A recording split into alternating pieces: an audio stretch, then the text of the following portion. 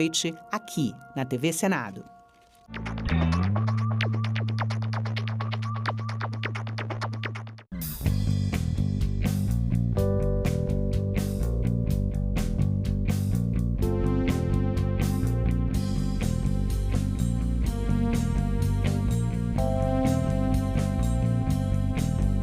Meu nome é Ana Reis, eu nasci em 1985 e sou farmacêutica e cantora.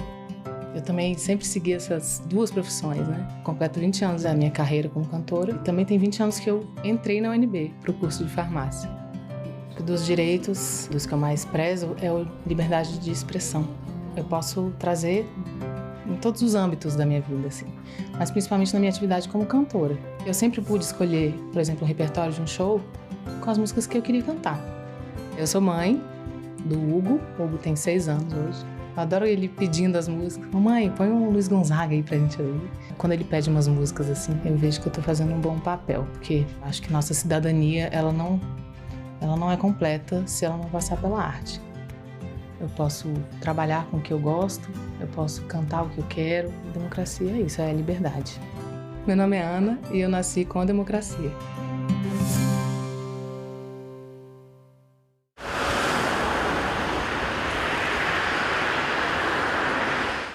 O programa a seguir é livre para todos os públicos.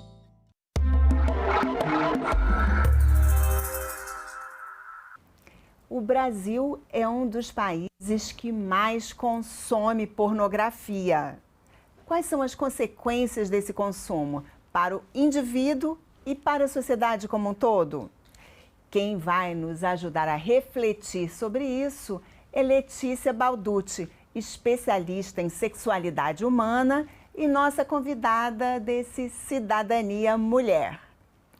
Olá, Letícia, seja bem-vinda, muito obrigada por participar desse programa. Eu vou só pedir para você explicar para a gente o que é uma especialista em sexualidade humana. Olá, Roberto, olá a todos. A especialização em sexualidade humana, ela estuda os aspectos individuais do indivíduo referentes à sua sexualidade. Então, como ele se enxerga, como ele se comporta com o meio e também os aspectos biológicos do seu desenvolvimento. Será que o meu psicológico, ele está alinhado com o meu biológico? E como que isso impacta na sociedade que eu vivo? E como que a cultura impacta o meu psicológico? Então, a sexualidade humana, ela abrange todos esses temas. E é interessante observar que a sexualidade é muito maior do que só o sexo, as relações sexuais, né? Exato, porque o que a gente pensa, sexualidade, eu sou mulher, eu sou heterossexual. Não, eu falo, pessoal, temos essas duas diferenças. O sexo é a relação sexual em si, mas a sexualidade, ela é muito mais abrangente. O indivíduo, às vezes, surgem tantas dúvidas e questões ao longo do seu desenvolvimento. E aí, se não for trabalhado na escola, na educação sexual, porque a escola não tende a falar sobre esses assuntos, né? Ela vai mais no que é necessário, na biologia, na ciência, mas falar sobre o indivíduo enquanto ele está em desenvolvimento, passando ali da infância para a adolescência até a fase adulta, surgem tantas questões sobre si próprio, né, deveria ser mais discutido, porque se não for, vem aí a sociedade e o entretenimento com assuntos e informações disfuncionais, e aí aquele adolescente ele entra na fase adulta cheia de dúvidas e questões ali que ele nunca trabalhou. E vamos aproveitar então para definir pornografia. Às vezes as pessoas comparam com erotismo, arte erótica. O que é pornografia? A arte em si, mesmo erótica, convida a pessoa a refletir. E temos que pensar o que aquele artista nos propôs a dizer. Só que o objetivo da pornografia é apenas um. Ele apenas faz com que a gente apele para o que há de mais primitivo em nós. Então, a pornografia ela não convida você a refletir, a pensar, ela transforma corpos humanos em objetos sexuais. E o próprio nome já vem do grego porneia, que é um desejo sexual bizarro, e grafia vem descrever sobre. Então, não é uma relação normal. Eles precisam colocar, para chamar a atenção, alguma temática muito apelativa, muito fora da realidade, considerada até imoral ou criminoso, para despertar a atenção dos indivíduos.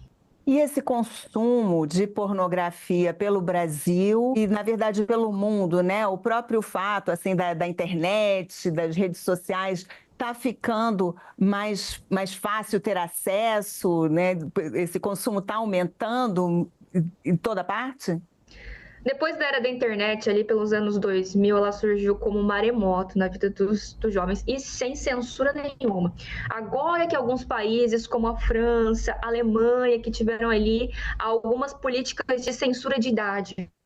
Mas até então, inclusive no nosso país, não tem aquele botão de bloqueado para maiores. Não, você aperta que tem maior de 18 anos, seja você maior ou menor de idade, você pode acessar. Então, qualquer pessoa, em qualquer lugar do mundo, de qualquer idade, pode ter acesso a este conteúdo. E ter acesso em mãos ao pior conteúdo possível e consumir aquele tipo de informação sem limite nenhum. Sem restrição nenhuma, não temos aqui nenhum tipo de bloqueio na internet, somente se algum pai colocar ali o controle para os filhos, mas ainda assim é muito complicado e o acesso cada vez mais fácil. Aqueles filmes, né, que no cinema teria aquela restrição, né, só para maiores de 18 anos, à medida que coloca na televisão, mesmo que seja por assinatura ou na internet, acaba que na prática está disponível para todos. Com certeza, fácil, rápido, qualquer um pode acessar em qualquer lugar e de qualquer idade. Não temos essa censura aqui quanto a estes conteúdos.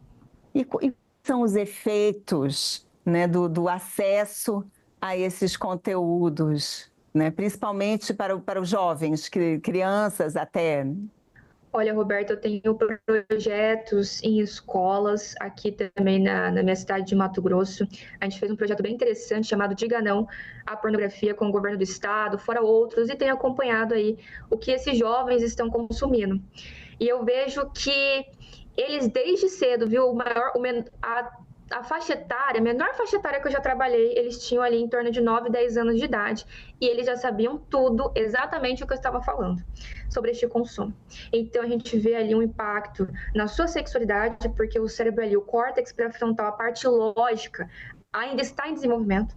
E essas crianças, esses pré-adolescentes, eles tendem a absorver tudo que se refere ao comportamento sexual, que também está em desenvolvimento. Eles estão ali numa transição entre a infância e a adolescência, então seus órgãos reprodutores ainda estão ganhando caráter sexual, até então eles não têm, mas estão sendo atiçados, né? Sem nenhum tipo de informação sobre o assunto, então impactando ali a sua sexualidade, a forma como eles se relacionam e, claro, o seu circuito de recompensa. Porque se eles olharem aquele conteúdo, se eles desejarem cada vez mais, uma vez que aquele conteúdo é totalmente disfuncional a eles, eles vão querer cada vez mais. E a realidade em que eles estão, o modo como eles se relacionam e interagem, fica cada vez mais distorcido. Então, como você mencionou, né, uma coisa mais de aprendizado mesmo, de entender do que se trata, né? Não é isso que acontece na pornografia, né? Inclusive, um dos problemas mencionados com frequência é que são, às vezes, assim, relações forçadas, agressivas, tem violência e pode, inclusive, incitar a violência. Com certeza. Em 2021, a SafeNet fez uma pesquisa que mostrou que Xvideos, Xvideos, um dos sites mais perigosos aí para consumidores, eram um dos sites mais acessados do Brasil. Eles estavam ali entre os 5 sites mais acessados. E quando você entra, e se você entrar hoje, você vai ver conteúdos violentos de abuso sexual, você vai ver casos de incesto, e hoje a gente sabe que a maioria dos abusos eles acontecem no âmbito familiar, segundo o Ministério dos Direitos Humanos, mais de 90% desses casos. Você vai ver aquela questão de a menina mais nova, inclusive o The Economist fala que o termo novinha é um dos mais pesquisados no Brasil, né? Foi um dos mais pesquisados nos últimos anos. Você vão ver meninas que pode ser que ela tenha mais de 18 anos, mas ela é retratada como muito mais nova. Então ela passa, né, essa imagem, ela vende esses conteúdos no formato de entretenimento, só que na verdade, se trazido para a realidade, o que nós vamos achar são crimes, são abusos, né, que acontecem diariamente. E é o que a gente acha lá, não tem uma relação normal, tem abuso sexual infantil, tem a pedofilia, tem incesto, tem comportamentos violentos. Mais de 88% dos conteúdos pornográficos, em todos os sites, englobando ali os mais famosos deles, mostram conteúdos de abuso contra a mulher, e em 95% dessas cenas, as mulheres demonstram estar aprovando essa maneira de ser tratada. Então imagine um menino de 11, 12 anos olhando aquilo, simplesmente ensina que o menino ele tá liberado em bater nas meninas e que as meninas devem gostar. Então, essa tolerância à agressividade, essa tolerância a comportamentos ali tóxicos, né, de homens contra as mulheres, na maioria dos casos, certo? Porque é um conteúdo feito para agradar o público masculino, e uma vez que ele cria tolerância a isso, ele fala que não, talvez o não dela queira dizer sim, e nós vemos que nosso país está entre os 5 maiores ali em casos de feminicídio. E pode ter uma relação aí, essa exposição à pornografia, ela vai gerando uma dessensibilização aos crimes, ao que é um crime? Eu não posso falar que a pornografia é totalmente, né, é o motivo desses agressores agirem como agem, né, porque tem todo um fator psicológico, mas ela com certeza contribui, porque há uma dessensibilização no cérebro, e uma vez que você fica tolerante, nós temos também o que é chamado de neurônios espelho. Uma vez que a gente olha, a gente não quer ficar só olhando, a gente sente vontade de reproduzir.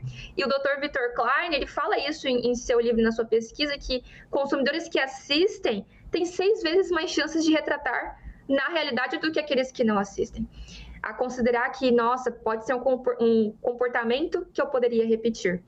Né? Então, o cérebro vai ficando cada vez mais dessensibilizado àquelas temáticas. Uma hora que era o sexo tradicional, não chama mais atenção, e ele vai para conteúdos cada vez mais apelativos.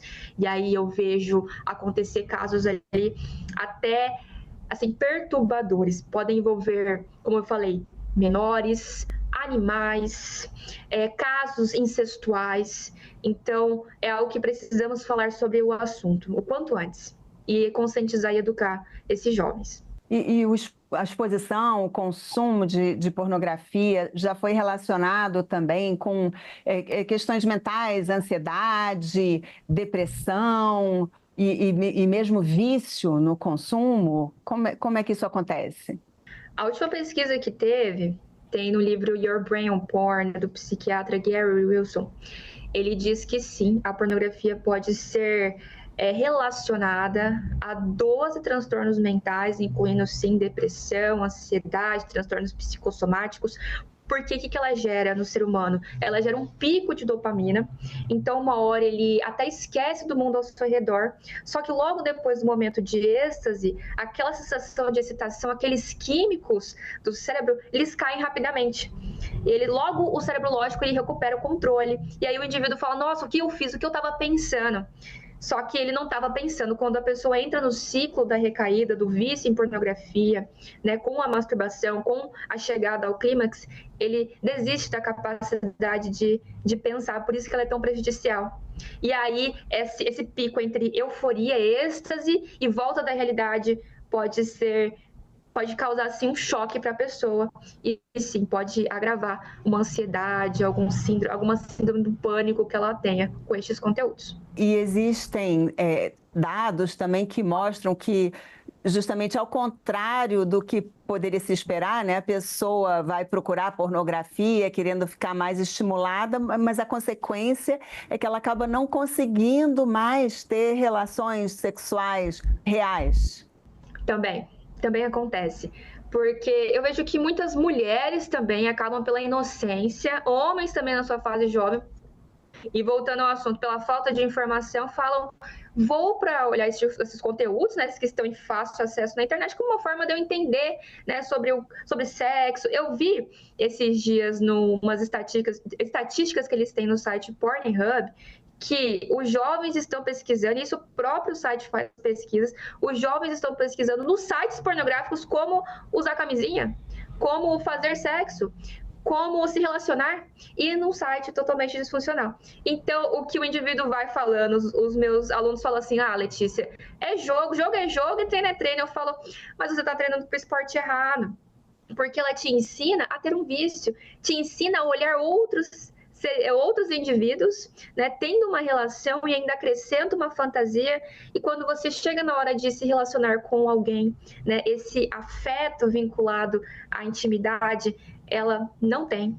Você vai tratar o corpo do outro conforme você viu, não é igual à realidade, ao contato com outro ser humano. Então, os homens também ficam bem frustrados neste aspecto. E também a questão, você mencionou, né, do uso da camisinha, o preservativo, muitas vezes não está presente. Nunca está, Roberta, presente no conteúdo. Na verdade, não há conexão, não há afeto, não há proteção. A gente vê uma dinâmica de poder desequilibrada entre o homem como poderoso, a mulher submissa, e aquela relação ali praticamente forçada. A Harvard fez uma pesquisa, né, e mostram ali o quanto que a pornografia está ligada ao tráfico sexual de pessoas. Então, não é... E aí, alguns documentários, tem até alguns interessantes na própria Netflix, que mostram as meninas que entram na indústria achando que vai ser A, e de repente ela se vê fazendo B, C e D. E elas mesmas relatam que não deve ser diferente de como uma vítima de estupro se sentiria naquele ambiente. Então, sim, eles podem ter essa visão ali totalmente errada de como lidar com o outro. E existem também indícios de que pode causar, né, problemas tanto sexuais propriamente, né, ejaculação precoce, como também questões de concentração, memória, tem já foi descoberto isso? Já. Os meninos relatam muito isso, porque uma vez que ele acessa aquele conteúdo, é muito estímulo mental a eles. E eles utilizam ali da mão, e ele acaba treinando o sistema nervoso a ejacular muito rápido. Ele treina ali para ejacular muito rápido, ou ele treina o oposto. Eles falam assim, Letícia, eu chego na hora, eu não sinto nada. Eles estão ou hipersensíveis e acabam, né, desenvolvendo a disfunção erétil, ejaculação precoce, ou perdem a sensibilidade. Porque o pornô, ele é muito estímulo mental.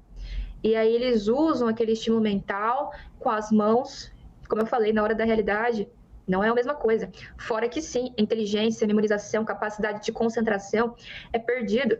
Porque quando você acessa esse conteúdo, você está naqueles... os mesmos químicos do prazer são liberados numa relação real. E os mesmos na pornografia. Só que no pornô, em doses muito maiores do que o cérebro consegue administrar. Então, eles fogem da realidade, eles colocam um capacete de fantasias, entram naquele mundo, muitas vezes para fugir do tédio, estresse, carência. Muitos homens entram por conta de emoções desconfortáveis. Só que ele se vê nesse meio, nesse ciclo. O cérebro, ele acostuma-se a isso e cria-se um vício. Inclusive, a Sociedade Americana de Psicologia comparou a pornografia, a chamou de crack visual. Porque ele continua voltando. Ele não cria só um vínculo sexual com aquele conteúdo, mas emocional. Porque além do clímax rápido, também dá a ele essa fuga dessas emoções desconfortáveis. E aí, uma vez que ele atinge o clímax, outras atividades que deveriam ser importantes a ele não fica mais. Então, se ele deveria estudar, trabalhar, se relacionar com a sua esposa, isso fica desinteressante para ele. Porque ele já teve o que ele queria. O cérebro fala assim, dever cumprido, não precisamos fazer mais nada. E aí ele pede energia, motivação para outras coisas. Quando a gente fala em vício, da ideia assim, de um exagero, existe algum consumo adequado, algum consumo que não seria preocupante? Eu falo também para os meus seguidores, para as pessoas que acompanham meu conteúdo, alunos, mentorados, eu falo assim, gente, eu não sou contra o erotismo, eu não sou contra o sexo, eu não sou contra o autoconhecimento, né? Eu sou contra este conteúdo em particular. Então, não é proibido o ser humano, inclusive isso é muito saudável, ter fantasias, mas o erótico, ele traz fantasias mais naturais, mais saudáveis. O relacionamento com o outro, os beijos, as carícias, os abraços. Então, você fantasiar de uma maneira que não envolva um crime sexual, como é mostrado ali, de modo que não seja apelativo, não coloque a sua saúde sexual em risco, nem a do outro, tá tudo bem. Tem alguns alunos que mostram, Letícia, eu gosto disso. Eu falo, isso não é pornografia. Isso tá mais para algo que é a sua própria sexualidade, é só um desejo que você tem. certo? Então, existe a compulsão, que é quando você deixa de fazer outras atividades para ficar neste conteúdo, quando você abandona o que você tem que fazer, ou quando você não consegue ter mais relações com pessoas reais, e aí você deveria buscar um tratamento, né, com psicólogo, com sexólogo. E tem aquele que é o consumo saudável, que a pessoa está só se descobrindo, né? E que é alguma fonte de fantasias, que é uma imaginação saudável, certo? E a parte sensorial, que é o autoconhecimento, entender sobre o seu corpo, sobre a sua genitália, né? Então, assim, a gente tem que passar essas informações certas para as pessoas, né? Para ela ver que não é totalmente ficar sem nada, mas se conhecer de uma forma mais positiva, saudável, com proteção. Um número preocupante é que muito do conteúdo disponível, na verdade, é pirata, é filmado, às vezes sem nem as pessoas saberem, publicado sem consentimento, né? Isso, na verdade, é um crime, não é nem pornografia, né? É criminoso. Tem um site dedicado somente a esse tipo de vídeos. E eu nem sabia, quem me falou foi os alunos. Letícia, tem um site que qualquer namorado, qualquer pessoa pode postar ali. E aí a gente tem o termo hoje que é o porn revenge, que é a pornografia de vingança. Geralmente a moça, ela, às vezes, não sabe que foi filmado, ou até consentiu em ser filmada no momento do relacionamento, mas não em ser publicada, não em estar em algum site. E mesmo que ela consentiu e ela não consinta depois, também é um crime. Né? É a chamada de pornografia de vingança. E é o que mais tem ali surgido na internet, o que mais tem pesquisas, inclusive é até um gênero, não é? É o amador. E fora que tem outras que as pessoas gravam mesmo, como uma forma de lucrar. E aí vem essa falsa, né, forma ali, e muito rápida de ganhar dinheiro, que eu vejo hoje muitas meninas em idades muito jovens também achando que é um caminho de monetização mais fácil, né, a venda do próprio corpo, a venda de vídeos na internet, e eu vejo surgindo muito isso nesse início de ano, né, essa venda do próprio corpo com essas plataformas disponíveis hoje. Só que isso não se confirma, né? Quando você diz que elas acham que é uma forma de ganhar, mas na prática não dá muito certo. Quando elas estão dentro, parece que sim, né? Eu vou ganhar um dinheiro mais fácil com a venda de algumas fotos, de vídeos. Quando ela vê, ela já está até fazendo alguma coisa já fisicamente. Só que é muito rápido, tende a passar. E ela vê que precisa de muito esforço para ganhar não considerável. Inclusive, esses próprios documentários mostram isso. Inclusive, até uma das atrizes mais famosas da indústria, Lana Rhoades, ela entrou com este pensamento. E ela teve graves crises psicológicas ali, de ansiedade e depressão. Ela foi internada diversas vezes porque ela falou exatamente isso. Eu pensei que eu estaria ali na cena, mas de repente mudou totalmente. E eu tive que me submeter ali, precisava de muito esforço para um mercado que, na verdade, não é lucrativo para quem está nele, né? É lucrativo para quem é o produtor, né? Do site, para quem é o executivo ali por trás. Mas para as atrizes, para as meninas ali, não, elas têm que fazer muita divulgação, elas têm que se colocar em situações humilhantes, degradantes, e acaba não sendo vantajoso no final, como ela achou que seria. E muitas vezes vai escalando, né? Uma coisa assim, cada vez mais humilhante. Começa com uma foto, de repente um vídeo, de repente tem vários caras e uma cena, de repente ela nem sabe mais o que ela está fazendo. São situações realmente perturbadoras, sabe? Envolvem até fezes, envolvem várias pessoas, envolve troca de pessoas, e aí acaba tendo essas violência. Violência extrema. Inclusive as atrizes, né, em 2024, nós tivemos ali acredito que, se eu não me engano, mais de 6 casos ali de mortes de atrizes nesse mesmo ano. Inclusive foi um choque ali para todos, porque inclusive saiu até uma matéria, né, na CNN que fala por que atrizes pornográficas estão se suicidando, né, neste ano, né? Por que nesse último ano?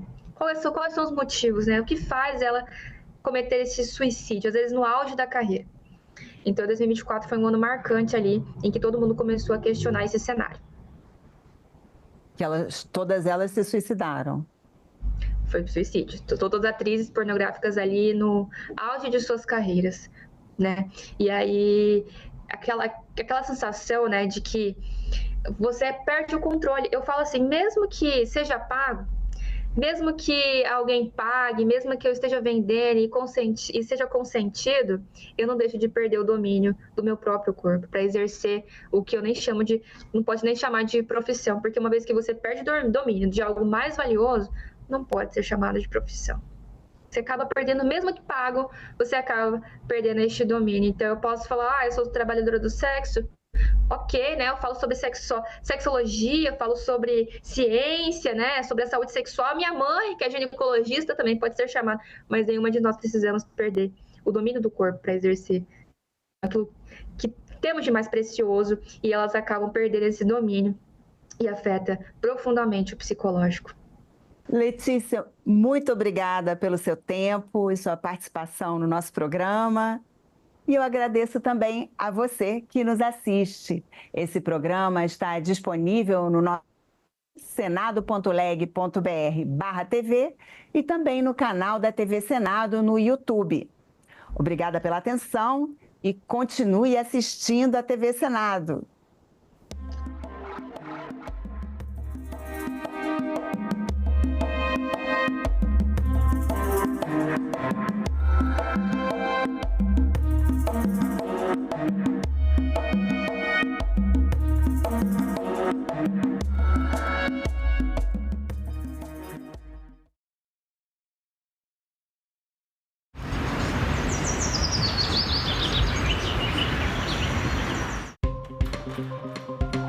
A inteligência artificial pode ser usada para tratamentos terapêuticos?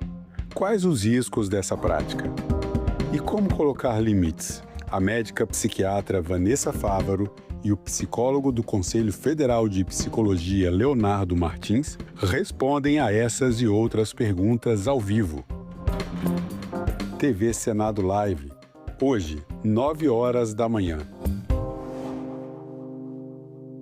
Muita gente ainda se confunde na hora de separar o lixo. Quando feito do jeito certo, pode evitar desperdício, ajudar o meio ambiente e até gerar renda para milhares de famílias. O seco é o material seletivo, é o plástico, é o papelão, é o vidro, é o isopor, estes materiais que são passíveis de reciclagem, que a gente chama de coleta convencional ou de molhado, é o lixo orgânico e o rejeito. Então o seu lixinho de banheiro, papel higiênico, fraldas, absorventes, fio dental. Aqui nós recebemos coleta, mas vem de tudo. Chega o seco, o orgânico, chega o lixo doméstico, chega o lixo de banheiro. O problema aqui é porque quando o material chega aqui, ele já vem contaminado, né? Então, um material que você poderia vender como material de primeira, pela contaminação dele, você não consegue o valor ideal que seria pago por ele, né? A maioria da população não sabe que tem famílias e famílias que sobrevivem desse resíduo.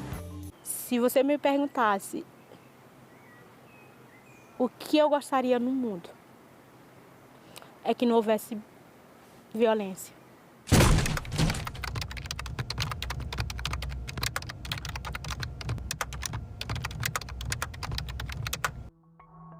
Eu fui educada assim, que a mulher tinha que sempre obedecer ao marido. Ela tinha que ser submissa ao marido. As primeiras agressões começou com insultos. Falar da minha roupa, dizer que eu era gorda, que eu era feia. Eu tinha o meu dinheiro, eu tinha a minha conta, eu trabalhava, mas o meu salário quem gastava era ele. A primeira vez que eu pedi o cartão, que eu falei, o dinheiro é meu, eu trabalho, eu sei que o dinheiro é meu, eu levei um tapa. E como castigo à noite, ele me botou para dormir fora de casa na chuva. Se aquela pessoa se sente no direito de te empurrar, de te apertar, ela já está dando um sinal muito grande que ela é capaz de fazer outras coisas. A gente pode passar, às vezes, por exemplo, de um empurrão para uma facada. Eu falo, eu estou vivendo hoje, ter meu trabalho, ter dignidade, poder entrar na loja, escolher o meu sapato preferido, botar o meu batom vermelho e eu olhar para o meu corpo e não ter um roxo nele.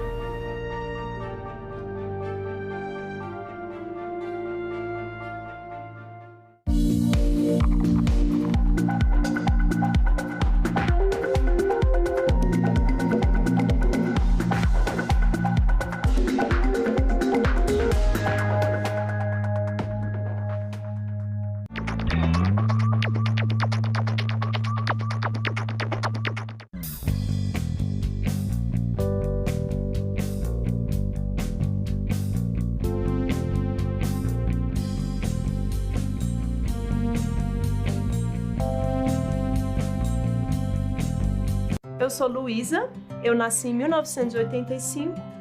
Eu já sabia desde muito nova o que eu queria fazer. Eu era uma péssima aluna e, curiosamente, na vida adulta eu virei uma professora. Talvez por ter sido essa aluna com muita dificuldade, eu tenha desenvolvido uma empatia.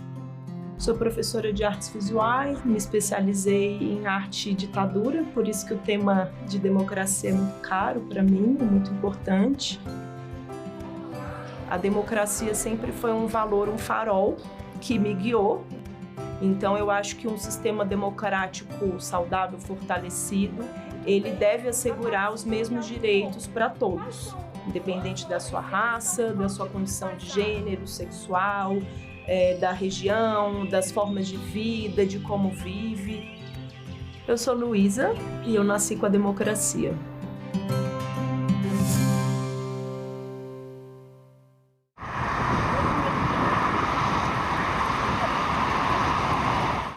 O programa a seguir é livre para todos os públicos.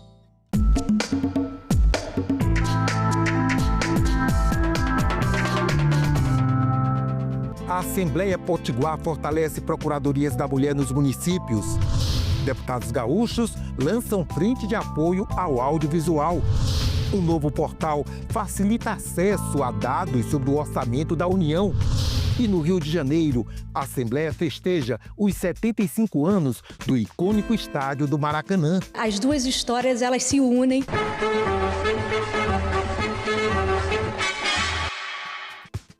O Congresso, Senado e Câmara é um só. Assembleias são 27, câmaras de vereadores, mais de 5.500. Tudo isso é poder legislativo, com decisões que impactam a sua vida. E a gente mostra aqui, no Parlamento Brasil, um programa que há 19 anos é feito em parceria com TVs legislativas de todo o país. Eu sou André Ricardo, vem comigo!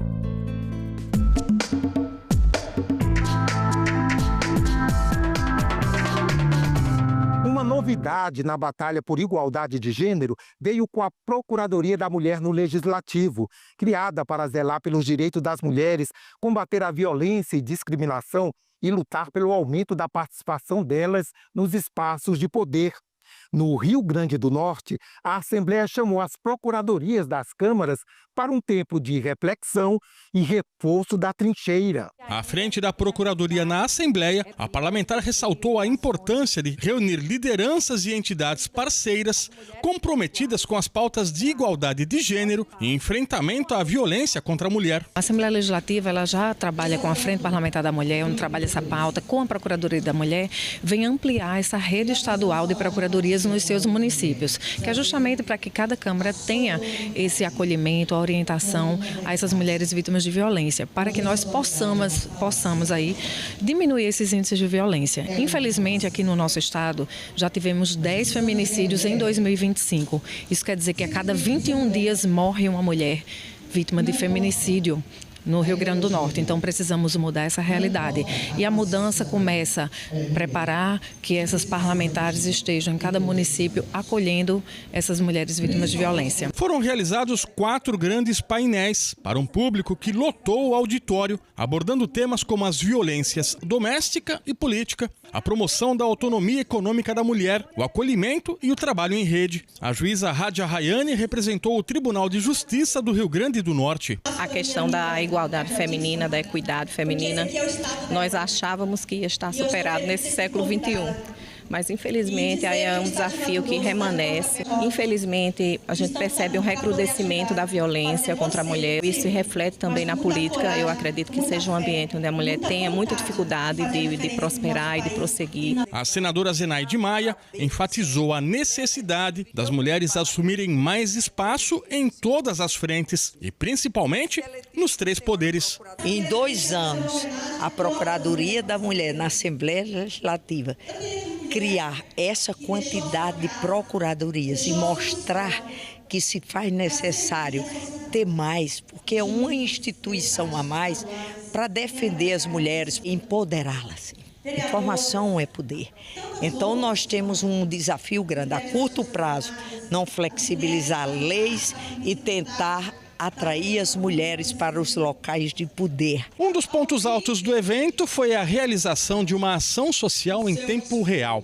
Isso porque os participantes foram convidados a trazer para cá peças de vestuário feminino em boas condições que foram doados para o projeto Arara Azul Social, que trabalha com mulheres em situação de vulnerabilidade. A Arara Social, ela nasce com esse sonho de transformar a moda, né, como fator de transformação social e ambiental. E nós trouxemos aqui as 3 frentes, né, que é o projeto Revoe, que é um projeto de sacoleiras. Nós temos as doações solidárias, que já doamos mais de 11 mil peças para unidades de acolhimento para mulheres em situação de vulnerabilidade e risco social.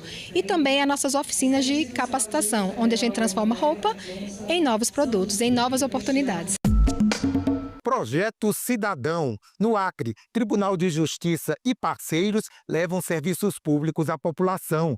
Em Brasília, Câmara Distrital promove Semana da Primeira Infância e deputados gaúchos lançam frente de apoio ao audiovisual. Veja o que foi notícia nas casas legislativas do país. Ter mais diálogo para fortalecer o setor e criar novas oportunidades. Este, segundo o deputado Leonel Hadi, é o principal objetivo da criação da Frente Parlamentar em apoio ao audiovisual no Rio Grande do Sul. Proponente da iniciativa, o deputado Leonel Hadi lembrou que esta foi uma demanda da classe artística. Nós esperamos que a Assembleia Legislativa, a partir da instalação dessa frente parlamentar, possa ser um vetor das políticas públicas e dos espaços de debate, para que, inclusive, a iniciativa privada possa dialogar com os artistas e que a gente possa construir algo que realmente fortaleça, porque o Rio Grande do Sul é um polo, né, audiovisual no Brasil. E a gente precisa, então, reconhecer isso e fazer com que o nosso Estado possa ser novamente um vetor, né, dessa política pública. O setor audiovisual é um setor estratégico para o Rio Grande do Sul em termos econômicos, culturais e sociais, e uma frente parlamentar institucionaliza esse local de diálogo entre os agentes do setor, o poder público e toda a sociedade. Eu entendo que toda vez que a gente consegue envolver todos esses entes em torno de uma discussão, as possibilidades de crescimento, fortalecimento, especialmente formulações cada vez mais estratégicas e potentes para os desafios que a gente tem para enfrentar, é o que eu espero que uma frente parlamentar vai fazer e vai apontar o rumo do futuro do audiovisual do Rio Grande do Sul. A diretora da Fiergs, Flávia Matzenbacher, disse que a frente parlamentar terá papel importante na indústria audiovisual gaúcha. Agora, então, a gente fortalece os laços, né, e fortalece essa relação, essa convergência entre o governo do estado, entre as políticas públicas e aquele espaço industrial onde nós organizamos as nossas pautas e fortalecemos o nosso segmento e consolidamos aí do ponto de vista regional e nacional. Durante a instalação da Frente Parlamentar de Apoio ao Audiovisual do Rio Grande do Sul, foi lembrado ainda que o estado está entre os 4 maiores produtores do país. O audiovisual se configura como uma indústria muito importante, especialmente no Rio Grande do Sul, de muita tradição, e fortalece muito a produção no estado. Quem trabalha com educação, com pesquisa e com inovação, quer dizer, todos os elos do setor são fortalecidos. Eu quero saber o que é isso aqui! Au! E a moto faz parte do trânsito? Sim! Foi assim que começou a Semana Legislativa pela Primeira Infância, na Câmara Legislativa do Distrito Federal. O auditório se transformou em palco para receber os pequenos de até 6 anos de idade, que acompanharam uma apresentação especial do grupo de teatro do Detran. De forma divertida, eles aprenderam sobre segurança no trânsito e descobriram um pouquinho de como funciona o trabalho dos deputados distritais pelo projeto Infância Cidadã. Os pequenos também viveram um momento de encantamento fora do palco, conheceram de perto a cavalaria da Polícia Militar. Essa é a 3ª edição do evento, que surgiu a partir de uma lei de autoria da deputada Paula Belmonte e que pretende colocar as crianças no centro das atenções e das políticas públicas. Nós estamos falando de água potável, nós estamos falando de transporte, nós estamos falando de qualidade de educação e dessa forma a gente transforma a nossa Brasília e o nosso Brasil. A programação também foi voltada para o público adulto. Durante a semana foi realizado o primeiro seminário da primeira infância. Especialistas debateram temas que vão desde saúde e nutrição até a importância do brincar e do contato com a natureza. O brincar atravessa todos os eixos, né? E o brincar é como a criança, ela cria vínculo com tudo que ela está vivendo, né? Ela tem um ritmo, tem um movimento natural dela. E aí eu trago o conceito de apego, de apego seguro de John Bowlby, que é um estado de vínculo com qualidade e presença, que a criança se sente tão segura que ela pode se desenvolver plenamente. Há um movimento também de vida, há um movimento de resistência. Há um movimento onde a gente vai construindo coletivamente, e aqui há um fórum para isso, as barreiras, vai erguendo as resistências. E a gente espera que esse seminário ele não seja só uma rota de fuga da geografia da violência, mas que aqui nasçam realmente novos horizontes, né? Que as palavras possam ecoar em cura, ecoar em política pública, ecoar na vida das crianças. A programação teve ainda a sessão solene em homenagem a autoridades, servidores públicos, especialistas e representantes da sociedade civil engajados na garantia e promoção dos direitos das crianças. Uma mesa de debate sobre a rede de proteção às crianças encerrou o encontro. A Semana Legislativa da Primeira Infância reforça um lembrete importante. Cuidar das crianças é responsabilidade de todos e o caminho mais seguro para construir uma sociedade melhor. As crianças estão muito na tela e não têm um contato social, não brincam. E nós precisamos falar com que as nossas crianças precisam brincar, precisam interagir com a natureza. E isso é fundamental. E nós vamos ter. E essa rede de apoio? A rede de apoio não é só a escola. Nós estamos falando da saúde, nós precisamos falar, hoje em dia, principalmente das crianças atípicas e neurodivergentes. Aqui em Brasília ainda falta muito atendimento a isso. Todos os países desenvolvidos, eles tratam a criança como uma joia.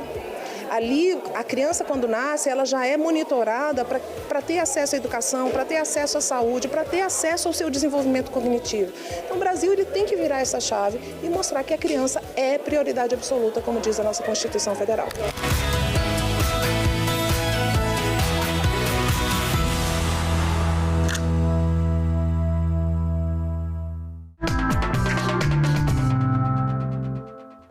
A Assembleia Legislativa do Acre promoveu uma sessão solene em homenagem aos 30 anos do Projeto Cidadão, a iniciativa do Tribunal de Justiça do Acre que leva serviços essenciais à população de forma gratuita. Criado em 1995, o projeto se consolidou como um dos principais programas de cidadania do Estado, oferecendo atendimentos como emissão de documentos, serviços de saúde, assistência jurídica e casamentos coletivos. Ao longo de 3 décadas, alcançou comunidades urbanas, rurais, ribeirinhas e indígenas, tornando-se referência nacional pela abrangência e impacto social. O Projeto Cidadão é uma inovação que foi construída aqui no Acre e que depois foi até replicado em outros lugares do Brasil, né? Para muitas pessoas, foi o primeiro contato que elas tiveram com o Estado, com a cidadania. Muitas pessoas obtiveram o seu primeiro documento através do Projeto Cidadão, as certidões de nascimento. Então, o que a Assembleia Legislativa está fazendo hoje é um justo reconhecimento a esse trabalho organizado pelo Tribunal de Justiça e no qual tantos servidores e magistrados deram a sua dedicação. O coordenador do projeto e desembargador do TJ, Samuel Evangelista, ressaltou que a ação vai além da prestação de serviços, sendo também um instrumento de inclusão social e fortalecimento da cidadania. O Projeto Cidadão ele nasceu de uma necessidade básica que nós tínhamos para, sobretudo, dar um registro de nascimento para as crianças, para que elas pudessem ter acesso à escola. Tudo hoje que nós temos no Projeto Cidadão é fruto de parcerias essas que são voluntárias, de pessoas, de órgãos, de entidade que têm, sobretudo, o interesse, o desejo de servir ao próximo, né? De servir ao mais necessitado. Para o presidente do Tribunal de Justiça do Acre, desembargador Laudivon Nogueira, a data simboliza a continuidade de uma política pública de proximidade entre o judiciário e a sociedade. Significa a cidadania entregue aonde quer que a pessoa, aquele que é mais vulnerável esteja, nós estamos lá. Essa é a finalidade, levar o Estado presente para todos os que precisam. Esse é o grande desafio que nós conseguimos realizar também com muitas instituições parceiras.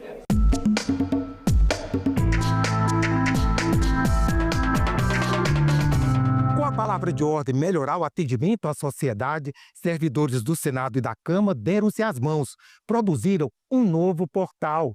Dados sobre o orçamento da União, com análise e explicações que antes estavam dispersos, agora num só lugar. Anote o endereço: congressonacional.leg.br/web/orçamento, sem o cedilha. Entender o orçamento da União nem sempre é tarefa fácil. Números extensos, siglas, receitas, despesas, centenas de informações. E fica ainda mais complicado quando os dados estão espalhados em plataformas diferentes. Pensando em simplificar o acesso e unificar as informações, Câmara e Senado lançaram em conjunto o novo portal do orçamento no site do Congresso. O novo portal do Congresso representa o compromisso deste Congresso Nacional com a transparência das informações sobre o orçamento da União, num esforço contínuo de tornar mais simples e acessível para toda a sociedade um tema tão técnico e, ao mesmo tempo, tão importante para a vida de todos os brasileiros e brasileiras. Surge como a solução centralizada para todas as informações orçamentárias do Brasil, que antes eram fragmentadas e dispersas em 3 portais distintos do Congresso Nacional. O site foi pensado para se tornar referência na busca de informações sobre o orçamento. Nesse site, o cidadão consegue encontrar todas as leis orçamentárias que são enviadas pelo presidente da República. Ele consegue encontrar todos os documentos gerados ao longo das votações na casa, né? Desde os pareceres na CMO, que é a Comissão Mista de Orçamento, até os documentos que são gerados em plenário numa sessão do Congresso Nacional, e também todas as notas informativas que são ricamente produzidas pela consultoria, com análises fiscais, econômicas, orçamentárias. Então, tudo isso agora consta na homepage de um modo de melhor entendimento para o cidadão. A nova plataforma é mais focada na tramitação do orçamento, destacando as etapas ao longo do ano. E o site está disponível em todos os dispositivos, inclusive em celulares. As pessoas que precisam ativamente participar do processo com suas contribuições, eles precisam saber o que está acontecendo durante a tramitação dos projetos orçamentários, seja o projeto principal, que é a lei orçamentária, seja nos outros projetos. Então a sociedade, seja o mais simples cidadão, ou seja, aquelas instituições que coletivamente se mobilizam para levantar recursos, eles precisam dessas informações. E ter isso de maneira organizada, acessível, transparente, clara, é uma missão que eu acho que o Senado e o Congresso e a Câmara, todos nós juntos, temos a desempenhar em prol da sociedade. Profissionais das duas casas estiveram envolvidos na unificação das informações, arquitetura, desenvolvimento, planejamento e programação do site. A equipe da Câmara ficou muito responsável pelo recolhimento de informações, pela concepção da apresentação. E no caso do Senado, a gente teve a equipe que fez a própria implantação, né, em relação à tecnologia da informação. O Prodazem coordenou o trabalho, fez o desenvolvimento e implantação das páginas. Com Com o aumento dos serviços de entrega a domicílio, cresceu também o número de motoboys. O Brasil desperta para a vulnerabilidade da profissão. A Câmara dos Deputados discute o assunto. Busca-se uma lei que proteja os direitos dos motoboys. No Brasil, aproximadamente 1,5 milhão de pessoas trabalham em serviços de transporte e entrega por aplicativo, segundo dados do Ministério do Trabalho. Profissionais que enfrentam longas jornadas, falta de proteção social e insegurança em relação a direitos básicos, como aposentadoria e seguro em caso de acidentes. Direitos defendidos pelo presidente do Tribunal Superior do Trabalho, ministro Aloísio Correia da Veiga. Os acidentes se multiplicam e a invalidez cada vez mais presente. E sem a menor proteção, sem previdência social, sem seguro e, normalmente, pai de filhos. O assunto foi tema de audiência pública na comissão especial criada para discutir as propostas que regulamentam os serviços por aplicativo. O texto estabelece regras para remuneração, contribuições previdenciárias e condições de segurança no trabalho. A ideia é construir um modelo que reconheça a autonomia desses trabalhadores, mas que também ofereça garantias contra abusos e exploração, como cobra o deputado Guilherme Boulos, do PSOL de São Paulo. Precisa ter seguridade, ou acha que o motoqueiro que cai deve ser jogado à própria sorte? Precisa ter uma remuneração mínima, precisa ter transparência do algoritmo, porque a empresa não é dona do mundo, ela é dona da plataforma. Mas ela precisa render contas à sociedade e aos trabalhadores. Durante a audiência, o deputado Augusto Coutinho, do Republicanos de Pernambuco, relator do projeto, explicou que pretende convocar ainda audiências específicas para ouvir os trabalhadores e as empresas responsáveis pelos aplicativos. Fazer uma discussão ampla, para daí ouvir todas essas sugestões que tiveram e tentar construir um relatório que seja um relatório de consenso, que seja um relatório bom.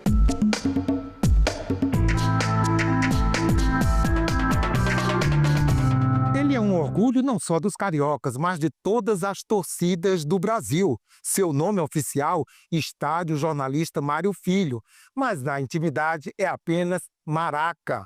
A majestosa arena celebra bodas de diamante. A Alerj aproveitou o embalo. O Palácio Tiradentes cedia a exposição 75 anos do Maracanã, um senhor estádio a todo vapor. A mostra apresenta mais de 400 peças que estão expostas em 4 corredores e 2 salas.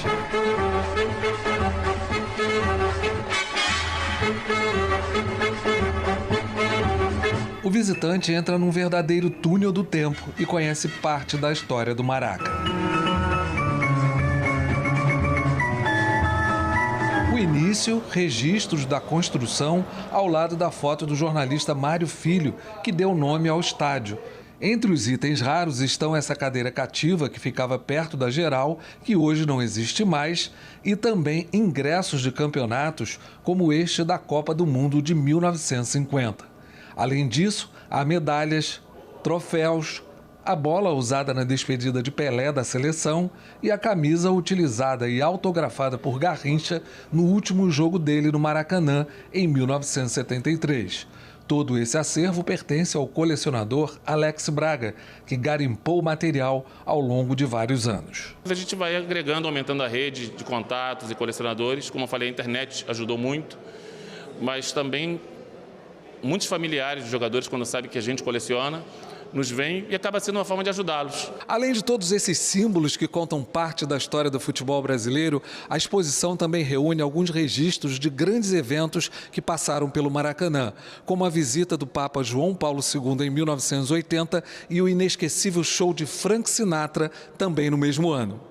Seja no passado ou no presente, o visitante pode ver os momentos das jogadas dos craques nacionais e internacionais e muitos outros que fizeram a alegria da torcida num estádio que fez e faz parte de muitas gerações. A exposição realmente é incrível, né, com muitos detalhes, com muitos personagens. É muito bacana, bem interessante ver a história do Maraca, coisas que a gente nem sabia, né, alguns detalhes e principalmente as peças do Flusão, né? Gostei bastante. Eu gostei da parte que estava com a bola da final da Libertadores de 2023, que é do Fábio. Eu achei muito legal. Quem veio à estreia da exposição pôde participar também de visitas teatralizadas sobre a história do estádio. 7 atores interagiram com o público e contaram detalhes das peças e eventos apresentados na mostra. Representações de Pelé, do Geraldino, Frank Sinatra, da taça Jules Rimet e de craques do futebol e até Papai Noel. Foram incluídos no roteiro especial narrado por um radialista, um profissional fundamental na transmissão dos jogos realizados no Maracanã. O radialista é uma figura icônica, né? Porque antigamente as transmissões não eram televisionadas, então a grande massa acompanhava pelo rádio. E o radialista, ele traz essa persona que abrange todos os comunicadores da história, desde antigamente quanto agora. Alguns craques do futebol masculino e feminino também foram representados nessa visita guiada especial. A Rainha Marta. Olha aí, não foi fácil conquistar espaço no esporte. Mas a cada gol, a cada treino, a cada vitória, isso é um golaço da igualdade. E o Rei Pelé. Os tempos de Copa são sempre emocionantes e únicos. E foi num desses que eu me tornei o rei no Maracanã. Nele, eu marquei o 1000º gol contra o Vasco em 69 e dediquei a todas as criancinhas do Brasil. Eu acho que dá vida trazer de volta um pouco da história do rei para mim, enquanto um jovem preto que se inspirou nele. É muito feliz e muito gratificante. O ator não esqueceu do jeito bem próprio de falar do maior craque de todos os tempos. É uma marca dele que é entender. A exposição 75 anos do Maracanã, um senhor estádio a todo vapor, fica em cartaz no Palácio Tiradentes até o dia 20 de outubro e a entrada é gratuita. O Maracanã é um símbolo para o Rio de Janeiro, para o Brasil, né? E também tem uma ligação com o Palácio Tiradentes, com o Legislativo, né? A gente tem peças de jogadores como Roberto Dinamite, que também foi deputado nessa casa. Então, as duas histórias, elas se unem. Se você está no Rio ou visita a cidade até 20 de outubro, aproveite, dê uma passada na Alerj e aprecie a exposição. Você fica agora com a participação de pessoas que visitaram o Congresso Nacional esses dias. Um passeio que mistura arte, história e onde se pode conhecer um pouco a dinâmica de uma casa legislativa. Para rever este e outros programas, você já sabe, tá tudo na internet, na página da TV ou então no nosso canal no YouTube. Até a próxima semana. Tchau, pessoal! É muito importante, né, que os jovens e qualquer cidadão conheça como funciona a democracia brasileira e que possa saber também que tem esse direito, né, de visitar esses espaços importantes e tão belos, conhecendo também a arte brasileira, né. Chamou mais a atenção deles as obras de arte. Pensar como a política dialoga, né, com a arte como uma forma de repensar a sociedade. Eu gostei muito, de certa forma foi até emocionante, porque a gente acostuma acompanhar os processos, as emendas, as mudanças através da televisão, né? E estar aqui dentro, vivenciar esse espaço de tantos momentos históricos, para mim foi bastante emocionante. Achei muito bonito os 2 plenários, né? Mas também eu gostei da parte do museu, né? Eu adorei, foi muito rico, assim, na parte de cultura, de história do país, da construção do Senado, da Câmara, foi incrível. As obras de arte, principalmente as obras que foram danificadas no ataque de 8 de janeiro. Eu acho que conhecer o Congresso Nacional é importante para a gente também conhecer um pouco mais sobre como as casas funcionam, como é a rotina no dia a dia, e a gente também entender um pouco mais como que se dá os projetos, como as coisas acontecem na prática, que talvez a gente não consegue perceber estando longe. Eu acho que foi conhecer dentro dos plenários, porque é algo que a gente vê muito superficialmente nas imagens que são feitas, e também conhecer como que os processos acontecem lá dentro, como que a mesa se organiza, as votações acontecem. Eu acho que isso é interessante porque é uma visão que a gente não tem quando não está presencialmente para poder ver.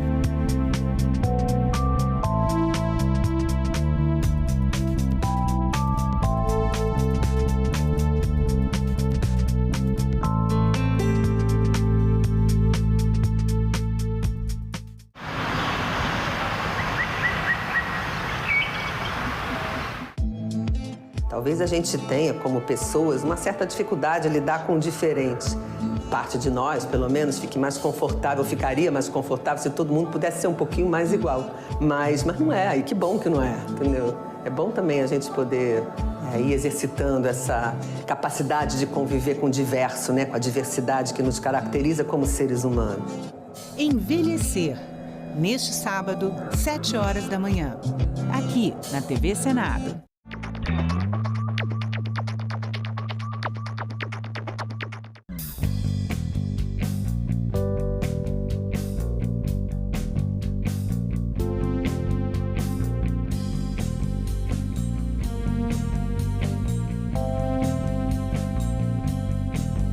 Meu nome é Rogério de Souza Eustáquio, nasci em 1985, trabalho de auxiliar de serviços gerais no Senado Federal. Tenho uma banda que eu toco, que é a banda de forró. A música é algo que me move, né? Porque eu amo tocar, quando eu vejo as pessoas dançando, vejo as pessoas felizes, eu amo muito o que eu faço. Sinto muito feliz por poder exercer a minha liberdade, né? Tanto cantando, quanto o meu poder ir, o meu poder vir. Em 8 de janeiro de 2023, eu trabalhei sim na limpeza no Senado. Me deu uma tristeza no coração. Então, para mim, como se tivesse destruído algo que a gente demorou tanto para construir, né? Se eu tenho um acesso melhor à saúde, é através da democracia. Se eu tenho segurança hoje em dia, é também através da democracia. Meu nome é Rogério e eu nasci com a democracia.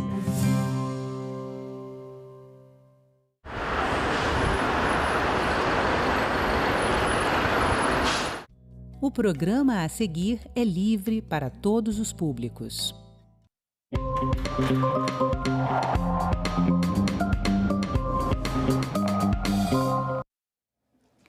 A busca por apoio psicológico por inteligência artificial tem gerado debates e pesquisas sobre os riscos e possíveis vantagens desse tipo de terapia.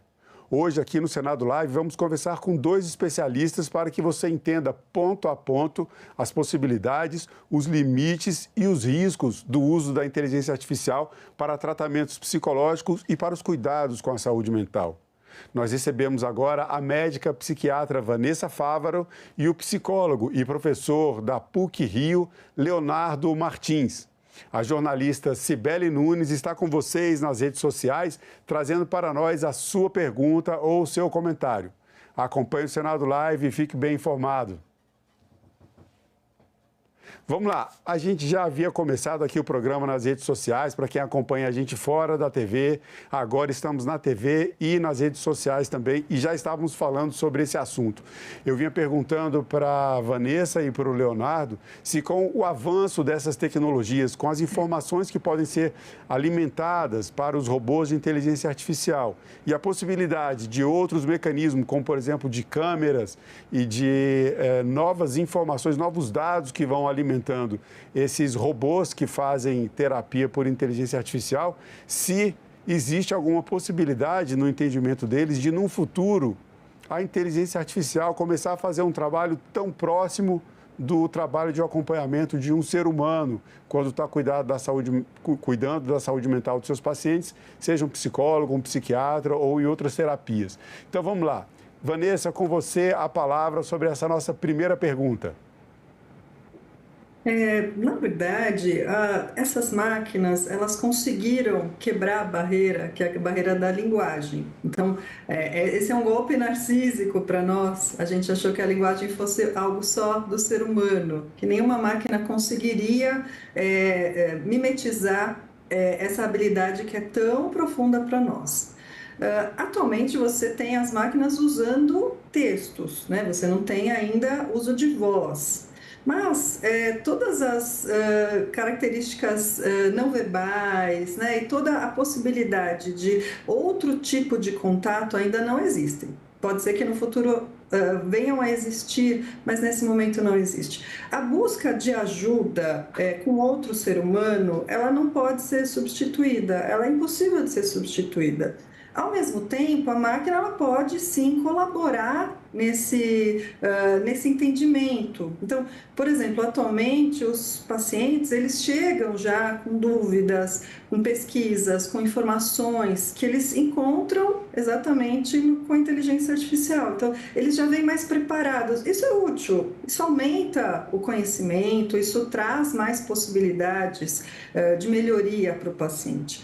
Eu acho que a substituição ela não é viável, ela não é possível, porque tem algo que existe do relacionamento humano que, por mais que você use linguagem, por mais que você consiga captar essas palavras e essas nuances e até emoções, existe algo terapêutico no relacionamento que não é possível captar pela máquina. Leonardo, eu vou passar agora a pergunta para você e completando essa reflexão que a Vanessa nos trouxe, a opinião dela, tem um ponto que eu acho bem relevante nessa questão da conexão do ser humano com o outro ser humano durante um processo terapêutico, mesmo durante um diálogo, né?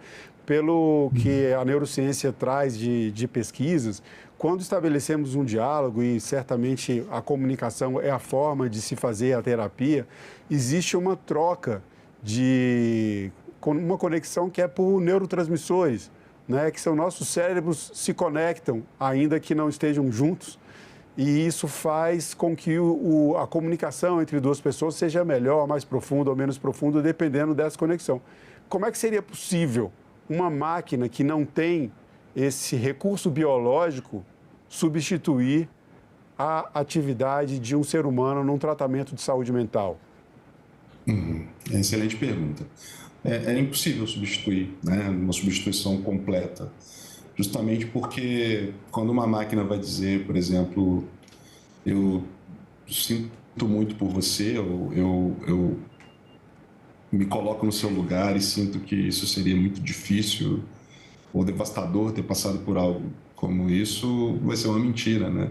Porque uma máquina não pode sentir ou não sente, não tem essa capacidade de sentir como um outro ser humano que é uma das bases fundamentais para diversas abordagens psicoterápicas, que envolve a ideia de empatia, dessa capacidade, sensibilidade de se colocar no lugar do outro e de muitas vezes ter experimentado, né, dimensões do sofrimento, dimensões ligadas a dificuldades na vida que o meu paciente, o meu cliente experimenta. Isso me coloca numa posição muito privilegiada. O que as máquinas fazem, né, muito bem a Vanessa colocou, elas mimetizam, né, elas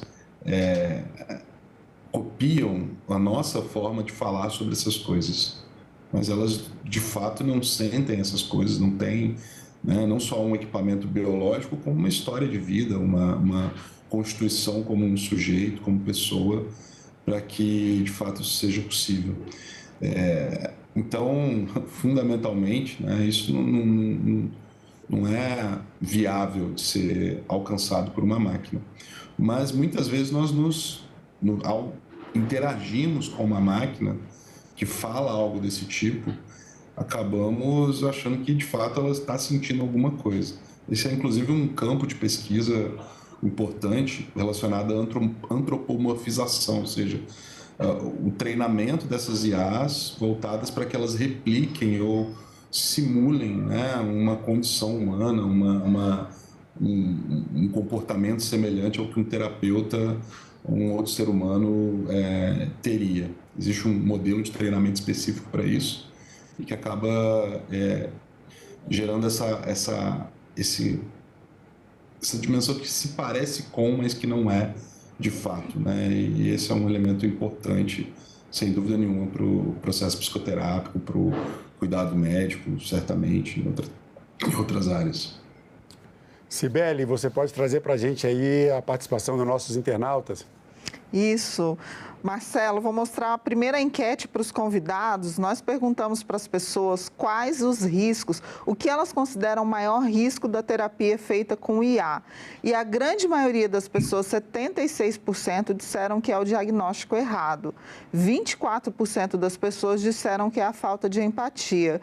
Eu vou aproveitar e emendar com uma pergunta da Bárbara, do DF, para o Leonardo. Ela quer saber o seguinte, Leonardo, e quem é responsabilizado nesses casos de diagnóstico errado e de danos causados às pessoas?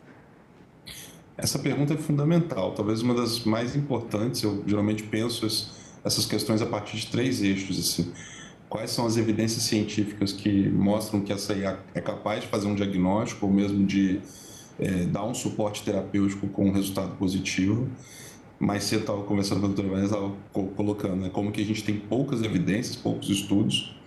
Um segundo pilar fundamental, que é a segurança dessas informações. O próprio Sam Altman, CEO da OpenAI, que é a empresa que roda o ChatGPT, num podcast recente, comenta, olha, eu jamais colocaria qualquer informação médica minha, de saúde, ou aspecto legal, no ChatGPT hoje, porque a gente não tem uma privacidade total, completa, de acordo com os termos de uso, dado a questões governamentais.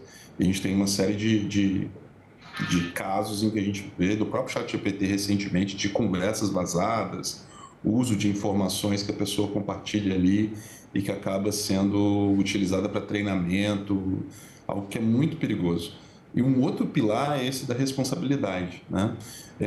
Os casos que a gente tem hoje, né, já existem alguns casos documentados e processos legais em outros países de casos de pessoas que tiveram prejuízos, inclusive relatos, né, associados a pessoas que se suicidaram e de alguma forma se associa-se ali aquelas interações com o chat GPT ou outras IAs como um dos elementos presentes para aquela condição.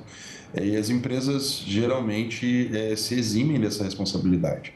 Um caso clássico que fica fácil da gente perceber é o caso dos carros autônomos. Parece que vai fugir um pouquinho, mas você vai ver como vai fazer sentido. Quando você está dirigindo um carro autônomo e ligou o piloto automático, soltou do volante, esse carro autônomo causa um acidente, para as empresas, para a Tesla, para essas grandes empresas, o responsável pelo acidente é você, né? Não é o carro. Não sei se vocês sabem disso, mas tem casos até legais, e no próprio manual de instrução tem essa informação. Ou seja, você que tirou a mão do volante, então você que deve se responsabilizar. É como se você tivesse assumido o risco no momento em que tira a mão do volante, apesar de o carro ter esse funcionamento autônomo, estar preparado para isso, né? Agora, nessa questão do diagnóstico, dando sequência aqui à fala do Leonardo, a Vanessa conversava com a gente um pouco antes, já quando estávamos entrando já pelas redes sociais, sobre esse problema, né, de que a inteligência artificial, ela gera vários diagnósticos. Agora, Vanessa, esses diagnósticos do ponto de vista profissional, da psiquiatria ou da psicologia, que é o campo do Leonardo, ele é baseado em estudos, científicos, em pesquisas e dados e informações. Uma vez alimentada um robô de inteligência artificial, ele seria capaz de trazer um diagnóstico e, em outro sentido, já não especificamente uma inteligência artificial dando diagnóstico para uma pessoa, mas para o profissional, para vocês que são os profissionais de psiquiatria e psicologia, a inteligência artificial pode ajudá-los no sentido de encontrar informações para ter um diagnóstico mais preciso e mais completo? Na verdade, o que está acontecendo, né, especialmente desde 2022 e teve essa popularização do ChatGPT, as pessoas estão usando por conta própria. Parece que mais de 30% das pessoas têm conversas emocionais com o ChatGPT, por exemplo, que é o mais popular.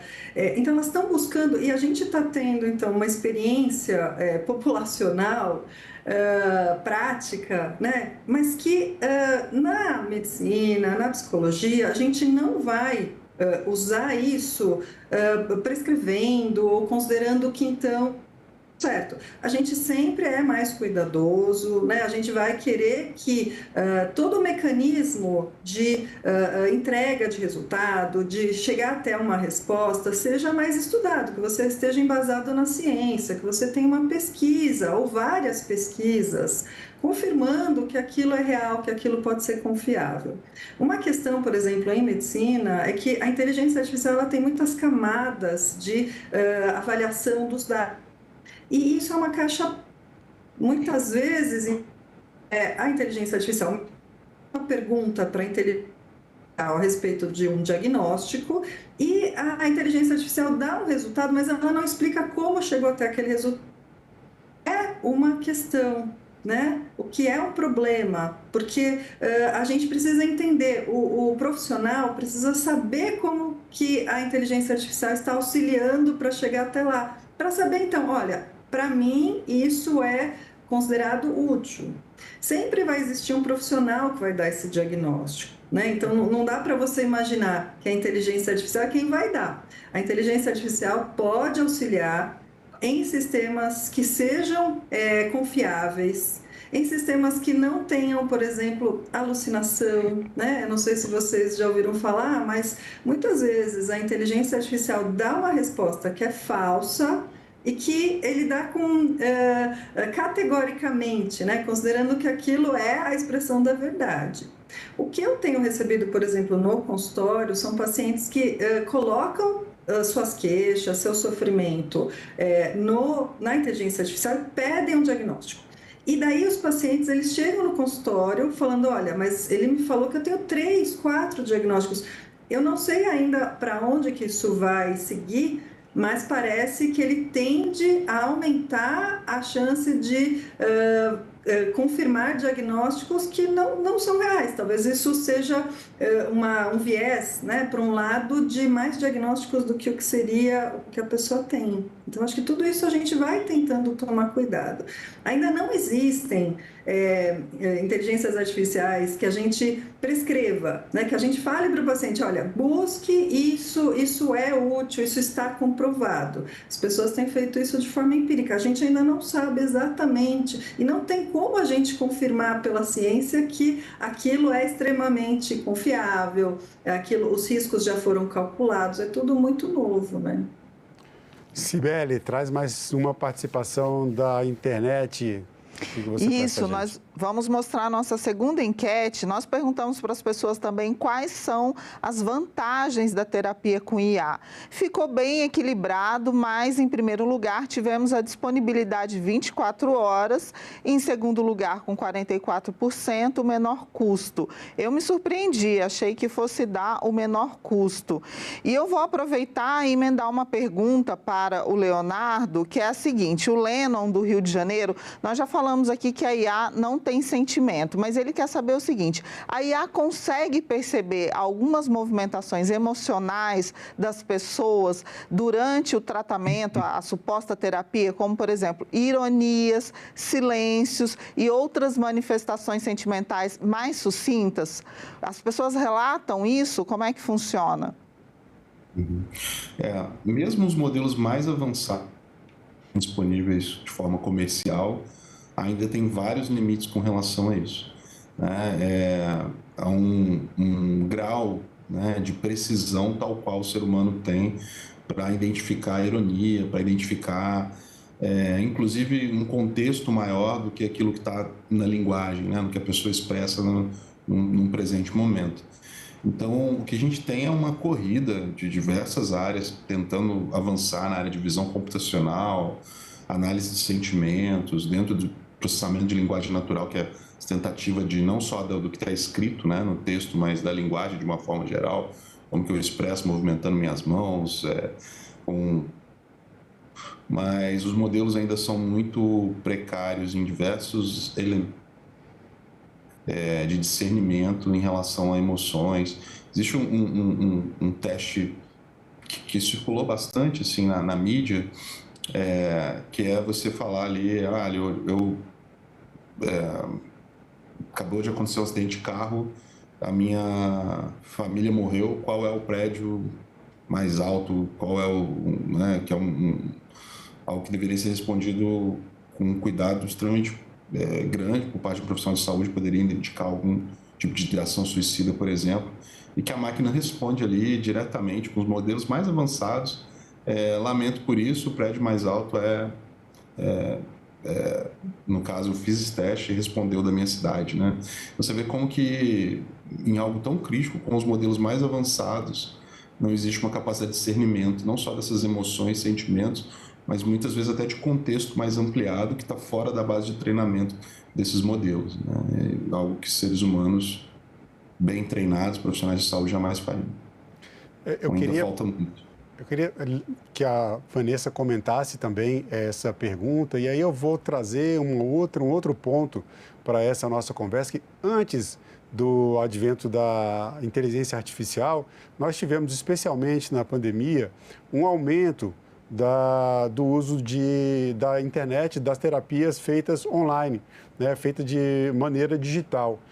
E daí eu queria que você comentasse, Vanessa, como é que fica essa relação, né, entre uma terapia que, quando ela é feita online, a gente tem alguma perda aí também? Quer dizer, existe alguma diferença no contato pessoal, ainda que ali no consultório, muitas vezes o paciente não esteja olhando nos olhos do psiquiatra ou do psicólogo ou da psicóloga, mas o dispositivo digital, de alguma forma, ele traz um distanciamento entre paciente e o profissional de saúde.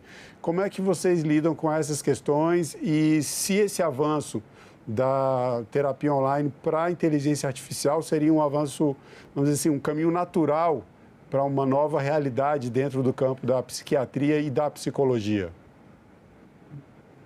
Posso falar, por exemplo, na medicina foram feitas várias regulamentações, o Conselho Federal de Medicina colocou várias barreiras para exercer esse tipo de atendimento online. Então, a cada 6 meses, por exemplo, mesmo que você faça várias consultas online nesse meio do caminho, é importante que exista um atendimento presencial. E eu acho que as pessoas se perderam um pouco em relação a isso, não é? Mas é porque essas novas tecnologias estão sendo avassaladoras. Né? Elas vêm, elas mudam a prática da gente de uma forma tão rápida. Então, a gente teve a teleconsulta, agora a gente tem, né? Está falando sobre inteligência artificial. Mas, de qualquer forma, na teleconsulta você ainda tem um profissional. É lógico, tem diferenças, né? Existem diferenças. E o que se sabe, por exemplo, é que para alguns diagnósticos a teleconsulta é igual. Para alguns ela é melhor por via online e para outros ela é pior. Já existem estudos a esse respeito. Por exemplo, uma pessoa que tem um transtorno alimentar, ela faz a teleconsulta, isso não é adequado. Tá? O atendimento presencial é melhor para ela. Enquanto que para outros diagnósticos como depressão, a teleconsulta tem o mesmo valor de uma consulta presencial, né? Imaginando até que a pessoa trabalha, que ela vai também poupar esse tempo de deslocamento, vai ter outras vantagens, né? Então, depende, a gente também tem que pensar quem está procurando. Quem procura a teleconsulta, quem está procurando a inteligência artificial. O que se sabe, por exemplo, é que para alguns diagnósticos de depressão leve, ansiedade leve, então casos mais tranquilos, a terapia por inteligência artificial pode ser útil, então são estudos preliminares.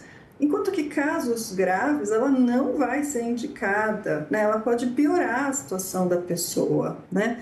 Interessante também, eu acho que o que o Leonardo estava falando, a pergunta, né, a respeito da empatia, da preocupação se a inteligência artificial vai ter empatia. Então, o Leonardo estava falando de um caso que ela não teve.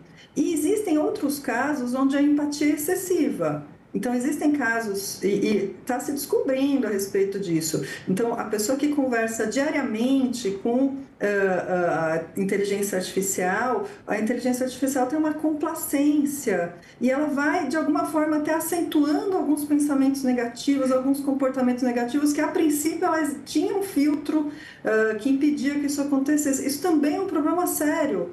Porque ela quer, de alguma forma, concordar com você, né? E isso, ao longo do tempo, pode ser um problema sério. Assim como essa disponibilidade, né? 24 horas por dia, 7 dias por semana, pode ser um problema.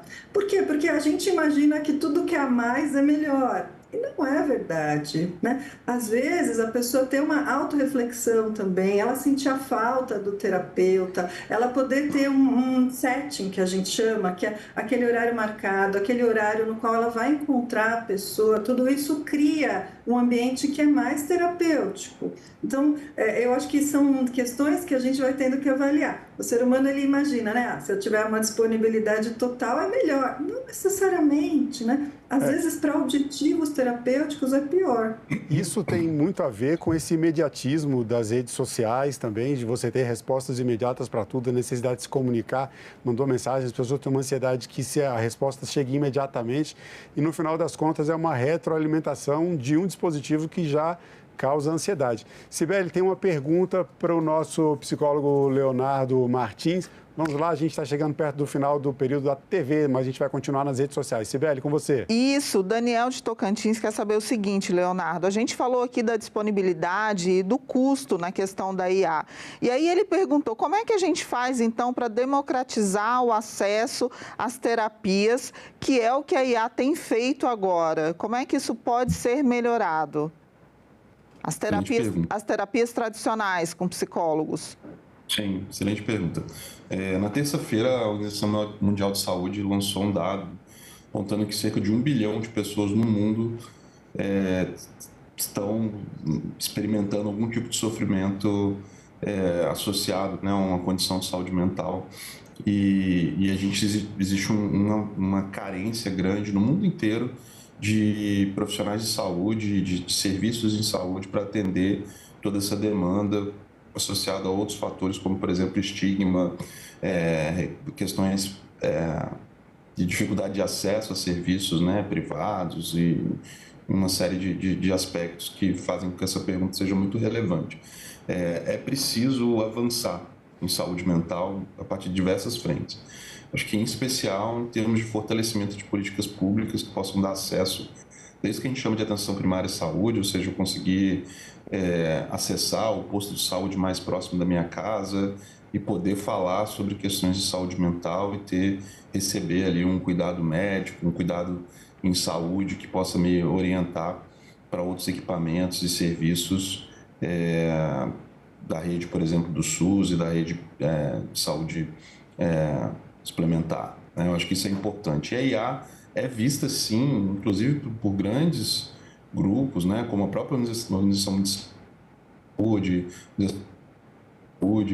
como uma ferramenta que precisa ser considerada como recurso para avançar o acesso em saúde. Né? Assim como recursos de atendimento online, que a Vanessa acabou de falar, né, como se constitui como uma ferramenta importante, é possível ver a IA como um recurso, mas a gente precisa de estudos, eu estava falando mais cedo, né, a gente precisa de estudos científicos que deem essa fundamentação, modelos de infraestrutura que tragam segurança e um modelo de responsabilização, né, de tomada de decisão em saúde que envolva profissionais que possam revisar, que possam acompanhar o uso dessas IAs pela população de uma forma geral.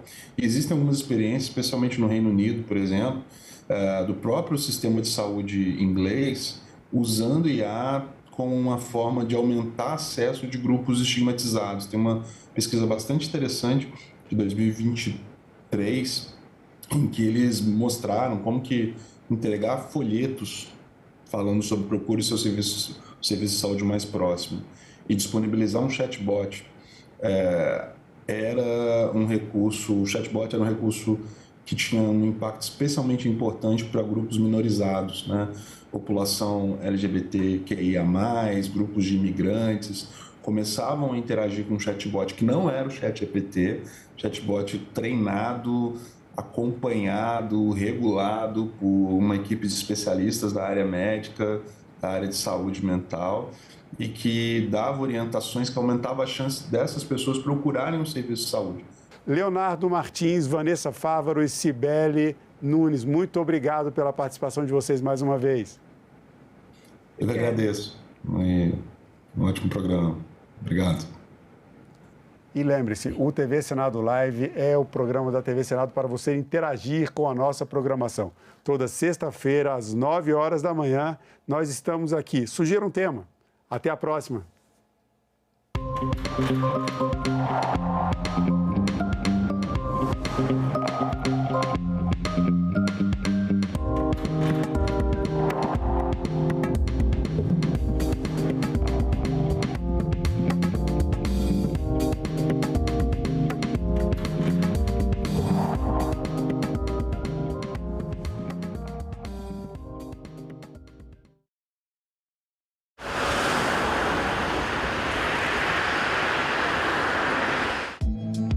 Talvez a gente tenha, como pessoas, uma certa dificuldade em lidar com o diferente.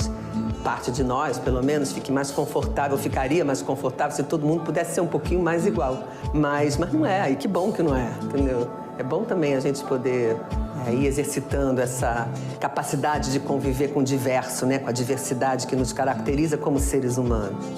Envelhecer, neste sábado, 7 horas da manhã, aqui na TV Senado.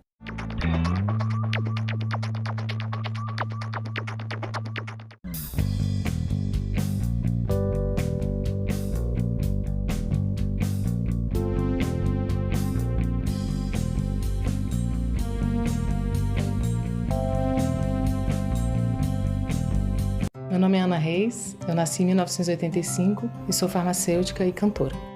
Eu também sempre segui essas duas profissões, né? Completo 20 anos da minha carreira como cantora e também tem 20 anos que eu entrei na UNB para o curso de farmácia.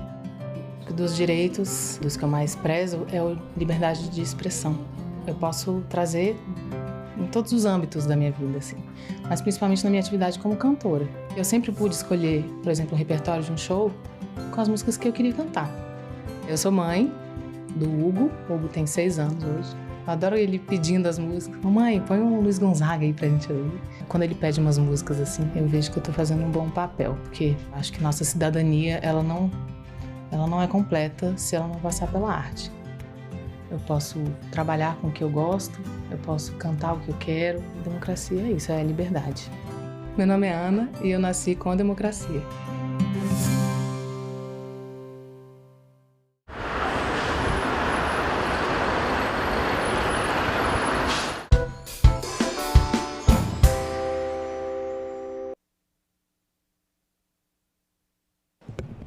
Havendo número regimental, declaro aberto a 36ª reunião da Comissão de Educação e Cultura da 3ª Sessão Legislativa Ordinária da 57ª Legislatura, que se realiza nessa data, 24 de setembro de 2025. A presente reunião destina-se à realização de audiência pública com o objetivo de debater o tema Garantia de Direitos com Sustentabilidade Financeira, o Fundeb e as vinculações constitucionais, no contexto da avaliação da política pública sobre o Fundo de Manutenção e Desenvolvimento da Educação Básica e de Valorização dos Profissionais da Educação, Fundeb, em atenção ao requerimento número 8, de minha autoria. Convido para compor a mesa a senhora Andressa Pelanda, coordenadora-geral da Campanha Nacional pelo Direito à Educação.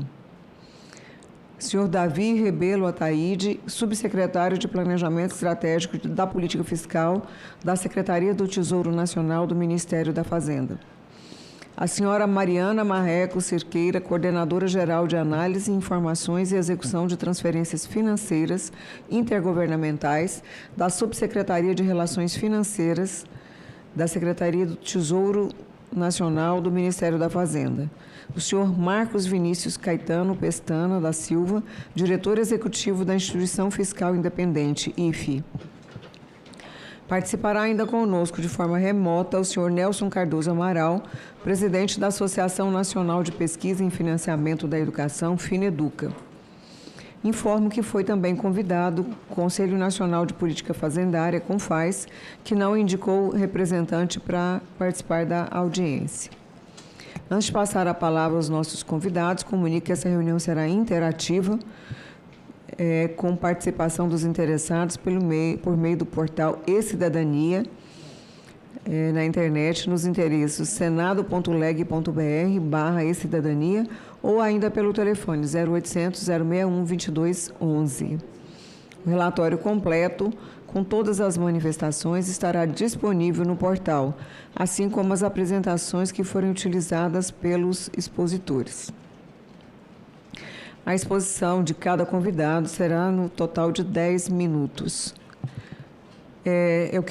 Eu vou fazer a leitura de algumas questões, eu acho que todos receberam cópias, para caso na exposição queira abordar, né, algumas das questões. E, ao mesmo tempo, já vou fazer um direcionamento, uma vez que nós vamos ter só esta rodada de fala para cada um. E tem as questões que foram levantadas também pela assessoria, a consultoria que está aqui, e que, logicamente, são várias questões que podem ser passadas e, se houver interesse em enviar as contribuições, nós receberemos depois as contribuições de cada uma das instituições. Esse propósito dessa avaliação de política pública que a Comissão de Educação aprovou é a nossa ideia de avançar em relação à avaliação do Fundeb prevista para o próximo ano, sendo que ano que vem é um ano eleitoral, então nós gostaríamos muito de dar andamento e poder iniciar esse debate com maior antecedência.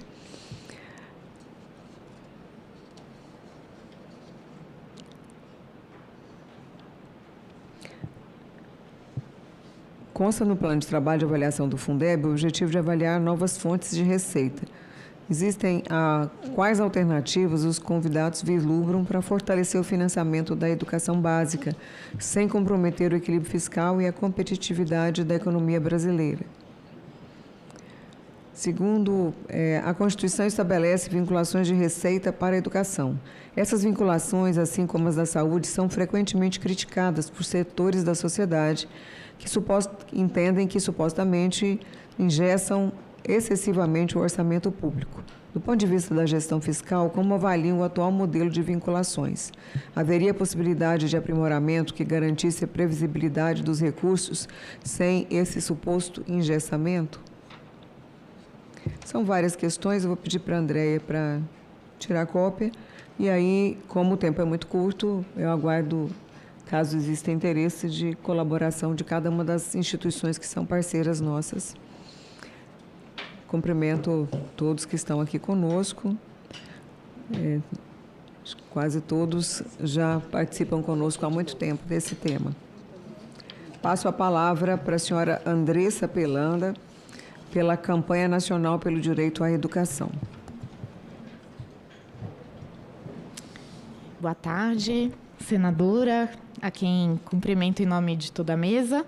Um prazer enorme sempre estar aqui no Senado, na Comissão de Educação, essa casa que já aprovou tantos projetos importantes da nossa educação, um deles o Fundeb, e especialmente com a presença da senadora Dorinha, que foi, e continua sendo uma pessoa que fez muito pelo Fundeb e que a gente da educação tem muito a agradecer. Muitas das conquistas que estão nesse texto que a gente vai falar hoje vieram de relatório da senadora quando a gente debateu lá de 2015 a 2020 o Fundeb. Bom, para não me alongar muito, porque temos 10 minutos, agora já 9, eu vou falar um pouquinho sobre, então, justamente essa conquista do novo e permanente Fundeb, que trouxe alguns pontos de melhorias que não são poucas, e nem pontuais. Elas trouxeram já para a realidade da educação brasileira uma série de mudanças, tanto de aumento da complementação, quanto a constitucionalização de alguns mecanismos, uma melhor distribuição dos recursos. E aí eu vou passar rapidamente sobre alguns dos dados que a gente traz que mostram essa distribuição melhor, Então, esse é um mapa que o Laboratório de Dados Educacionais apresentou na época da tramitação, com simulações de como ficaria o fundo, e hoje, em 2025, a gente já tem esse cenário de distribuição de recursos que atinge mais 73% de redes, 42% de matrículas e 45% de professores.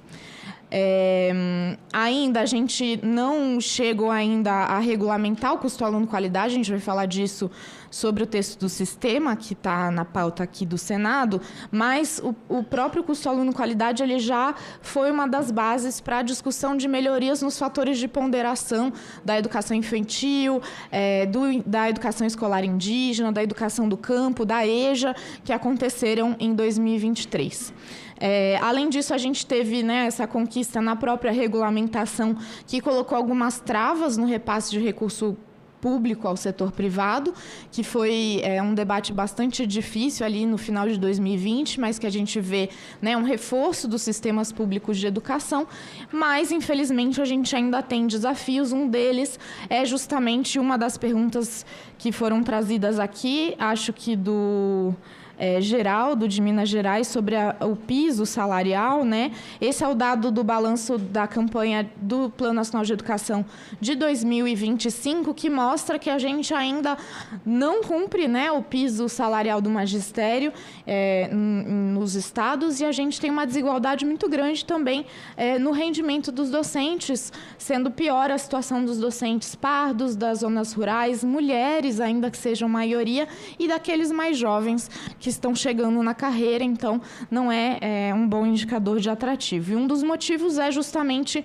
a falta de regulamentação e aplicação do custo aluno-qualidade, que é um desses mecanismos que foi aprovado na emenda constitucional, uma inovação do fundo que vem da sociedade civil, da academia, que foi abraçada pelo Congresso e que precisa ser regulamentado justamente no texto do Sistema Nacional de Educação, que agora chega, né, na última parte da tramitação no Senado Federal.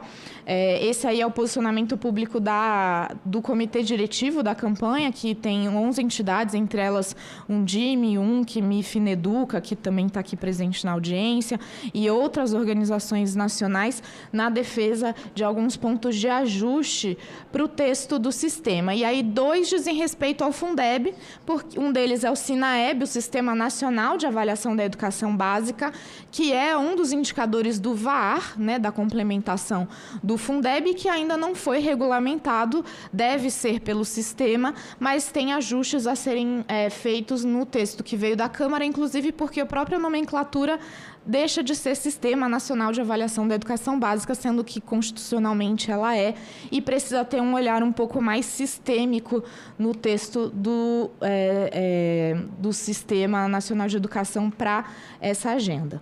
E aí, debruçando um pouquinho mais sobre o custo aluno-qualidade, a gente tem alguns pontos também que a gente sugere a melhoria. A gente trouxe, inclusive, a nota, né, que tem algumas sugestões desses ajustes. A gente já até passou para a senadora, que é a relatora do texto, felizmente, e que são ajustes pontuais, mas que trazem essa correlação com o que foi aprovado na emenda constitucional do Fundeb. E aí, passando bem rapidamente sobre o custo aluno-qualidade, como um dos mecanismos, aqui lembrando, né, na votação da emenda, os senadores se comprometendo com o Fundeb, com o custo aluno-qualidade como referência, e lembrando que o custo aluno-qualidade, pensando no tema da audiência, né, sobre eficiência do gasto, etc., ele vai trazer toda uma completude sobre o que ele vai impactar na educação. Ele é além de um sistema que vai trazer melhorias de infraestrutura e de condições de oferta de qualidade. Ele vai trazer questões para gestão do recurso público, não à toa gestores como a Undime são parte da construção do CAC, defensores do CAC, como também mecanismos de controle social, de combate à corrupção, né, num processo de entender de onde sai o dinheiro, para onde ele tem que ir, de fato, em relação aos recursos de manutenção e desenvolvimento do ensino. E aí temos tribunais de contas, ministérios públicos de conta e órgãos de controle que defendem, historicamente, também o mecanismo. A justiça federativa e descentralização, a gestão democrática e, claro, a aprendizagem, porque quando a gente financia, né, um melhor valor por aluno, isso vai impactar em aprendizagem e não somos só nós que estamos falando sobre isso. Aqui é o cenário hoje do percentual de ambientes escolares previstos no CAC presentes, de fato, nas escolas públicas. Então, dá para ver que é bastante desigual, né, em termos de garantia, por exemplo, de laboratório. Só 11% das escolas têm, de fato, laboratório. E isso foi um debate até sobre o novo ensino médio, como ofertar os diversos itinerários formativos, considerando que é necessário ter laboratório para alguns tipos de formação, atividades artísticas, salas de leitura, biblioteca, enfim, uma série de elementos essenciais para a qualidade que ainda não estão presentes nas escolas.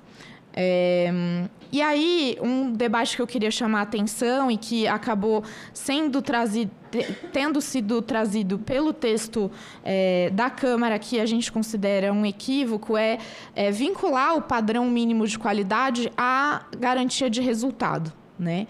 A qualidade na educação gera como efeito o resultado da melhoria de educação. Ele não pode ser a base do financiamento ou do padrão de qualidade, porque justamente ele é o efeito, né? Ele não é a causa. Então, existe um pouco essa confusão no texto aí que vem da Câmara, e aí esse gráfico aí mostra uma simulação que a gente fez em 2019, quando estava se debatendo a vinculação do CAC a insumos, né, as condições ou a essa questão dos resultados, e a gente mostrou que investindo 6.200 por aluno ano, a gente pode esperar somente que metade dos municípios não tenham uma qualidade satisfatória, e qualidade satisfatória, né, uma base mínima de resultado no IDEB na educação. Ou seja, é equivocado e a gente não garante que o financiamento vai gerar esse resultado a partir de um número ideal de custo, né? Ele precisa ser visto como resultado mesmo, como avaliação da educação e não como precedente para o financiamento. Sobre governança e gestão, existe um estudo, o Right to Education Index, que é um estudo que compara a qualidade da educação de 21 países, e o Brasil foi parte desses 21 países, e um dos eixos é governança.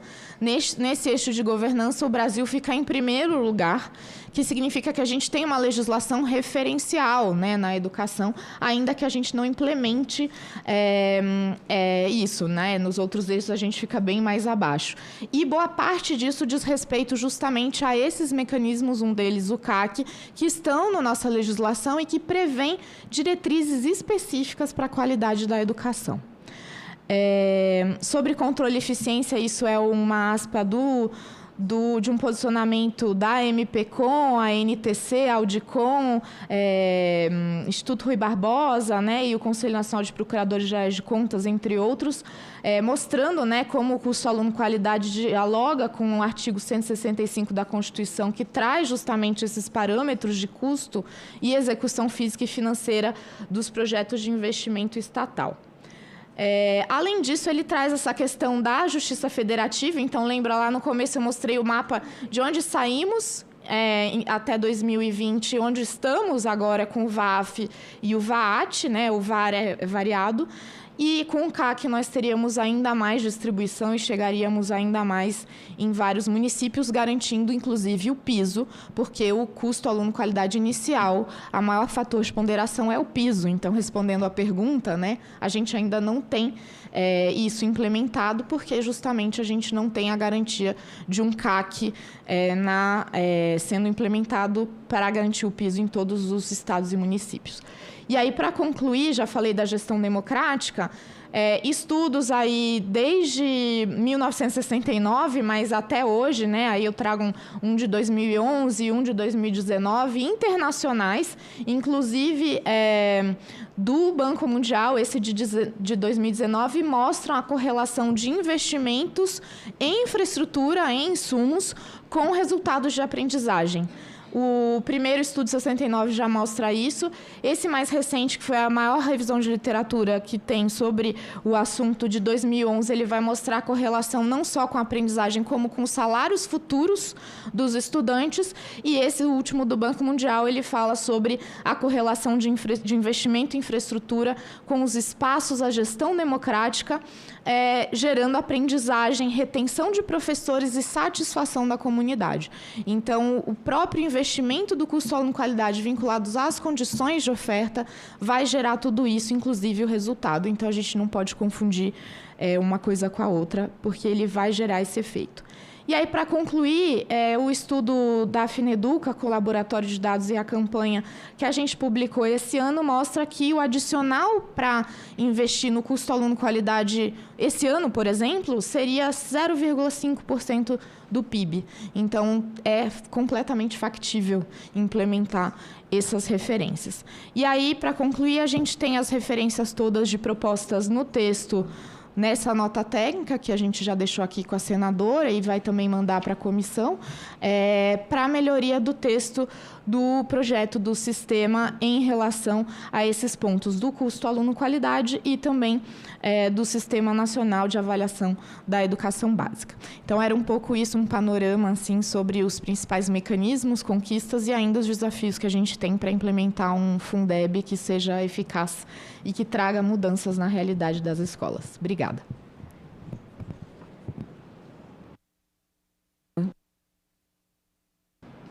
Obrigada, Andressa Pelando, representando a campanha nacional pelo direito à educação. Pelas contribuições, nós já recebemos o texto e, logicamente, essa construção de Fundeb e o Sistema Nacional, eles são estruturantes, né, para a organização da educação. Tem as perguntas de referência, que são as pessoas que nos enviaram. Então, eu vou ter que ler, porque às vezes vocês mencionam algum caso, né? Cícero de Pernambuco, quais mecanismos o Senado propõe para garantir que os recursos do Fundeb sejam aplicados com eficácia e amplia equidade? Laércio de Rondônia, como a regulamentação do custo aluno qualidade garantirá que o dinheiro do Fundeb se transforme em padrão mínimo de qualidade real para todas as escolas? Carina, do Rio de Janeiro, quais as propostas para a alfabetização precisamos de incentivo a professores alfabetizadores, materiais necessários?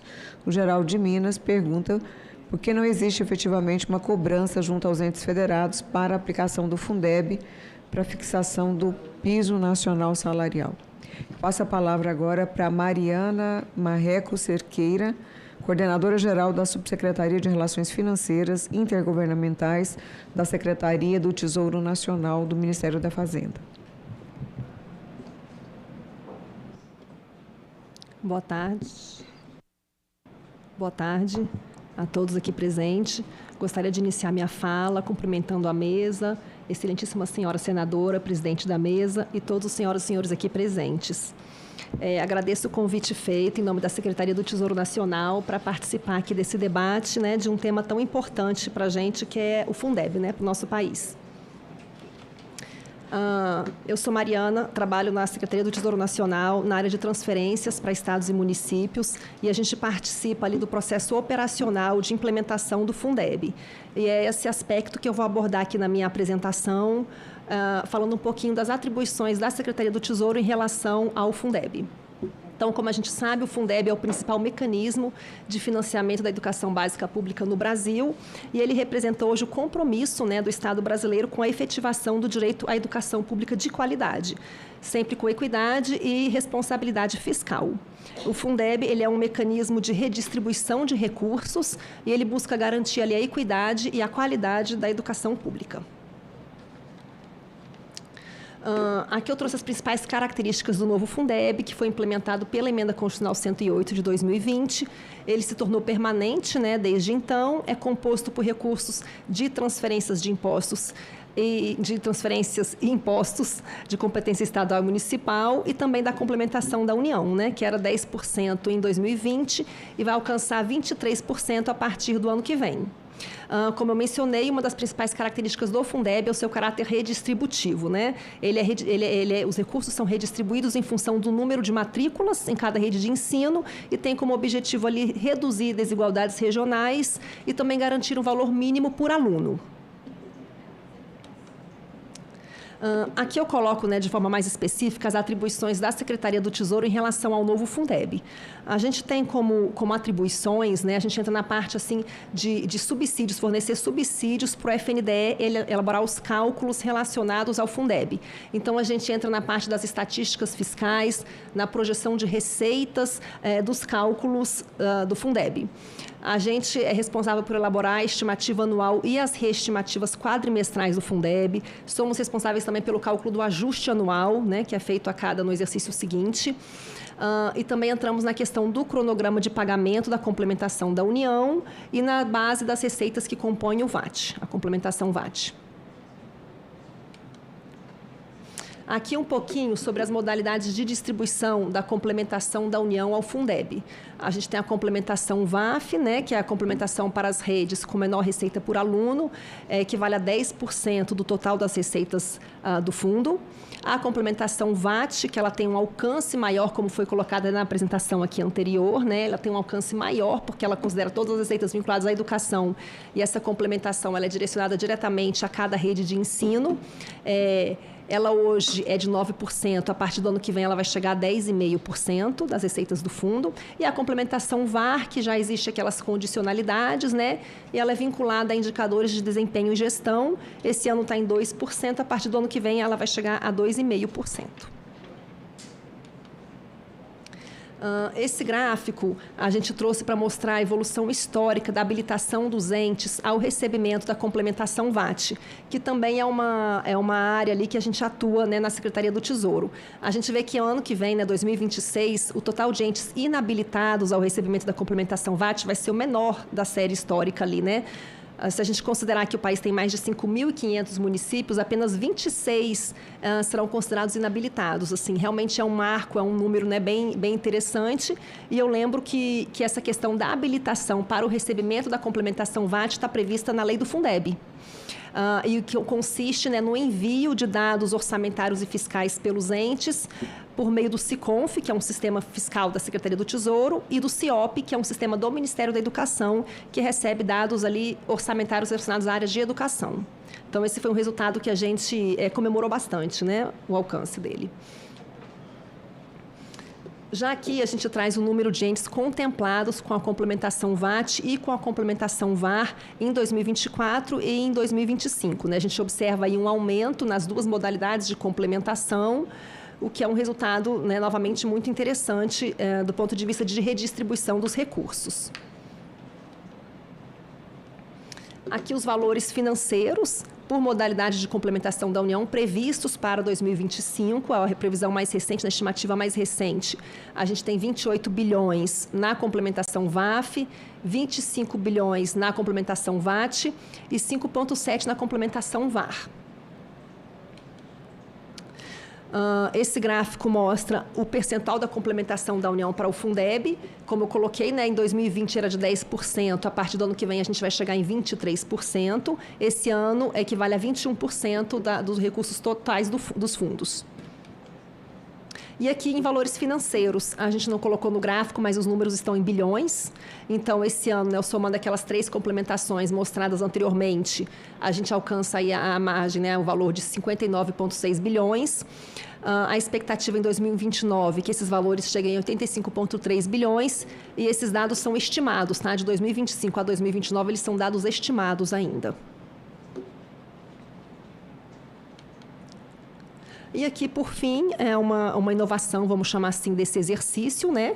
A gente tem a Emenda Constitucional 135, que foi publicada no ano passado, em 2024, e ela direciona um percentual de valores do Fundeb para a educação em tempo integral, né? Então, nesse exercício, até 10% dos valores da complementação da União devem ser direcionados a matrículas, criação de matrículas de ensino em tempo integral, e a partir do ano que vem, pelo menos 4% dos recursos devem ser direcionados pelos entes para esse mesmo objetivo. Essa questão, né, da Emenda Constitucional 135, da educação em tempo integral, ela está disciplinada atualmente na portaria do Ministério da Educação, número 605, de 29 de agosto.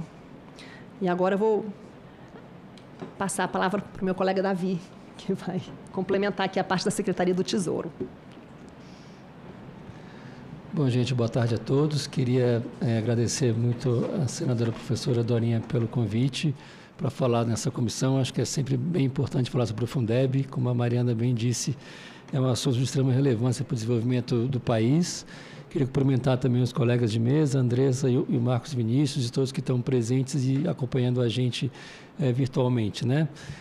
A gente aqui, para complementar um pouco a nossa fala aqui pelo Tesouro Nacional, eu queria só trazer um destaque sobre o esforço fiscal que a União vem contribuindo para ampliar os recursos à disposição dos entes, né, via Fundeb.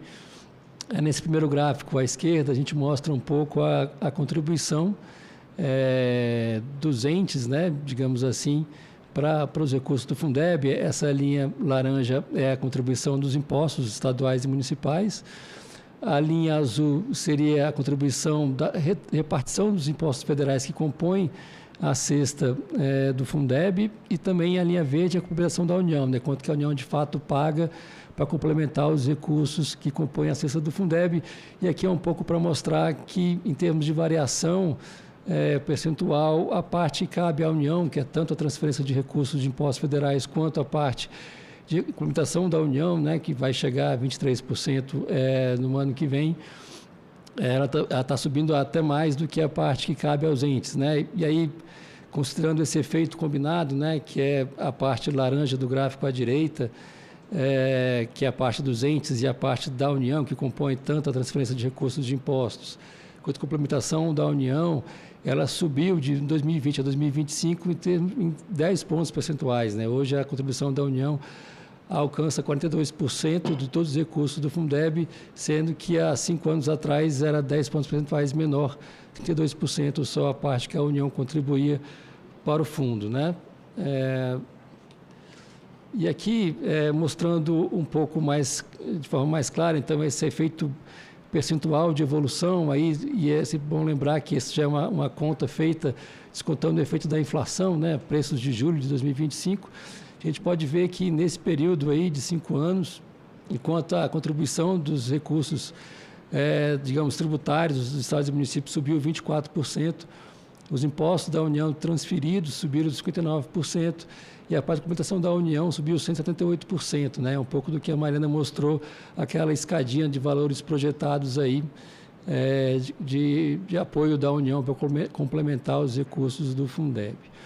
É claro que nesse esforço de repasse de recursos para a União, quando a gente está falando de impostos federais, é claro que muito disso tem a ver com o crescimento econômico. A gente tem tido um crescimento econômico, felizmente, nos últimos anos bastante superior à média, digamos, da última década. Isso tem surpreendido o mercado. E é claro que quanto mais a economia cresce, mais a gente consegue arrecadar tributos.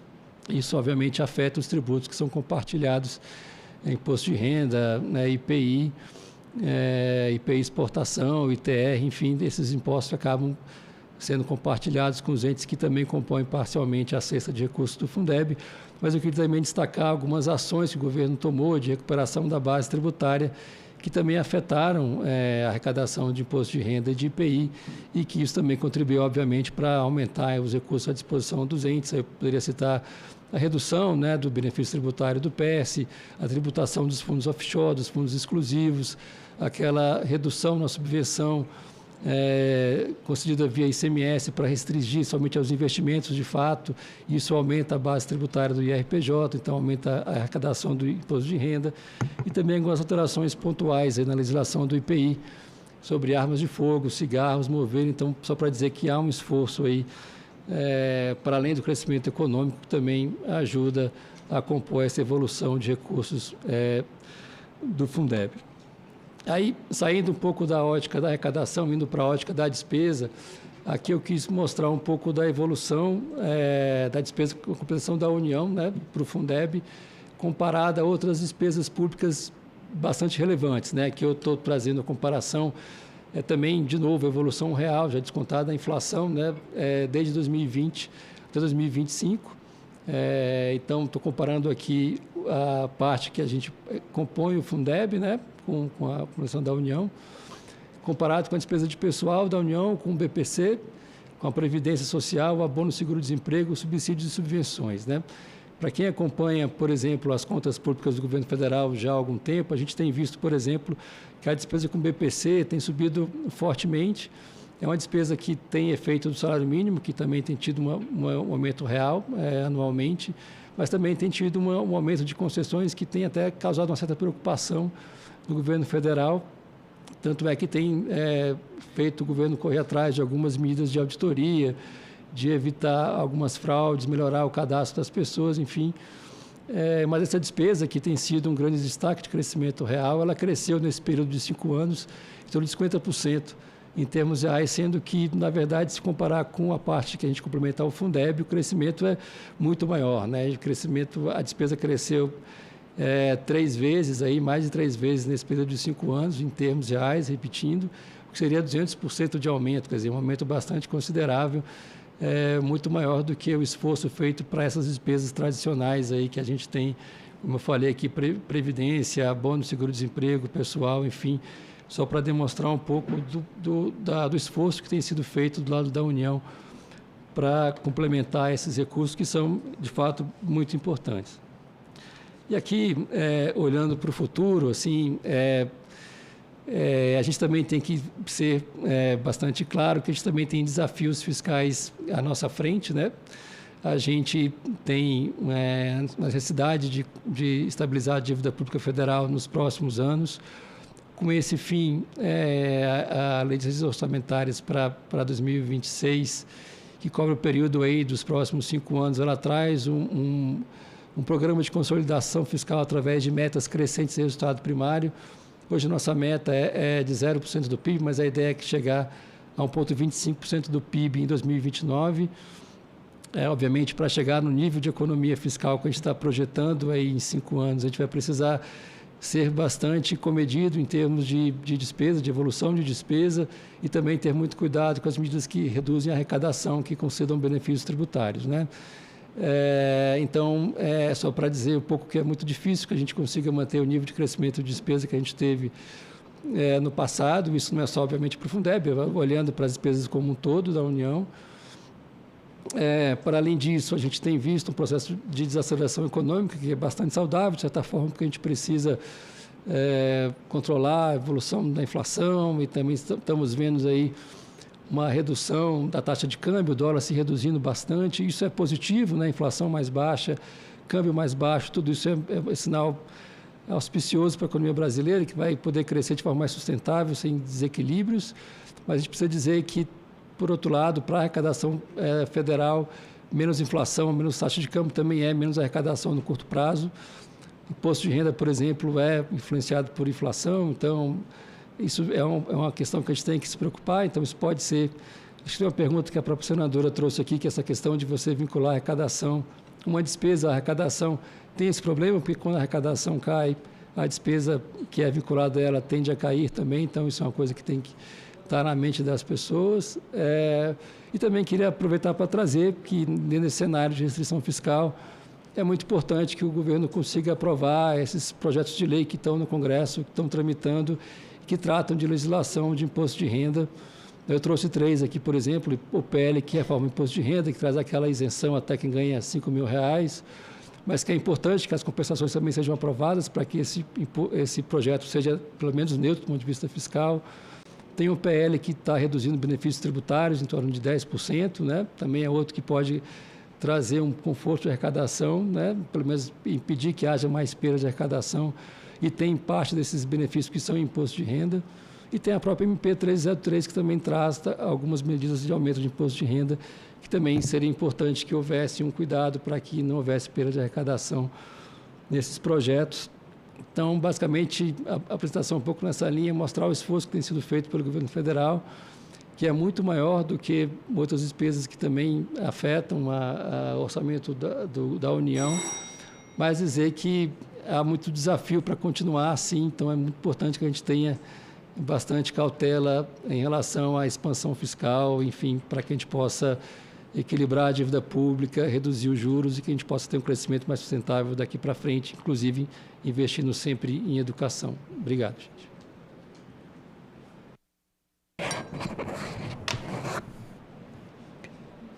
Bom, eu agradeço a palavra do senhor Davi Rebelo Ataíde.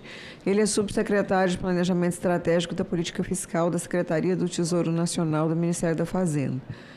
Na verdade, eu não anunciei porque vocês acabaram emendando uma fala. Agradeço as contribuições. A questão do crescimento da complementação do Fundeb foi planejado no próprio desenho, né, inicial do fundo.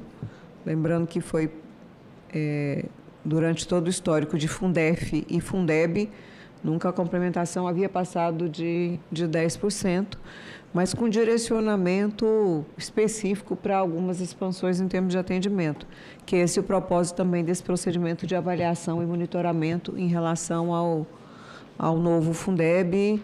E, na verdade, a Andressa falou sobre a questão no olhar da campanha, de uma distorção, e foi o desenho de construção com diferentes lógicas, né? Muita crítica em relação ao crescimento da complementação, mas o receio de ir para tudo para pessoal. Então, por isso, a colocação, que nós vamos ver se isso está sendo cumprido ou não, de parte, né, de 15% do crescimento que fosse para capital.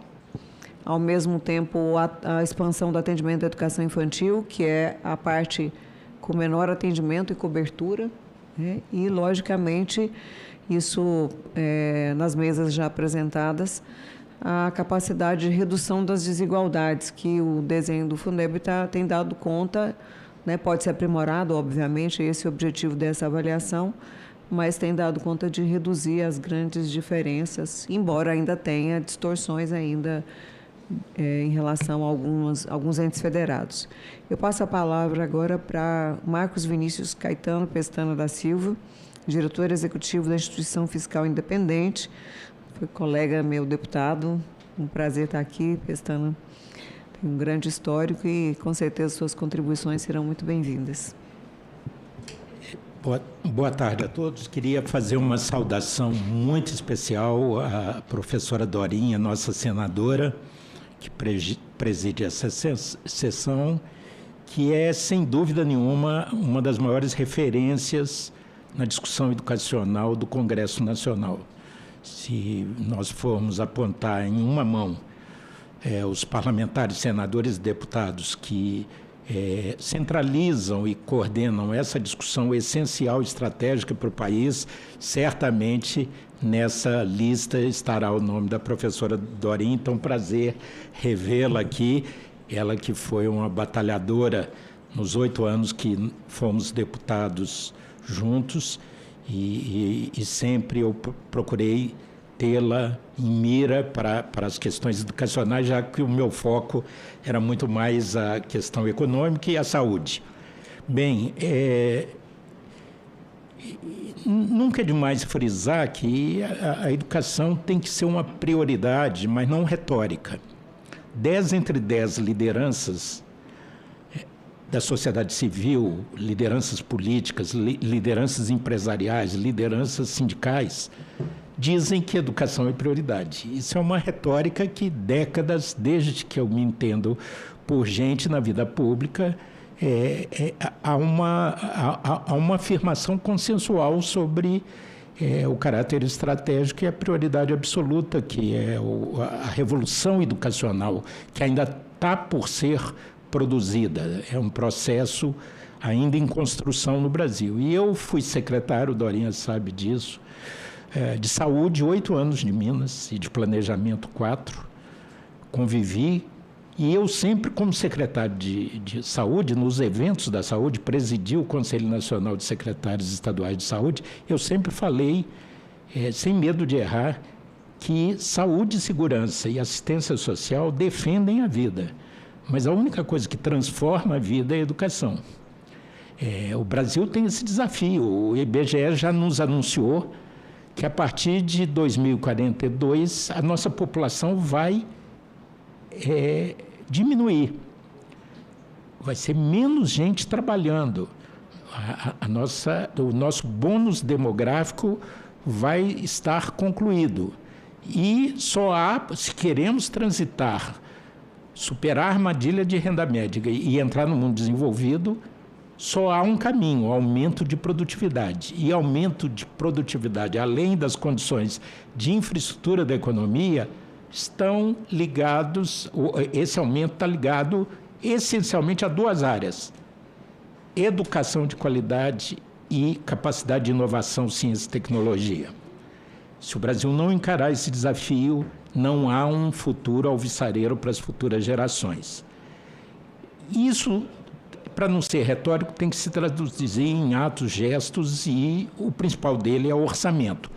Já foi demonstrado pelo Tesouro Nacional aqui que há uma dinâmica de aumento das despesas dos investimentos em educação, tanto no orçamento do Ministério, quanto particularmente no Fundeb, com a luta que a Dorinha liderou pelo novo Fundeb, que ficou bem demonstrado nos números, praticamente sextuplicar os recursos iniciais do Fundeb.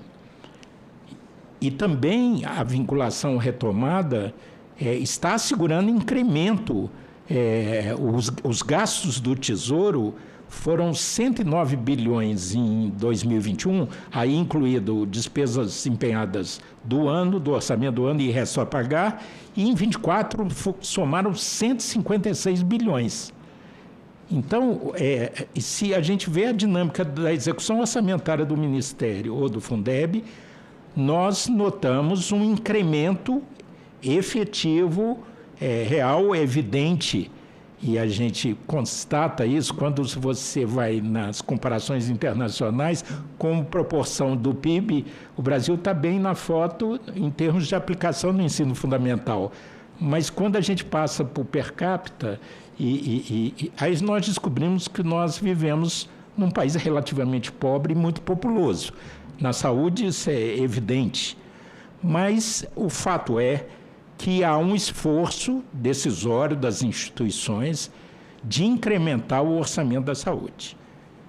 Então, as duas regras, o novo Fundeb e a vinculação constitucional, que pode ser questionada de várias formas, eu mesmo advogo uma flexibilidade orçamentária, eu vou procurar demonstrar isso aqui, mas, de qualquer forma, a regra do jogo atual protege o sistema educacional da crise fiscal que eu vou procurar descrever. Qual é o risco fiscal? Essa é a pergunta dessa audiência pública.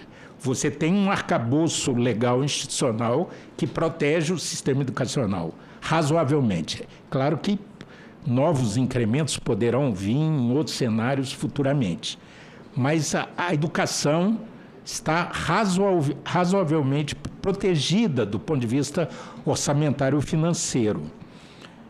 Mas há uma crise latente, não é um infarto, não é um AVC, não é uma crise aguda fiscal. É como a diabetes, que vai minando a capacidade de resposta do organismo silenciosamente, lentamente, progressivamente. E qual a manifestação desse estrangulamento fiscal presente? Primeiro, o engessamento orçamentário, pelo crescimento das despesas obrigatórias. Senadora Dorinha, se Vossa Excelência se der o trabalho, pedir a sua assessoria para localizar no PLDO, para o ano que vem, nos anexos de metas fiscais propostos pelo governo, há um reconhecimento desse fato do engessamento. Lá, no anexo de metas fiscais, está o desenho de que, a partir de 2027, as discricionárias vão ser negativas. Isso é uma figura de retórica que só o papel aceita. Na verdade, é inimaginável uma situação dessa. Mas está lá no documento, no projeto de lei de diretriz orçamentária oferecido pelo governo federal ao Congresso, que está em discussão. Você tem, a partir de 27, um estrangulamento absoluto, ou seja, 100% do orçamento vai ser de despesas obrigatórias. Então, margem zero para custear e investir em políticas públicas. E a partir de 28 e 29, até mesmo o complemento piso da educação corre risco. Então, essa tabelinha está lá oferecida, são números oficiais do próprio governo. É claro que, posteriormente, houve a votação da PEC 66, que flexibilizou, tirou das metas os precatórios, e você não vai ter um estrangulamento operacional na execução orçamentária, mas isso vai redundar em aumento da dívida. O problema não foi jogado para debaixo do tapete. Você mudou a regra, o termômetro, mas não corrigiu a febre. Então, você tem uma deterioração nesse sentido. O primeiro sintoma é o engessamento, mas que a educação está razoavelmente protegida, exceto nesse ponto de que uma parcela das despesas da educação, eu até acho estranho isso, porque há um dispositivo institucional, um piso. Se há um dispositivo institucional, é obrigatório, mas parte das despesas de educação que constam do piso não são consideradas obrigatórias.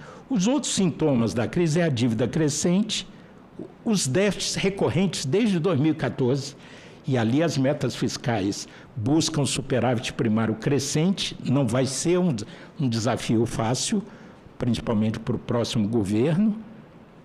As metas vão crescendo e nós temos, desde 2014, recorrentemente déficits primários. Investimento insuficiente. Os países asiáticos investem 35% do PIB. O Brasil está investindo 17%. Então, há um claro subinvestimento para garantir o desenvolvimento sustentável e sustentado. E o esvaziamento um pouco do arcabouço fiscal como referência e âncora das expectativas. Mas a dinâmica, para caminhar para a finalização, que o meu tempo está se esgotando, a dinâmica demográfica age em favor da educação como uma oportunidade. Diferente da Previdência e da Saúde, a dinâmica demográfica tira a pressão de demanda. Então, o problema, exceto na educação infantil, que nós ainda temos um déficit de vaga. Então, antes de usufruir da mudança demográfica, da queda da fertilidade, da natalidade, nós ainda temos que universalizar o ensino infantil. Mas no ensino fundamental, não. Alguns municípios você tem uma capacidade ociosa grande na rede. Então, o problema, o foco e a maioria das perguntas que chegaram aqui é a vinculação do Fundeb, dos recursos orçamentários com a qualidade e com a efetividade. Esse é o desafio. Essa é a esfinge que há muito tempo... eu não sou especialista em educação, embora tenha sido professor universitário de uma universidade federal por um longo tempo e tenho muito interesse no tema, não sou um especialista focado nisso. Mas isso eu costumo citar, Dorinha, como um dos grandes fracassos geracionais daquela geração que fez a redemocratização lá nos anos 70, começando lá no movimento estudantil, nos movimentos democráticos. Se há 40 anos depois da redemocratização, uma coisa que me incomoda profundamente é que nós não conseguimos dar resposta para a questão da qualidade na educação. E aí vem... vocês trabalham nisso permanentemente. Há desafios, é um país continental com desigualdades enormes, 5.500 e quase 70 municípios, 27 unidades federativas. Então, é preciso abordar essa coisa da centralização e da descentralização. E eu sempre achei... Quando fui secretário de Educação e de Saúde, Minas era o primeiro lugar no ensino fundamental. Não é mais. E eu formei a convicção que o centro de gravidade, Brasília, que nós convivemos aqui há tantos anos, tem essa mania de tentar abraçar o Brasil com as pernas, colocar uma camisa de força para uma realidade tão diversa. E o centro de gravidade da educação é a escola. O principal locus é a escola.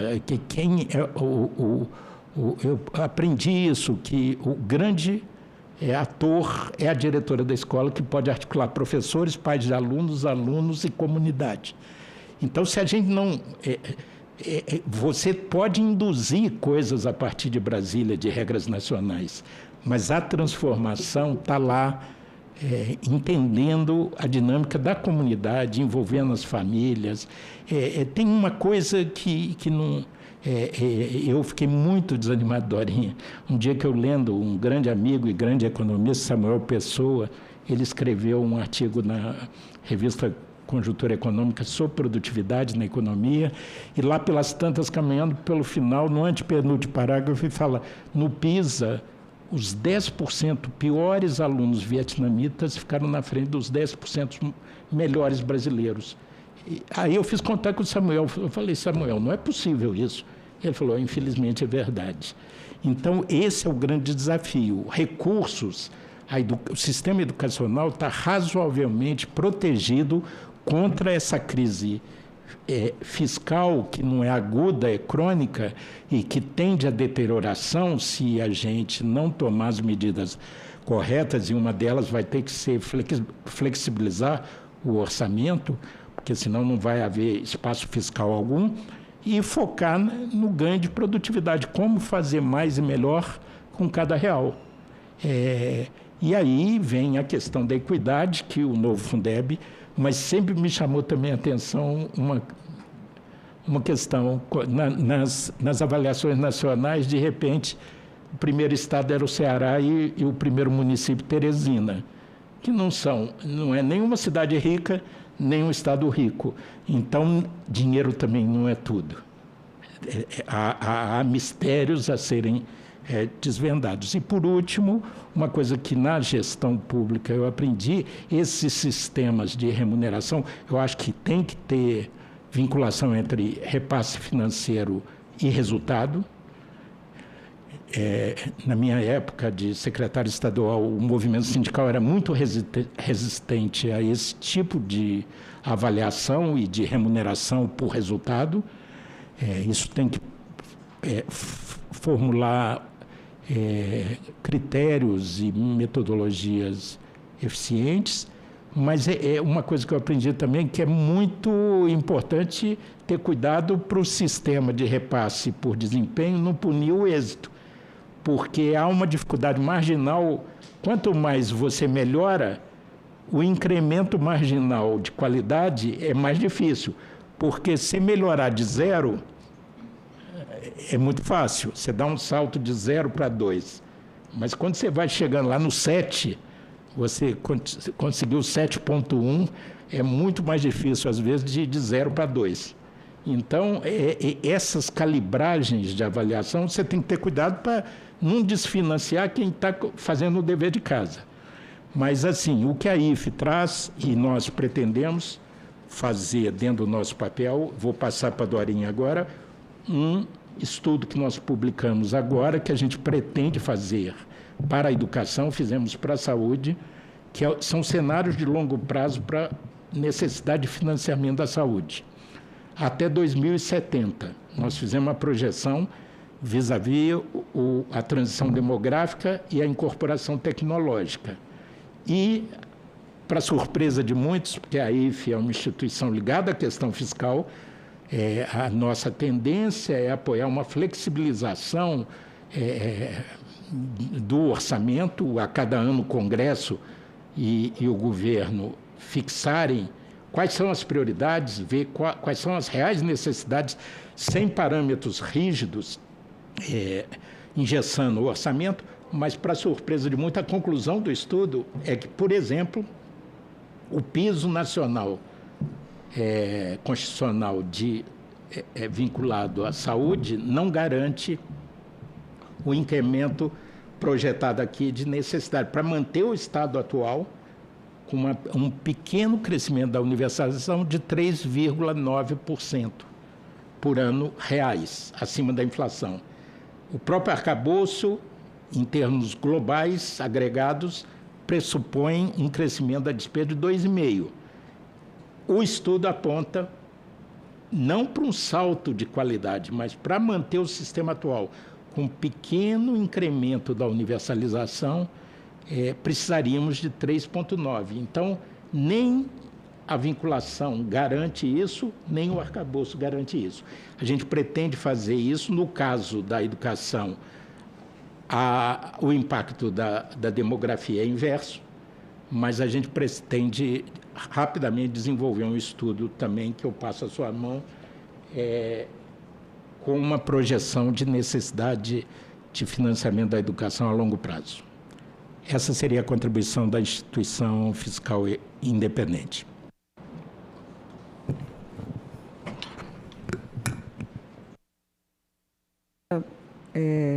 Ao deputado Marcos Pestana, que aqui como diretor executivo do Instituto Fiscal Independente.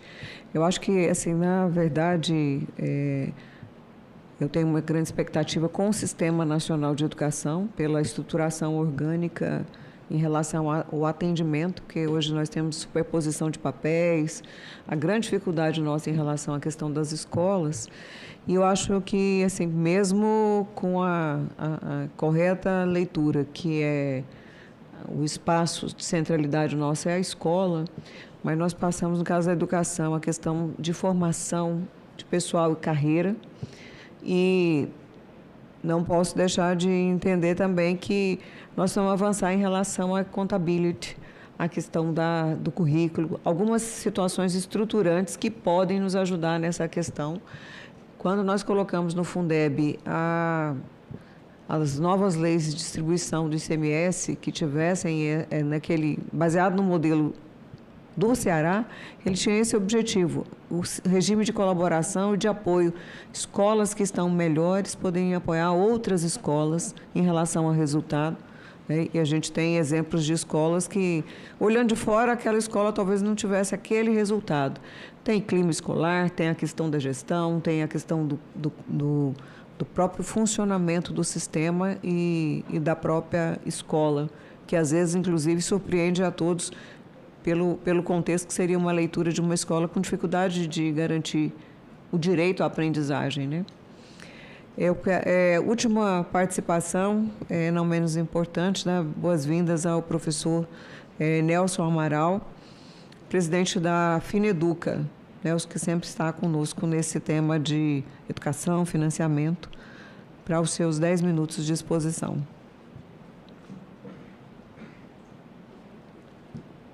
Alô, alô? Escutam bem aí? Sim. Tudo bem, né?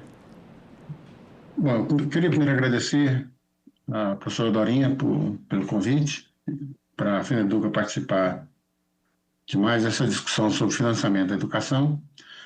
Eu examinei aqui as questões todas que chegaram, são muito interessantes, e eu vou encaminhar para a professora Dorinha documentos da Fineduca que abarcam muitos dos temas aqui apresentados.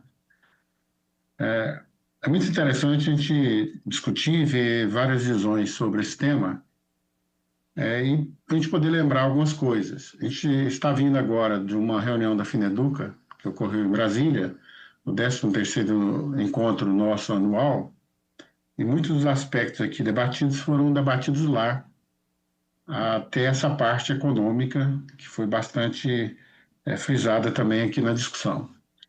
Uma das conclusões tiradas da Fineduca, exatamente na discussão econômica, é que não tem condições de conviver o novo arcabouço fiscal com vinculação para a saúde e para a educação. Uma das duas coisas vai ter que mudar. E é claro que, ao longo do tempo, e acho que ficou claro também essa análise aí nos que me antecederam, mas a gente tem que lembrar sempre que as vinculações são constitucionais. E o novo arcabouço fiscal não é Constituição. O novo arcabouço fiscal ele é uma lei, apesar de ser lei complementar, mas é uma lei, né? Então, se tem que mudar alguma coisa, é o novo arcabouço fiscal, ele que está errado, ele que tem incompatibilidade com a Constituição. Ou então temos que mudar a Constituição totalmente o que é outra discussão, né?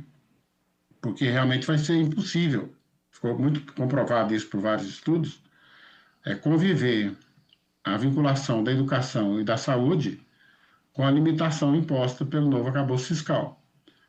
É claro que uma das saídas será tirar todo o dinheiro da educação e da saúde do arcabouço fiscal.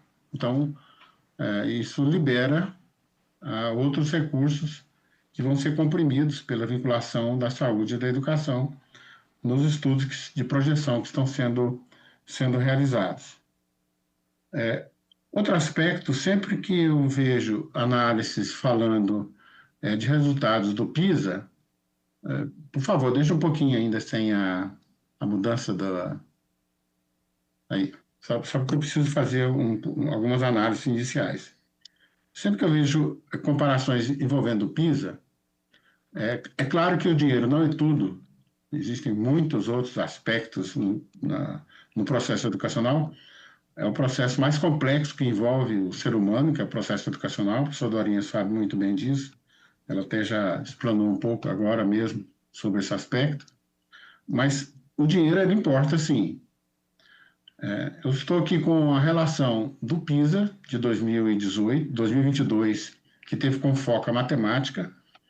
E quando a gente analisa o dinheiro aplicado na educação nas crianças de 6 até 15 anos de idade, que são aquelas que fazem o PISA, 15 anos, a gente vê uma relação direta entre o dinheiro aplicado e o resultado do PISA. Só para a gente ter um pouco de ideia, o Japão, que é o primeiro colocado na matemática, aplicou o equivalente a $101 poder de paridade de compra, enquanto o Brasil aplicou 40. Então é muito desleal você querer comparar esses países todos aí, a Coreia, a Finlândia, com resultados brasileiros, quando você olha o valor do financiamento, que envolve salário de professores, condições das escolas e tudo mais. É claro que isso não é tudo, o dinheiro não é tudo. Se fosse tudo, Luxemburgo seria o primeiro colocado. E isso é um drama norte-americano dos Estados Unidos, porque eles aplicam mais dinheiro que Japão, que Coreia do Sul, e saem pior no PISA. Mas, entretanto, os Estados Unidos aplica de 0 a 15 anos, o equivalente, se eu consigo pegar aqui, o equivalente a 143 mil. Então, é mais do que o Japão. E o Japão sai melhor no PISA do que os Estados Unidos. Então, não é só esse componente. Existem componentes culturais, de tradição, do modo de ser, da sociedade, etc, etc. Bom, só para fazer um pouco esse preâmbulo, para a gente verificar que existe uma complexidade que nós temos que conviver com ela, vamos ter que resolver algumas complexidades. Se a gente quer realmente colocar a educação como prioridade nacional e dar um salto, como foi dito aqui, no processo educacional brasileiro, e, é claro, mirar alguns países da OCDE é sempre muito interessante, e, no meu entender, nós devemos fazer isso sim, né? Mirar os países da OCDE. Então, agora eu vou entrar na apresentação, eu vou tentar ser o mais disciplinado possível para poder desenvolver um raciocínio até o final. O próximo. Eu peguei o título da mesa e fui olhar a garantia de direitos constitucionais primeiro. O artigo 6º garante que os direitos sociais à educação são direitos sociais à educação, saúde, alimentação, etc. Então, é um direito social à educação. O artigo 205 diz que a educação é um direito de todos e dever do Estado e da família. Então, a gente encontra a Constituição brasileira estabelecendo os direitos e deveres em relação a esse direito social, que é a educação. Próximo. Quando a gente vai olhar a Constituição, ela cuidou realmente para manter um arcabouço de financiamento para essa prioridade que é a educação. O artigo 212 estabeleceu, né, a vinculação dos impostos, 18% e 25%. 18% dos impostos líquidos da União e 25% dos estados, Distrito Federal e municípios. A educação básica, a Constituição também estabeleceu que terá ainda uma fonte adicional, que é a contribuição do salário à educação. E o artigo 214 estabeleceu que o país tem que ter um Plano Nacional de Educação, e ele está em elaboração agora na Comissão Especial da Câmara, né?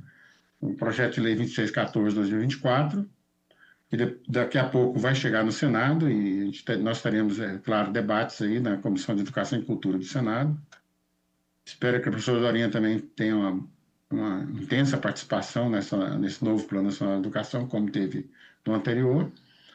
E ele obriga que exista agora uma vinculação ao PIB brasileiro, como proporção do PIB. Tanto é que, atualmente, a gente tem o equivalente a 10% do PIB, e estamos defendendo que continue essa vinculação para o próximo decênio, já que a gente ficou aí pela metade, 5 poucos por cento no plano que vai se encerrar este ano, né? E a grande dúvida é porque essa primeira vinculação teve os impostos vinculados, bem concretamente. A segunda teve a contribuição do salário à educação. E essa terceira, como proporção do PIB, não tem uma vinculação de fontes. Então, esse é um dos dilemas. É uma das perguntas que aparece concretamente aqui foram enviadas aqui para essa reunião. E a FINEDUC tem um trabalho específico sobre esse aspecto, em que eu vou encaminhar depois para a professora Dorinha. Bom, tem ainda uma outra vinculação, que é do petróleo e gás, mas é uma lei, não é uma Constituição. E eu me foquei aqui exatamente na vinculação constitucional, como diz o tema da nossa reunião. O próximo. Tem uma vinculação constitucional que ela passa um pouco desapercebida, que é do custo com a qualidade, que é exatamente o artigo 211, né? Quando ele afirma que tem que ter um regime de colaboração entre União, Estados e Distrito Federal, e coloca para a União a responsabilidade de estabelecer um padrão mínimo de qualidade do ensino mediante assistência técnica e financeira a Estado, Distrito Federal e ao município. Então, a União tem uma obrigação muito bem estabelecida, né, nesse artigo 211, que é o de estabelecer essa complementação aí e garantir esse padrão mínimo de qualidade de ensino. E esse padrão mínimo de qualidade, que trata o parágrafo 1º, esse que eu acabei de olhar, obriga também que tenha um custo aluno qualidade estabelecido, como a Andressa já fez referência aí, e solicita, né, com todo vigor, e nós também estamos juntos, que o Sistema Nacional de Educação tenha uma maior organicidade aí com o custo aluno qualidade. 15 segundos. Ele é fundamental. Próximo, por favor. O Fundeb ele tem essas três vertentes, como já ficou muito claro também na análise da Mariana. E o CAC, feito o cálculo de um custo aluno qualidade, que é um mando constitucional, né, uma vinculação do custo com a qualidade, o Fundeb, eu tenho a impressão que não foi imaginado na época que poderia, que teria essa vantagem, e já está preparado para incrementar um novo componente de complementação da União, que essa é a responsabilidade da União, como a gente acabou olhando, que seria um VAT do CAC, uma complementação do CAC exatamente para atingir o custo aluno qualidade estabelecido constitucionalmente. O próximo sempre aparece nessa discussão toda quais os insumos educacionais, né, para que a gente tenha um custo de qualidade. Como a Andressa já falou, o próximo, por favor, numa parceria da campanha com a FINEDUC e com o Laboratório de Dados Educacionais, a gente já trabalhou esse custo aluno qualidade, foi divulgado recentemente o custo aluno qualidade 2025, em que os insumos estabelecidos foram esses que estão aqui elencados, e todos eles são, de algum modo, estabelecidos na legislação brasileira. Então, eles já deveriam estar sendo cumpridos de algum modo, na Constituição, na LDB, nas resoluções do Conselho, e estudos que consideram a realidade brasileira. O próximo. Então, essa metodologia então, já está implementada nesse trabalho que a gente faz, está disponível na página da FINEDUC também, da campanha. Próximo. Esse é o resultado e que a André Jamel fez referência, isso seria apenas 0,5% do PIB, para a gente implementar esse custo aluno-qualidade via VAT. Próximo. Implementando esse custo aluno-qualidade, ele vai diminuir a desigualdade brasileira em termos de condições para a oferta de uma educação de qualidade, que são os insumos. Onde está mais escuro, exigirá uma complementação da União maior, e onde está mais claro, uma complementação da União menor. A gente vê que mesmo no sul do país, né, no sudeste do país, em Goiás, no Distrito Federal, menos no Mato Grosso e no Mato Grosso do Sul, haverá a exigência de uma maior complementação da União, colaborando, é claro, para a diminuição da desigualdade. O CAC, então, ele faria isso se ele fosse implementado. Próximo. Sobre sustentabilidade de novas fontes, a gente afirma o tempo todo, e é o documento que eu vou encaminhar, que o Brasil tem riqueza para fazer isto. Próximo. É só olhar essas fontes de riqueza brasileiras que não estão sendo olhadas agora, que é priorizar a riqueza natural brasileira das águas, dos minerais, do petróleo e gás, priorizar o destino dos recursos da dívida ativa da União, de estados e municípios também, diminuição das renúncias tributárias, que está atingindo valores inimagináveis. A carga tributária brasileira é muito regressiva, ela precisa ser mais progressiva, e ela não é tão alta quanto dito. Basta olhar o valor arrecadado em média, né, de cada habitante. A vinculação constitucional pode ser aumentada da União, e o setor privado educacional precisa também ser imposto travas para diminuição desse recurso ao longo do tempo. A dívida pública é o maior complicador, e o novo arcabouço fiscal, o tempo todo, ele protege as despesas financeiras da União. Tanto é que a emenda constitucional 95, que foi o teto de gastos, protegeu totalmente as despesas financeiras, e o novo arcabouço fiscal continua protegendo totalmente as despesas financeiras. Então, a ideia é de que o Brasil eleja como uma das suas prioridades para desenvolvimento no momento importante que o país se encontra, inclusive com relação ao bônus populacional, que exista também um limite para o pagamento das despesas financeiras da União.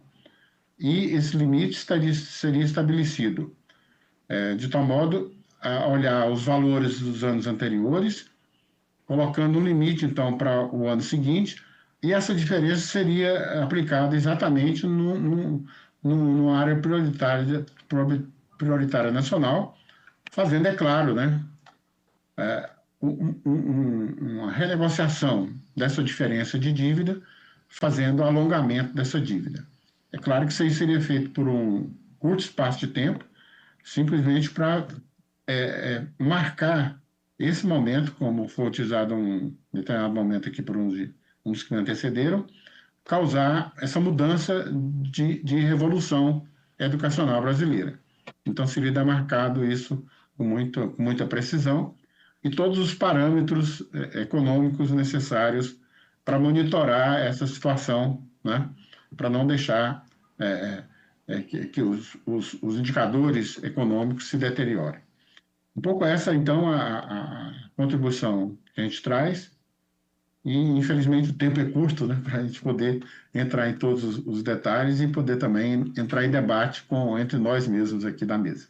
Eu quero agradecer muito a oportunidade, e a FINEDUC sempre está à disposição e participará de todos os momentos que forem marcados para ela intervir nesse processo. Muito obrigado, professora Dorinha.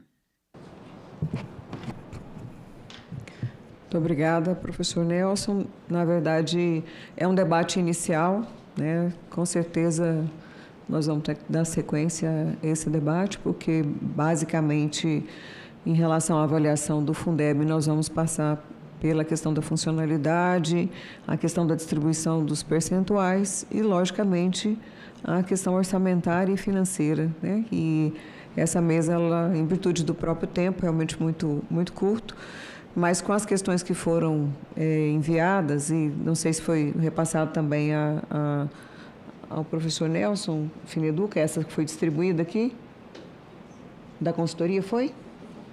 Se não foi, sugiro que seja enviado. E aí, tem as questões que foram elaboradas pela consultoria, que eu quero agradecer, a Tatiana Feitosa de Brito, Rodrigo Santos Ramos e o César Souza da Cornoff. São questões que foram preparadas para auxiliar o processo de construção do relatório, que deve e pode combinar também, inclusive com sugestões legislativas. E estou fazendo também uma solicitação, uma vez que o próprio mecanismo de financiamento e o desenho do Fundeb, nós contamos com a ajuda do Cláudio Tano, da Câmara, e ele se dispôs também a nos ajudar nesse processo de construção e ajustes, né, em relação ao novo Fundeb. Então, eu agradeço a todos os expositores, a participação. Logicamente, se a gente tivesse tempo aqui para o debate, e provavelmente nós vamos voltar a fazer mesas aí já misturando diferentes temas. Eu vi que algumas falas o Pestana acompanhou, né, aqui. E esse é um tema que é muito importante, porque os desafios educacionais, a questão de melhoria da qualidade, de oferta, a janela demográfica. Agora, o grande embate que nós vamos enfrentar é a questão, o fiscal, o orçamentário, o financeiro, na continuidade do Fundeb, que é constitucional, né, e nós conseguimos avançar em relação a isso. Então, eu, nada mais havendo a tratar, eu agradeço a presença de todos e declaro encerrada a presente reunião.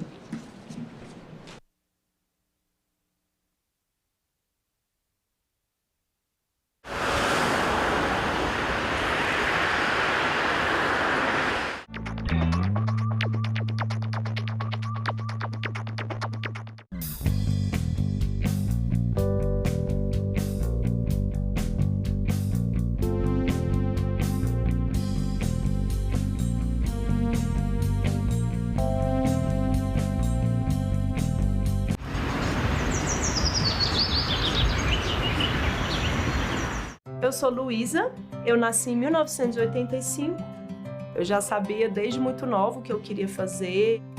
Eu era uma péssima aluna e, curiosamente, na vida adulta eu virei uma professora. Talvez por ter sido essa aluna com muita dificuldade, eu tenha desenvolvido uma empatia. Sou professora de artes visuais, me especializei em arte e ditadura, por isso que o tema de democracia é muito caro para mim, é muito importante.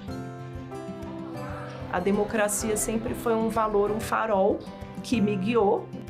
Então, eu acho que um sistema democrático saudável, fortalecido, ele deve assegurar os mesmos direitos para todos, independente da sua raça, da sua condição de gênero, sexual, da região, das formas de vida, de como vive. Eu sou Luísa e eu nasci com a democracia.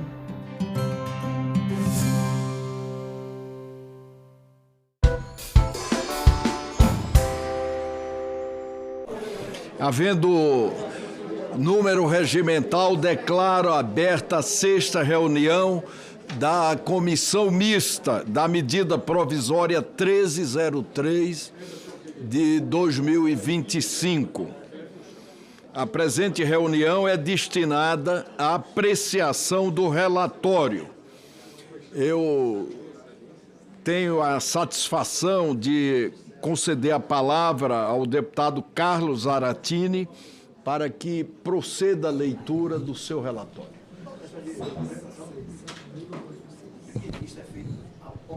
Após a... Só uma questão. Você fez só a leitura do relatório, já vai colocar a apreciação da votação? Não, é que regimentalmente, em havendo pedido de vista, na forma... nós vamos conceder o pedido de vista por 24 horas, podemos votar amanhã ou podemos votar na próxima terça-feira. Terça-feira. E esse período de vista é muito importante para o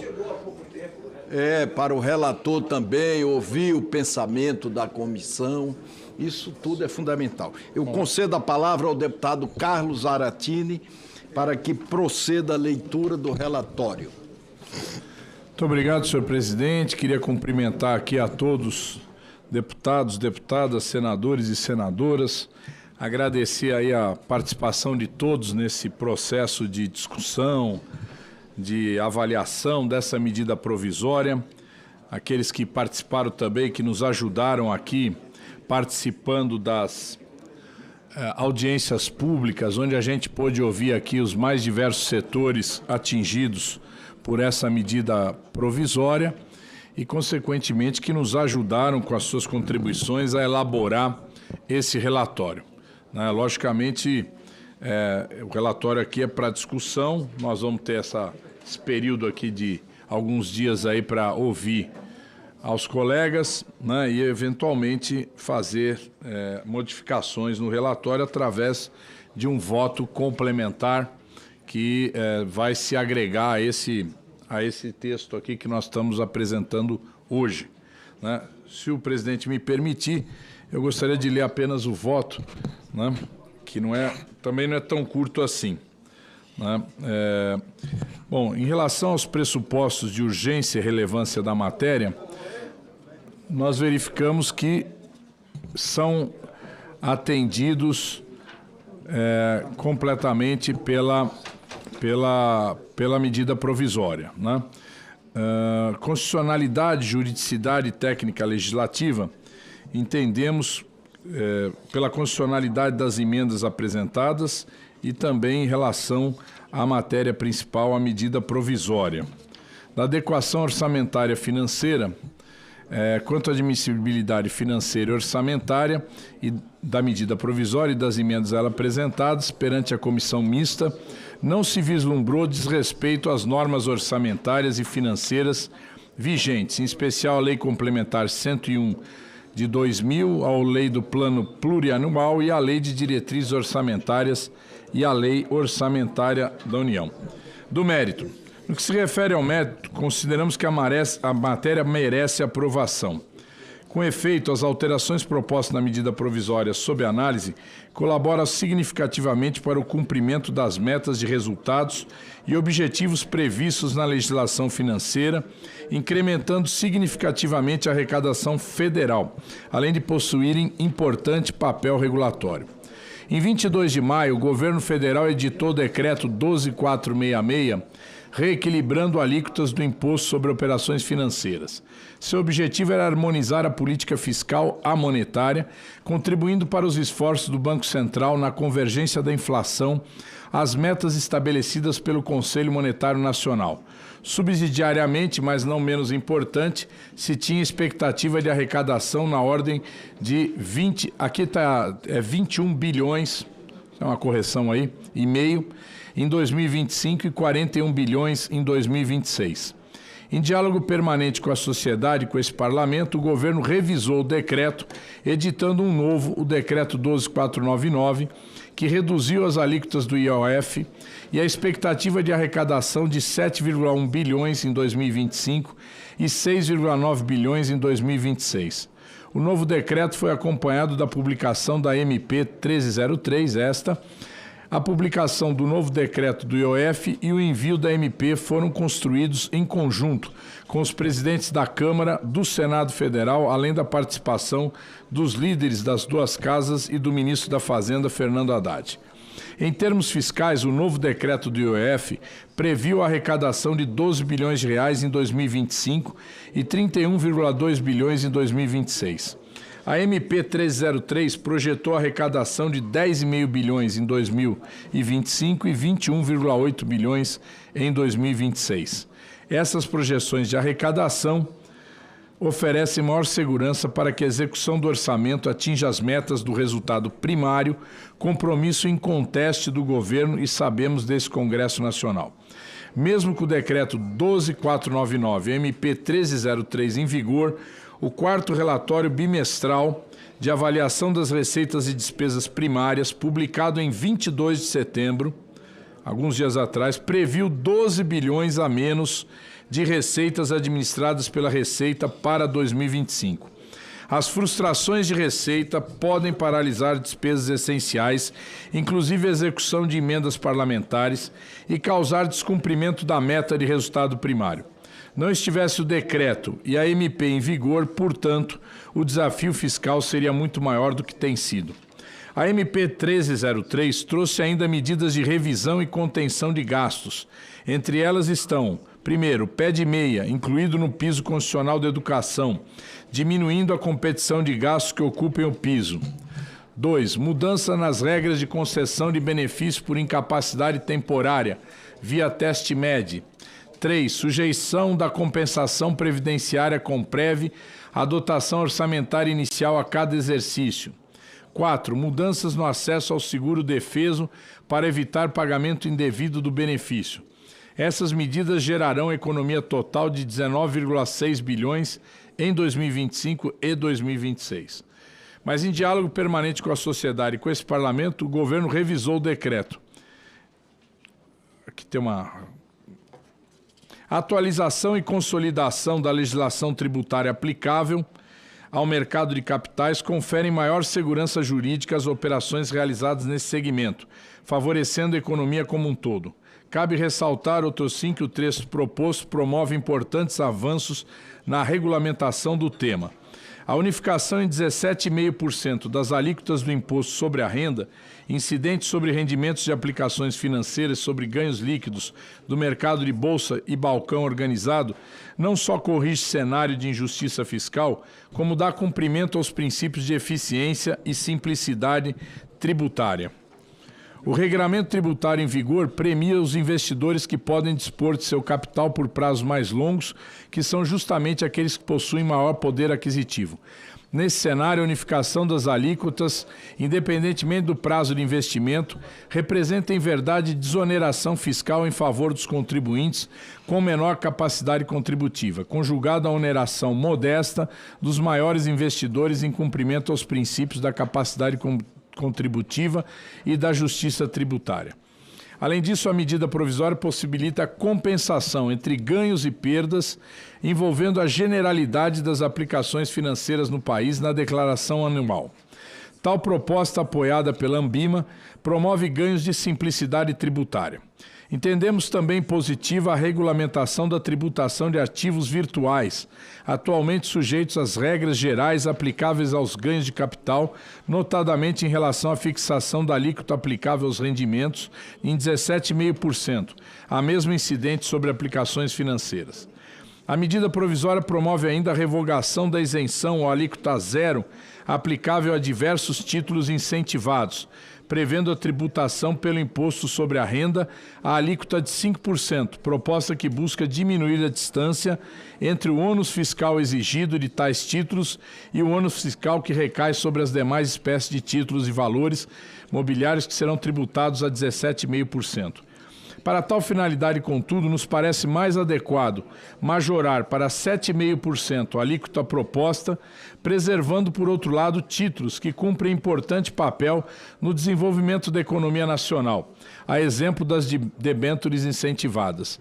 Nesse contexto, optamos por concentrar os esforços sobre os títulos, as aplicações LIG, LCD, LH, LCI, LCA, propondo, ademais, medidas de aperfeiçoamento do regime aplicável aos dois últimos títulos mencionados. Com efeito, o mercado de crédito brasileiro tem evoluído significativamente nos últimos anos. Nesse sentido, observou-se um movimento regulatório consistente no sentido de ampliar a quantidade, a qualidade das informações acerca de ativos financeiros, em especial quanto à titularidade, ao lastro de emissão e às garantias associadas. Tal movimento tem um condão de reduzir a assimetria informacional, elevando a confiança dos agentes e contribuindo para o desenvolvimento do crédito.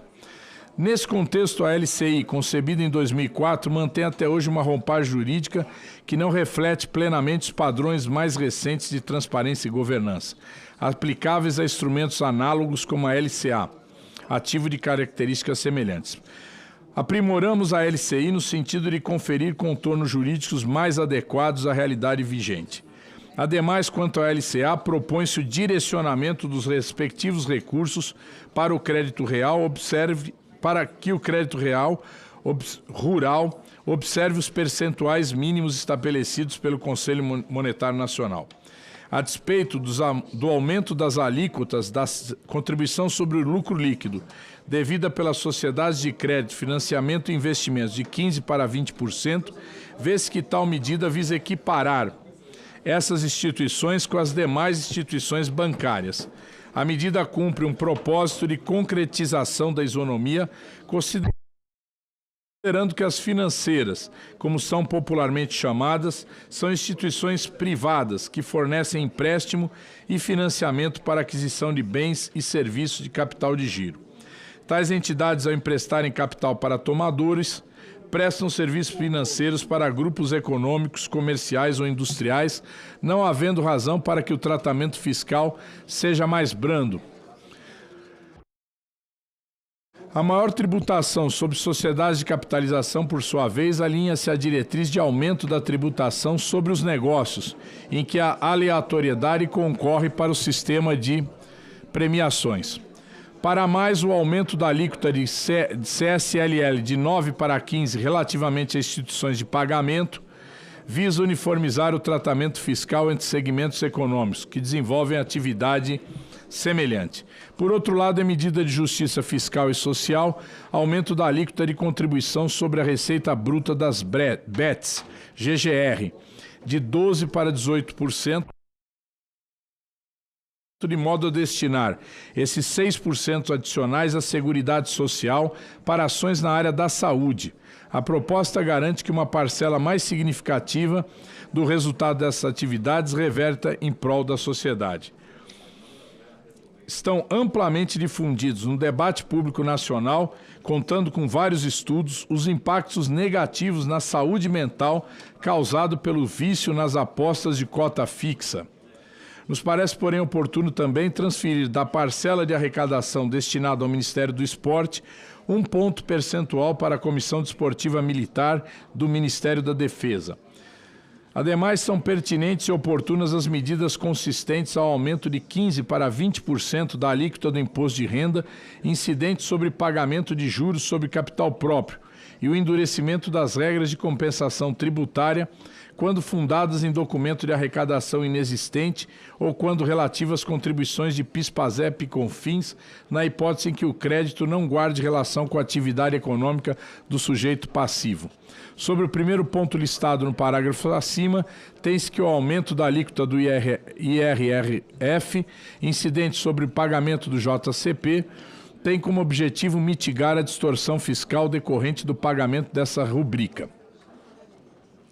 Com relação à regra que considera não declaradas as declarações de compensação baseada em documento de arrecadação inexistente ou que se refira às contribuições ao PIS/PASEP, cujo crédito não guarde qualquer relação com a atividade econômica do sujeito passivo, também entendemos que tais medidas são salutares ao desenho normativo vigente, resguardando a União contra táticas abusivas voltadas ao não recolhimento de tributos. Contudo, atendendo a emendas apresentadas sobre a questão, propusemos ajustes pontuais no texto, com o objetivo de tornar mais claro o escopo das regras mencionadas. Por outro lado, o aperfeiçoamento das medidas de combate à exploração de apostas fixa vem atender uma importante demanda da sociedade. Destaca-se a previsão de um canal direto entre o órgão regulador e as empresas provedoras de conexão à internet e de aplicações de internet que possibilitará a célere implementação das derrubadas de publicidade infringente à lei e à regulamentação. Em complemento aos ajustes propostos na legislação previdenciária, objetivam corrigir ineficiências do procedimento de concessão do auxílio por incapacidade temporária e seguro-defeso. Pontua-se que a fixação de um prazo máximo para a fruição do auxílio-doença concedido por meio de exame documental preserva a regra que favorece a celeridade na concessão do benefício, ao mesmo tempo em que evita a extensão indevida de benefícios concedidos, com suporte probatório insuficiente. Em relação ao seguro defeso, alteramos a proposta original do MP, retirando do processo as prefeituras municipais e atribuindo a gestão do sistema ao Ministério do Trabalho e Emprego. Importante aqui ressaltar a atuação dos deputados Silas Câmara, Enderson Pinto, tá aí o deputado, Castro Neto, Átila Lins, Padre João, Dilvanda Fário, Sidney Leite, Raimundo Costa, Júnior Ferrari, da senadora Elisiane Gama e do senador Beto Faro, entre os muitos parlamentares que atuaram em defesa dos direitos dos pescadores artesanais do Brasil. Entendemos igualmente positivas as demais alterações pontuais da legislação promovida pela medida provisória, tais como a classificação do programa PED-6, como despesa com a manutenção e desenvolvimento do ensino, e a facilitação do aproveitamento dos créditos do programa Agora Tem Especialistas. Ademais, nos parece oportuna a revogação do parágrafo 3º do artigo 13 da Lei 12.995, de 2014, que prevê a possibilidade de conversão dos valores pagos a título da taxa devida pela utilização de equipamentos, contadores de produção e de selo de controle em crédito presumido, o qual pode ser deduzido da contribuição para o PIS/PASEP e COFINS. Tal possibilidade de compensação, a nosso ver, anula os efeitos financeiros da própria instituição da taxa, medida que apenas seria justificável em caráter transitório, justificando-se a sua revogação nos moldes propostos pelo projeto de lei 3394 de 2024 do Poder Executivo. Incorporamos ao texto importantes iniciativas constantes de emendas apresentadas pelos nobres deputados e senadores, especialmente a instituição do regime especial de regularização de ativos virtuais, a redução a zero das alíquotas de contribuição para o PIS/PASEP e da CONFINS incidentes sobre bioinsumos agropecuários. Em cumprimento ao disposto no artigo 113 do Ato das Disposições Constitucionais Transitórias, a Secretaria Especial da Receita Federal do Brasil apresentou a estimativa que a medida provisória de 11 de junho propicia uma arrecadação adicional estimada em 10,5 bilhões, 548 milhões passíveis de compensação nos termos do artigo 14 e 17 da LRF, 21,8 bilhões em 2026 e 9,2 bilhões em 2028. Nesses termos, em cumprimento ao disposto do artigo 14 da Lei Complementar 101, da Lei de Responsabilidade Fiscal e da LDO 2025, cabe informar que o referido ganho de arrecadação poderá ser utilizado para compensar a renúncia de receita decorrente da proposição de benefícios tributários para a indústria química, previstos no projeto de lei 892/2025.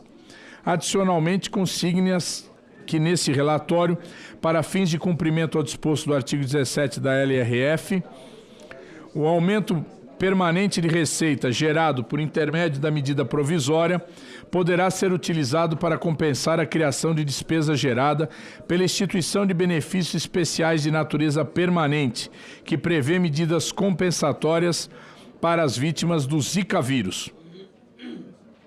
Do mesmo modo, em cumprimento ao disposto do artigo 14 e da Lei Complementar 101 da LRF e da LDO 2025, o aludido aumento da receita também poderá ser utilizado para compensar a renúncia de receita decorrente da proposição de benefícios de isenção de imposto de renda sobre as medidas compensatórias estimadas em 37,8 milhões em 2026.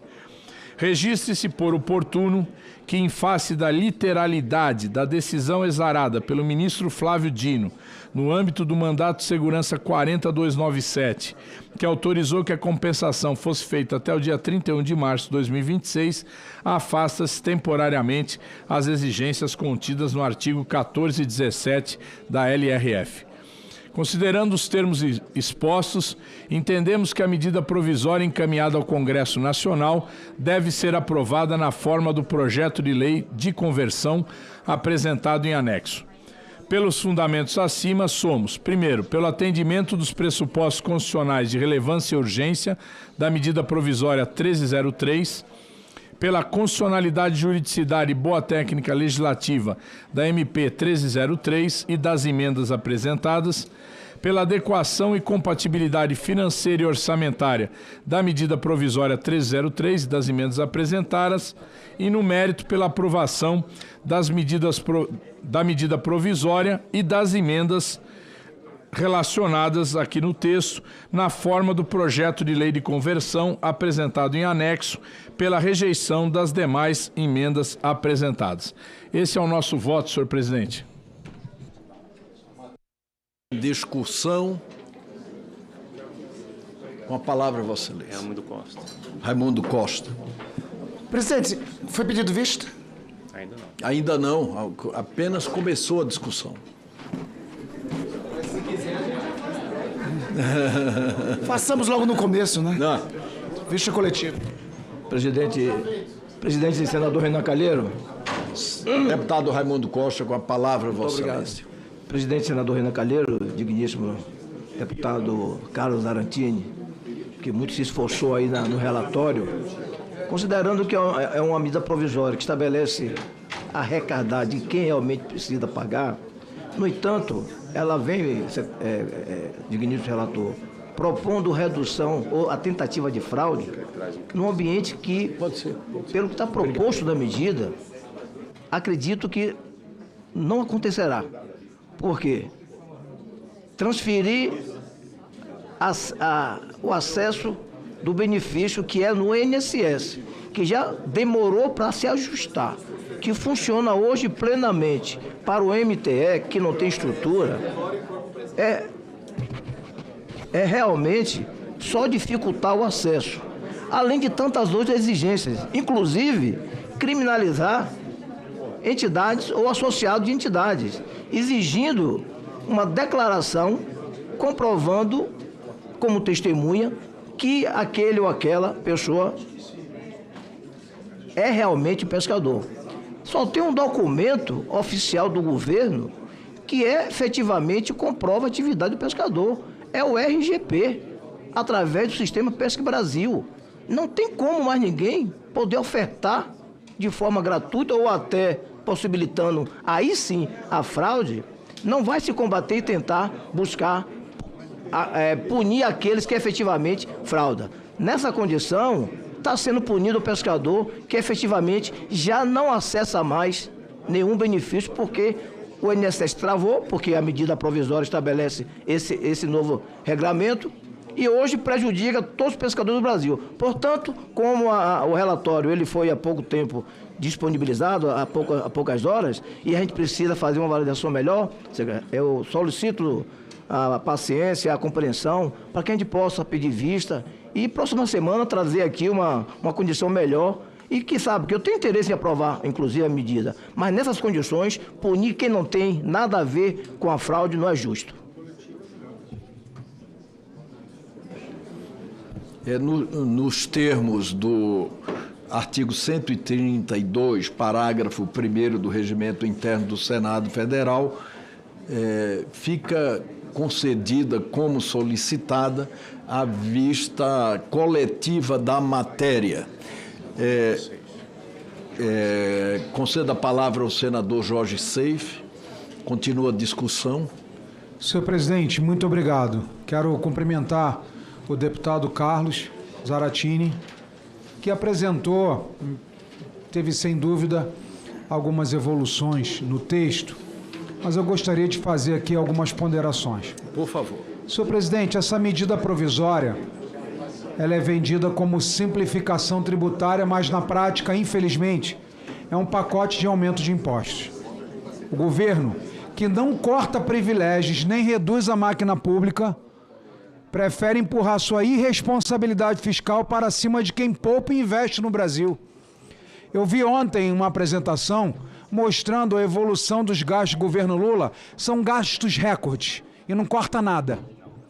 Enquanto o mundo inteiro, senhor presidente, vimos aí desde semana passada, curtindo, enquanto o mundo inteiro está reduzindo juros para estimular crescimento, aqui a gastança diária explode e mantém a Selic em 15%, sufocando empresas e famílias.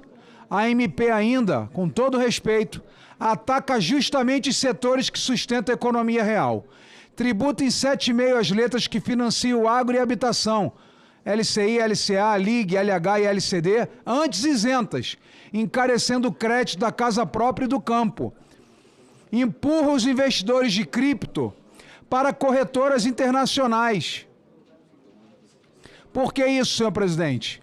Acaba com a isenção de R$35 mil que existia e trata o micro investidor, o médio investidor e o grande investidor da mesma forma, aumentando sobremaneira a carga tributária sobre esse novo ativo virtual. Unifica em 17,5 a tributação das aplicações financeiras dos ganhos em bolsa, punindo justamente o investidor de longo prazo. Absurdo. Ou seja, não corta gastos, aumenta impostos e tira de quem poupa, investe e trabalha para sustentar uma máquina que infelizmente só cresce. O meu alerta aqui para os colegas senadores e deputados que participam dessa comissão de medida provisória, é claro, se continuarmos nesse caminho, senador Renan, vamos expulsar capital, encarecer o crédito e manter o Brasil parado, enquanto o mundo tem avançado.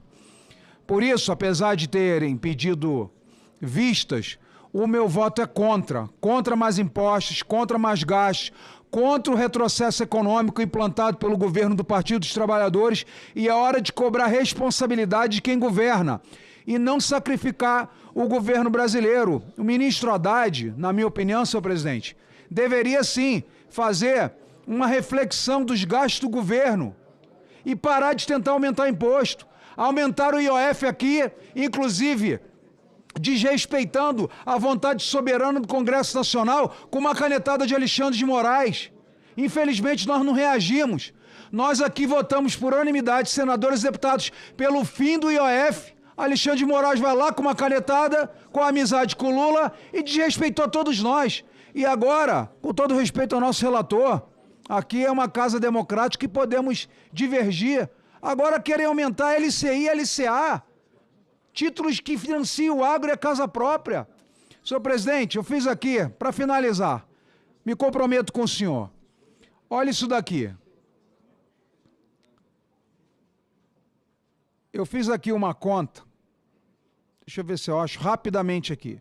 Eu fiz uma conta, quem colocou R$1.000, quem colocou R$1.000 em 1º de janeiro de 2020, quem colocou na poupança R$1.000 na poupança em 1º de janeiro de 2020, hoje estaria com R$1.390, rentabilidade 39%. Quem colocou no CDB, na mesma data, R$1.000, 1º de janeiro de 2020, hoje estaria com R$1.620, rentabilidade 62%. Quem colocou no Tesouro Selic, ganharia hoje, mesmo R$1.000, mesmo prazo, R$1.630, rentabilidade 63%.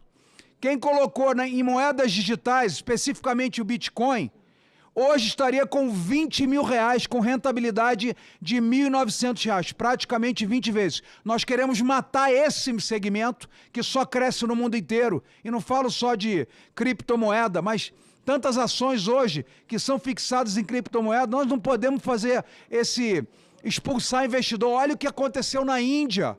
Fizeram também taxações de criptomoeda, que é um ativo digital que só cresce hoje. Sabe o que os indianos falaram? Eu falei na última reunião nossa. Simplesmente abriram contas, que é facílimo hoje, em corretoras internacionais e botaram o dinheiro lá fora. E o Brasil não ganha nada com isso, mas as pessoas querem fugir de tributação. Nós estamos além de aumentar impostos, nós estamos incentivando a evasão de divisa e sonegação de impostos. Por quê? O cara que já investe, que já é minoria, o cara bota o dinheiro aqui para o governo acabar com a isenção de R$35.000, falando de criptomoeda, e ainda 17,5% linear, o cara às vezes investe R$200, senhor presidente. Estamos colocando o cara que é pequenininho do lado do cara que compra 1 milhão, 2 milhões, 3 milhões em ações ou em criptomoeda.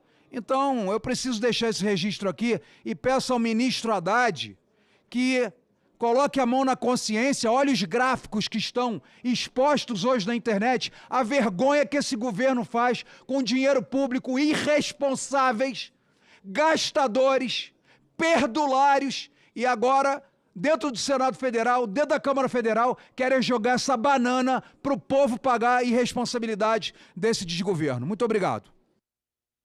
Agradecemos ao senador Jorge Seife. Nós temos inscritos já o deputado Pedro Lupion, para quem passaria a palavra agora, deputado Arnaldo Jardim, deputado Auro Ribeiro e senadora Tereza Cristina. Senador Jaime e deputado Mauro Benevides. Concedo a palavra ao deputado Pedro Lupion. Com a palavra, Vossa Excelência. Boa tarde, senhor presidente. Meus cumprimentos ao relator, deputado Carlos Zaratini. E quero já deixar extremamente claro, presidente, senhores senadores, deputados. O deputado Zaratini está a todo tempo, desde que foi constituído como relator dessa matéria, recebendo as demandas, conversando, negociando. Somos, inclusive, vizinhos de gabinete da Câmara dos Deputados e estamos toda hora junto com o deputado Arnaldo, o deputado Sérgio, senadora Tereza, buscando encaminhamentos necessários para que a gente tornasse possível o apoio da nossa frente parlamentar, da nossa bancada, da Frente Parlamentar da Agropecuária, a essa medida provisória. É sabido que houve um esforço muito grande em diversos temas, em diversos pontos, para que a gente tornasse menos impactante ou menos danosa para o setor agropecuário o texto dessa medida provisória. Inclusive, há pouco, na Comissão de Agricultura da Câmara dos Deputados, uma oitiva presença do ministro Fernando Haddad, falamos muito sobre esse tema e sobre esses pontos. A medida provisória que veio com um texto, com uma previsão de tributação de 5% nos títulos, na LCA, no caso, na letra de crédito agropecuário, e nos demais títulos, inclusive nas CRAS e tantas outras letras e outros títulos do agro, veio a tentativa e as tratativas todas da nossa frente parlamentar para que nós buscássemos alternativas para mitigar os efeitos dessa tributação e que a gente não perdesse efetivamente a essência da letra de crédito agropecuário, que é justamente a maior parte do financiamento privado de crédito agrícola no país. Quando a gente fala de financiamento de crédito agrícola, a primeira coisa que vem na cabeça das pessoas é o tal do Plano Safra. E todo mundo fala assim, não, o Plano Safra é grande, o Plano Safra é enorme, o Plano Safra está gigante, tem dinheiro que sobra, quando na realidade a gente sabe que na última safra, a última grande safra do Brasil, na anterior, na safra de verão, a movimentação financeira e o que gerou de negócios e de movimentação financeira no país na safra foi algo em torno de 1,2 trilhões de reais. Dentro disso, o Plano Safra não chegou a representar 20% do financiamento desse montante financeiro todo. Não chegou a representar 20%, enquanto as LCAs representam praticamente 40% do montante privado de financiamento da agropecuária brasileira. E essa alternativa, essa possibilidade de buscar os títulos privados para financiar a safra e para financiar o agronegócio, é justamente o que nós temos tentado fazer nesse parlamento. Quando está aqui o nosso grande mestre, professor e idealizador dos FIAGROS, deputado Arnaldo Jardim, que criou nos fundos de investimento do agronegócio uma nova alternativa para que a gente buscasse mais financiamento para o agro. Quando então ministra Tereza Cristina, hoje senadora, aqui membro dessa comissão, aqui presente inclusive, apresentou como ministra de Estado a medida provisória 897, que eu tive a grata satisfação de ser o relator e poder aprovar isso para o Brasil, a MP do Agro, a possibilidade de nós colocarmos os títulos privados no financiamento da safra, abrir a possibilidade de crédito agrícola nos bancos privados e possibilitar alternativas de financiamento. Porque o tamanho do agronegócio brasileiro, o tamanho da safra brasileira, não condiz mais à necessidade única e exclusiva do Estado ser o grande financiador, do Estado ser o grande disponibilizador dos recursos necessários para o financiamento dos produtores rurais do Brasil. É sabido que quando a gente fala de Plano Safra, o que tem o grande custo para o governo é justamente na equalização dos juros. A possibilidade de colocar os juros mais baratos nos bancos, nas instituições financeiras, nas cerealistas, nas cooperativas, nas traders, para possibilitar que o produtor consiga acessar crédito mais barato e ter operações mais baratas para acessar esse recurso. Isso não pode depender única e exclusivamente do Estado e por isso a importância desses títulos. Quando a gente fala dos tickets médios extremamente baixos de investimento em LCA, o rendimento que tem a LCA hoje por não ser tributada, ganhando muitas vezes o CDB, por exemplo, e a atratividade que tem as LCAs, justamente por não serem tributadas e por serem alternativas extremamente positivas para o financiamento do nosso setor. Avançamos no texto com o relator, inclusive no direcionamento, nos avanços em outros títulos, a isenção dos títulos como o CRA, por exemplo, a isenção dos fiagros, a não tributação dos fiagros, algo que já trabalhamos em outros projetos que vieram para cá, nas insistentes tentativas de tributação desses títulos. Quando a gente fala que nós somos contrários, a FPA está contra isso, a FPA está contra a gente perder a atratividade de um título tão importante, tão necessário para o financiamento. O próprio ministro Haddad agora, contrapondo minha fala na Comissão de Agricultura, dizia que não, mas o direcionamento não está correto. As LCAs estão recebendo investimentos e estão sendo compradas, investidas justamente por aqueles que não têm ligação com o setor e esse dinheiro não está ficando no setor. Talvez seria a solução o direcionamento de 100% das LCAs para o agro? Claro que não, porque elas deixariam de ser atrativas do mesmo jeito. A gente precisa desse equilíbrio, tanto na LCA quanto na LCI, para possibilitar que elas tenham efetivamente a capacidade da gente conseguir buscar os investimentos necessários e colocar esse recurso no setor. Ouvi também, e infelizmente, lamentavelmente, líder Randolph, ouvi agora, aliás, li agora uma fala do ministro Haddad, quem eu tenho uma relação extremamente amistosa e, inclusive, ressalto sempre as portas abertas do Ministério da Fazenda para a nossa bancada, em toda e qualquer articulação que a gente tenha necessidade. Uma fala muito ruim do ministro Haddad, falando justamente que não aprovar essa medida provisória significaria o corte de emendas parlamentares e corte de investimentos. Não é assim que funciona. Não é isso que tem que ser a relação entre executivo e legislativo. Essa relação de executivo e legislativo tem que ser uma relação de credibilidade, uma relação de confiança, uma relação de articulação política, fazendo isso que nós estamos fazendo.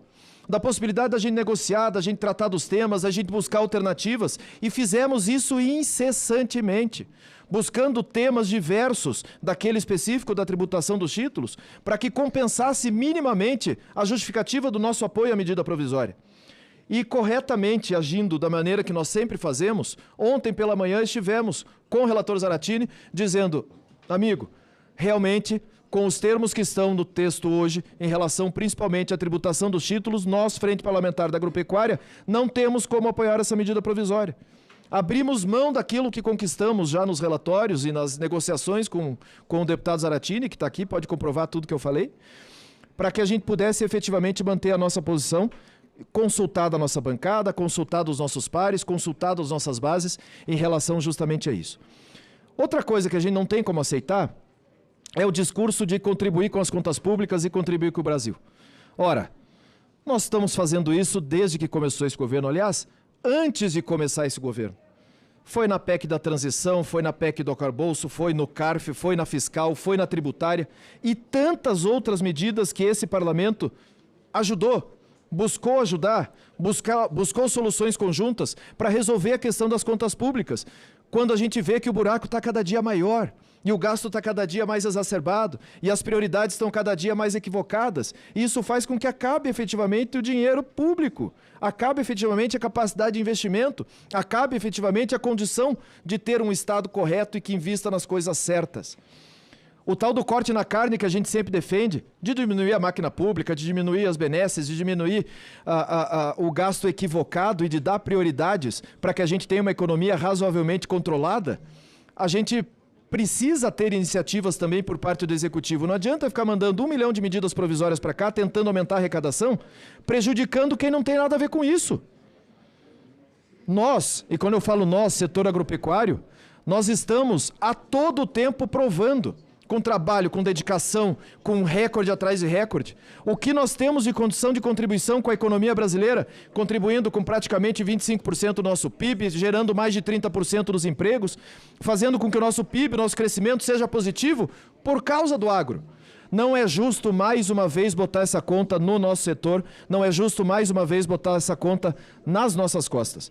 É por isso que nós estamos orientando a bancada, é por isso que nós pedimos à nossa bancada, depois de reunir com os nossos parlamentares, senadores e deputados, para que a gente tenha um posicionamento claramente contrário à tributação de 7,5% das LCAs e que não dá realmente para contribuir com o texto dessa maneira. Obrigado, presidente. Agradecemos ao senador Pedro, ao deputado Pedro Lupion, e conceda a palavra ao deputado Arnaldo Jardim. Presidente, senador Renan, deputado Zaratini, relator, em nome dele saudar todas as senhoras e senhores parlamentares aqui presentes. Eu posso ser absolutamente objetivo aqui, presidente. Primeiro porque as vistas coletivas, já determinou Vossa Excelência, serão concedidas, o que nos dá um tempo para terminarmos aí de aprofundar. Quero, contemplado que sou pela intervenção do deputado Pedro Lupion, que expôs toda uma lógica que aí interpreta aquilo que penso e apresenta de uma forma sistemática, acrescentar 2 pontos bem ligeiramente. Primeiro, que a manifestação nossa aqui é da FPA, mas é também de um conjunto de frentes que tem dialogado desde o setor imobiliário até com o setor de infraestrutura e que Vossa Excelência, a comissão, acolheu aqui em audiências públicas anteriores, quando várias entidades vieram aqui se manifestar. Então, é algo que não é só do setor do agro, mas isso é um conjunto de setores que passam pelo investimento a partir desses instrumentos. Segundo, reiterar aquilo que já dito pelo deputado Lupion, que é o diálogo com o deputado Zaratini. O relatório apresentado hoje muda pontos essenciais da medida provisória, nós reconhecemos. Todo o setor de certificados que estava taxado não o é mais. Todo o setor de debêntures incentivadas e de infraestrutura fica fora da taxação e os fundos também, FIAGROS, fundos imobiliários. Reiteramos que isso é um avanço. A nós pega particularmente a questão de LCA e a sobretaxação que veio, especificamente de 7,5%, ao contrário daquilo que era a proposta originária de 5%. Continuamos com essa postura de diálogo, a nossa posição está bem claramente expressa pelo deputado Pedro Lupion aí, e nós trabalharemos nesse sentido, como temos dito. Muito obrigado. Doutora Tereza Cristina. Que bom que eu fiquei na sequência, porque assim eu vou tomar menos tempo dos senhores. Primeiro, agradecer, senador Renan, o nosso relator, né, deputado Zaratini, que realmente tem sido atencioso, tem ouvido a todos. Tivemos uma audiência pública em que eu achei que o senhor saiu convencido dos nossos argumentos. O Pedro fez agora uma sequência e que eu concordo com ele plenamente e com o meu querido amigo deputado Arnaldo Jardim, e dizer o seguinte: eu não entendo a posição do governo, eu não entendo do Ministério da Fazenda. O que nós estamos fazendo é ajudando o governo. Quando você traz aí as LCAs sem taxa, quando você tem a LCA livre de impostos, você atrai uma quantidade maior de investidores. E investidores pequenos, com ticket médio muito pequeno, mas que faz esse caldo, aí, esse bolo, né, para que possamos ter o financiamento do Plano Safra. Isso é tirar das costas do governo, né, a responsabilidade no Plano Safra, né, de colocar mais recursos para fazer a suplementação dos juros. Então, eu não entendo essa posição. Então, essa vista coletiva que foi pedida aqui hoje, eu espero que a gente possa continuar nesse diálogo para chegar a um bom termo. Acho que todo mundo ganha. É um jogo de ganha-ganha se nós conseguirmos convencer o Ministério da Fazenda e o relator, né, a voltar atrás nesses juros que só prejudicam o Plano Safra. E também aí o CRI, a LCI, que é do setor imobiliário, que também é um setor que precisa avançar no país, que precisa de mais recursos. Eu vejo lá no meu estado, que tem hoje um crescimento aí de 5%, falta também recursos para o setor imobiliário, para investimento.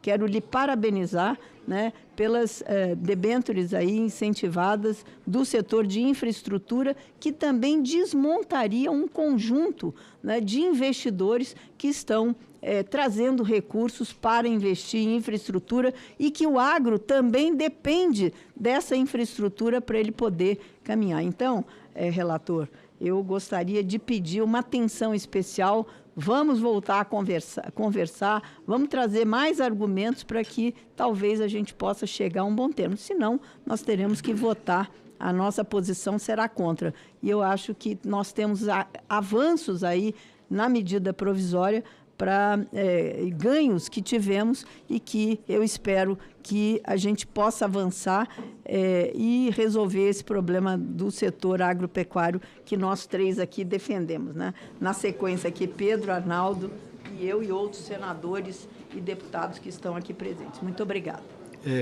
Conceda a palavra ao deputado Áureo Ribeiro.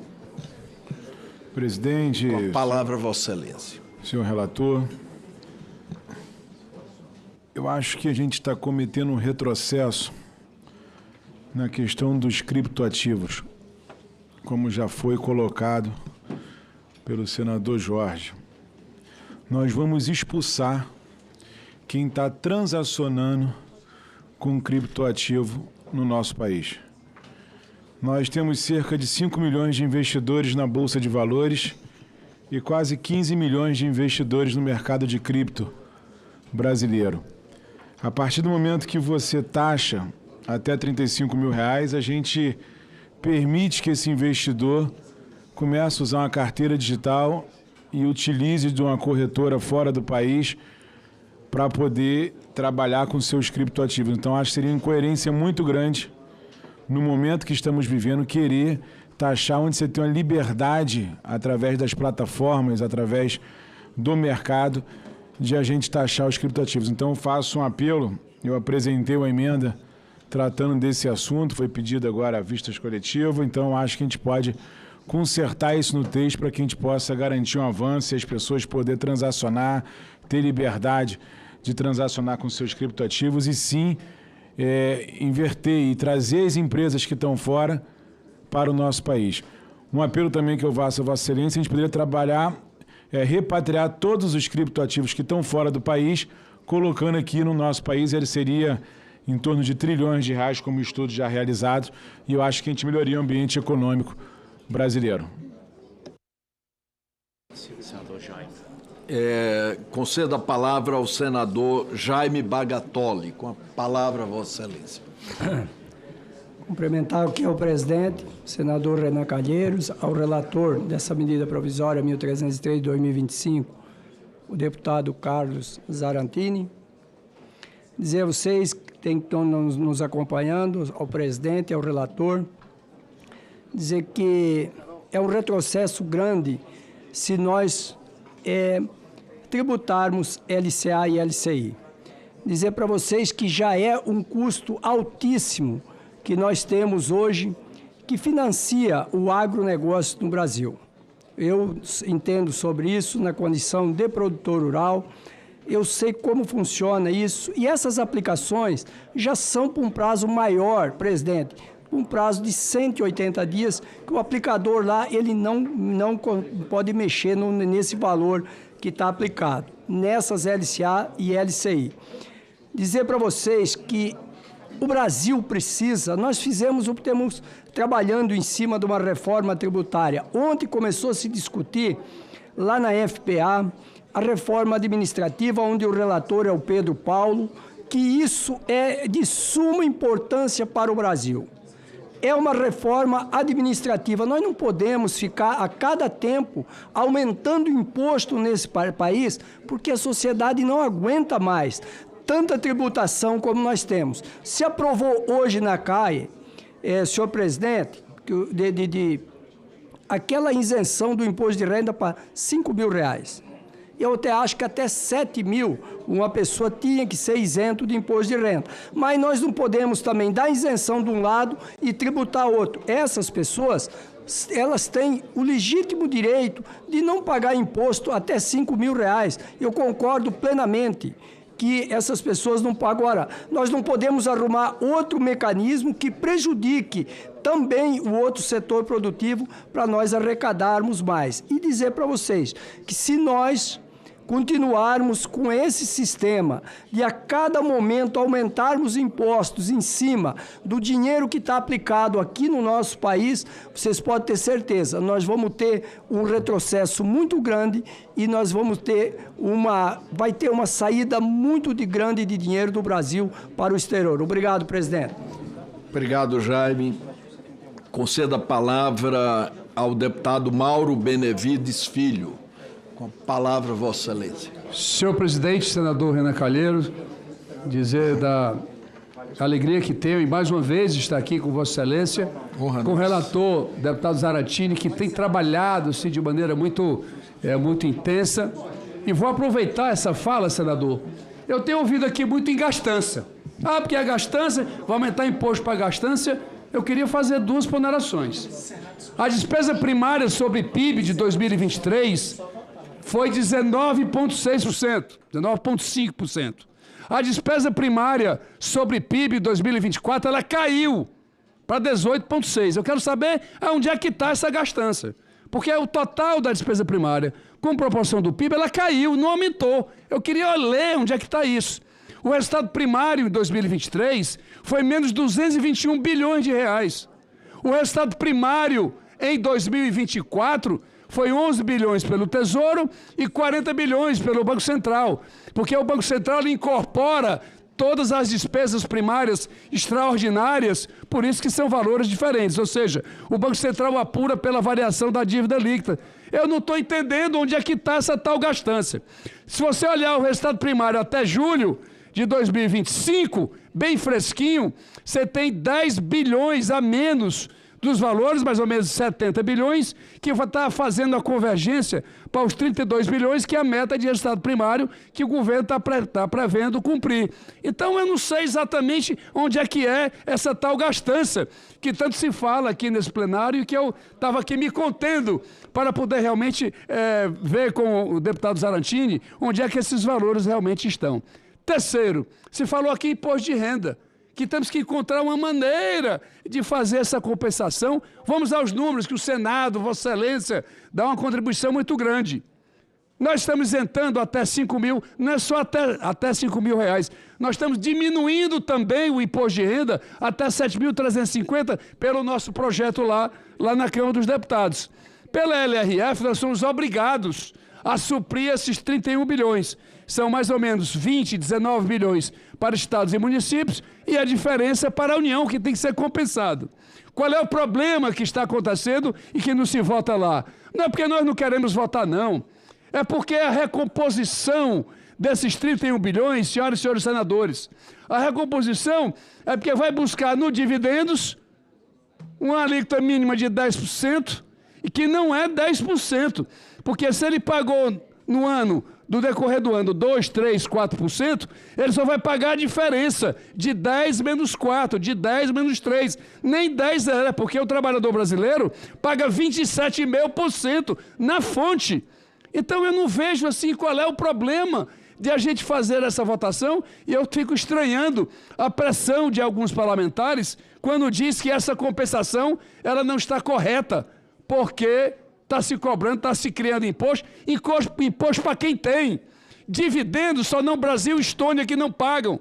Se for, o dinheiro vai lá para fora. Vai não, porque a taxação de dividendos, era importante a gente clarear, a alíquota lá chega de 20% a 40%. É impossível haver movimentação de recursos, quando na realidade a gente vai cobrar só uma mixariazinha desse pessoal que está aí. Portanto, também não é argumento. Por último, eu compreendo a preocupação com LCAs e LCIs.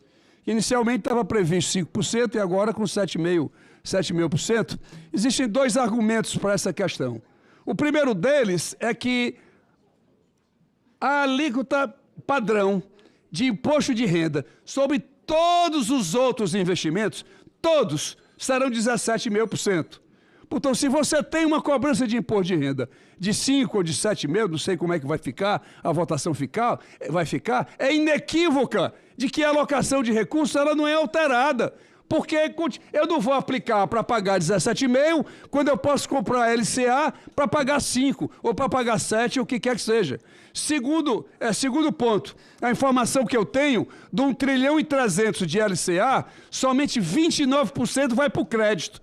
O restante está tudo para o rentismo, está tudo na aplicação financeira e a destinação final não é o crédito agrícola. Ou, no caso do imobiliário, não é o crédito imobiliário. Você está pagando zero para poder realmente só ganhar dinheiro nesse investimento. Eu acho que, pelo menos, deputado Zaratini, Vossa Excelência que está nessa análise, pelo menos coibir esse desvio de recursos que existe nesses montantes incentivados. Aliás, Vossa Excelência compreendeu a relevância das debêntures incentivadas, que Vossa Excelência está isentando, eu acho, do próprio FIAGRO, inclusive. Agora, não dá para ficar tudo isento e não pagando nada, como se isso fosse dinheiro para o investimento, que não é, isso não é verdade quando se fala essas questões. Eu agradeço, eu acho que eu já falei demais, peço desculpas, mas é importante que a gente discuta a fundo, senhor presidente. E terceiro, eu escutei o senador Jorge Seife, nessa questão da despesa, era importante que ele olhasse a despesa financeira, que essa é a maior despesa do Brasil. Esse ano, só de juros, nós vamos pagar 1,1 trilhão. Não tem nenhuma comparação com as demais despesas. E agora, para concluir mesmo, senador, 1 trilhão aumentou a dívida. A gastança está muito grande. O Brasil não tem condição, é verdade. Eu pedi meus alunos para fazer a decomposição. 40 bilhões de variação cambial, o câmbio foi até 6,32, isso criou um custo, né, de câmbio para o Brasil de 40 bilhões em reais. Isso, no primário, você tem 11 bilhões do Tesouro, 40 do Banco Central. Eu vou usar o do Banco Central, que é o mais correto, é o mais amplo, 80 bilhões. E os outros 920? Ninguém fala, ninguém diz nada, ele é proibido de se discutir aqui no Congresso Nacional essa questão. E por isso que eu vim no projeto de Vossa Excelência, toda vida que eu vejo, eu sempre me animo, porque essa é uma tarefa do Senado Federal. Se é para controlar a despesa, chegou a hora de nós termos coragem de colocar um teto nessa despesa e não venham com essa história, olha, os bancos vão ficar chateados porque os juros não podem ser limitados. Uma chinóia, porque nos Estados Unidos eu mesmo já tive duas análises. Quando essa dívida aumenta, tem que obrigatoriamente ir ao Congresso Nacional para explicar. Na Alemanha, a mesma coisa, portanto, não tem nada de inovador, não tem nada de absurdo, por isso que eu, mais uma vez, lhe parabenizo pela coragem de enfrentar esse assunto. Muito obrigado, deputado Mauro, e conceda a palavra ao deputado Enderson Pinto. Continua a discussão. Com a palavra, Vossa Excelência. Presidente, lhe agradeço. Quero inicialmente parabenizar o relator Carlos Zaratini pelo esforço, né, que tem tido da parte dele, da realização das audiências, junto com esta comissão, para elaborar um relatório que venha ao encontro dos anseios de todos, que seja o ponto de equilíbrio, né? É o que a gente espera realmente no relatório final. Só externar uma preocupação, ainda, nosso querido relator, Carlos Zaratini, em relação ainda à emenda dentro do relatório, no que diz respeito à alteração ali no artigo 71, que trazia algumas alterações em relação à lei, que estabelece os critérios para o acesso ao seguro-defeso e a sua forma. E o relatório, ainda como foi apresentado, ele ainda está prejudicando e aumentando ainda os problemas. Por exemplo, nós temos a nova carteira de identidade nacional, que está atrelada, inclusive, ao acesso ao seguro-defeso. Eu fiz uma análise muito rápida, inclusive o governo do Pará tomou a iniciativa de fazer uma parceria com o governo federal, de fazer uma força-tarefa priorizando a emissão dessa carteira lá no estado do Pará. Só para vocês terem uma ideia de todo o quantitativo da nossa população que precisa tirar essa carteira, apenas 0,47% que tiraram até o momento. Hoje, no estado, existem 508 mil pescadores artesanais inscritos. Obviamente que, a partir do momento que há essa força-tarefa para a emissão dessa carteira, o que vai acontecer? Com todo o esforço que o Estado está fazendo, mesmo assim, em média, para um pescador, você está levando de 18 a 20 minutos para conseguir a emissão dessa carteira. Nós vamos levar, no mínimo, 6 meses, com toda essa força-tarefa, para emitir as carteiras de 274 mil pescadores, não alcançando ainda a sua totalidade. O que isso implica na prática? Perfeito, o governo tem toda a razão e tem todo o nosso apoio dessa comissão e das entidades de combater a fraude, mas a gente não pode combater a fraude prejudicando o pescador. Por quê? Primeiro, fazer uma correção na fala de que de vez em quando eu escuto aqui. Não existe pescador fraudando o sistema, até porque se o camarada é pescador, ele já recebe. Quem frauda o sistema não é pescador. E isso foi provocado pela abertura que se deu no ano de 2021, de qualquer pessoa pode ter acesso ao sistema e se cadastrar como pescador artesanal no país.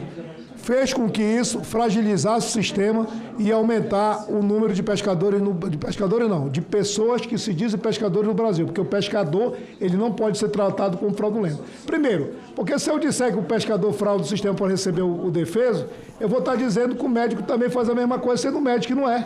Porque ele é pescador, e se ele é pescador, a condição de ser pescador é de pescar, e obviamente que quem está recebendo como pescador tem direito ao seguro, quem não tem é quem está fraudando. Então eu queria propor, até para não alongar nesse debate, que a gente pudesse fazer uma reunião de trabalho mais ampla, vamos ter uma reunião com os deputados e consultores, para a gente apresentar um texto que venha ao encontro disso. Nós reconhecemos e sabemos que é necessário fazer, mas da forma que está, nós temos, vou dar um outro exemplo prático. A medida provisória hoje tem 10% de pescadores ainda que não receberam o seguro-defeso do ano passado e não podem mais, porque nós ligamos ao pagamento do seguro-defeso a dotação orçamentária da lei orçamentária anual, ou seja, conforme a sua aprovação e quando se coloca para ela para fazer o atendimento. O que acontece na prática hoje? Temos 10% acumulado que não pode receber e vamos ter 100% acumulado que não irão receber esse ano. Por quê? Porque nós não temos condições de... Por exemplo, o orçamento ainda nem foi aprovado. Vai ser aprovado provavelmente no final do ano ou no ano que vem. Um seguro-defesa ele só faz sentido se o pescador receber num ato.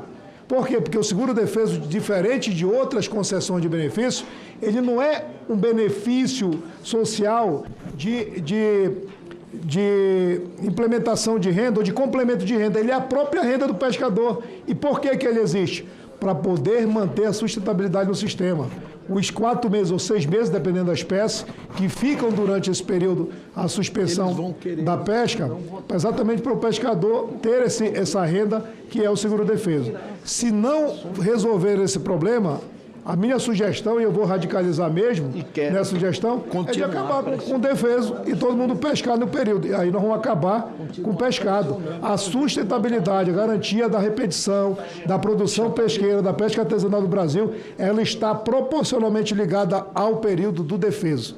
Então eu queria fazer essa defesa, eu sei de todo o seu esforço, o senhor nos ouviu, ouviu também o Ministério do Trabalho, que a gente precisa realmente fazer uma forma de coibir a fraude, mas não podemos prejudicar o pescador, porque isso vai trazer um prejuízo ainda maior para o Brasil. Dos 2 milhões e poucos, nós temos que identificar o fraudador, mas nós não podemos prejudicar pelo menos 1.150.000 pescadores que solicitaram o seguro-defeso do ano passado, por exemplo, e vão solicitar para esse ano. Provavelmente a fraude está naqueles que não solicitaram ainda. Obrigado, deputado Enderson Pinto.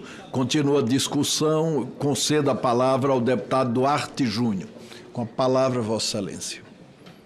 Presidente, eu queria pedir Tem outros oradores inscritos após... Temos o Túlio Gadelha e temos o senador Randolfo. Eu posso falar logo após... Pode, sem problema. Obrigado, senador. Obrigado. Concedo, portanto, a palavra ao deputado Túlio Gadelha. Com a palavra, Vossa Excelência. Senador, estimado deputado Carlos Zaratini, relator da matéria, agradeço a oportunidade da gente estar aqui debatendo com profundidade esse tema. Eu queria parabenizar o deputado Carlos, que fez um esforço tremendo, reunindo com diversos setores da sociedade, tentando construir textos que se adequassem à realidade desses setores, para que não os prejudicassem, e também observando as fraudes que existem hoje e meios, mecanismos de combatê-las. E com isso, deputado Zaratini, o texto está muito completo. Parabenizo pela construção desse texto.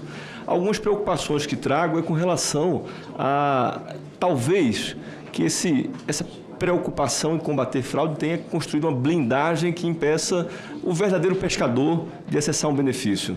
Então, essa é uma preocupação que nós temos tido, relator Zaratini, com relação àquele pequeno pescador que mora, às vezes, longe da cidade e que vai ser obrigado a tirar a carteira de identidade nacional e que essa carteira existe... Você me permite? Claro. É porque eu até olhei o texto aqui novamente e no texto aqui não fala nada de carteira nacional. Então, Mas é que está no parágrafo 10 do artigo 76. Ao requerente do benefício de que se trata, o caput será solicitado o registro biométrico nos cadastros da carteira de identidade nacional. Ou seja, para ele ter o cadastro biométrico, tem que estar com a carteira na mão. Não, mas tem cadastro biométrico. Carteira, pode ser a carteira que já tem, né? Ou tem que ser a nova carteira? Não, porque está pedindo Não, é assim, a carteira de identidade nacional, que, segundo a norma vigente hoje, o prazo é até 2032. Então, esses brasileiros... Tá bom, isso é fácil da gente resolver, vamos... Esse é o... Pois é, relator, existem também alguns outros pontos, né, o que me preocupa com relação também ao georreferenciamento, né, a localização do pescador. Essa geolocalização, né, que não é a realidade de muitas colônias de pescadores, que a gente não tem como mensurar onde ele vai estar, se ele está pescando, se não está, diante da realidade brasileira hoje. Quando traz isso ao texto, pode criar um bloqueio para que ele possa acessar esse benefício, né? Além disso, também estabelecer o CODEFAT, dá a ele a prerrogativa de definir o valor mínimo de contribuição mensal, que hoje é de 2,5%, sem trazer no texto uma segurança de quanto ele vai precisar contribuir, também dá uma insegurança muito grande. Vai aumentar para quanto? Para 5%, para 10%, para 20% a contribuição do pescador? Então, relator, o texto está bom, está construindo uma proteção importante para combater fraude, que é o que existe hoje no Brasil, são fraudes, mas talvez alguns pontos do texto possam impedir o pescador artesanal de acessar o benefício. E é por isso que eu gostaria de contribuir com algumas sugestões de alteração do texto. Obrigado. Conceda a palavra ao senador Randolfo Rodrigues, líder do governo.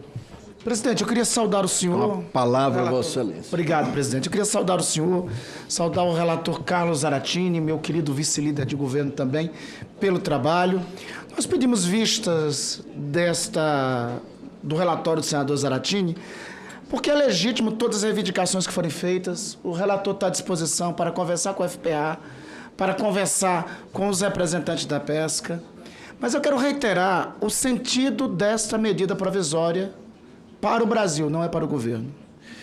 Senador Renan, o senhor conduziu hoje na Comissão de Assuntos Econômicos do Senado a votação da isenção de imposto de renda para os brasileiros que recebem até R$5.000 e a redução do pagamento de imposto de renda para aqueles que recebem entre R$5.000 e R$7.000. No meu estado do Amapá, é 90% da população que está nessa faixa. E é o refinanciamento de quem tem dívida com a Receita. Exatamente. Nessa faixa. Essa faixa, que inclui no vosso projeto tal refinanciamento de quem tem dívida, no meu estado do Amapá é 90%. E essa isenção, proposta que o governo encaminhou aqui, que Vossa Excelência fez muito bem hoje, em ter aprovado e já encaminhar lá para a Câmara. Porque nós temos que debater isso. Eu acho que esse é o debate que temos que travar aqui. Porque aqui nós, senadores e deputados, somos o primeiro representante destes, dos que recebem até R$5.000. Esses, com a isenção do pagamento de imposto de renda, vão ter referente às remunerações anuais deles um 14º salário. É a esses que estamos nos referindo. Fez muito bem Vossa Excelência em apresentar na CAI, encaminhar já para a Câmara dos Deputados, porque nós temos uma dificuldade gravíssima no Brasil. Nós somos a 8ª economia do planeta e um dos 10 mais desiguais. Essa conta não está certa. O que nós estamos tentando com essa medida provisória é fazer equilíbrio. Bora pegar esses 90% que pagam imposto de renda e isentar eles. Vamos aumentar um pouquinho, não aumentar muito não, aumentar um tiquito. 103 mil brasileiros para beneficiar meu querido deputado Túlio Gadelha, 200 milhões de brasileiros. É essa conta que a gente quer com essa MP. Diminuir esse abismo de desigualdade que nós temos, que nos faz um dos 10 países mais desiguais do mundo. Eu reitero, tanto o governo quanto o relator está à disposição daqui para terça fazer os ajustes, conversar com a FPA, ver as reivindicações dos pescadores, ver o que é possível. O relator já falou em relação à carteira, ver o que é necessário ser feito. Aliás, sobre os pescadores é importante fazer uma advertência. Eu vi várias falas aqui, mas eu não vi ser lembrado que no passado, para ser mais exato, no governo passado, foi feita uma espécie de recadastramento virtual. No governo passado, de pescadores, onde qualquer um ia lá e pegava a carteira. Fraude prejudica pescador. Disposições como essa dá para aqueles que não são pescadores o direito que eles não deveriam ter. Isso é sobre questões como essa que tem que ser ajustadas. Sem retirar um direito sequer, debatendo sobre o que está sendo aqui reivindicado. Eu vi uma outra reclamação aqui, presidente Renan e relator. Olha, se aumentar aqui os dividendos, se aumentar essa tarifação, senador Zaratini, muitos vão embora daqui, do Brasil. E vão para onde, pelo amor de Deus? Vão para a Dinamarca. Aqui no Brasil é de 27%. Vão para a Dinamarca, é 51%. Vão para a Coreia do Sul, lá é 44%. Ele só não resiste. Vão para o Reino Unido e para o Canadá, lá é 41%. Vão para os Estados Unidos, lá é 29%. Nós somos um dos países do mundo que menos tributa esses. E que mais tributa os pobres. Os que recebem até 5 mil. A troca que estamos querendo é que 115 mil paga um pouquinho mais. Para que quase 200 milhões deixem de pagar. Isso ainda não resolverá o gravíssimo problema da desigualdade que nós temos nesse país. Mas reduzirá muito a diferença entre os mais ricos e os mais pobres. É disso que se trata, e foi bom, presidente Renan, o senhor ter colocado para votar hoje a medida provisória da isenção de 5 mil. Porque isso tem significado de diagnóstico com esse debate que estamos tendo aqui nessa medida provisória. E o Senado votou por unanimidade, sobretudo o conteúdo da progressividade que o projeto do presidente Lula contém. Que é outra questão a ser dita. Nós temos um dos sistemas tributários construído ao longo do tempo dos mais desiguais e que perpetua esta desigualdade. Essa MP dialoga com o que foi votado. E é esse o debate que temos que travar aqui. É justo deixar 200 milhões de brasileiros pagando imposto para que 115 mil continuem sem pagar quase nada ou não paguem nada? Não me parece ser justo. Um outro aspecto da medida provisória aqui é sobre as BETs. As BETs, no relatório do senador Zaratini, a gente faz um pequeno reajuste da tributação deles. São dados, não são meus, são da Confederação Nacional do Comércio. As BETs custaram ao Brasil 103 bilhões de reais ao varejo. Eu não vou entrar aqui no mérito de quantas famílias brasileiras que recebem Bolsa Família estão hoje enfrentando uma verdadeira epidemia nas suas famílias com o vício das BETs. É justo e correto rejeitar essa medida provisória que quer pedir para essas BETs pagarem um pouco mais em decorrência do prejuízo que já estão trazendo aos brasileiros? Gente, tudo que foi debatido aqui vai ser considerado pelo relator, vamos conversar, mas o apelo não é questão fiscal, o apelo que é feito aqui, não é questão de contas públicas. E não me venham com esse negócio que o governo gasta muito. Não, o mérito dessa medida provisória é perguntar o seguinte: é justo as BETs ficarem praticamente isentas de pagar imposto nesse país?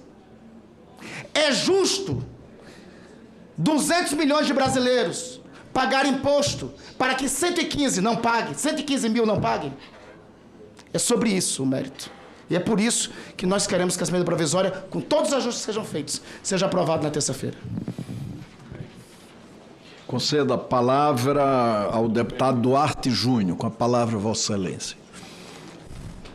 Senhor presidente, senador Renan, querido relator Carlos Zaratini, líder Randolph, meu querido amigo, deputado Túlio, confesso aqui que hoje eu estou com uma enxaqueca terrível como nunca senti na minha vida.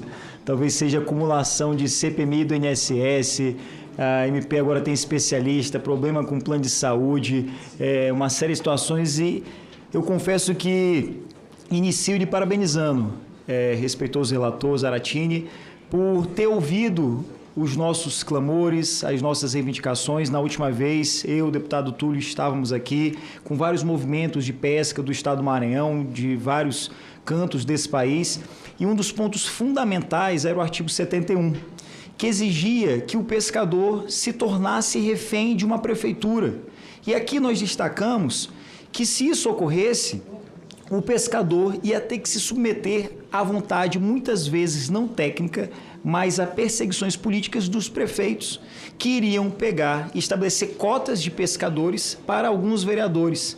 E aí esse benefício não iria para quem precisa, para quem merece, para o pescador, mas sim para o pesca fake, aquele que não tem nenhum aquário em casa e quer receber um benefício justo e necessário a quem vive da pesca, e é por eles que aqui nós estamos, os pescadores de verdade. Eu, ao tempo em que parabenizo essa evolução do relatório, demonstrando a sua sensibilidade, eu quero aqui trazer só mais duas contribuições. A primeira, no parágrafo 13 do artigo 76, que exige dados de geolocalização. Isso me preocupa porque eu venho do estado do Maranhão. E o Maranhão, de acordo com dados da Anatel, é o estado que tem o pior acesso à internet do Brasil. O pior. Totalmente diferente do Acre, totalmente diferente Brasília. Então, como exigir num estado onde o acesso à internet em áreas urbanas já é de péssima qualidade, com a própria Anatel confirma essas informações, imagina exigir de um pescador ter que ter um aparato, alguma espécie de tecnologia que informasse onde ele está, que horas ele está exercendo essa atividade. Então, eu queria que a gente avance nessa questão, assim como nós retiramos a exigência do pescador de ter que se submeter à prefeitura para fazer o seu cadastro, que fosse retirado a exigência de geolocalização para a concessão do benefício. E, por fim, e não menos importante, eu fui presidente do Viva Cidadão e hoje no meu estado nós saímos de 5 para mais de 100 unidades do Viva Procon, que é um órgão de emissão de identidade de documentos. E hoje a gente vive com as unidades do Viva Procon extremamente lotadas, com pescadores correndo para tentar emitir a sua nova carteira de identidade. Então, o meu último pleito é a retirada do parágrafo 10º do artigo 76, que exige a nova carteira de identidade para a concessão do benefício. Exigir essa nova carteira de identidade até o final desse ano para a concessão do benefício vai condenar, senador Randolph, essas pessoas que têm direito à perda do benefício pelo simples fato de não conseguir emitir a sua nova identidade. E aqui eu encaminho uma outra solução. A gente precisa dialogar com o CNJ, o Conselho Nacional de Justiça, para que os cartórios melhorem o seu atendimento. Os cartórios cobram taxas caríssimas, exigem do cidadão, do consumidor, do pescador, para a emissão de uma nova certidão de nascimento, que agora não aceitam nem mais que ela seja plastificada. Agora imagina um pescador que não pode plastificar a sua certidão de nascimento, pelo simples fato dela estar plastificada, não conseguir emitir a sua nova identidade. E esse pescador tem que pagar taxas absurdas, caríssimas para o judiciário, para os cartórios, para emitir uma certidão de nascimento, para poder ter acesso à sua nova carteira de identidade, porque se não conseguir, ele vai perder o benefício. Então, não fecha a conta, é paradoxal, eu sou totalmente favorável ao combate à corrupção, ao combate ao fraudador, mas essas medidas, ao tempo que elas apresentam boas intenções, elas acabam condenando aqueles que não merecem ser condenados. Condenar quem tem direito à perda do seu benefício. Portanto, esses são meus encaminhamentos. Parabenizo mais uma vez o relator pela sensibilidade, por ter alterado, tirado da exigência de ir até a prefeitura para receber, para atualizar o benefício, mas também faço essas duas ponderações de não exigir a emissão da nova identidade para receber o benefício e também não exigir a apresentação de dados de geolocalização, porque assim como no Maranhão, em todo o território nacional, o serviço de internet e telefonia é de péssima qualidade nesse país. Muito obrigado. Continua a discussão, não havendo mais quem queira discutir a matéria, nós declaramos encerrada de... Precisamos apresentar um voto separado, um voto complementar. Pode votar? Pode. Pode votar? Pode. Nós declaramos encerrada a discussão e declaramos também suspensa a presente reunião, marcando a sua reabertura para o dia 30 de setembro, terça-feira, às 14h30. Está suspensa a reunião.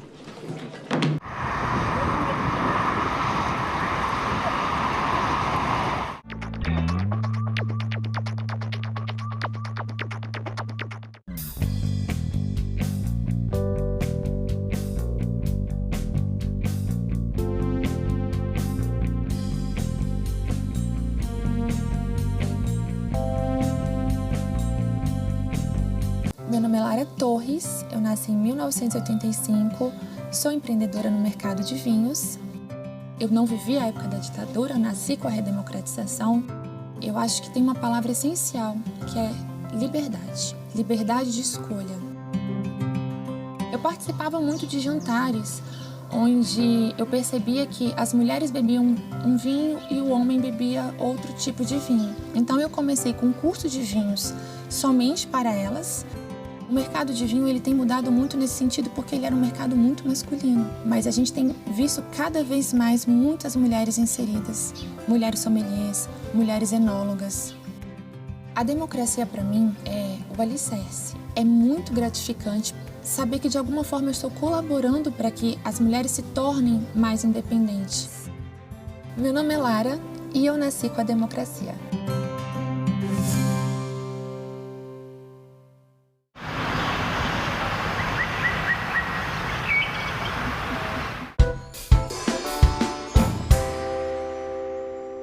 Declaro aberta a 60ª reunião da Comissão Permanente de Direitos Humanos e Legislação Participativa do Senado Federal da 3ª Sessão Legislativa Ordinária da 57ª Legislatura.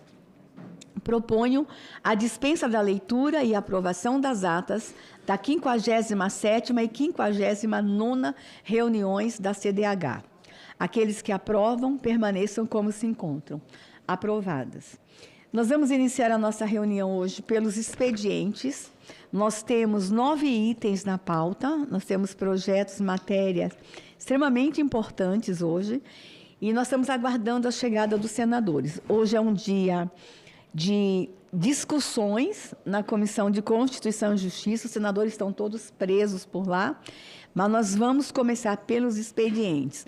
Antes da leitura do recebimento e emissão de documentos da comissão, eu quero informar que, neste final de semana, eu estive na Itália, junto com o senador Magno Malta, membro dessa comissão, senador Girão e o senador Flávio Bolsonaro. Nós fomos numa missão humanitária, não era uma diligência da comissão, nós fomos visitar a deputada Carla Zambelli, que está presa na Itália. A deputada Carla Zambelli está presa, condenada a 10 anos de cadeia por um processo em que um hack afirma que ela mandou ele invadir o sistema nacional, o sistema eletrônico do Conselho Nacional de Justiça. E a gente questiona muito essa condenação porque uma pessoa com envolvimentos com crimes, que já tinha crimes anteriores, inclusive agora descobre-se que ele também é envolvido com pedofilia e pornografia infantil.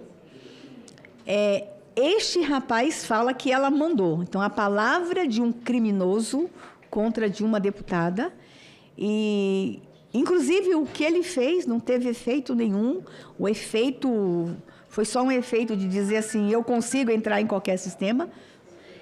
Ela é condenada a 10 anos. Está presa na Itália. Numa cela, senador, uma mulher com 1 milhão de votos. que pode ter tido seus problemas, as pessoas podem não gostar da ideologia dela, mas é uma parlamentar. Numa cela com 4 mulheres, sendo uma homicida, no maior presídio da Europa, passando por todos os problemas que vocês possam imaginar de uma sentenciada. E como ela chega sentenciada, ela vai para o meio de todas as sentenciadas, mulheres com crimes absurdos. E a Carla é uma parlamentar que tem muitas doenças. Ela tem 8 doenças diagnosticadas, doenças graves, inclusive, ela não está bem. E nós fomos mais para dar um abraço na deputada Carla, e a gente entender como é que vai ficar a questão da extradição ou não dela, e se é possível ela ter uma domiciliar por conta da saúde dela. Esse momento no país tem que passar logo. A gente tem entendido que algumas sentenças nessa nação estão sendo dadas com ingrediente por ser político também, e a gente precisa virar essa página na nação. A deputada não está bem de saúde, inclusive com uma crise de depressão, pensou em desistir da vida, é muito ruim isso. Ela tem direito, o marido dela pode fazer 6 visitas em 30 dias, cada visita de 1 hora. Ele mora muito longe, ele está lá em Roma, num lugar muito longe, não vê o filho, a situação dela é bem delicada. Então, eu precisava trazer, vamos apresentar um relatório sobre o aspecto dos direitos humanos, ela está com muitos direitos violados naquele presídio, e eu precisava registrar isso.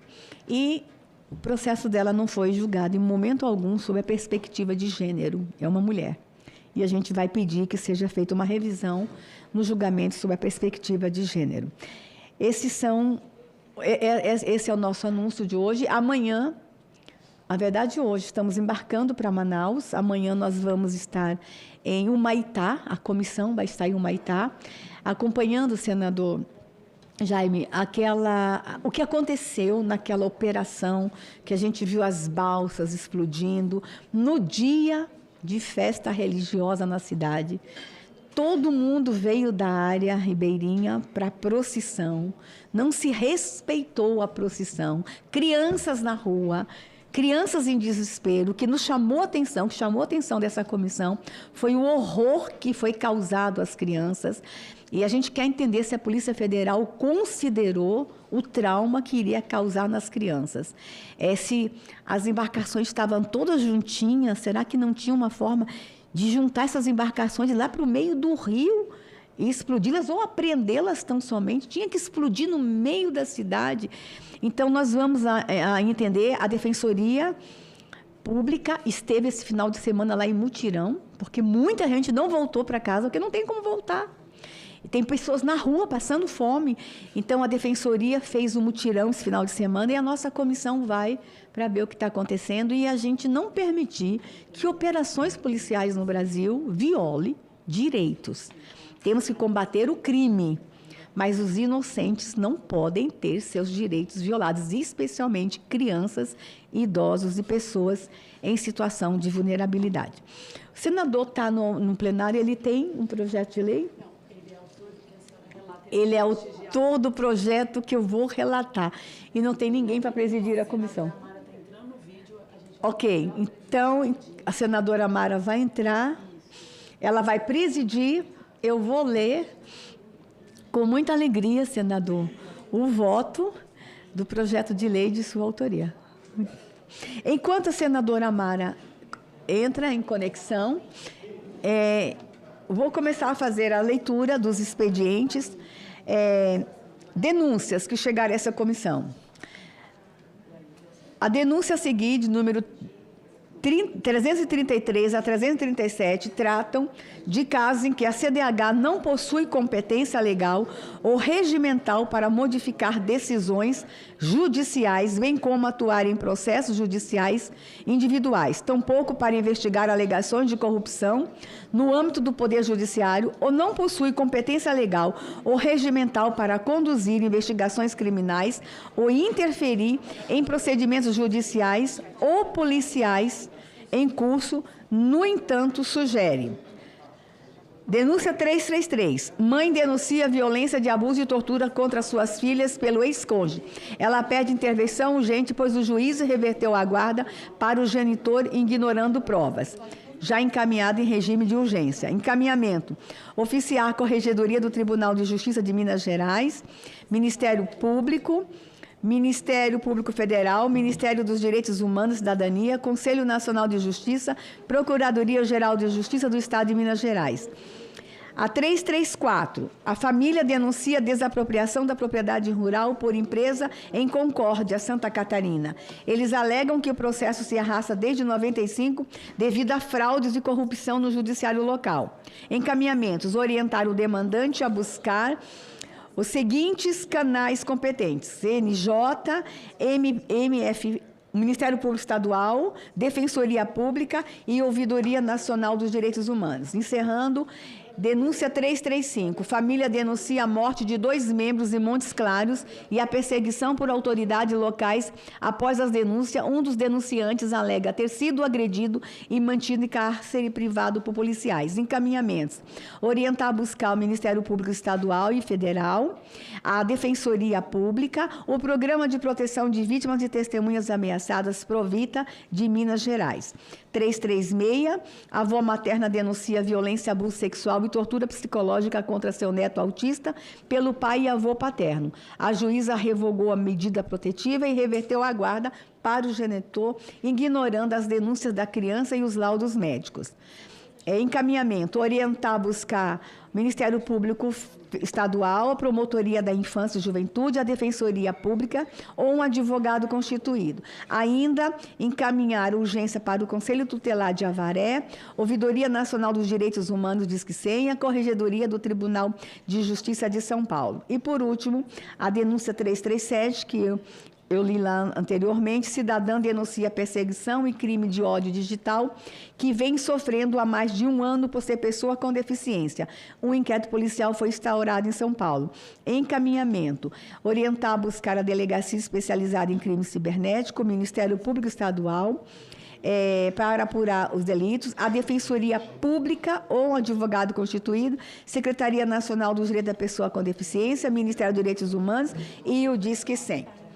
Vamos voltar para a nossa pauta. Eu vou pedir ao senador Seife. Não, calma, vai ser a senadora Mara? Ela vai presidir? Exatamente. Como sou relatora do item 9 da pauta, de autoria do senador Jaime está aqui, eu vou passar a presidência desta reunião para a senadora Mara Gabrilli, que está online. Senadora Mara, bem-vinda, estamos morrendo de saudades.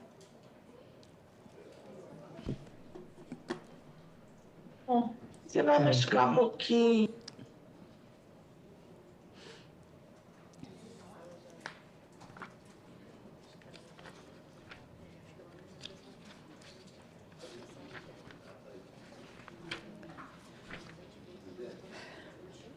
Mara?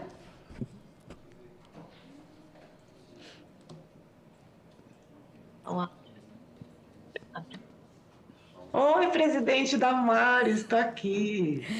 Mara, passamos a presidência para você, uma alegria ter você presidindo a comissão. Eu vou fazer a leitura do item 9 da nossa pauta.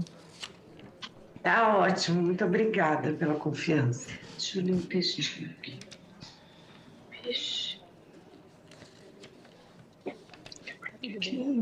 É o textinho para você.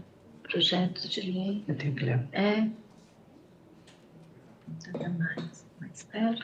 Bom, projeto de lei número 1130 de 2025, não terminativo, dispõe sobre a destinação de parte da arrecadação das loterias esportivas.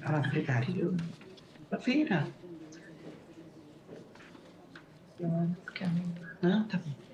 Loterias esportivas para o financiamento de instituições de longa permanência para idosos e altera a lei número 13.756, de 12 de dezembro de 2018. Autoria, senador Jaime Campos. Relatoria, senadora Damares Alves. Relatório favorável ao projeto, com emendas que apresenta. Conceda a palavra à senadora Damares Alves para a leitura do relatório.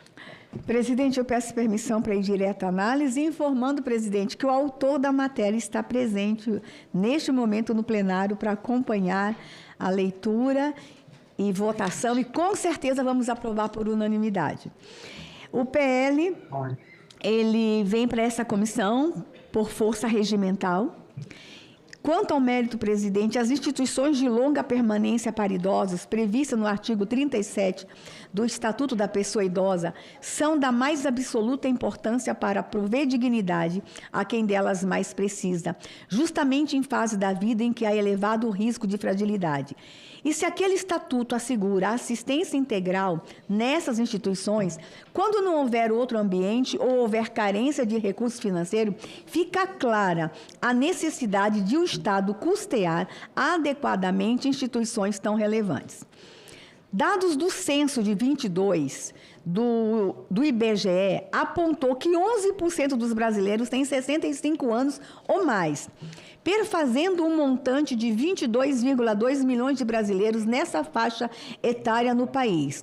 Já o número de instituições de longa permanência para idosos cresceu 65%, passando de 40,6 mil para 67,2 mil instituições em todo o Brasil, atendendo um montante de 160.784 pessoas idosas.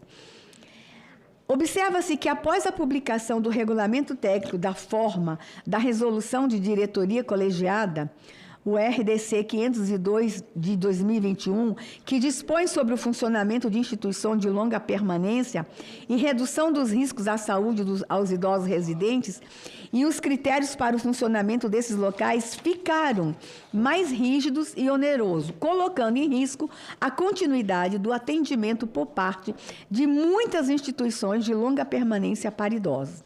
Nesse sentido, o PL inclui as instituições de longa permanência para idosos, ILPIs, no rol das entidades da sociedade civil que, conforme o artigo 19 da Lei 13756 de 2018, determina, com a devida cautela, que a arrecadação líquida de apenas 3 concursos de loterias esportivas seja destinada àquelas instituições.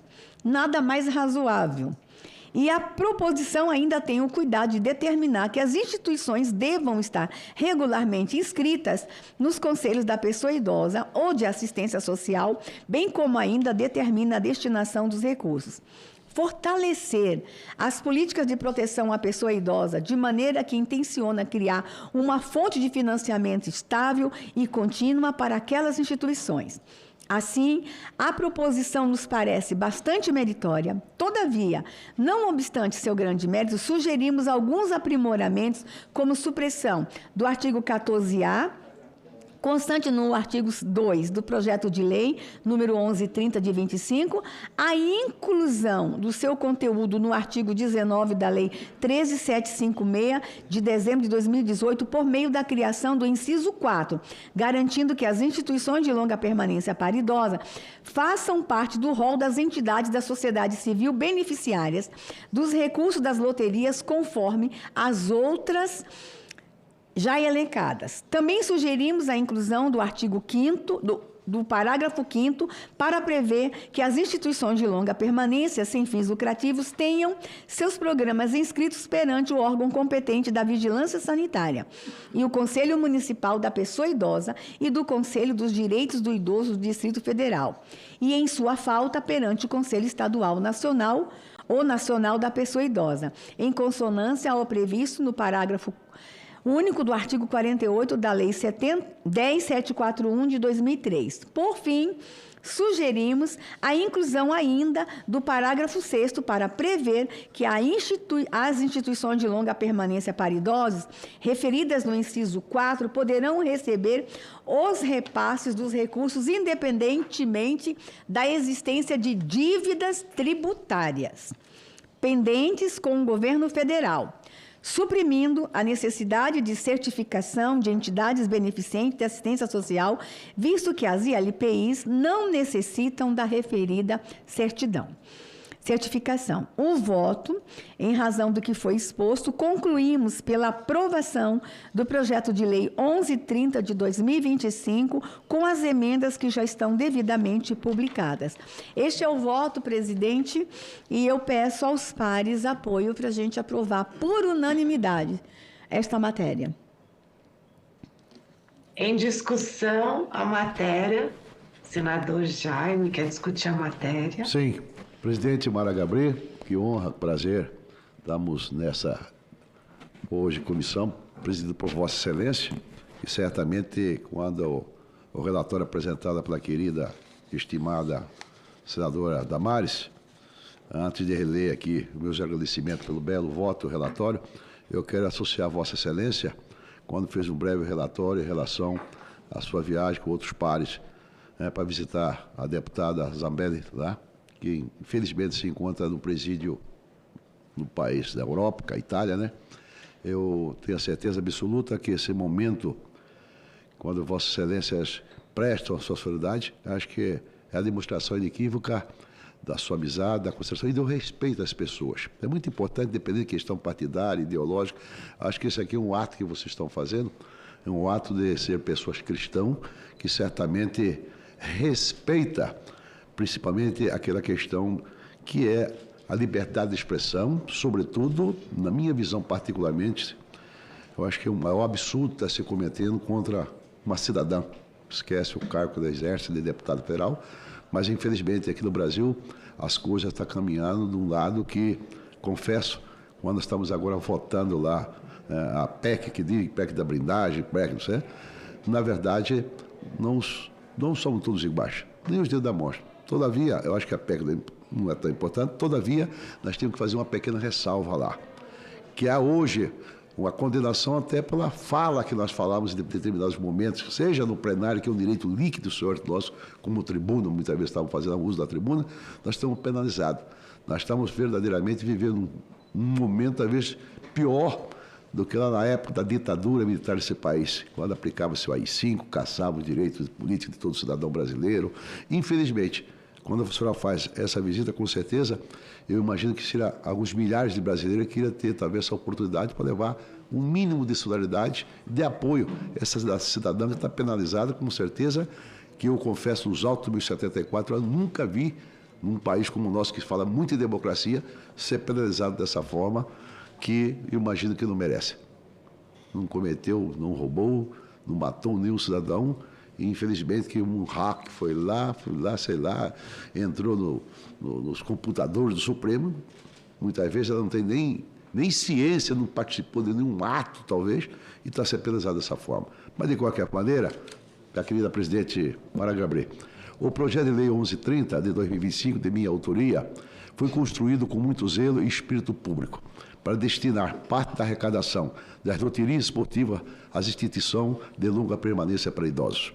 O projeto prevê que os recursos provenientes dos 3 concursos anuais das loterias esportivas sejam direcionados a abrigos e casas de apoio que acolhem pessoas idosas. Trata-se de um gesto de justiça social, que fortalece o atendimento àqueles que mais necessitam, garantindo-lhes moradias, assistência, alimentação e dignidade. Cumprimento de forma toda especial a ilustre senadora Damares Alves, relatora desta matéria, que apresentou um parecer de grande qualidade técnica e profunda sensibilidade social, reconhecendo a importância de apoiar as instituições que cuidam de nossos idosos.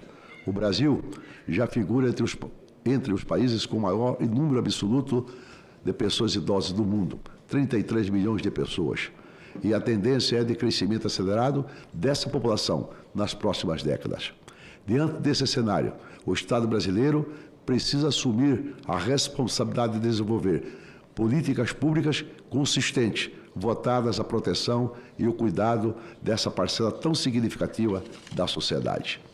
A instituição de longa permanência para os idosos desempenha um papel essencial nesse esforço coletivo, mas muitas vezes enfrentam sérias dificuldades financeiras para manter suas atividades. O direcionamento dessa parte da arrecadação das loterias esportivas representa, portanto, uma solução sustentável de forte impacto social, sem criar novas despesas orçamentárias. A aprovação do PL 1130 de 2025 vai significar mais qualidade de vida para milhares de brasileiros, e é dever do poder público estender a mão e assegurar que nossos idosos tenham seus direitos respeitados. De maneira concluída, presidente Mara Gabri, querida relatora Damares Alves, e prezado amigo, querido senador Jorge Serve, que nos honra também aqui com essa presença nesta comissão, e dizer que, para mim, no longo dos 6 mandatos que eu tenho já, 3 vezes prefeito da minha querida cidade de Várzea Grande, como governador do meu estado, que eu tive a primazia de ser governador por 4 anos, 2 vezes senador da República, o que me toca profundamente no meu coração são políticas públicas que possam atender as crianças, os idosos, o trabalhador brasileiro de uma maneira geral, seja no campo, seja da cidade. Eu acho que o Brasil tem muitas distorções ainda e nós temos que melhorar esse ambiente para valorizar o ser humano. Na minha visão, nós temos que valorizar o ser humano. Vossa Excelência fez uma fala aqui, senadora Mari, muito pertinente e muito oportuna, em relação lá, o ataque que eu posso considerar, né, em relação lá, o Maitá, há pouco dia atrás, feito por um órgão governamental. Aquilo não existe, na minha visão, num país que você fala muito de democracia, né, chega lá usando as forças, né, policiais, as forças armadas, para fazer um verdadeiro terrorismo. Aquilo, na minha visão, é um terrorismo, não passa mais nada do que aquilo. Isso tem sido recorrente no Brasil. Eu tenho acompanhado lá no meu estado de Mato Grosso, infelizmente, os órgãos, sobretudo aí que esses órgãos que defendem e dizem que é a preservação ambiental, cometer cada barbaridade. Se um dia vir incendiando uma casa de um cidadão que estava há 30 anos, numa pequena propriedade, e o direito cortês que dele já até por uso capião, que é recorrente isso se fazer no Brasil, foram lá e tacaram fogo na casa do cidadão, nem a panela ele teve o direito de tirar da casa dele lá. Saiu como um bandido fugido, um homem que está ali sustentando, pescando um peixinho no rio lá, à beira do rio lá, vive abaixo da linha da miséria, matando uma caça lá para ter vez comer um pedaço de um bicho daquele lá, talvez até contaminado. E ninguém vê esse lado que está atuando. Tem acompanhado a política nefasta em relação ao estado do Pará. Quantos cidadãos ali que estão sendo ateados fogo pela Força Nacional, pela Polícia Federal, desocupando na porrada, assim, aquele cidadão que está 20, 30 anos. Será que o governo não tem um mínimo de sensibilidade? Isso não se faz com o ser humano. Nós temos que tratar o ser humano como um ser humano, com dignidade, sobretudo o governo levando o apoio necessário. Não é esse o Brasil que eu quero, não. Eu quero um Brasil que o cidadão seja respeitado, não usando as forças federais para ir atacar o trabalhador, o cidadão humilde que está lá, tentando sobreviver, ele e sua família, comendo e vendendo um pedacinho, ou seja, uma rama, um pé de mandioca, um pé de banana, ou seja, lá um cacho de banana. O cidadão não é respeitado. Então nós temos que dar um basta em tudo isso. De qualquer forma, eu quero encerrar dizendo que quando fui prefeito pela primeira vez, eu tinha 2 preocupações na minha cidade. Hoje a cidade tem 330 mil habitantes. Fui prefeito por 3 mandatos, a minha senhora foi prefeita por 2 mandatos, o meu pai foi prefeito, o meu irmão foi prefeito. Eram 2 coisas que eu queria fazer lá. Primeiro, um abrigo, uma casa para idosos. E outra era um hospital, que nós tínhamos que deslocar lá da cidade de Várzea Grande, vir para Cuiabá, para uma partiriente, e ter ganhar o neném em Cuiabá. Você imagina, quantas e quantas vezes bateram na minha porta pedindo, ô Jaime, leva minha mulher no hospital para ganhar neném. Isso era recorrente. Eu falei, se eu um dia for político, porque eu não era político, Jorge, talvez você não era também político, nem a própria Damares aqui. Nós éramos apoiador, né? E por muita insistência da comunidade, fui ser candidato. Pois bem, falei, se eu for eleito, eu vou fazer 2 obras aqui que eu tenho certeza vai me massagear o meu coração, minha alma, meu espírito. Fiz lá um hospital com 180 leitos, 180 leitos, um dos melhores hospitais hoje dessa região metropolitana da Grande Cuiabá, e fiz lá a Casa dos Idosos, chama Lar Dona Bebé. Lar Dona Bebé, que atende 50 ou 60 velhinhos lá. Eu imagino que dá para cá nem ampliar, tem que se ampliar, porque a cidade também cresceu, a população, com certeza, está aumentando também, né? Os idosos, como é que os números estatísticos estão nos provando. De maneira que eu acho que isso faz bem para nós. Nós temos que ver socialmente a população, aquele cidadão que muitas vezes não tem o apoio, não tem a mão amiga do poder público desse país aqui. E nós temos a obrigação, nós, digo nós, de uma maneira geral, seja empresariado, seja membro da sociedade civil, mas particularmente e especialmente a classe política brasileira ver de outra forma essas políticas para atender, com certeza, outras pessoas menos favorecidas. Encerro agradecendo a Vossa Excelência, uma vez mais, da forma carinhosa e a forma respeitosa como eu trato seus colegas aqui, e particularmente da defesa intransigente que Vossa Excelência faz todos os dias, recorrentemente aqui, como outros senadores fazem aqui, em defesa da democracia e, sobretudo, um direito à liberdade de expressão. Muito obrigado e que Deus nos abençoe. Com certeza, esse projeto, estamos atendendo aqui milhares de brasileiros que precisam deste apoio para mantermos nossos velhinhos, com certeza, com saúde e com dignidade. Obrigado. Muito obrigada, senadora. Eu queria estender seus cumprimentos à senadora Damares também. Não havendo mais quem queira Gostaria de discutir, senadora Amara. Senador Jorge Seife aqui. Senador Jorge Seife, com a palavra. Bom dia, senhoras e senhores. Senadora Amara, nossa presidente. Senadora Damares, nossa relatora do projeto de hoje. Senador Jaime, nosso autor dessa proposição. Primeiro eu quero agradecer e dizer algo para o senhor, senador Jaime. Eu vejo poucas vezes o senhor se manifestar. O senhor não é um cara de tanta discussão, de tanto debate, mas quando o senhor fala, são palavras que enriquecem o Brasil e são diagnósticos verdadeiros do que nossa nação atravessa. Queria primeiro parabenizar o senhor, a senadora Damares, pela proposição e a relatoria, porque, coincidentemente, vocês falaram uma verdade: a população está envelhecendo e a vida de todo mundo é muito corrida, né? Hoje, muitos pais precisam de seus filhos, precisam de netos ou precisam de cuidadores, só que nada como viver em comunidade. E essas casas que cuidam dos nossos idosos, elas precisam realmente de apoio. Muitas vezes são trabalhos quase que filantrópicos. Muitas vezes, quem serve nessas casas fazem trabalho voluntário e às vezes até doam de onde tem de trabalho para manter essas casas. E coincidentemente, senadora Damares, senadora Amara, senador Jaime, no fim de semana passado eu estive numa cidade catarinense chamado Braço do Trombudo. É o Rio Trombudo Central, o Rio Trombudo, e a cidade é um pedaço, e o nome é interessante.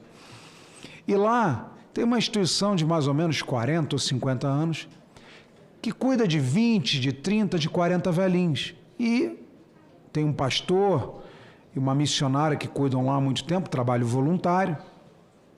Me procuraram falando: olha, a necessidade da cidade é muito maior, mas nós não temos condições. E o que nós queremos não é nem colocar eles internos, mas que eles tenham algum local durante o dia para ficar, conversar com outros idosos, jogar um dominó, jogar uma canastra, medir a pressão, ter pessoas para fazer alimento para eles. Se acontecer algum acidente, uma queda, tem gente para acudir, porque muitas vezes as famílias não têm condições de pagar enfermeiras ou pagar cuidadores, né? E, além de não ter condição, o idoso tem que ficar em casa cuidando de si. Muitas vezes já tem condições adversas, problemas de visão, problema de diabetes, problema de hipertensão arterial, problema de mobilidade. E nós precisamos cuidar de quem construiu esse país, senador Jaime. Essas pessoas primeiro nos criaram. Nossos pais, nossos avós nos criaram. Se nós estamos aqui, o senhor tem uma raiz, o senhor tem uma história. Eu também, e a Damares também. E todos aqui têm uma raiz e uma história. Então, cuidar dos nossos idosos, dependente se seja família nossa ou não, é cuidar do legado que eles deixaram para essa nação. Nós temos esse compromisso e fico muito feliz pela aprovação desse projeto, qual logicamente vou apoiar. Queria comentar também, fora do assunto, mas dentro do seu comentário, que eu me sinto completamente contemplado. Infelizmente, ao longo dos anos, esse país foi tomado por ecoterroristas. O ecoterrorista, ele não se preocupa com o ser humano, ele carrega natureza, precisamos cuidar, precisamos proteger, precisamos evitar exageros, precisamos evitar crueldade, que existem sim homens cruéis e maus, existe um monte de coisa errada, mas não podemos generalizar.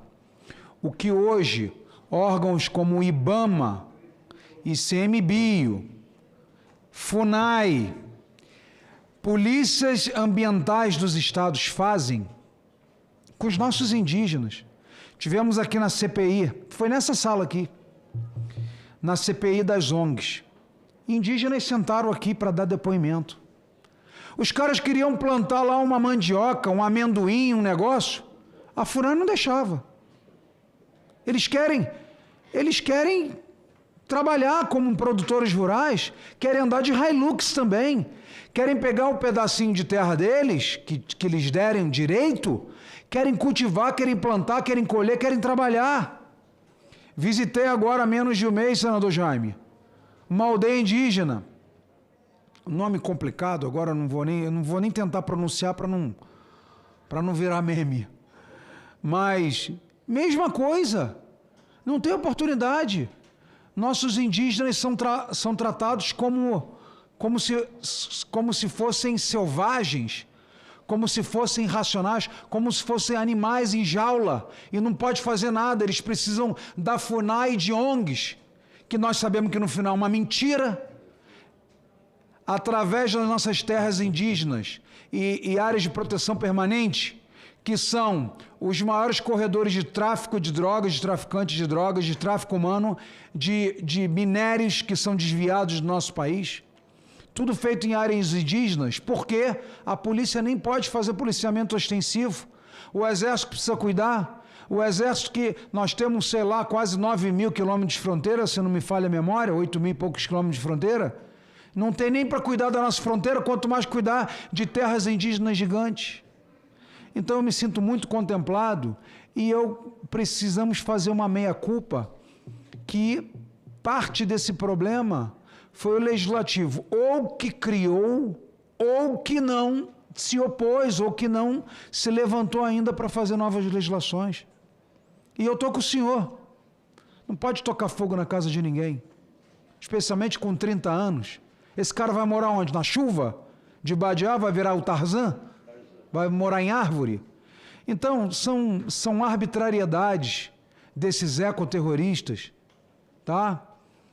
Igual a nossa ministra de Meio Ambiente, que é a musa das ONGs, eu apelidei ela carinhosamente de Globeleza das ONGs, porque se as ONGs amam, deixa eu ver o que fizeram com o meu estado de Santa Catarina agora, uma pesca de subsistência, senador Jaime, que é a pesca de tainha, pescadores artesanais com remo, igual o Pedro pescava lá no Mar da Galileia, que na verdade é uma lagoa, eu estive lá já pessoalmente, fiz uma viagem espiritual, conheci Israel.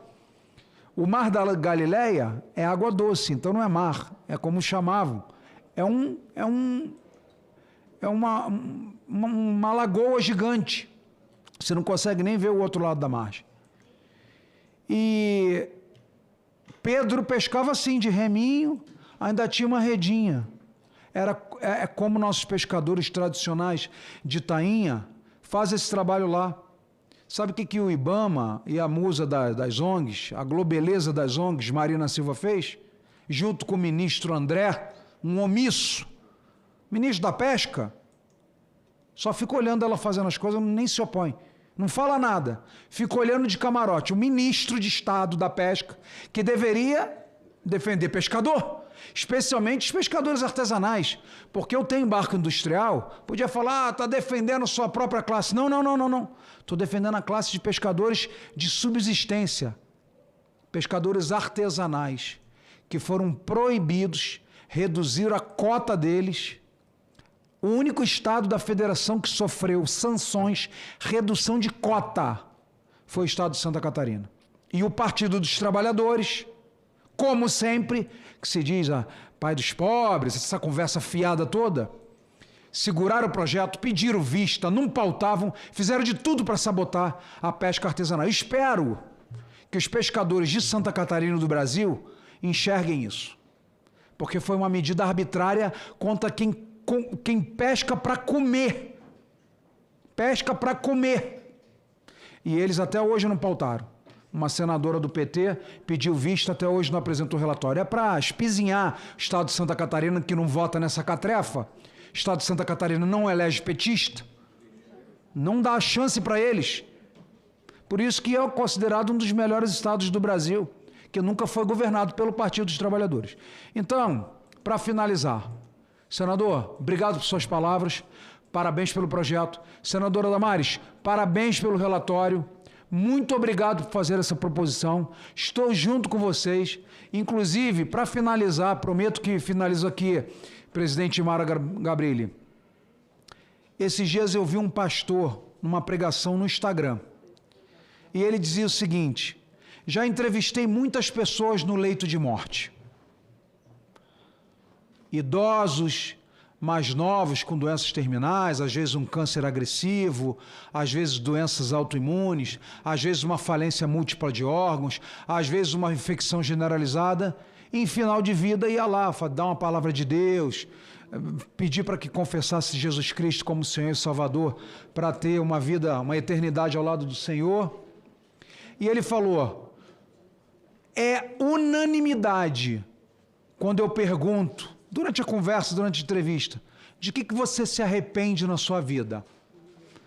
E todos eles, independente da idade, independente da classe social, independente do sexo, independente da religião, falam assim, olha, eu me arrependo porque eu deveria ter ficado mais com meu filho, eu deveria ter abraçado mais minha mãe, eu só trabalhei na minha vida, eu ficava 1 hora, 2 horas com minha mulher em casa, o resto era trabalhando, correndo atrás, eu me arrependo. Então, no final de tudo, senador Jaime Campos, o mais importante são as pessoas. Estrada é importante e indiretamente é um bem para as pessoas transitarem com segurança. Mas o ser humano, quando a gente aprova um projeto como esse, que vai cuidar de idosos, ou que vai cuidar de crianças, ou que vai ser um abrigo para crianças abusadas, ou vai ser um abrigo para desintoxicar drogados, o mais importante é cuidarmos de pessoas, que esse parlamento, esse Senado Federal, não esqueça, nós estamos aqui eleitos por pessoas e precisamos fazer políticas públicas voltado para as pessoas. Por isso que eu tenho tanta alegria, tanto orgulho de participar da Comissão de Direitos Humanos, que é realmente a coisa mais importante, é cuidar do direito dos humanos. Muito obrigado. Muito obrigada, senador Jorge Seif. Sabe que eu estou muito feliz com o senhor, senador, porque o senhor é relator de uma matéria que traz as rotas acessíveis e ainda com a participação popular para poder discernir quais são essas rotas acessíveis. E eu coloquei isso no plano, no Estatuto das Cidades, e trabalho por isso desde que eu fui secretária municipal em São Paulo, vereadora em São Paulo, por essas rotas acessíveis. Então, eu já lhe parabenizo, que sei que o projeto veio da Câmara e o senhor é favorável, e está se debruçando sobre isso, e isso é cuidar de gente. É a gente poder, né, garantir o ir e vir de qualquer cidadão. Então, muito obrigada também. E não havendo mais quem queira discutir, eu encerro a discussão. Coloco em votação o relatório favorável ao projeto com 2 emendas que apresenta. Aqueles que aprovam permaneçam como se encontram. Relatório aprovado, que passa a constituir o parecer da CDH favorável ao projeto, com as emendas número 1 e 2 da CDH. O projeto segue para análise terminativa na CAI, e agora eu devolvo a presidência para a senadora Damares. Muito obrigada, senadora. Obrigada, Mara, muito obrigada. Senador Jaime, foi uma honra relatar esse projeto. Eu fui a ministra da pasta. Eu estive, na verdade, a minha vida inteira é visitar as instituições como pastora, mas como ministra eu fui muito com o olhar de gestora. Como elas passam necessidade, senador? E muitas das instituições começam ali no fundo do quintal de um padre, de um pastor, de alguém muito generoso. E aí, daqui a pouco, 2, 3, daqui a pouco está com 50 idosos. E a tendência é aumentar, porque a população idosa está aumentando. E quando eu trouxe ali, senador, no voto, que mesmo que a instituição esteja com dívidas fiscais, ela vai ter o direito de receber esse valor da loteria. O que acontece? Muita instituição, eu vi isso na pandemia, nasceu e eram muito voluntários que trabalhavam nas instituições. Daqui a pouco chega um fiscal do Ministério do Trabalho e fala assim, mas esse voluntário está ficando muito tempo aqui e já configura trabalho. Multa na instituição. Ou então o voluntário sai e entra com uma ação trabalhista. As instituições têm muitas dívidas fiscais, dívidas trabalhistas, impagáveis. Eu até uma vez conversei com o Paulo Guedes que eu queria propor uma ampla, geral e restrita anistia a todas elas na pandemia e elas todas começarem do zero. Mas tem dívidas com fundo de garantia, com previdência, mas os idosos que estão abrigados lá não podem pagar pelo preço de uma má administração lá atrás. Então, eu trago essa ressalva e agora, senador, o projeto vai ser terminativo na CAI. Dá para a gente trabalhar uma relatoria urgente e eu não sei se na CAI não dá para a gente pensar as BETs. Onde a gente recebeu um relatório que o governo arrecadou muito de BETs. E quem sabe a gente pedir a consultoria para dar um olhar se as BETs também pode ir um pinguinho das BETs lá para as ILPIs, se a CAI entender que sim, apresentar uma emenda lá e já sair daqui do Senado também com essa previsão. Além dos jogos da lotérica, um pouco das BETs. Vamos trabalhar isso, vamos trabalhar, não sei se tu é da CAI, eu sou da CAI, vamos trabalhar da gente aperfeiçoar. Parabéns pela iniciativa. Só não tem ideia como essas instituições no Brasil inteiro hoje estão acompanhando essa votação. Nós estamos, senador, legislando em causa própria, né? 2 idosos legislando em causa própria. Parabéns, senador. Muito obrigado, muito obrigada. Foi uma alegria relatar essa matéria, uma alegria. Nós vamos direto para o item 3 da pauta. O item 3, o item 4 e o item 5, a relatora é a senadora Mara, para a conexão dela não cair.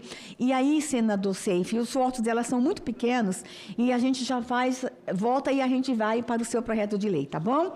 Item 3 da pauta, projeto de lei 4817 de 2019 é não terminativo, institui a Política Nacional de Atenção Integral a Pessoas com Síndrome de Ehlers-Danlos. Acho que é assim que pronuncia, né, Mara?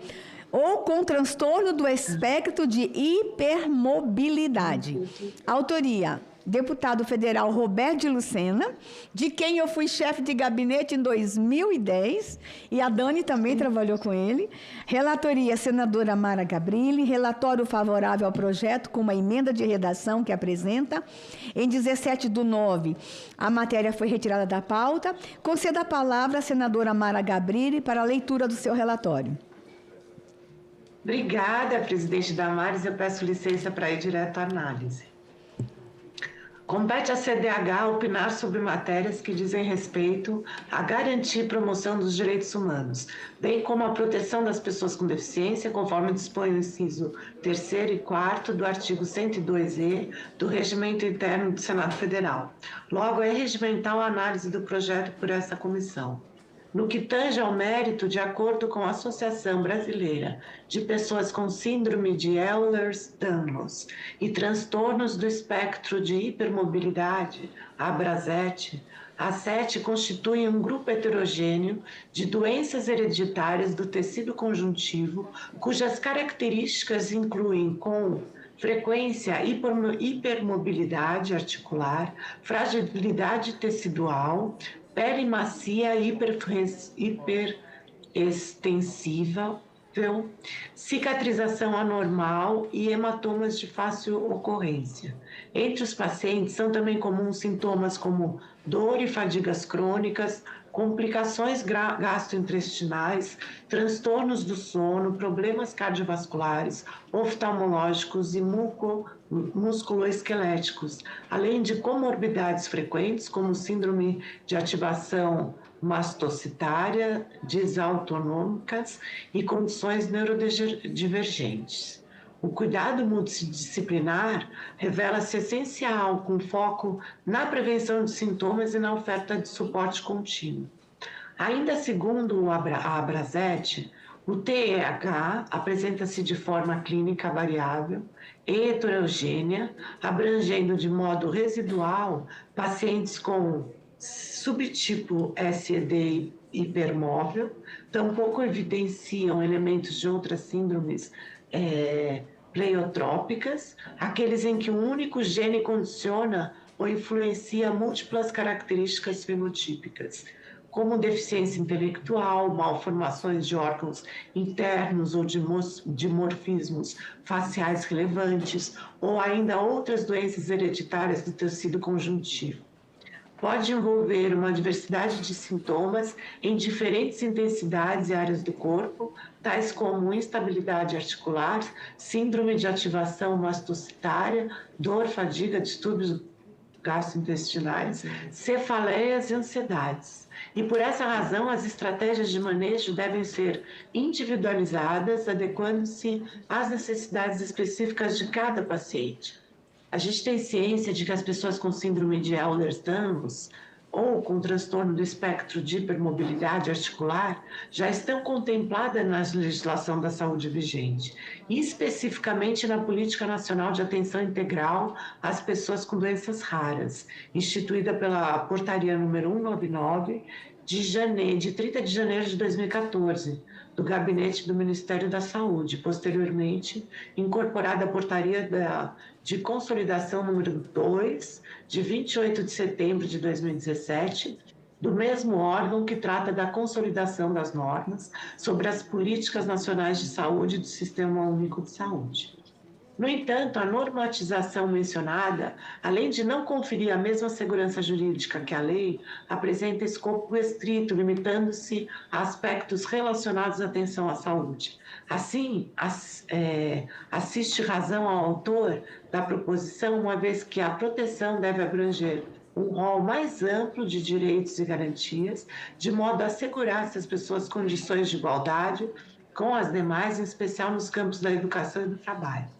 Assentado o mérito da iniciativa, cabe-nos apenas propor um ajuste redacional no que se refere à equiparação às pessoas com deficiência. Lembramos que a Lei 13.146, de 6 de julho de 2015, a Lei Brasileira de Inclusão da Pessoa com Deficiência, LBI, considera a pessoa com deficiência aquela que tem impedimento de longo prazo de natureza física, mental, intelectual, sensorial, o qual, em interação com uma ou mais barreiras, pode obstruir sua participação plena e efetiva na sociedade em igualdade de condições com as demais pessoas. E referido conceito, cumpre salientar, espelha aquele adotado pela Convenção sobre os Direitos das Pessoas com Deficiência e seu protocolo facultativo aprovados pelo Congresso Nacional, em conformidade com o procedimento previsto no artigo 3º no parágrafo 3º do artigo 5º da Constituição. E por esse motivo, a Convenção e seu protocolo são equivalentes a emendas constitucionais. E por exigência de uma norma de status constitucional, portanto, a avaliação da deficiência reclama a consideração de todos os fatores apontados: existência de impedimento de natureza física, mental, intelectual, sensorial, longo prazo, interação com barreiras e obstrução da participação da vida em sociedade. E, nesse sentido, a solução proposta pela LBI veio ao encontro da Convenção. A avaliação da deficiência, quando necessária, será biopsicossocial, realizada por equipe multiprofissional e interdisciplinar, e considerará os impedimentos nas funções e nas estruturas do corpo, os fatores socioambientais, psicológicos e pessoais, a limitação no desempenho de atividades e a restrição de participação social. E, à luz dessas premissas, entende-se que o projeto de lei deve guardar estrita consonância com o marco normativo vigente, evitando redundâncias desnecessárias e garantindo a remissão expressa ao conceito de deficiência estabelecido pela Lei nº 3.146 de 2015.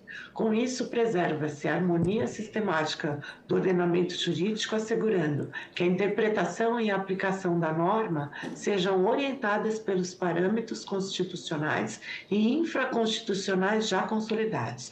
Dessa forma, o ajuste ora proposto não altera o mérito da proposição, mas lhe confere maior clareza redacional, precisão técnica e segurança jurídica. E ao alinhar a norma em exame ao conceito já adotado pela Lei Brasileira de Inclusão e pela Convenção sobre os Direitos da Pessoa com Deficiência, evita-se qualquer margem de dúvida interpretativa e reforça-se o compromisso do Estado brasileiro com a proteção integral e a plena inclusão social das pessoas com deficiência. O voto ante o exposto, o voto é pela aprovação do projeto de lei número 4.817 de 2019, com a seguinte emenda de redação. Desse é o artigo 2º do projeto de lei número 4.817 de 2019, a seguinte redação. Artigo 2º.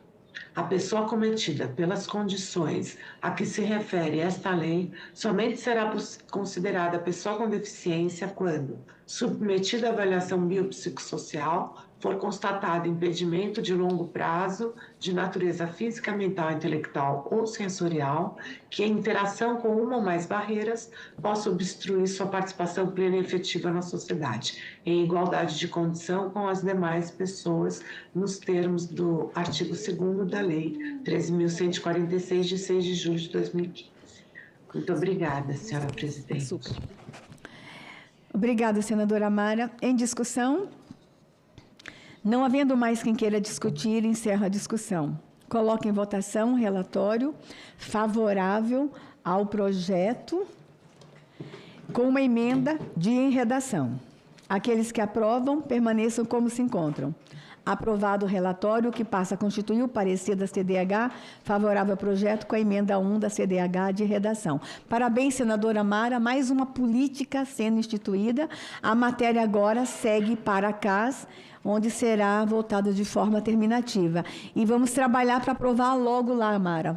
Quem sabe até eu lutar para ser relatora lá na CAS e a gente fazer essa entrega o mais rápido possível. Parabéns, senadora Mara. Item 4 da pauta. Projeto de lei número 4202 de 2020, não terminativo. Altera a lei 8069 de 90, o ECA, para dispor sobre a obrigatoriedade de informação a respeito do teste do pezinho ampliado. Autoria, deputado federal Sérgio Vidigal. Relatoria, Mara Gabrilli. Favorável ao projeto com uma emenda de redação que apresenta. Conceda a palavra à senadora Mara Gabrilli para a leitura do relatório. Eu vou relatar a DOC. Da Mara?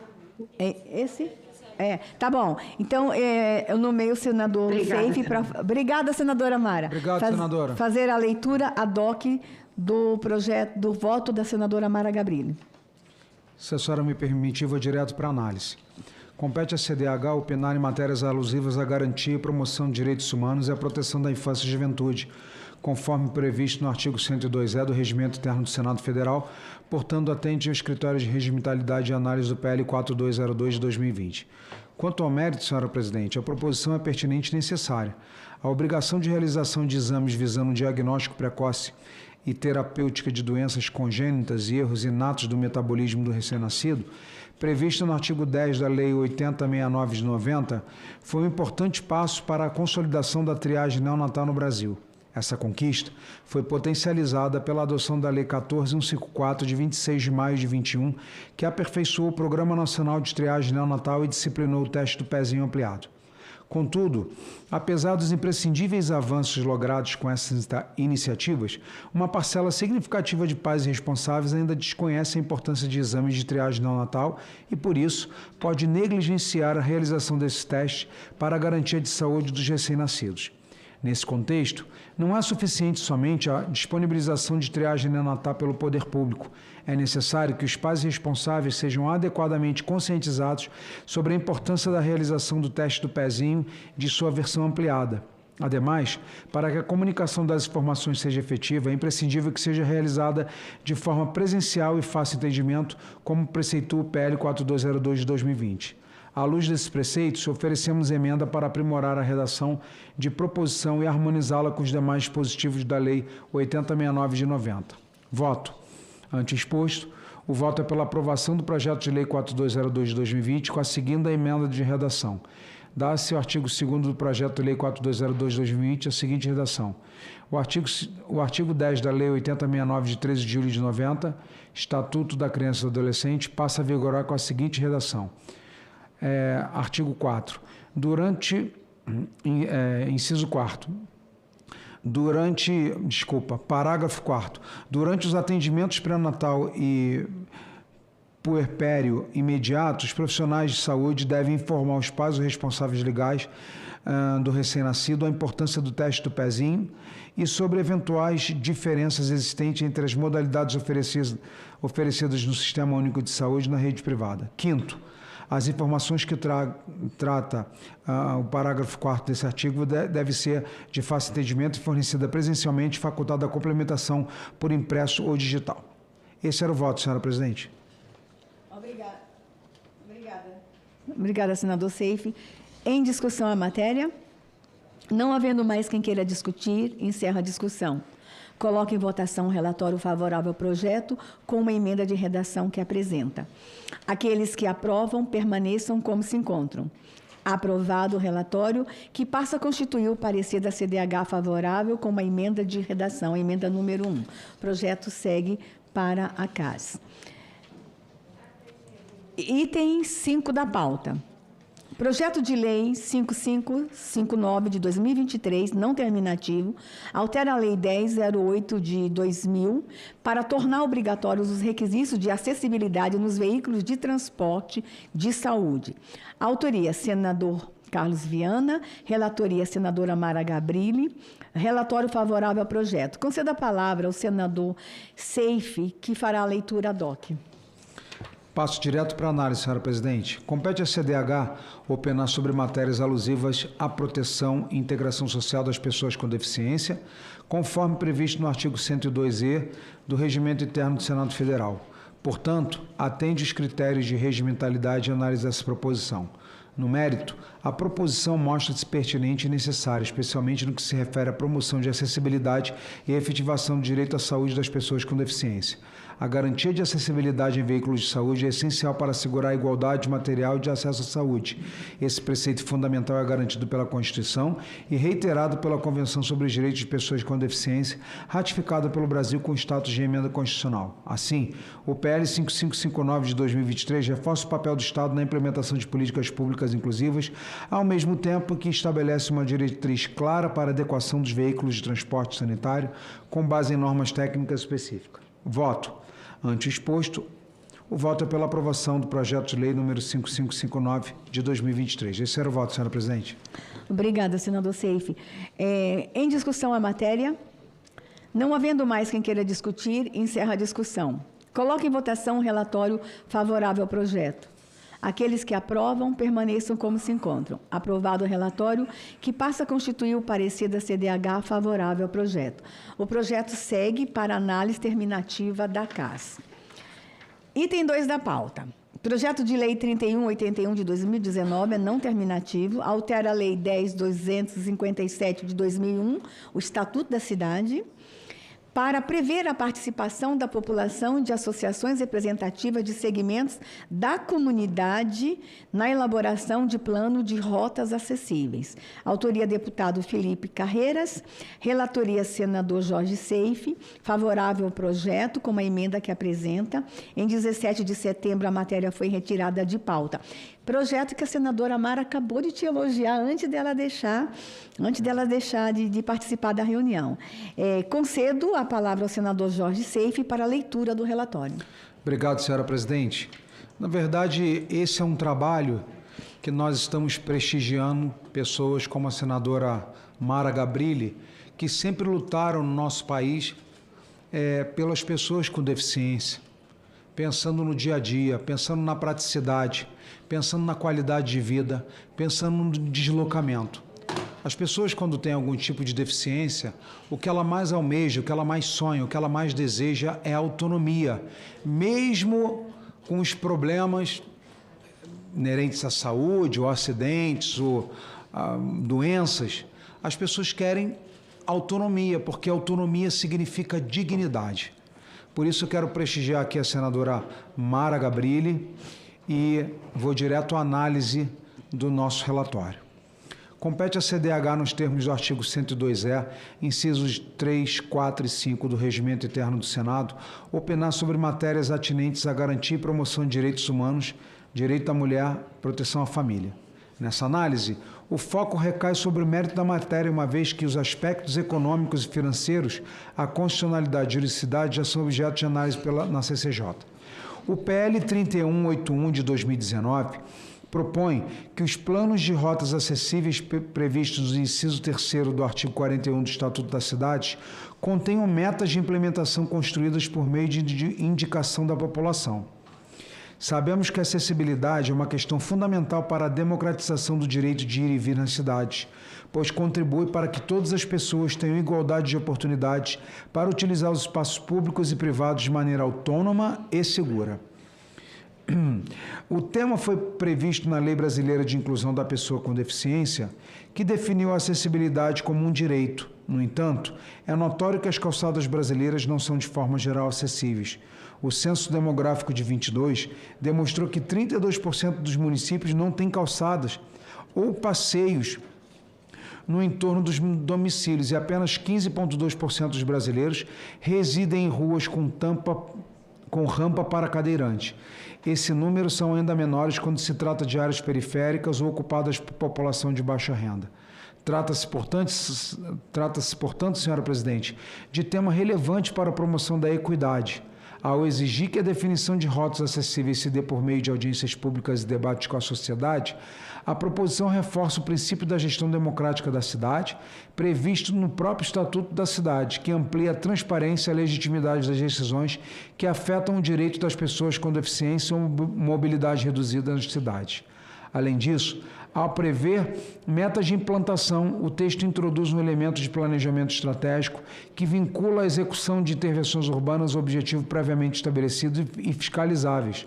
Trata-se de um passo importante para superar a implementação fragmentada e descontinuada de políticas de acessibilidade. Entendemos, no entanto, que a proposição pode ser aperfeiçoada. Para melhorar a técnica legislativa, sugerimos dividir o conteúdo do inciso 3º do artigo 41 em 2 parágrafos distintos. O primeiro contendo a obrigação de elaboração dos planos de rotas acessíveis e os princípios gerais de participação social e planejamento. O segundo contendo que consideramos diretrizes de implementação, quais sejam as prioridades territoriais para a implantação das rotas e sua integração com o sistema de transporte público. Já em relação ao conteúdo, senhora presidente, propomos incluir a determinação de priorização de implementação de rotas acessíveis em áreas de menor renda, para reforçar o princípio de equidade territorial e o dever do poder público de combater desigualdades urbanas históricas. Também sugerimos adicionar um inciso 5º ao mesmo dispositivo para prever o apoio técnico e financeiro da União dos Estados e Municípios com até 20 mil habitantes na implementação de medidas de acessibilidade urbana e alterar o artigo 52 do Estatuto da Cidade para determinar que incorre em improbidade administrativa o prefeito que deixa de elaborar o plano de rotas acessíveis. Com as melhorias propostas, consideramos que o projeto representa um importante avanço do sistema normativo para garantir a justiça espacial e a inclusão social por meio de planejamento urbano, da acessibilidade e da participação democrática, merecendo a aprovação nessa comissão. Voto. Ante o exposto, voto pela aprovação do projeto de lei 3181 de 2019 com a seguinte emenda. Emenda: dá-se ao artigo 2º do projeto de lei 3181 a seguinte redação. Artigo 2º. A Lei 10.257, de 10 de julho de 2001, passa a vigorar com a seguinte redação. Artigo 41. Parágrafo 3º. Inciso 3º. As cidades que tratam caput devem elaborar um plano de rotas acessíveis compatível com o plano diretor nele inserido, contendo metas de implantação definidas pela participação popular e associações representativas de diversos segmentos de comunidade, assegurada a participação de associações representativas de pessoas com deficiência ou mobilidade reduzida. Inciso 4º. O plano de rotas acessíveis deverá dispor sobre passeios públicos a serem implementados ou reformados pelo poder público com vistas a garantir a acessibilidade de pessoas com deficiência e com mobilidade reduzida a todas as rotas e vias existentes, priorizando 1. Áreas com maior concentração de pessoas em situação de vulnerabilidade socioeconômica. 2. Os trechos que concentrem polos geradores de circulação de pedestres, dentre os órgãos públicos, os locais de prestação de serviços públicos e privados de saúde, educação, assistência social, esporte, cultura, correios e telégrafos, instituições financeiras e similares. 3. A integração de rotas acessíveis ao sistema de transporte coletivo de passageiros.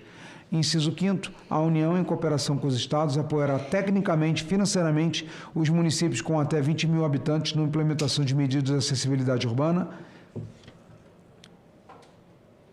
incluindo a elaboração e execução de projetos de rotas acessíveis. Artigo 52, 9, deixar de elaborar o plano de rotas acessíveis na forma estabelecido no inciso 3º do artigo 41. Esse era o voto, senhora presidente. Obrigada, senador. Em discussão a matéria? Não havendo mais quem queira discutir, encerro a discussão. Coloco em votação o relatório favorável ao projeto com uma emenda que apresenta. Aqueles que aprovam, permaneçam como se encontram. Aprovado o relatório, que passa a constituir o parecer da CDH favorável ao projeto com a emenda 1 da CDH. Parabéns, senador Seife. A senadora Mara já fez o comentário, uma matéria muito esperada por todos nós que trabalhamos com a pauta. Senador Seife, o item 6, 7, a relatoria do senador Flávio Bolsonaro, 8 do senador Magno Malta. Por que os dois não estão aqui? Estão na Itália. Eles estão voltando hoje da Itália. Nós fomos juntos na quinta-feira, eu fui junto com eles. Eu e o Girão voltamos no sábado. Na sexta, a gente visitou a Carla e a gente teve reuniões com autoridades e também encontro com a comunidade brasileira. À noite, no sábado, a comunidade brasileira fez um evento em Roma e o Flávio participou em Milão de um grande evento com mais de 15 mil pessoas, onde ele pôde fazer um discurso na Itália sobre as violações de direitos humanos no Brasil. E eles ficaram para ter uma reunião ontem com o vice-premier, o Salvini. Eles tiveram uma reunião para falar exatamente da situação da deputada Carla Zambelli. Então, eles estão voltando, não estão aqui hoje, estamos ansiosos para ouvir o relatório dessa reunião com o vice-premier. A gente entende que Carla não pode ser extraditada. Se ela for extraditada, a situação dela nos presídios no Brasil não será boa, será agravada. Então, ela ficar, quem sabe, de uma domiciliar na Itália até a Itália decidir sobre a extradição e até a gente resolver os nossos problemas aqui no Brasil. Então, nossos guerreiros estão chegando, mas não vai dar tempo deles fazerem a leitura. Desta forma, a gente termina a nossa pauta. O item 1 é um projeto terminativo, a relatora é a senadora Dorinha, mas estão todos lá na CCJ na discussão da PEC, a PEC polêmica que está na casa hoje tramitando. Eu vou voltar agora, senador, para os expedientes. É o momento daquela leitura de documentos que chegam. O senhor fica à vontade. Quero lhe agradecer pela colaboração hoje com a nossa comissão. Deus te abençoe, senador. Muito obrigada. Eu acho que eu não terminei os expedientes. Eu li até o 337. Se era o último, eu acho que... Ok. Denúncia número 338. Representante de comunidade indígena denuncia que a população da região de Bananal, município de Grajaú, Maranhão, está em estado de emergência devido a queimadas e negligência de órgãos federais. Encaminhamento. Orientar o demandante ao oficial Ministério dos Povos Indígenas, pedindo providências urgentes, Ministério do Meio Ambiente, para atuação do Previfogo, Centro Nacional de Prevenção e Combate a Incêndios Florestais do IBAMA, o Ministério Público Federal da região, encaminhando a denúncia e solicitando providências junto aos órgãos de proteção. O Governo do Estado do Maranhão, encaminhando a denúncia e solicitando providências para o combate aos incêndios. Agora nós vamos para as solicitações.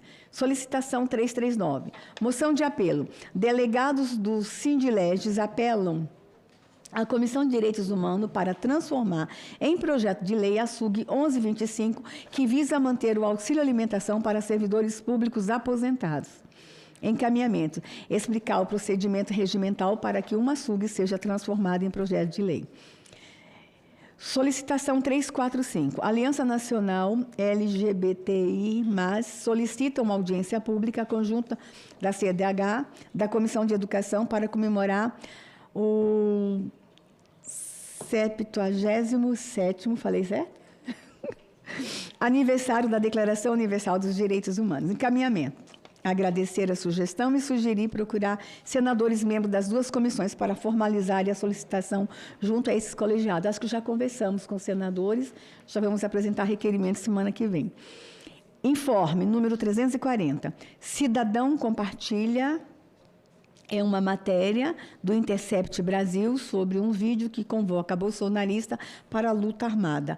A denúncia sugere uma possível escalada de violência após a condenação de Jair Bolsonaro.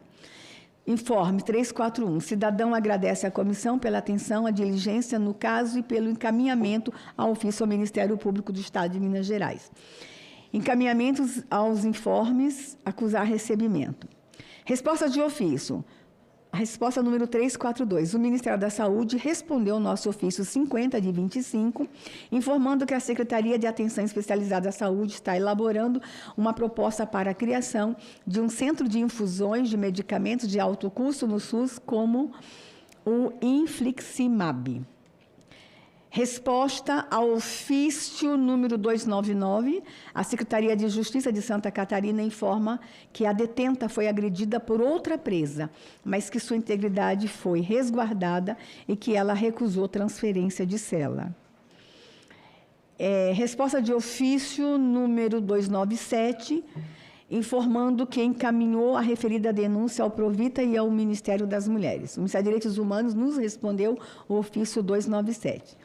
Isto posto, submeto às senhoras senadoras e aos senhores senadores os encaminhamentos lidos. Senadores que concordam com o encaminhamento aqui sugeridos permaneçam como se encontram. Aprovado. Informo que, nos termos da Instrução Normativa 12 de 2019, os documentos lidos como informes ficam disponíveis no site do Senado e no portal da Comissão de Direitos Humanos. As demais ficam na Secretaria para a manifestação dos membros dessa comissão pelo período de 15 dias. Terminado o prazo, os documentos serão arquivados. Obrigada. Como essa comissão tem em sua atribuição direito da mulher, eu preciso fazer uma manifestação. O Ministério da Saúde ontem publicou, está orientando as mulheres a fazerem a mamografia aos 40 anos de idade pela rede pública de saúde.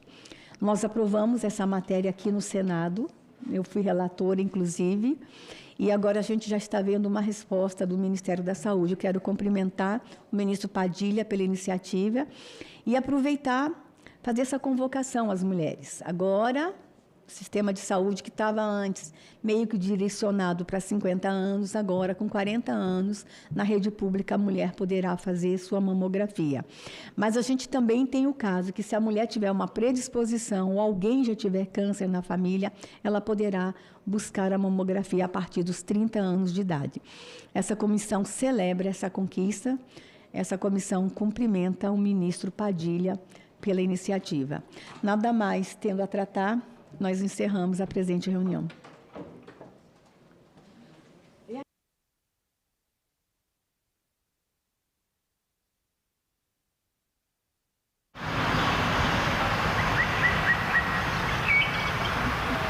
COP30. Em Santa Catarina, Assembleia e Sociedade fazem conferências regionais.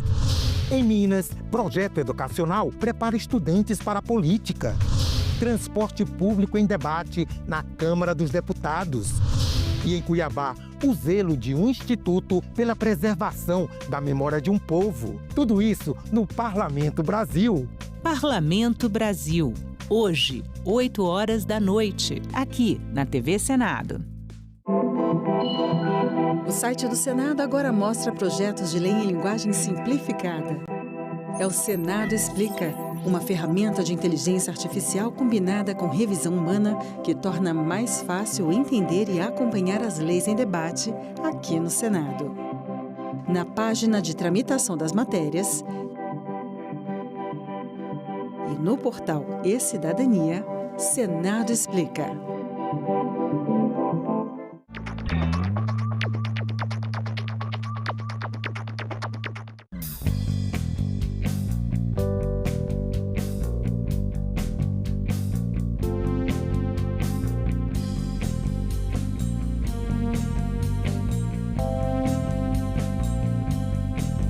Eu sou Josimar Pereira, nasci em 1985, vim lá do interior de Minas Gerais para a cidade, né? Mas não me adaptei. Aí entrei nos movimentos sociais e fiz a luta pela terra. Hoje estou trabalhando com a agricultura familiar. O acesso à terra é um direito de todos. A intenção é que a pessoa consiga seu pedaço de terra, consiga ser contemplado, que hoje é através do chamamento público, que tira o sustento dali da família. Por isso que a gente se diz agricultor familiar. Eu cheguei aqui sozinho, um barraco 4x4, não tinha irrigação, não tinha água, e de lá para cá eu tive que trabalhar e conseguir tudo, né? O mais importante da democracia é a gente ser livre para ir em busca do sonho e lutar e tocar adiante. Sou muito feliz vivendo da terra, a gente plantar, ter o próprio alimento e ainda tirar o sustento, isso é muito gratificante para a gente. Meu nome é Josimar e eu nasci com a democracia.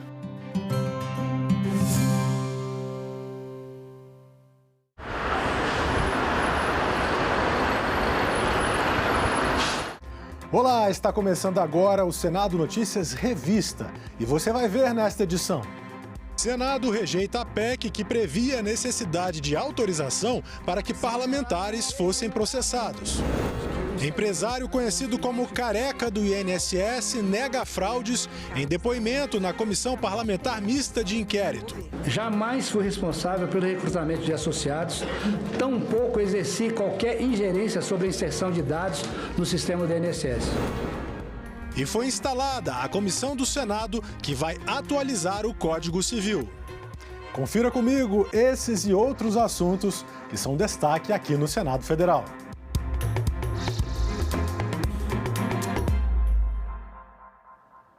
O Senado rejeitou a PEC do mandato parlamentar. A proposta exigia, por exemplo, autorização prévia da Câmara dos Deputados ou do Senado para a abertura de ação penal contra parlamentares e reintroduzia o voto secreto para a cassação de parlamentar. O texto foi enviado ao arquivo. A PEC inclui na Constituição que senadores e deputados só podem ser processados com autorização prévia da Câmara ou do Senado em votação secreta. No parecer pela rejeição da proposta, o relator, senador Alessandro Vieira, disse que ela representa um grave retrocesso. Ele apontou desvio de finalidade e inconstitucionalidade. Tal desvio de finalidade é flagrante e se descortina através da desconexão entre os meios propostos e o fim pretensamente legítimo.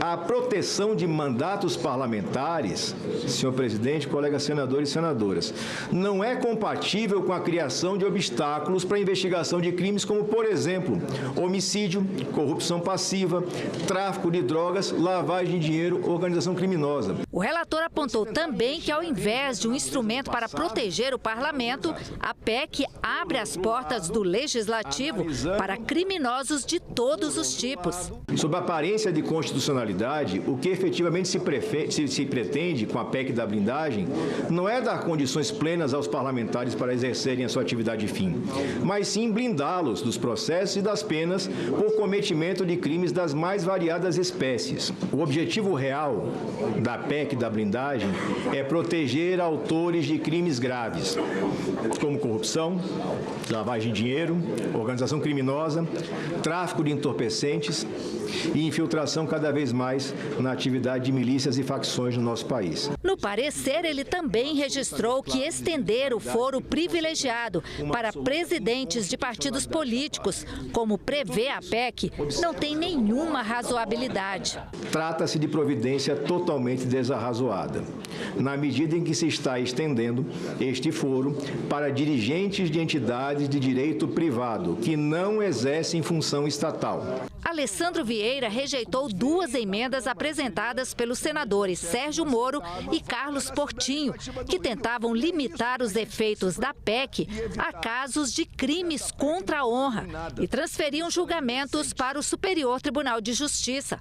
O senador Jorge Seife, que tinha apresentado voto em separado pela aprovação da PEC, pediu que ele fosse retirado. Eu retiro meu voto em separado, porém, eu faço um apelo, como já o fiz aí ao seu lado, que o senhor paute a nossa PEC 2024, que é exatamente a demanda de, se não todos, a grande maioria dos parlamentares, que é um reforço somente do artigo 53, que já diz expressamente que nenhum parlamentar pode ser processado ou censurado por suas palavras e votos. Durante o debate, parlamentares dos mais diferentes partidos se alinharam ao senador Alessandro Vieira na rejeição da proposta. Não tem o menor cabimento, em pleno século XXI no Brasil, a gente ter voto secreto para admissibilidade de processo contra parlamentares. Isso não faz o menor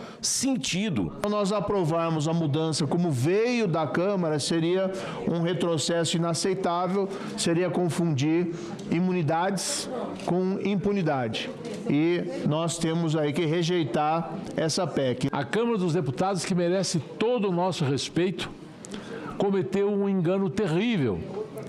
Pedir a esse Senado que aprove extensão de foro privilegiado, quando nós aprovamos aqui por unanimidade o fim do foro privilegiado. A PEC ainda vai além. Ela proíbe a expedição de medida cautelar probatória. Quer dizer, não pode ser fazer uma interceptação telefônica, não pode ser feita uma quebra de sigilo bancário ou fiscal, a certeza da impunidade. PEC da impunidade, da blindagem, da bandidagem, seja lá o nome que a gente queira dar, tudo é coisa ruim. Parecer do relator pela rejeição da PEC foi aprovado por unanimidade. Os senadores cogitaram votar a PEC também no plenário, mas o presidente do Senado, Davi Alcolumbre, informou que o texto segue diretamente da CCJ para o arquivo. Do ponto de vista regimental, no parágrafo 1º do artigo 101 do Regimento Interno do Senado Federal, quando a Comissão de Constituição e Justiça emite um parecer aprovado de forma unânime pela inconstitucionalidade e injuridicidade de qualquer proposição, esta é, do ponto de vista regimental, considerada rejeitada e arquivada definitivamente, por despacho, naturalmente, da presidência do Senado Federal. Independentemente, é o que manda o regimento, independentemente de deliberação de plenário. Portanto, não há o que se esclarecer em relação à tramitação desta proposta, querido presidente Otto Alencar, querido senador Alessandro Vieira. Assim, tendo em vista que a Comissão de Constituição e Justiça, no dia de hoje, de forma unânime, aprovou o parecer da lavra do senador Alessandro Vieira sobre essa proposta de emenda constitucional, concluindo no seu parecer pela sua inconstitucionalidade e injuridicidade e no mérito pela sua rejeição, esta presidência, com amparo regimental claríssimo, determina o seu arquivamento sem deliberação de plenário.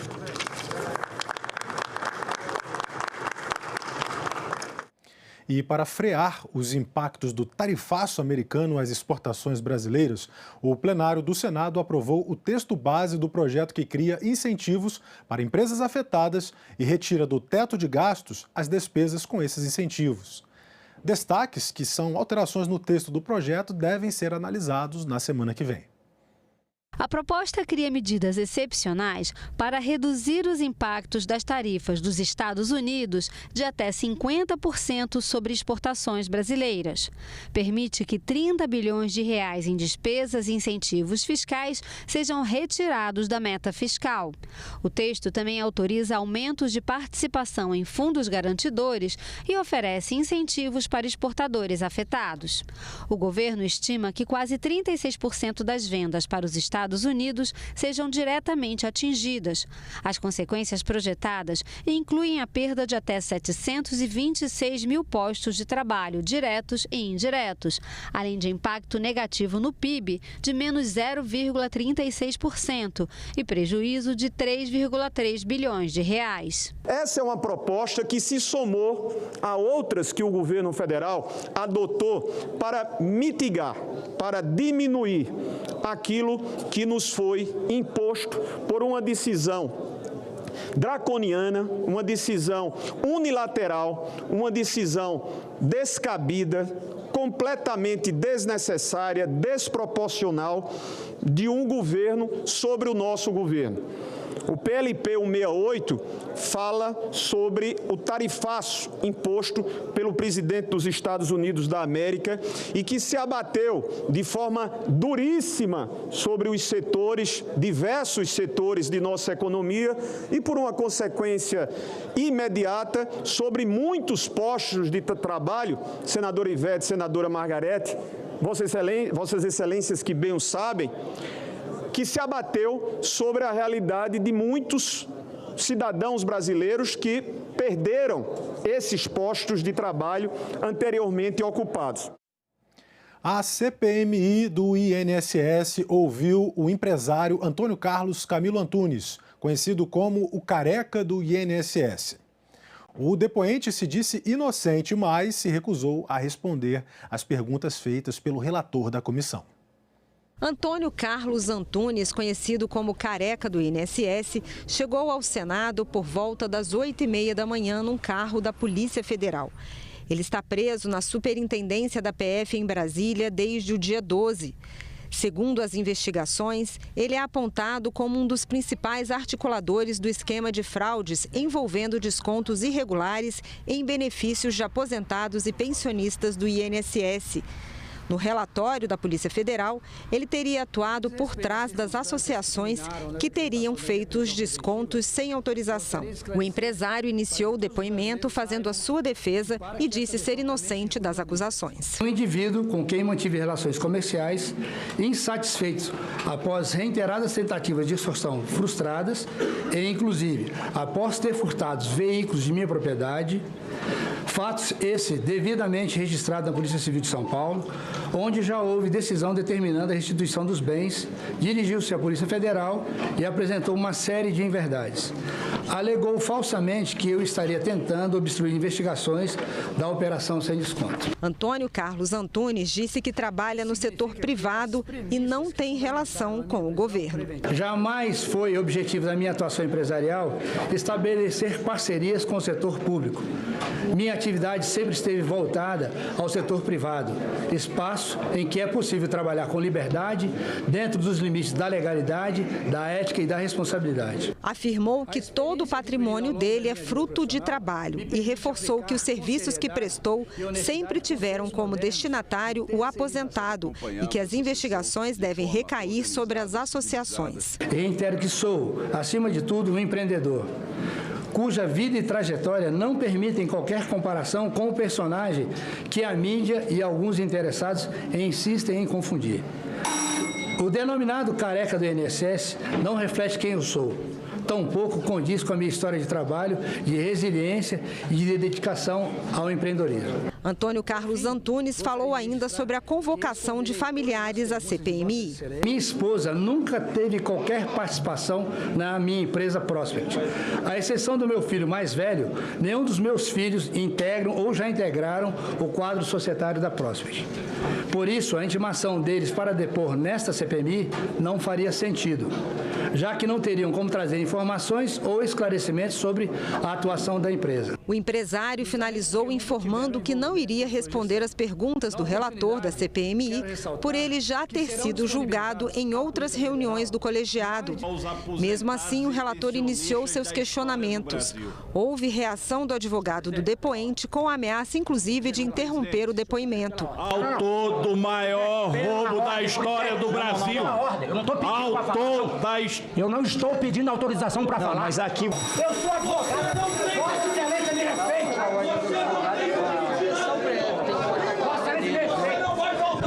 Não. Eu peço auxílio à Polícia Legislativa. Está suspensa a sessão. Após o intervalo, o relator fez perguntas durante quase 1 hora ao depoente, mas nenhuma delas foi respondida por Antônio Carlos Antunes.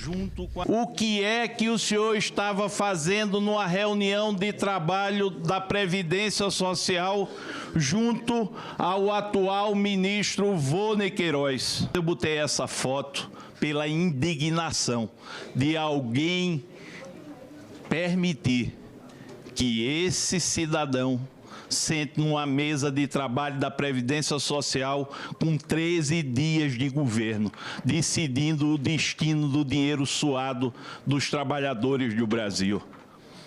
E também na CPMI do INSS foi preso em flagrante, por falso testemunho, o economista Rubens Oliveira Costa. Ele trabalhou para o empresário Antônio Carlos Camilo Antunes, o careca do INSS. O economista Rubens de Oliveira Costa é mais um dos supostos sócios de Antônio Carlos Camilo, conhecido como careca do INSS. Amparado por um habeas corpus concedido pelo Supremo Tribunal Federal, o depoente não quis prestar o termo de compromisso de falar a verdade. Eu me reservo o direito de não me comprometer. Em seu depoimento inicial, Rubens negou sociedade com o careca do INSS. Jamais fui sócio de qualquer empresa ao lado do senhor Antônio Camilo. Atuei em apenas 4 de suas empresas no papel de administrador financeiro e nada além disso. Fui contratado como funcionário pelo senhor Antônio, recebendo salário. Jamais recebi qualquer comissão, dividendos ou qualquer outra remuneração além do salário combinado.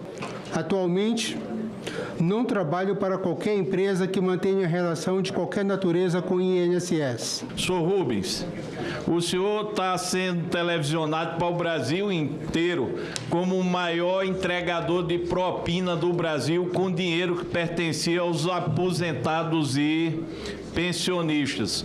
Quantas vezes o senhor entregou propina a integrantes do governo federal, parlamentares? Seguindo a orientação dos meus advogados e conforme direito constitucional garantido, assegurado por habeas corpus, impetrado perante o Supremo Tribunal Federal, reservo o meu direito de permanecer calado. Senhor Rubens, a pergunta que eu fiz foi para lhe beneficiar. Olha só, o senhor está noticiado pela imprensa brasileira como o maior entregador de propina com dinheiro dos aposentados e pensionistas. O senhor está dizendo que quer ficar calado, então nós podemos continuar com essa premissa. O senhor realmente é o homem da mala preta, o homem da propina, que o Brasil quer conhecer o seu rosto. É o senhor o homem da propina que desviou mais de 6 bilhões de reais do dinheiro do aposentado e pensionista? Ou o senhor é boi de piranha? Como já afirmado aqui, não distribuí, nem entreguei, nem participei de nenhum ato que fosse a entrega de recursos, seja de qual origem, para quem quer que seja. Se ele é laranja, pouco me importa. Mas derrubando uma laranja podre, a gente termina alcançando o bicho que está apodrecendo as laranjas. Portanto, diante dos pressupostos e fundamentos da prisão preventiva, principalmente a aplicação da lei penal e garantia da ordem pública para evitar a fuga e a prática de novos crimes e pelo flagrante do crime de ocultação documental diante de uma investigação em curso, peço a Vossa Excelência, com a aquiescência dos demais membros desta CPMI, a decretação da prisão preventiva para ser direcionada esta para o Supremo Tribunal Federal e a decretação da prisão em flagrante pela ocultação dolosa de documentos importantíssimos à investigação. O que nós vimos hoje, o Brasil assistiu, é mais uma vez o silêncio de quem conhece, sabe como funcionou e não quis trazer informações quando foi perguntado sobre o maior esquema de roubo dos aposentados no Brasil. Nessa comissão, nós vemos aqui, a todo momento, o depoente tentando não dar informações corretas a este parlamento, esconder documentos, fugir das respostas e, muitas vezes, ocultar a verdade. Está registrado em ato o comportamento do depoente nessa CPMI. Diante das mentiras constatadas, das contradições flagrantes, da ocultação de documentos, está caracterizado o crime de falso testemunho. Na condição de presidente desta Comissão Parlamentar Mista de Inquérito, diante do flagrante delito, eu neste ato dou voz de prisão ao depoente por crime de falso testemunho contra essa CPMI. Determino, Vossa Excelência não pode mais se manifestar, senhor advogado, agora só nos autos. Determina a Polícia Legislativa do Congresso Nacional que proceda imediatamente à condução do preso com todas as garantias constitucionais e que seja comunicado à autoridade judicial para as devidas providências. Essa CPMI, e aqui eu vim pautando ponto por ponto, não será instrumento de blindagem de ninguém. Essa CPMI vai até o final, doa a quem doer. Quem rouba do aposentado, rouba do Brasil. E aqui, meus amigos, quem mente vai pagar o preço. Polícia Legislativa que se cumpra as decisões dessa casa. Não, Excelência, o senhor não pode mais se manifestar, só nos autos agora. Nada mais havendo a tratar, agradeço a presença de todos e declaro encerrada a presente reunião, convidando-os para a próxima a ser realizada 25/9, para o oitiva do senhor Antônio Carlos Camilo Antunes, conhecido como Careca do INSS. Muito obrigado a todos. A isenção de imposto de renda para rendimentos até R$ 5.000 foi aprovada pela Comissão de Assuntos Econômicos. O texto vai agora para a Câmara dos Deputados, onde já tramita um projeto do governo prevendo a mesma isenção. A aprovação foi por unanimidade e aconteceu um dia após a leitura do relatório do senador Renan Calheiros, depois do pedido de vista coletiva concedido aos senadores. O projeto garante isenção total de imposto de renda para quem ganha até R$ 5.000 por mês. Quem recebe entre R$ 5.001 e R$ 7.350 pagará uma alíquota com redução decrescente do imposto de renda, corrigindo a defasagem da tabela. O projeto estabelece ainda o imposto de renda de pessoa física mínimo, a ser cobrado de quem tem rendas mais altas, acima de R$ 600 mil por ano. Nesse caso, seria aplicada uma alíquota progressiva que pode chegar até 10%. O texto também trata dos lucros e dividendos. A pessoa física que receber mais de R$ 50 mil por mês vai descontar na fonte a alíquota de 10%, desde que o recurso seja proveniente de empresa. A taxação valerá também para lucros enviados ao exterior. O projeto aprovado também cria o Programa de Regularização Tributária, uma espécie de refis para quem tem dívidas com o governo.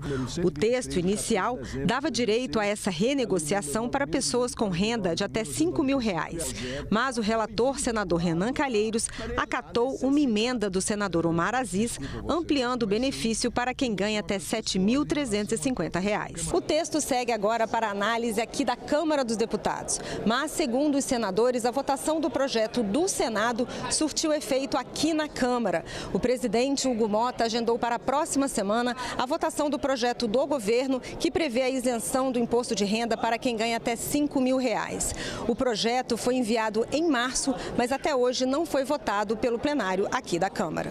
Que nós já estamos vendo movimentos da Câmara dos Deputados no sentido de também acelerar a votação do projeto de lei que está com regime de urgência naquela casa. E se não fosse a iniciativa da Comissão de Assuntos Econômicos, nós talvez não estivéssemos vendo finalmente a realização de um direito do povo brasileiro, do trabalhador brasileiro ser conquistado. Lembrando que para a região Norte e Nordeste isso representa um 14º salário para 95% ou mais dos trabalhadores que têm vínculo formal.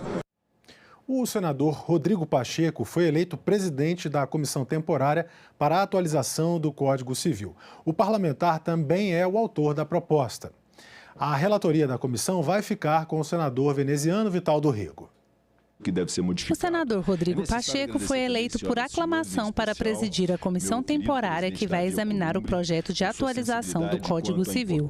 A comissão foi instalada nesta quarta-feira e terá como vice-presidente o senador Efraim Filho e, na relatoria, o senador veneziano Vital do Rego. A proposta de reformulação do Código Civil foi apresentada pelo próprio senador Rodrigo Pacheco, elaborada a partir da minuta de um grupo de juristas.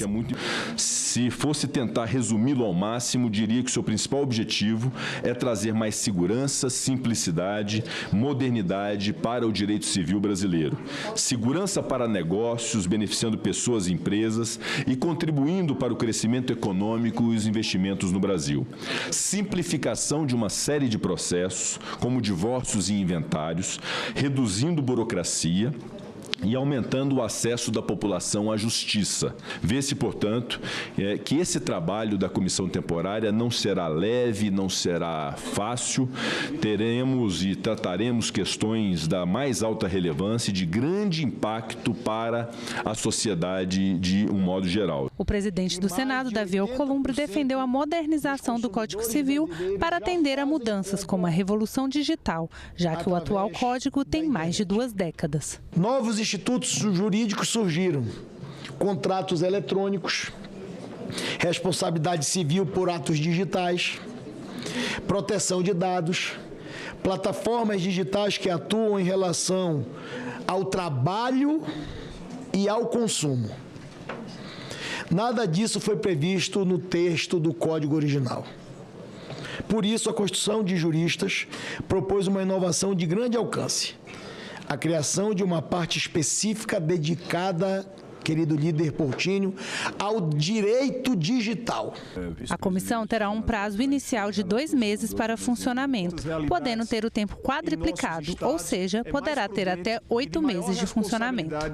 Para que tenhamos a oportunidade ou as oportunidades de ouvirmos, de trazermos de volta as presenças daqueles e daquelas que foram responsáveis pelo primeiro grande estudo apresentando o anteprojeto, para que depois ganhasse vida na forma de um projeto de lei número 4, para que nós tenhamos as nossas audiências, para que nós nos reportemos à sociedade civil, para que nós estejamos, enfim, abertos a uma construção que se aproxime da realidade dinâmica dos nossos dias. Estou convicto de que o trabalho desta comissão resultará em um Código Civil moderno, equilibrado e sintonizado com os desafios do nosso tempo, que respeita as liberdades, proteja os direitos e garanta a segurança jurídica aos brasileiros.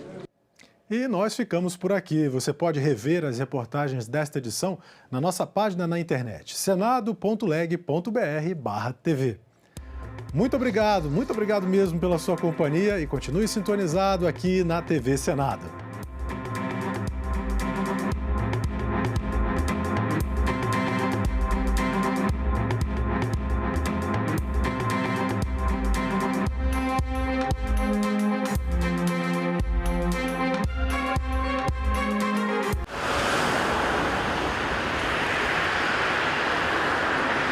COP30. Em Santa Catarina, Assembleia e Sociedade fazem conferências regionais. Em Minas, projeto educacional prepara estudantes para a política. Transporte público em debate na Câmara dos Deputados. E em Cuiabá, o zelo de um instituto pela preservação da memória de um povo. Tudo isso no Parlamento Brasil. Parlamento Brasil. Hoje, 8h, aqui na TV Senado. Antes da chegada dos europeus nessa região, nós tínhamos aí grupos mandinga. Os mesmos mandinga que estavam presentes no Senegal, que faziam o comércio de longa distância que chegava até o Mali, eles estarão presentes na Guiné-Bissau. São grupos islamizados e essa marca mandinga, ela vai estar fortemente perceptível não só na ideia do mandinga como feitiço, do domínio das artes mágicas, do contato com os espíritos, do conhecimento sobre as ervas, todo esse conhecimento que eles também armazenavam, cruza o Atlântico e chega até as Américas e chega ao Brasil. Para o capoeirista tradicional, o corpo de mandinga é um corpo feiticeiro, é um corpo capaz de evitar a faca, de fazer bem a esquiva. Então, os grandes capoeiristas são mandingueiros.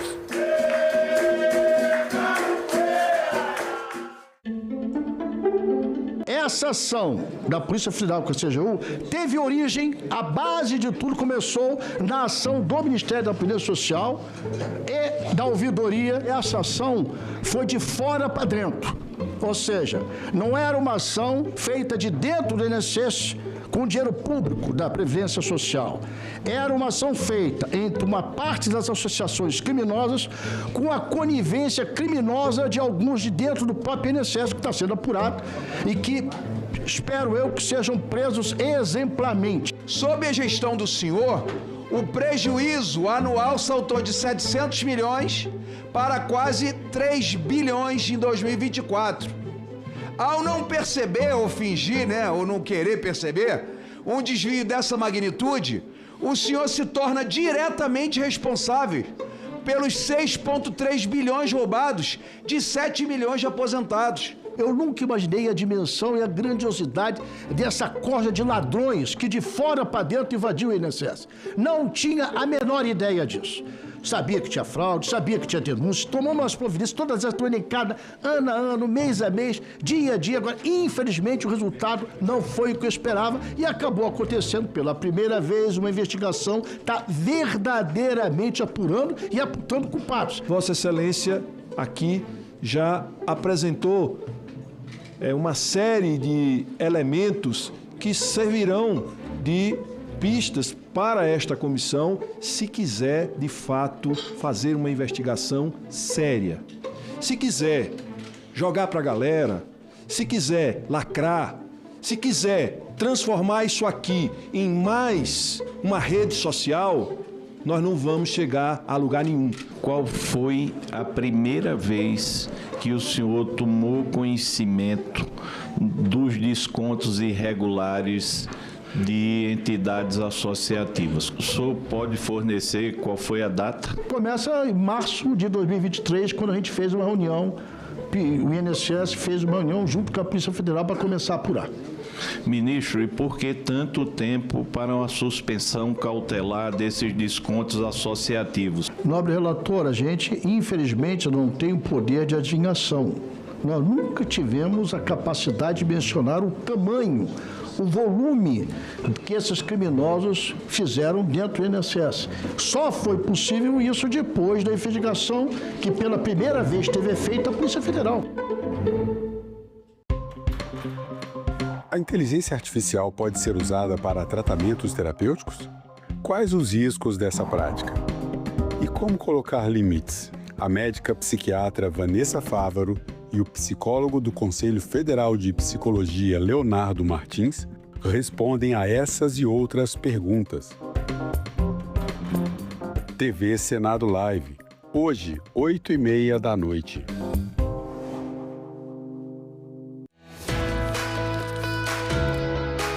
acordo com a Constituição brasileira, as funções administrativas do nosso país são exercidas por 3 poderes distintos e independentes: o poder executivo, o judiciário e o legislativo. Eles precisam funcionar em harmonia e se complementar, porque dessa forma um equilibra o outro. O poder executivo é representado por aqueles que têm funções governamentais e administrativas. Já o poder judiciário é responsável pela interpretação e execução das leis. O poder legislativo atua representando a população, formulando as leis e fiscalizando o poder executivo. No Brasil, ele é dividido em 3 níveis. O nível federal, representado por senadores e deputados federais. O nível estadual, representado por deputados estaduais e distritais. E o nível municipal, representado por vereadores. No nível federal, quem exerce o poder legislativo é o Congresso Nacional, composto pela Câmara dos Deputados e o Senado Federal. O Senado é composto por 81 senadores, 3 para cada um dos 26 estados e para o Distrito Federal, em uma divisão igualitária. Já na Câmara, composta por 513 deputados, o critério para a divisão do número de cadeiras é o da proporcionalidade. Quanto mais habitantes a unidade federativa tiver, maior será o número de representantes. Quando um projeto de lei é debatido e votado pelos deputados, os senadores fazem a revisão. Quando o projeto tem origem no Senado, a revisão é feita pelos deputados. Essa necessidade de revisão de um projeto de lei, passando necessariamente pelo Senado e pela Câmara, é o que chamamos de sistema bicameral. Toda a estrutura do nosso poder legislativo é garantida pela Constituição e também por algo muito importante, que é o seu voto. O mundo cabe dentro de um museu. É só entrar e deixar a curiosidade te guiar. Pinturas, esculturas, traços e cores que atravessam séculos e que contam histórias. Cada obra é uma janela aberta para outras épocas, outros olhares e outras culturas. A arte não tem tempo, ela vive e está exposta. Museus, onde o passado encontra o presente e inspira o futuro. Visite, descubra, valorize. Talvez a gente tenha, como pessoas, uma certa dificuldade de lidar com o diferente. Parte de nós, pelo menos, ficaria mais confortável se todo mundo pudesse ser um pouquinho mais igual. Mas não é, e que bom que não é, entendeu? É bom também a gente poder ir exercitando essa capacidade de conviver com o diverso, né? Com a diversidade que nos caracteriza como seres humanos. Envelhecer. Neste sábado, 7 horas da manhã. Aqui, na TV Senado. O cerrado com C minúsculo, a vegetação, ele se desenvolveu por mais de 60 milhões de anos para criar uma interação, uma interface entre a água da atmosfera e a água do subsolo. A chuva cai sobre as copas das árvores e das gramíneas do cerrado, perde velocidade, infiltra no subsolo, acompanha as longas raízes das plantas do cerrado e vai se depositando nos fragmentos que tem de espaço no subsolo e nos aquíferos. E o subsolo está vertendo essa água que foi armazenada durante o período de chuva para poder correr nos rios durante o período de seca. Quando há o desmatamento dessas porções de cerrado, ao invés dessa água infiltrar lentamente e se armazenar, ela vai escorrer superficialmente em grande parte.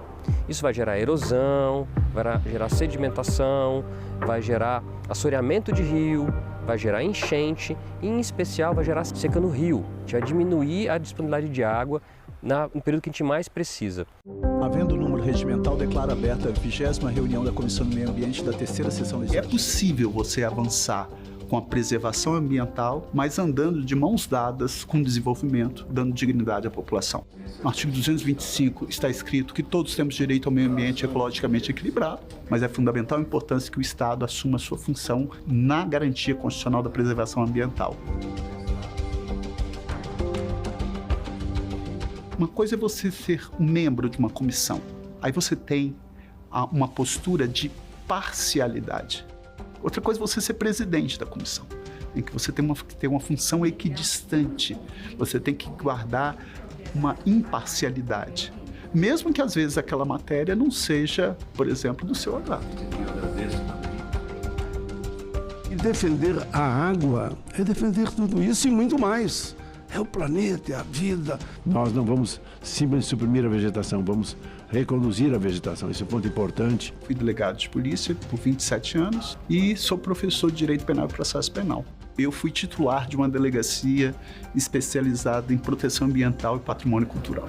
Graças a Deus e a população capixaba, eu fui eleito o senador pelo Estado do Espírito Santo. E eu acho que defender o meio ambiente é defender toda e qualquer forma de vida que há por vir. Eu vou assumir a Comissão do Meio Ambiente, muito orgulho. Eu gosto sempre de falar que ser cidadão, para mim, não é apenas viver em sociedade, mas é transformar essa sociedade. E o que eu estou fazendo para transformar essa sociedade? Qual é a minha função enquanto cidadão no meu espaço que eu estou conscientizando a pessoa para entender efetivamente que a preservação ambiental é a saída para que a gente possa ter uma sociedade muito melhor.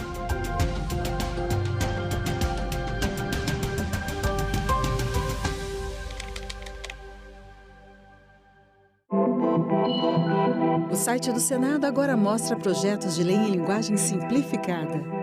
É o Senado Explica, uma ferramenta de inteligência artificial combinada com revisão humana que torna mais fácil entender e acompanhar as leis em debate aqui no Senado. Na página de tramitação das matérias e no portal E-Cidadania, Senado Explica.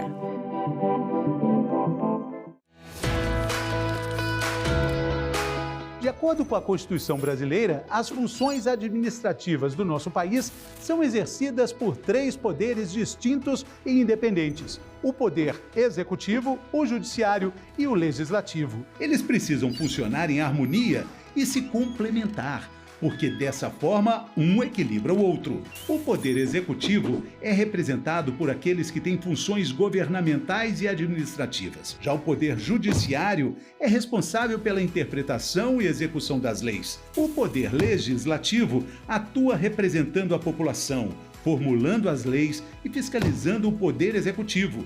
No Brasil, ele é dividido em 3 níveis. O nível federal, representado por senadores e deputados federais. O nível estadual, representado por deputados estaduais e distritais. E o nível municipal, representado por vereadores. No nível federal, quem exerce o poder legislativo é o Congresso Nacional, composto pela Câmara dos Deputados e o Senado Federal. O Senado é composto por 81 senadores, 3 para cada um dos 26 estados e para o Distrito Federal, em uma divisão igualitária. Já na Câmara, composta por 513 deputados, o critério para a divisão do número de cadeiras é o da proporcionalidade. Quanto mais habitantes a unidade federativa tiver, maior será o número de representantes. Quando um projeto de lei é debatido e votado pelos deputados, os senadores fazem a revisão. Quando o projeto tem origem no Senado, a revisão é feita pelos deputados. Essa necessidade de revisão de um projeto de lei, passando necessariamente pelo Senado e pela Câmara, é o que chamamos de sistema bicameral. Toda a estrutura do nosso poder legislativo é garantida pela Constituição e também por algo muito importante, que é o seu voto. O Cerrado, bioma que abastece a maioria das bacias hidrográficas do país, está perdendo suas águas por degradação ambiental. Pesquisadores do Instituto Federal do Maranhão criam cosméticos naturais com frutas típicas do estado.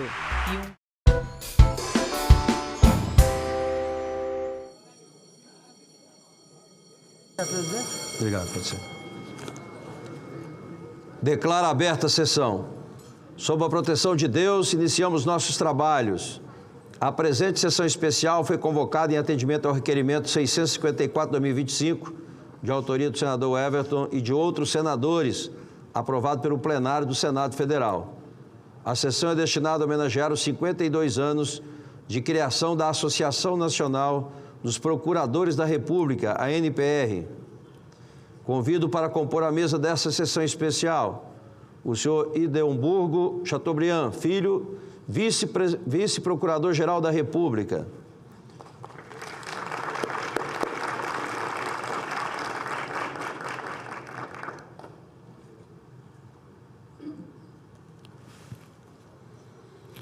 Muito bem.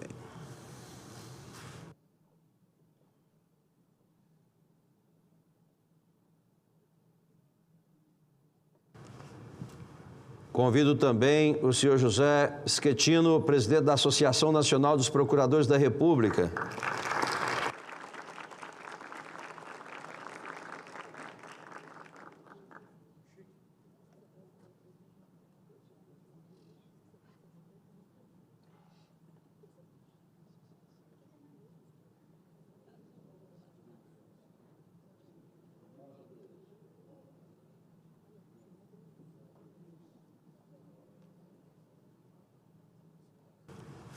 Convido também a senhora Ana Paula Mantovani, vice-presidente da Associação Nacional dos Procuradores da República.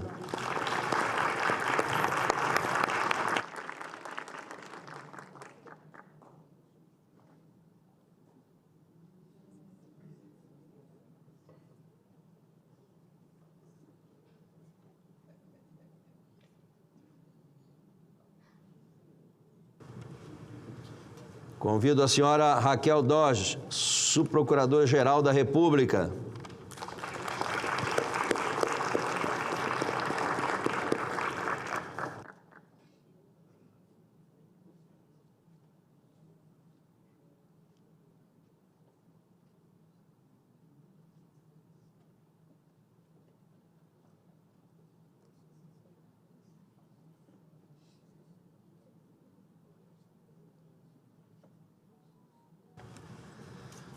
Convido também a senhora Cláudia Marques, subprocuradora-geral da República.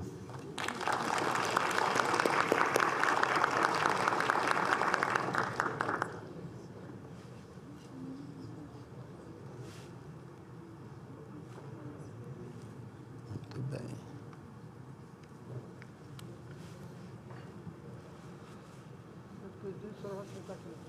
Muito bem, jovem. Seja bem-vinda.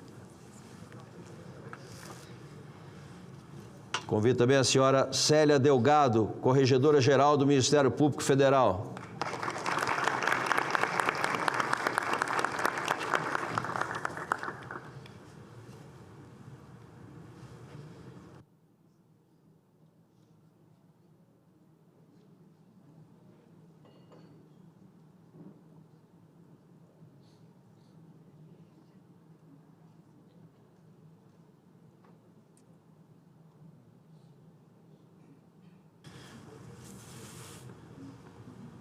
A presidência informa que a sessão terá também a participação do excelentíssimo presidente da ANPR, senhor Alexandre Camanho de Assis, senhor Antônio Carlos Alpino Bigonha, o senhor José Robalinho Cavalcante, senhor Nicolau Dino de Castro e Costa Neto, senhor Biratã Gazeta e também o senhor Wagner Gonçalves.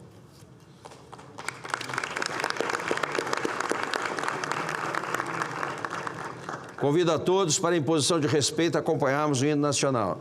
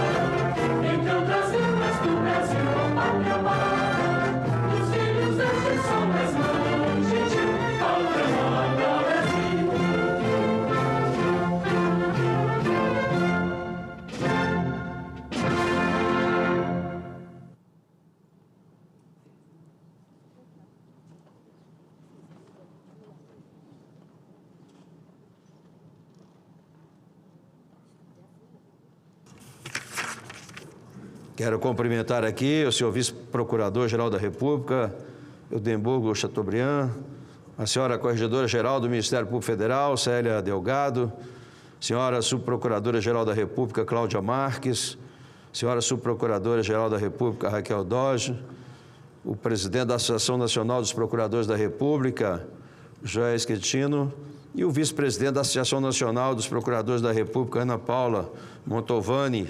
Cumprimentar também os demais procuradores, servidores, convidados. Senhoras e senhores, declaro então aberta a sessão especial destinada a comemorar os 52 anos da Associação Nacional dos Procuradores da República. Eu quero aqui, em primeiro lugar, cumprimentar também e dar boas-vindas, ao nosso presidente aqui, atual da Associação Nacional, doutor José Schettino, as procuradoras que já mencionei. Essa é uma ocasião solene em que o Senado Federal se reúne não apenas para celebrar uma trajetória, mas para reconhecer a importância de uma entidade que, ao longo de mais de 5 décadas, esteve na linha de frente da defesa da cidadania. A Associação Nacional nasceu em 1973, em um momento de grandes desafios para o Brasil, e desde então consolidou-se como porta-voz dos procuradores da República e guardiã dos princípios que estruturaram o Ministério Público Federal. Ao longo de sua história, a associação esteve presente em momentos decisivos da vida nacional, na redemocratização, na Constituinte de 1988, na defesa da autonomia institucional do Ministério Público e em tantas outras batalhas fundamentais para o país. São 52 anos de dedicação à causa pública, de afirmação da justiça e de compromisso com a sociedade. Uma história que consolidou a Associação Nacional como uma voz ativa em defesa das prerrogativas da carreira, mas, sobretudo, como guardiã de valores que sustentam o Estado de Direito. O impacto do trabalho dos procuradores e as procuradoras da República em todas as regiões do país é concreto, na defesa do meio ambiente, na promoção dos direitos humanos, na luta contra a corrupção, na garantia de serviços públicos essenciais e na proteção da Constituição. Essa celebração é também um momento de gratidão. Gratidão a cada procurador e procuradora que, com a coragem e o espírito público, dedica sua vida ao interesse coletivo. Gratidão a uma associação que, ao longo de sua trajetória, manteve firme o compromisso com a ética e com a independência. Que este marco dos 52 anos inspire novos capítulos de conquista e fortaleça o diálogo permanente entre o Ministério Público, o Parlamento e a sociedade brasileira. Em nome do Senado Federal, registro aqui a nossa homenagem à Associação Nacional e a todos os procuradores da República, que continuem firmes em sua missão de servir ao Brasil com coragem, integridade e dedicação. Parabéns pelos seus 52 anos de história e de exemplo. E que venha outros 52.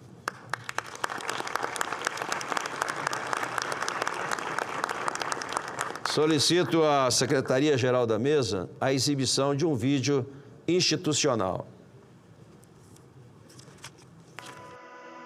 Já dizia Fernando Pessoa: sonhei esta existência de venturas. Sonhando sempre, eu não tinha sonhado que nesta vida sonha-se acordado, que neste mundo a sonhar se vive. 40 procuradores da República e um sonho. Ter uma entidade a defender a carreira, ainda composta por poucos, dezenas. As reuniões preparatórias na Asa Sul avançam, assim como o entusiasmo. Em 22 de setembro de 1973, o projeto se concretiza. É criada a Associação dos Procuradores da República, presidida pelo procurador Geraldo Andrade Fonteles. E detalhe, isso ocorre em pleno regime militar. Os membros institucionalmente representados vão em busca, principalmente, de uma carreira e de um Ministério Público autônomos e independentes. Em 1981, há uma alteração estatutária e passa a ser a Associação Nacional dos Procuradores da República, reflexo de uma atuação que ganha força e intensidade, com a tragédia em 1982 envolvendo o colega Pedro Jorge de Melo e Silva, de Pernambuco, assassinado com 6 tiros, uma vida ceifada por denunciar um dos maiores esquemas de corrupção da época, o escândalo da mandioca. Você tinha mais alguma instrução especial do Major Ferreira? Tenho sim, para tirar na cabeça, porque atirando com espingarda 12 não tem possibilidade de errar o tiro. Imagina ser morto no exercício das atribuições no combate ao crime. A carreira se fortalece, cria um espaço para debater internamente essa e outras pautas urgentes. É o Encontro Nacional dos Procuradores da República. As discussões se aprimoram e balizam a participação da ANPR no processo constituinte. Sim, a associação ajuda a construir o texto da Constituição Cidadã, que dá nova feição à carreira e ao Ministério Público. Esse tema ganha um capítulo específico na Carta Magna. Instituição redesenhada, com garantias de indivisibilidade e independência funcional, com papel relevante no equilíbrio da relação entre os 3 poderes e na representação da sociedade. A cena se repete na elaboração da Lei Orgânica do Ministério Público da União. A ANPR trabalha intensamente na redação do anteprojeto e também na reforma do Judiciário. A entidade que representava uma carreira ainda tímida conquista espaço e voz em debates públicos, em instituições públicas e privadas.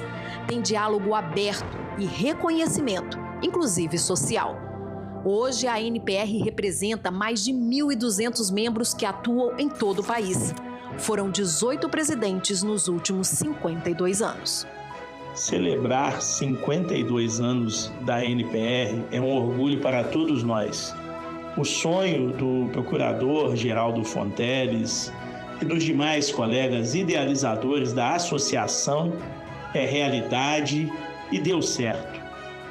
Nosso agradecimento a eles, aos membros ativos e aposentados, às novas gerações.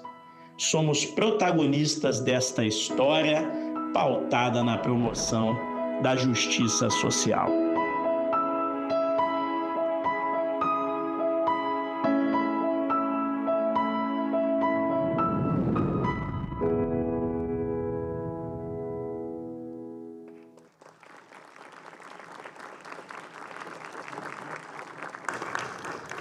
Quero dar boas-vindas aqui aos nossos visitantes. Sejam bem-vindos aí ao nosso Senado Federal.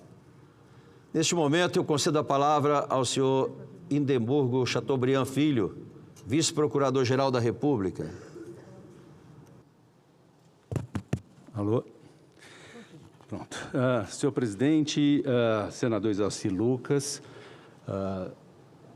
senhora corregedora-geral do Ministério Público Federal, minha caríssima amiga Célia Delgado, também aqui minha caríssima amiga Cláudia, subprocuradora-geral da República, doutora Raquel Dodge, subprocuradora-geral da República, presidente da ANPR, Carlos José Schettino, e Ana Paula Mantovani, vice-presidente da ANPR. Nós estamos aqui sempre entre amigos, não há como deixar de tratá-los com informalidade, senador. Eu vou ser breve, eu não preparei nenhum discurso, só algumas palavras rápidas. Pensei um pouco, né? Entidades de classe, como é o caso da ANPR, elas são criadas essencialmente para defesa de interesses de uma determinada categoria, como é a nossa, né? E, em regra, esses interesses, eles são antagônicos àqueles que, de algum modo, defendem os dirigentes das instituições ou das empresas onde essa categoria exerce as suas atividades, né? Mas, por razões peculiares, nós não somos os únicos, mas por razões peculiares, esse não é o nosso caso, né? Os nossos interesses, a gente compreende bem, são, ou pelo menos deveriam ser, rigorosamente coincidentes com os daqueles que também estão à frente dessas instituições, pois eu acho e acredito que estamos todos empenhados nos mesmos propósitos, já aqui descritos pelo senador Exaussi. Tornar melhor a instituição que tem uma função tão relevante do ponto de vista da garantia da nossa democracia e da estabilidade do Estado democrático de direito. E eu acho que fazemos isso, é claro, tanto a associação quanto os gestores dessas instituições, quando velamos pelo prestígio, pelos direitos e prerrogativas da classe, por medidas que, de alguma maneira, incentivem o bom desempenho das nossas atribuições como procuradores da República e também de medidas que, de alguma maneira, sirvam para aprimorar a estrutura por meio da qual nós funcionamos, né? E eu acho que essa é a razão pela qual estamos todos aqui hoje reunidos, comemorando essa importantíssima data, né? Já são 52 anos de existência e história da NPR e, obviamente, que esses 52 anos de história não poderiam deixar de se confundir com os últimos 52 anos de história do próprio Ministério Público Federal, né? Vários de seus presidentes e diretores ajudaram a construir essa instituição hoje. E eu vejo aqui, poderia citar meu caro Camanho, Nicolau, Bigonha, Robalinho, Wagner, o mais antigo de todos aqui também, o Biratã, não sei se me esqueci de alguém, são todos nomes fundamentais, né, que serão lembrados sempre como pessoas que, de alguma maneira, exerceram uma contribuição ou deram uma contribuição fundamental para a criação e para o prestígio dessa instituição. Então, eu acho que é fundamental, por isso, senador, que a gente siga valorizando a existência dessa entidade. A NPR será sempre essencial para o Ministério Público Federal, até como um meio de apoio para a discussão e reivindicação de melhorias que, muitas vezes, por razões até de ordem política, não podem ser expressas com tanta facilidade por aqueles que estão à frente da gestão da Casa, mas que se reconhecem, obviamente, como reivindicações legítimas e essenciais à valorização da classe. Então, são com essas breves palavras que eu, mais uma vez, felicito a NPR e desejo também, mais uma vez, que, enfim, como o senhor disse, que nos próximos 52 anos possamos estar aqui comemorando essa data, porque nós todos somos passageiros aqui, nós não podemos nos confundir com a instituição, né? E ninguém aqui é insubstituível. Então, eu acredito que daqui a 52 anos estaremos repetindo essa solenidade e aí falando de uma instituição ainda mais forte do que ela é hoje. Muito obrigado.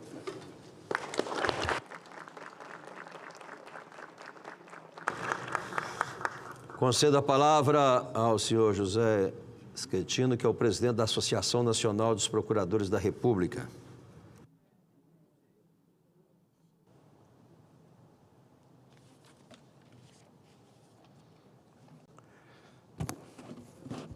Excelentíssimo senhor senador Exaussi, presidente dessa sessão, a quem saúdo e em nome de quem cumprimento o presidente do Senado, o senador Davi Alcolumbre, o senador Everton e todos os demais integrantes desta alta casa da democracia brasileira.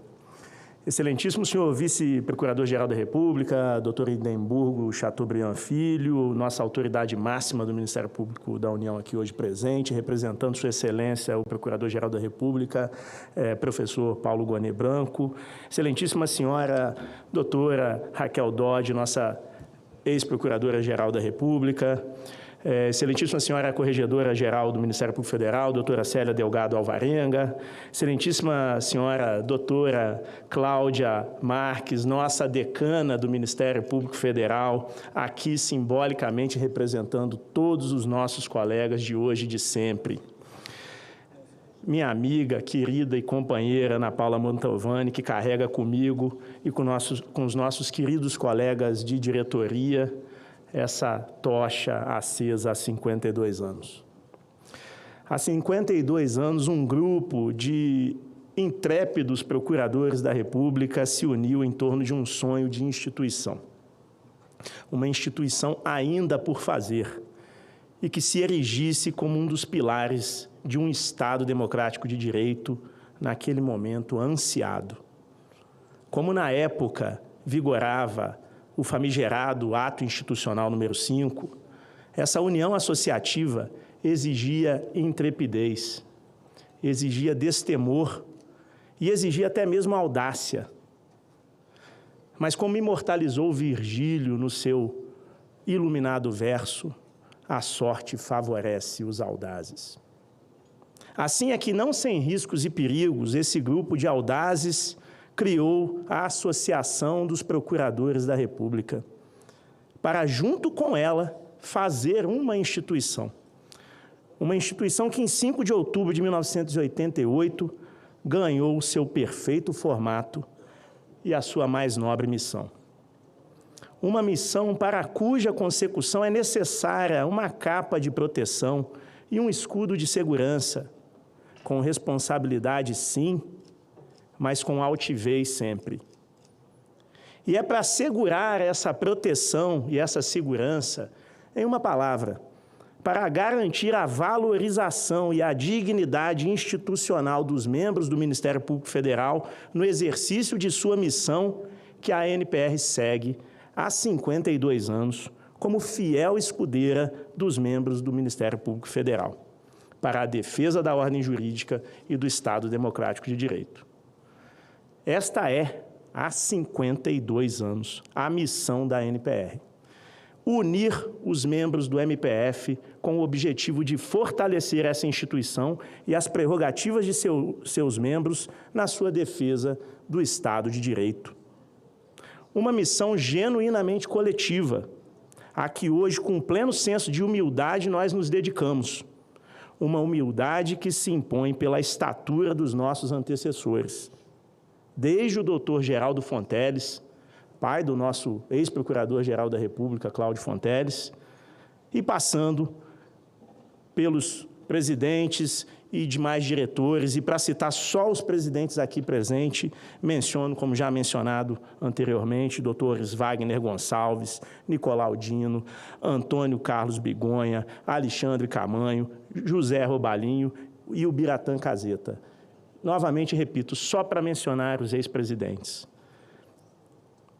Não é à toa que o grande Ulisses Guimarães, no dia 5 de outubro de 1988, no plenário da casa aqui ao lado, afirmou que a coragem é a matéria-prima da civilização.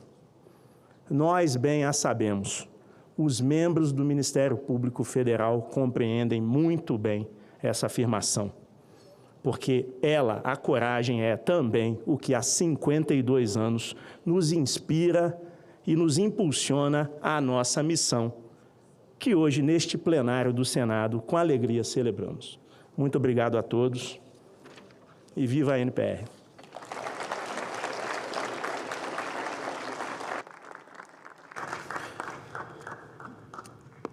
Quero registrar também a presença aqui da senhora Adida, da Embaixada da Rússia, Helena Yaziova, o representante também da Associação Nacional dos Magistrados e Magistrados da Justiça do Trabalho, a senhora diretora de Prerrogativas e Assuntos Jurídicos, Patrícia Pereira de Santana, senhora vice-presidente da Associação Nacional dos Defensores e Defensores Públicos do Distrito Públicos Federais, Alessandra Rolf. Concedo a palavra. Antes, vamos pedir aqui à Secretaria-Geral da Mesa a exibição do discurso da senhora Ela Ieco, subprocuradora-geral da República aposentada. Senhor presidente, senhoras e senhores, em 1973, quando criada a Associação dos Procuradores da República, vigorava a Lei Orgânica do Ministério Público da União de 1951, a Lei 5.010 de 1966, que organizou a Justiça Federal reinstaurada após quase 30 anos de sua extinção, e a Constituição de 1969. Nesse contexto normativo, os procuradores da República eram advogados da União perante a Justiça Estadual e a Justiça Federal, devendo promover e acompanhar ações penais quando houvesse interesse da União. A partir da Lei Complementar 75 de 1993, deixou o MPF de exercer a defesa da União e abraçou novas funções, como a de zelar pelo efetivo respeito dos poderes públicos e dos serviços de relevância pública. Esse avanço institucional muito se deve a associação criada em 1973, que cresceu pela dedicação e esforço dos que, acreditando nela como instrumento de agregação dos procuradores e procuradoras da República na defesa das prerrogativas, direitos e deveres dos seus cargos, também buscavam, por meio dela, participar ativamente nos debates e proposições em temas relevantes à concretização do Estado Democrático de Direito. As sucessivas diretorias da NPR, em uma das quais tive elevada honra e satisfação de presidir, nunca perderam o foco dessa vocação, sendo inúmeras as participações em audiências públicas e seminários promovidos por comissões do Senado e da Câmara dos Deputados, bem como as sugestões encaminhadas no trâmite de projetos de lei. Registro o empenho e a perseverança da associação e de todos os seus ex-presidentes na defesa dos direitos e interesses coletivos e difusos, em juízo ou fora dele, uma vez chamada a sua participação ou de iniciativa própria. De modo que a NPR se sente grata ao receber homenagem do Senado, pois representa o reconhecimento dos méritos dessa carreira profissional para a proteção e guarda dos direitos da cidadania e das instituições do Estado Democrático de Direito. Também porque, de alguma maneira, homenageiam-se aqueles e aquelas a quem o MPF e a NPR devem atenção, respeito e dedicação por serem titulares dos direitos e garantias que lhes cabe proteger e garantir em qualquer circunstância. Muito obrigada.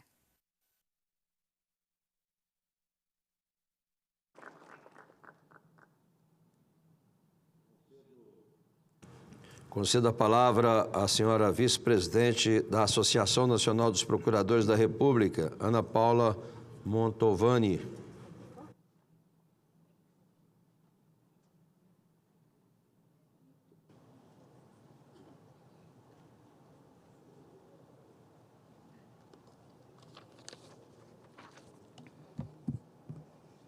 Excelentíssimo senhor senador Alci Lucas, a quem agradeço imensamente por presidir essa sessão especial do Senado. Agradeço também ao Senado Federal pela homenagem hoje prestada à NPR. Excelentíssimo senhor vice-procurador-geral da República, Indemburgo Chateaubriand Filho.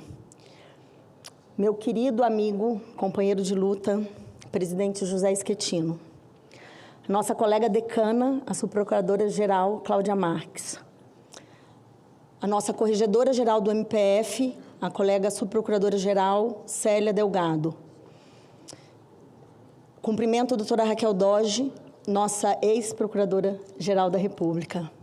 Não posso deixar, nesse momento, de saudar nosso ex-PGR, o querido amigo e colega Aristides Junqueira Alvarenga.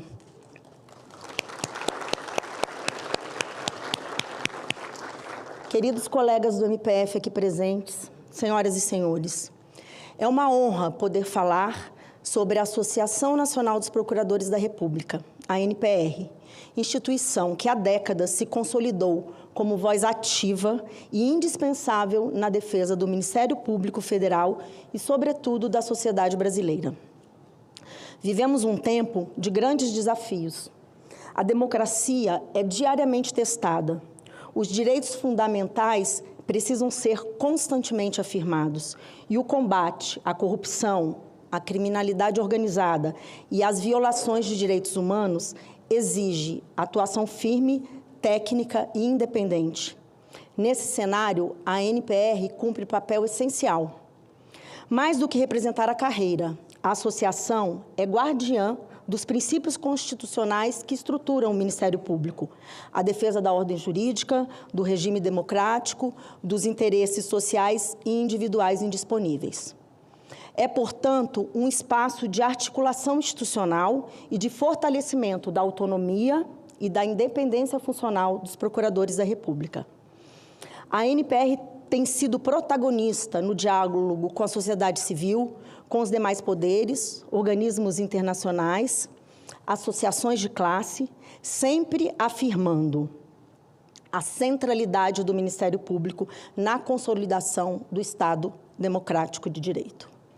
Hoje, quando enfrentamos ameaças ao funcionamento das instituições, a NPR se apresenta como um farol, lembrando que não há democracia sólida sem um Ministério Público forte e independente. Nesse caminho, não podemos esquecer dos que nos antecederam. Vejo aqui os ex-presidentes da Associação Nacional dos Procuradores da República: Wagner Gonçalves, Nicolau Dino, Antônio Carlos Bigonha, José Robalinho, Alexandre Camanho e o Biratã Caseta, a quem faço um agradecimento especial e sincero em nome de todos os membros do Ministério Público Federal. Falar da NPR é falar da importância de manter viva a esperança em instituições que não se curvam a pressões e que têm compromisso inegociável com o futuro do país. Recordo, assim, com respeito e gratidão, o colega Pedro Jorge de Mello e Silva, assassinado no escândalo da mandioca. Sua memória nos lembra do preço que muitas vezes se paga pela defesa da justiça e da verdade. É, portanto, com emoção e reconhecimento que gostaria de chamar Roberta Viegas Silva, filha do Pedro Jorge, para entregar flores como símbolo de nossa homenagem e da certeza de que o legado de Pedro Jorge permanece vivo entre nós.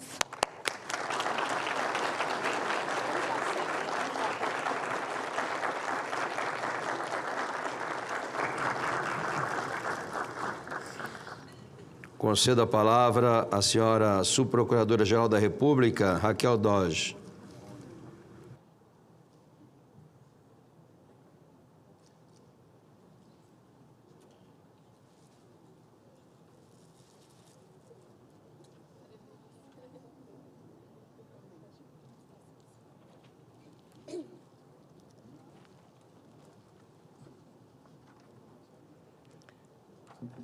Boa tarde a todas e todos. Eu gostaria de iniciar esta saudação com os cumprimentos muito especiais ao senador Isalci Lucas, que preside essa sessão, aos meus colegas subprocuradores-gerais da República, que compõem a mesa, em nome dos quais saúdo a nossa decana, a doutora Cláudia Sampaio Marques, e também, muito especialmente, saudar o presidente da NPR, José Schettino, e a vice-presidente da NPR e presidente da NPR Mulheres, doutora Ana Paula Mantovani, assim como o meu querido Aristides Junqueira Alvarenga, o vice-procurador-geral eleitoral, subprocuradores aqui presentes e, muito especialmente, aos ex-presidentes da Associação Nacional dos Procuradores da República, já aqui nominados. Senhor senador, a história da NPR se confunde em muito com a história da redemocratização do Brasil. Aqueles que a fundaram perceberam que havia no país um Estado autoritário, ditatorial, que suprimia direitos e liberdades da sua população e que não lutava pelos princípios e valores que presidem as democracias liberais. Visionários, acumulando funções como Ministério Público e como advogados da União, os fundadores da ANPR lutaram, antes de tudo, pelos interesses do país e da nossa gente. Por isso, a primeira bandeira de trabalho da Associação Nacional dos Procuradores da República foi por uma Constituição democrática, pelo Estado democrático de direito. E assim como já assinalado aqui por muitos que me antecederam nessa tribuna, a Associação Nacional dos Procuradores da República tem um traço, um distintivo muito singular. Antes de lutar por interesses meramente corporativos dos membros do Ministério Público, a associação lutou por democracia, por direitos fundamentais e por instrumentos jurídicos para fazer valer esses direitos devidos à população brasileira. E é nesta condição e por essa opção de modelo de associação que a NPR tem se qualificado ao longo dos últimos 52 anos para bater às portas do Congresso Nacional, da Câmara dos Deputados, do Senado Federal, para suplicar aos representantes, deputados e senadores, ao representante da nação brasileira, que criassem leis, que providenciasse para o nosso trabalho diuturno instrumentos para fazer valer direitos e garantias fundamentais.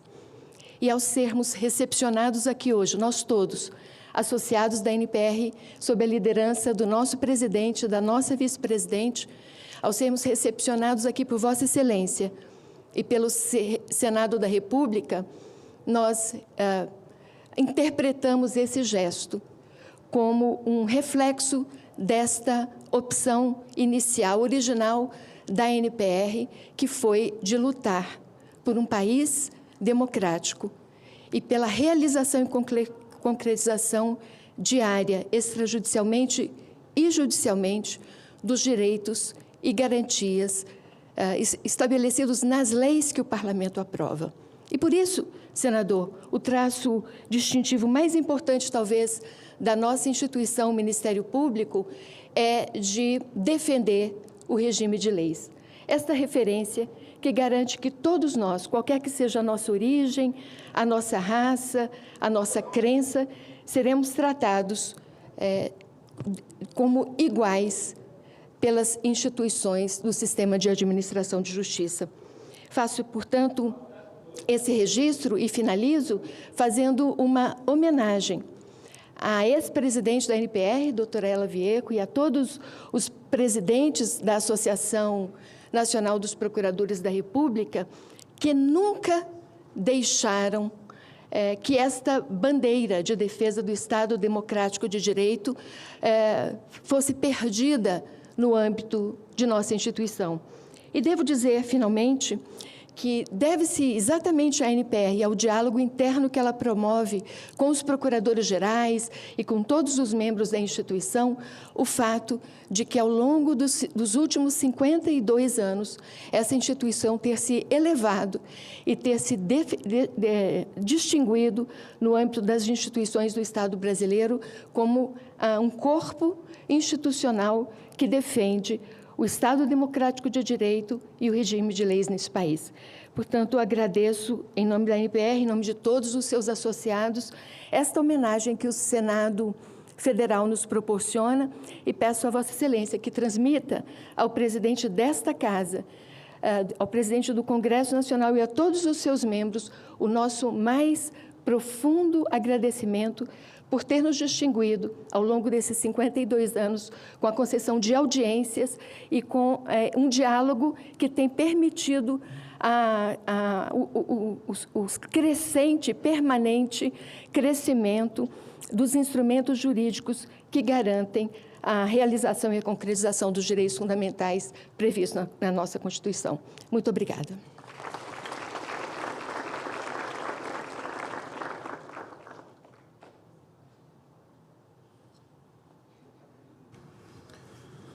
Concedo a palavra ao senhor Wagner Gonçalves.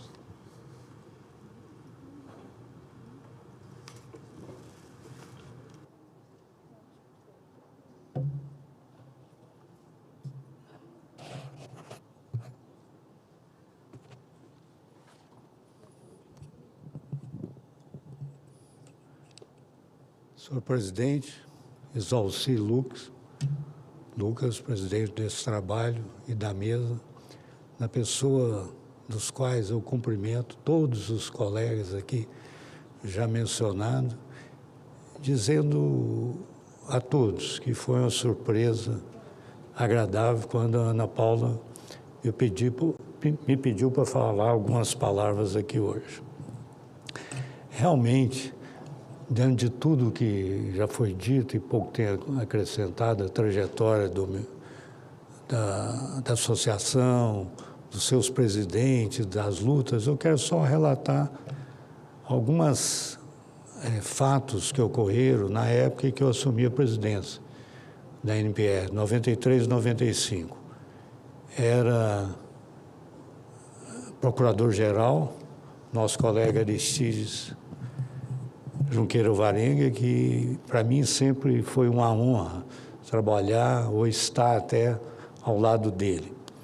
Ele era o procurador-geral e a associação, além de tudo que foi relatado aqui, ela tinha um intercâmbio com os colegas e com o procurador-geral, no sentido de quando o procurador-geral não podia ir no Estado, tinha algum problema com o colega, ele tomava a liberdade de nos procurar e falar: você poderia ir lá, Wagner? Porque está assim, está assado. Esse papel também a associação fazia. Eu me recordo que quando eu assumi, em 83, já era revisão constitucional. Quer dizer, ia se iniciar. Então, a responsabilidade do presidente da associação foi imensa, porque depois ninguém fala mais nisso, não deu certo, mas a associação apresentou 750 emendas e contra-emendas.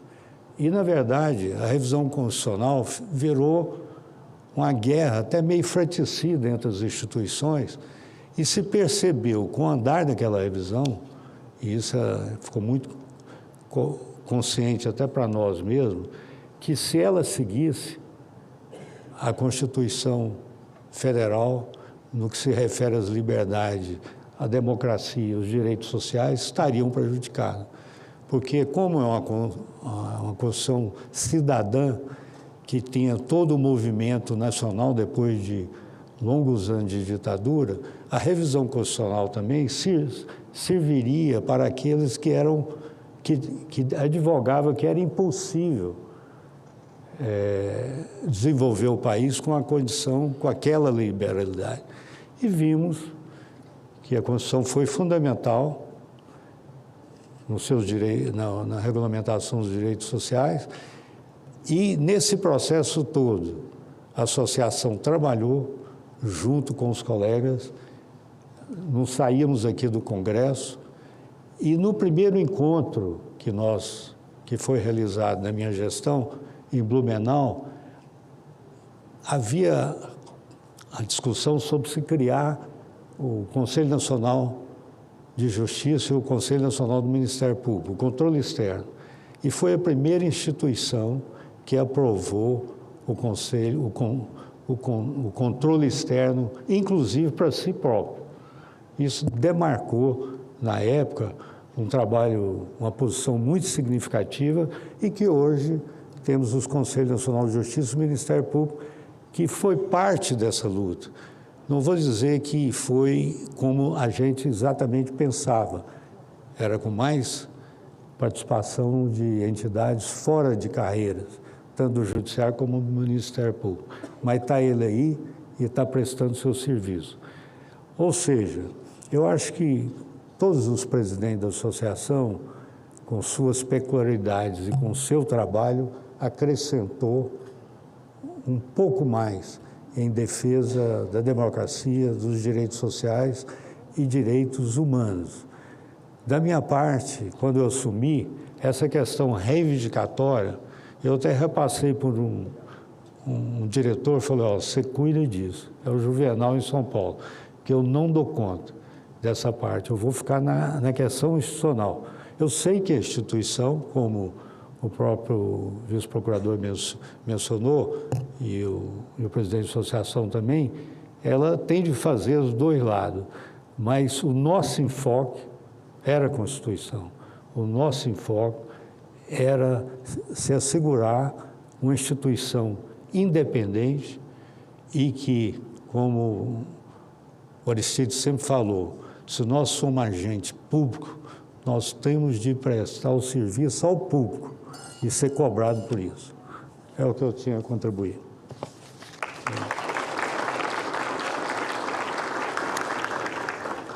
Concedo a palavra ao senhor Nicolau Dino de Castro e Costa Neto.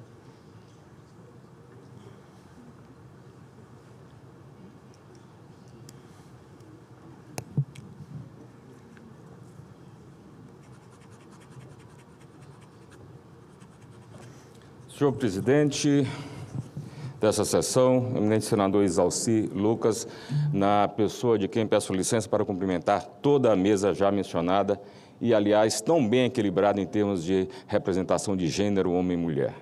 Senhoras e senhores presentes, eu gostaria de dizer nesta oportunidade e lembrar que a genialidade da pena de Ítalo Calvino, grande escritor cubano, buscou retratar em no Visconde de Tirralba, um grande personagem, o personagem principal do livro, a ambiguidade existencial, a necessidade inigualável e insuperável de somarmos em um corpo, em um espírito, às vezes dualidades que são em muitas ocasiões contraditórias. Eu pego essa referência de Ítalo Calvino no Visconde partindo ao meio para lembrar o que todos já disseram aqui. A ANPR é uma instituição que reúne ao mesmo tempo uma parcela de responsabilidade no que se refere à defesa dos legítimos interesses corporativos, mas, sobretudo e antes de tudo, a ANPR atua e milita em favor da defesa e promoção dos valores da democracia. Ítalo Calvino retratou essa dualidade, separando o bem e o mal, dizendo que, no fundo, o bem e o mal se misturam e se completam. Claro que não é o caso da nossa associação. Aqui estamos falando de corporação e de instituição. Valores que se misturam e se interpenetram e fazem a história do Ministério Público. Foi dito aqui, muito bem lembrado, que falar da história da ANPR é falar da história do Ministério Público. Isso nos remonta a 1985, 86, 87, quando o grande desafio das entidades e do povo brasileiro era construir um Estado democrático, socioambiental de direito, um Estado em que a voz do povo, a voz da sociedade e as instituições pudessem funcionar a contento para fazer valer os interesses legítimos da sociedade. A ANPR participou desse processo. E eu preciso dizer e relembrar e sublinhar esse dado, não apenas naquele momento, mas em todos os momentos em que a promoção de instrumentos, a construção de instrumentos e a defesa de direitos se fez necessária. As diretorias da ANPR escreveram um importante traço nesse desenho institucional que hoje vivemos e lutamos para manter. Portanto, senhor presidente, mais do que um imperativo, é uma alegria muito grande estar presente neste momento solene em que o Senado abre suas portas para comemorar, festejar, celebrar os 52 anos de existência de nossa associação. E certamente, Vossa Excelência ou outras pessoas aqui presentes podem se perguntar como uma instituição e uma corporação, uma associação já tão longeva, pode ter nos seus quadros, exaustivamente saudada aqui, uma decana tão jovem. E pode ser isso também uma das contradições de Ítalo Calvino. No fundo, o que, no auge da nossa maturidade institucional, seja como Ministério Público, seja como associação, nós mantemos jovem o nosso espírito. O ideal que nos move, o ideal de defesa da democracia, o ideal de defesa da sociedade. Muito obrigado, senhor presidente. Transmita, por favor, os meus registros e meus agradecimentos também ao senador Everton Rocha, meu conterrâneo, por ter apresentado o requerimento para essa solenidade. Muito obrigado.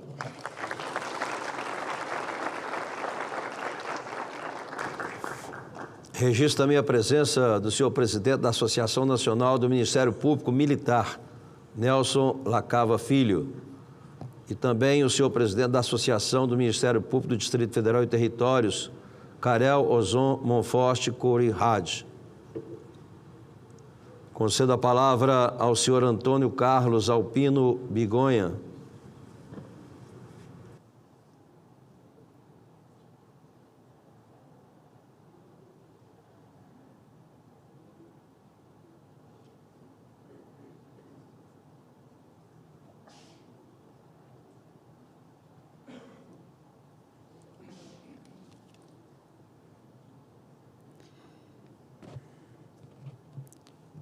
Excelentíssimo senhor senador Exalci Lucas, que preside essa sessão solene, na pessoa de quem saúdo todos os senadores, componentes dessa casa, excelentíssimo senhor Hindenburg Chateaubriand, nosso vice-procurador-geral da República, na pessoa de quem saúdo todos os integrantes da mesa, excelentíssimo senhor José Schettino, nosso presidente da Associação Nacional dos Procuradores da República, na pessoa de quem saúdo todos os associados aqui presentes, e excelentíssimo senhor Aristide Junqueira, querido amigo, na pessoa de quem saúdo todos os membros do Ministério Público Brasileiro. Por todo o tom institucional que já foi dado até agora nos discursos, eu vou me permitir ser um pouquinho mais pessoal, para gerar um contraste aqui, na linha um pouco do que o colega Nicolau falou, citando o Ítalo Calvino. Eu tive a honra de ingressar na diretoria da Associação Nacional dos Procuradores da República, logo depois que ingressei no Ministério Público Federal, em 1992, pelas mãos do colega Wagner Gonçalves. Foi à minha sala, na PRDF, me convidando para ser delegado da associação. Então, já no início da minha carreira, eu passei a me dedicar também intensamente à vida corporativa, pelas mãos do Wagner Gonçalves. E me lembro, Wagner, da nossa luta na reforma constitucional, não é? Daquelas 750 emendas que nós apresentamos, eu me lembro bem de ficarmos até tarde da noite ali na salinha, na L2, fazendo pareceres, não é? Explicando de rejeição ou de aprovação, um trabalho hercúleo, que ficou registrado aí para a história, e graças a esse trabalho, eu acho que o desenho do Ministério Público Federal, o Ministério Público Nacional, foi mantido na Constituição. Então, eu saúdo o Wagner, que dirigiu esse trabalho importantíssimo, né, que ficou registrado na nossa instituição. E logo após no encerramento do mandato do Wagner, veio o colega Rodrigo Janot, querido colega, que já compunha a nossa diretoria, junto com o Wagner, e eu tive a honra de ser tesoureiro do Rodrigo e empreender outras lutas, continuamos as lutas, né, da associação aqui no Parlamento, junto ao governo, e um colega muito corajoso e que prestou um grande serviço, desde aquele momento já prestou um grande serviço à nossa instituição. Lembro da reforma da Previdência, né? Tínhamos um grande diálogo com um colega que está aqui, né? O Bonifácio, trabalhava lá no governo naquela época e nós tínhamos debates diários com o Bonifácio sobre a reforma da Previdência, né? Eu, Rodrigo e Bonifácio. E diálogos muito importantes também que foram dali que muito do desenho, do redesenho da Previdência, né, surgiu dali, daqueles debates. Depois do Rodrigo, de ter sido tesoureiro dele, eu fui vice-presidente da ELA. De modo que a década de 90, para mim, foi de trabalho na Procuradoria e de trabalho na associação, paralelamente. E tive grandes empreitadas, cumpri grandes empreitadas aqui no Parlamento, junto com a ELA. Tive muito orgulho de exercer essa vice-presidência com ela. E também de termos feito a primeira grande pesquisa sobre o perfil dos membros do Ministério Público, que nós fizemos com a colaboração da pesquisadora Maria Tereza Sadek, se não me engano. Foi a primeira vez que nós nos ocupamos, né, de saber quantas mulheres, quantos homens, qual o perfil econômico, qual o perfil ideológico. Nós fizemos um levantamento que naquela época nos parecia muito grande. Hoje a pesquisa nesse campo é muito vasta, mas naquele momento foi realmente a inauguração desse olhar sobre os membros do Ministério Público. Então, até 1999, eu estive ali no sistema da associação, como vice-presidente da ELA, e aí veio a sucessão da ELA, e nós disputamos a candidatura à presidência. Eu não fui candidato a presidente, foi o querido Carlos Frederico. Foi o Carlos Frederico o presidente eleito da associação, foi sucedido pelo querido colega Nicolau Dino, né? E eu fiquei esses 8 anos observando os trabalhos.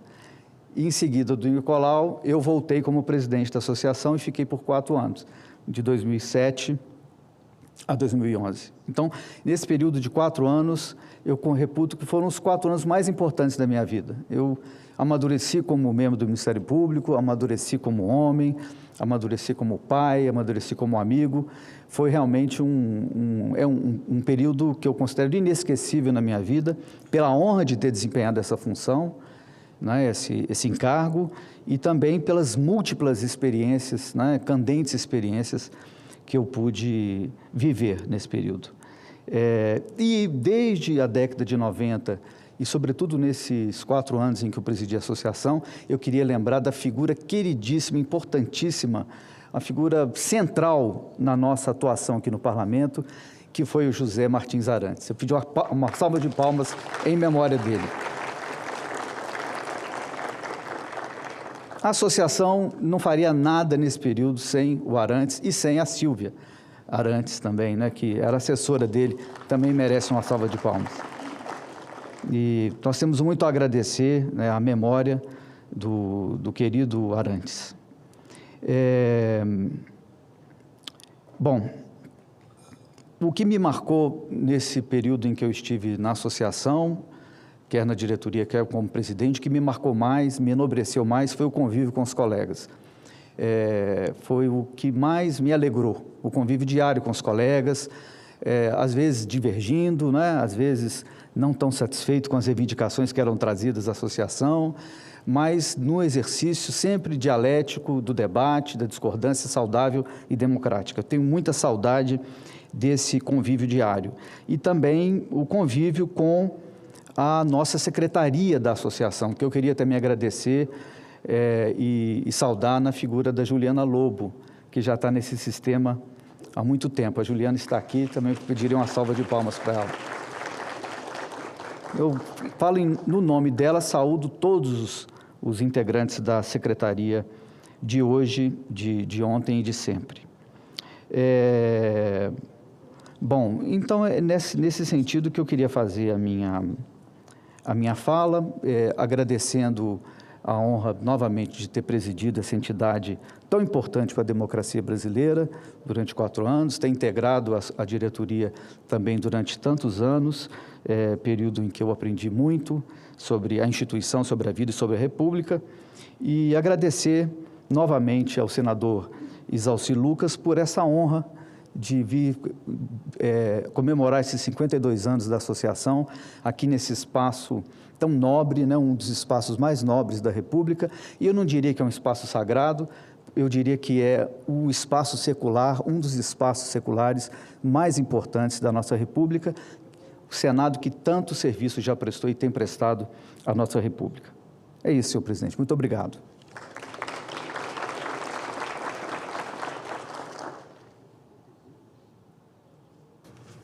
Concedo a palavra ao senhor Alexandre Camanho de Assis.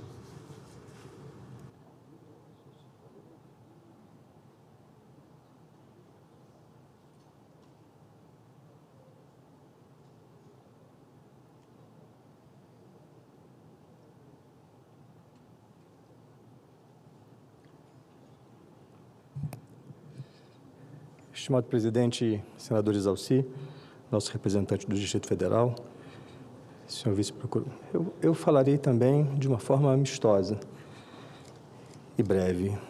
Querido vice-procurador-geral da República, nossa corregedora-geral, doutora Célia, nossa muito jovem decana, doutora Cláudia, doutora Raquel Dodge, procuradora-geral da República, e que assoma a tribuna aqui com esse duplo encargo e essa honra de ser filha de um dos fundadores da Associação Nacional de Procuradores da República, o doutor José Ferreira, presidente Schettino, vice-presidente Ana Paula Mantovani. Eu entrei na associação, e ela certamente não recordará, como suplente de delegado, sendo que a delegada do Distrito Federal era a doutora Eliseta. A doutora não se lembrará disso, né? Me convocou, como sempre, eu convocado concordei, e foi pelas mãos da doutora Eliseta que eu me tornei suplente de delegado da Associação Nacional de Procuradores da República. Depois, as circunstâncias fizeram com que eu, lamentavelmente, mas também com muita honra, tivesse que contender com o candidato Nicolau. Houve um certo frisson na classe e até hoje as pessoas não se lembram ou não sabem que Nicolau e eu, quando saímos Brasil afora para fazer os nossos debates, sentávamos no avião lado a lado e ficávamos conversando. O que você vai responder em tal assunto? Como você vai dizer? Quanto está mesmo o salário mínimo? Qual é o IPC? Depois nós chegávamos e fazíamos toda aquele mise-en-scène que nos valeu, já à época, uma inexorável amizade que nós já partilhávamos pelo fato de nossas filhas serem amigas. Depois o presidente Bigonha, com muita generosidade, me convidou para ser diretor financeiro e, já com a clara pretensão de que eu o sucedesse, o que deu certo. E eu passei o segundo mandato do presidente Bigonha, vendo como deve ser, como deve se portar um presidente de uma associação nacional da envergadura da nossa. No dia em que eu me tornei presidente, nossa última conversa, eu disse a ele: passei esses 2 anos convivendo consigo, há ainda alguma coisa que você queira me dizer para me desincumbir bem do ofício? Então, Antônio Carlos me disse: toda a fonte do nosso poder advém do Congresso Nacional. E tudo que nos foi dado pode ser estendido ou retirado. Cuide bem do seu relacionamento com o Congresso Nacional.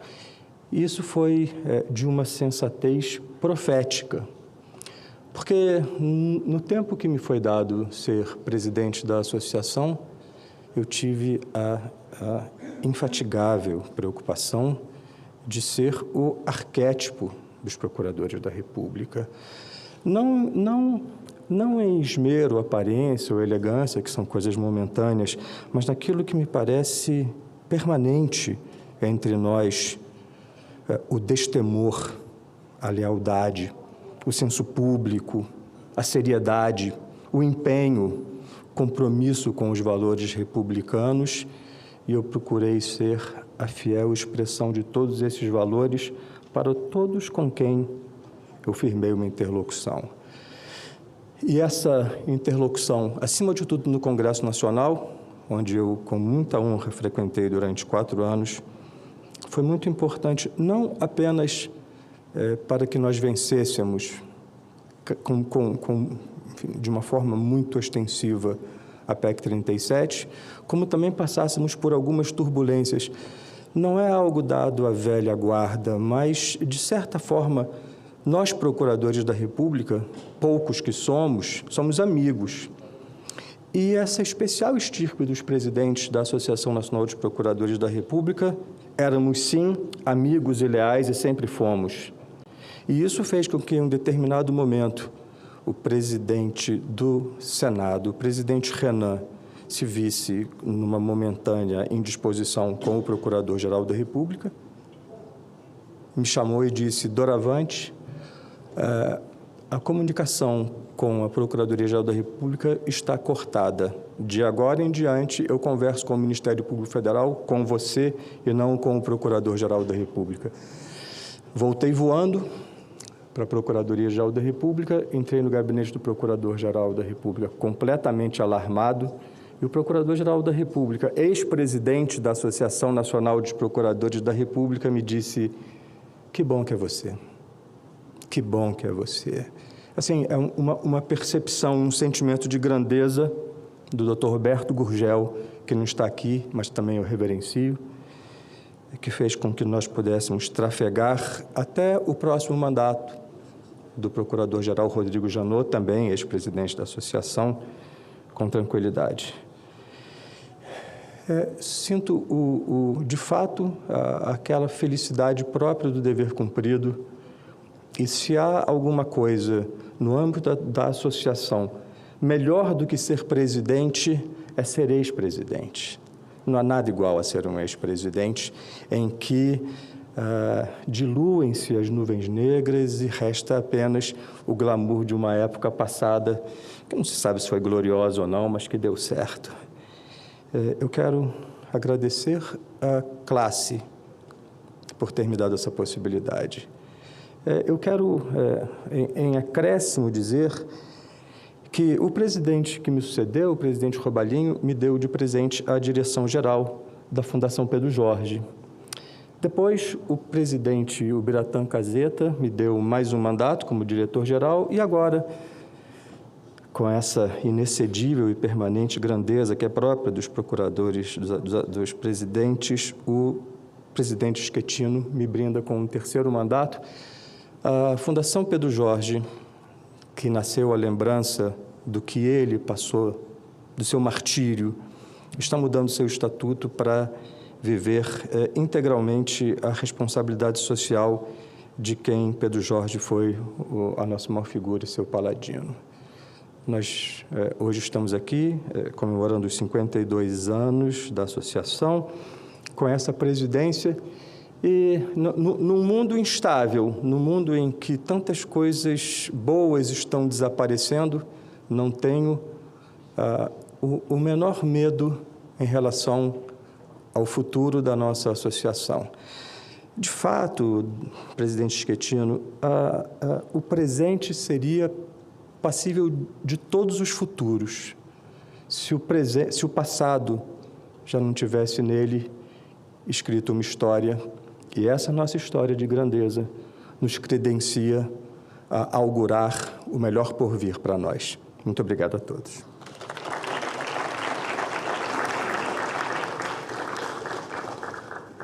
Registramos a presença na galeria dos alunos do ensino fundamental da Escola Infantil São José de Goiânia, Goiás. Sejam bem-vindos a essa casa. Concedo a palavra ao senhor José Robalinho Cavalcante.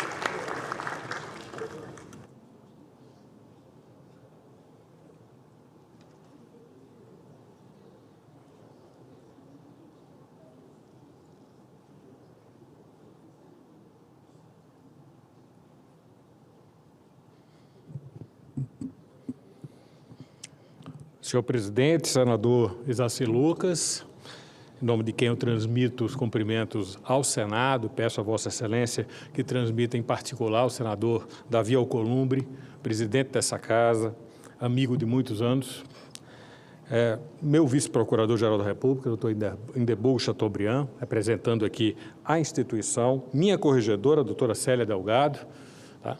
É uma honra a sua presença. Eu me irmano a todos que me antecederam, dizendo que é o cúmulo do absurdo falar na nossa decana, doutora Cláudia Marques, mas é, ao mesmo tempo, um grande orgulho de todos nós.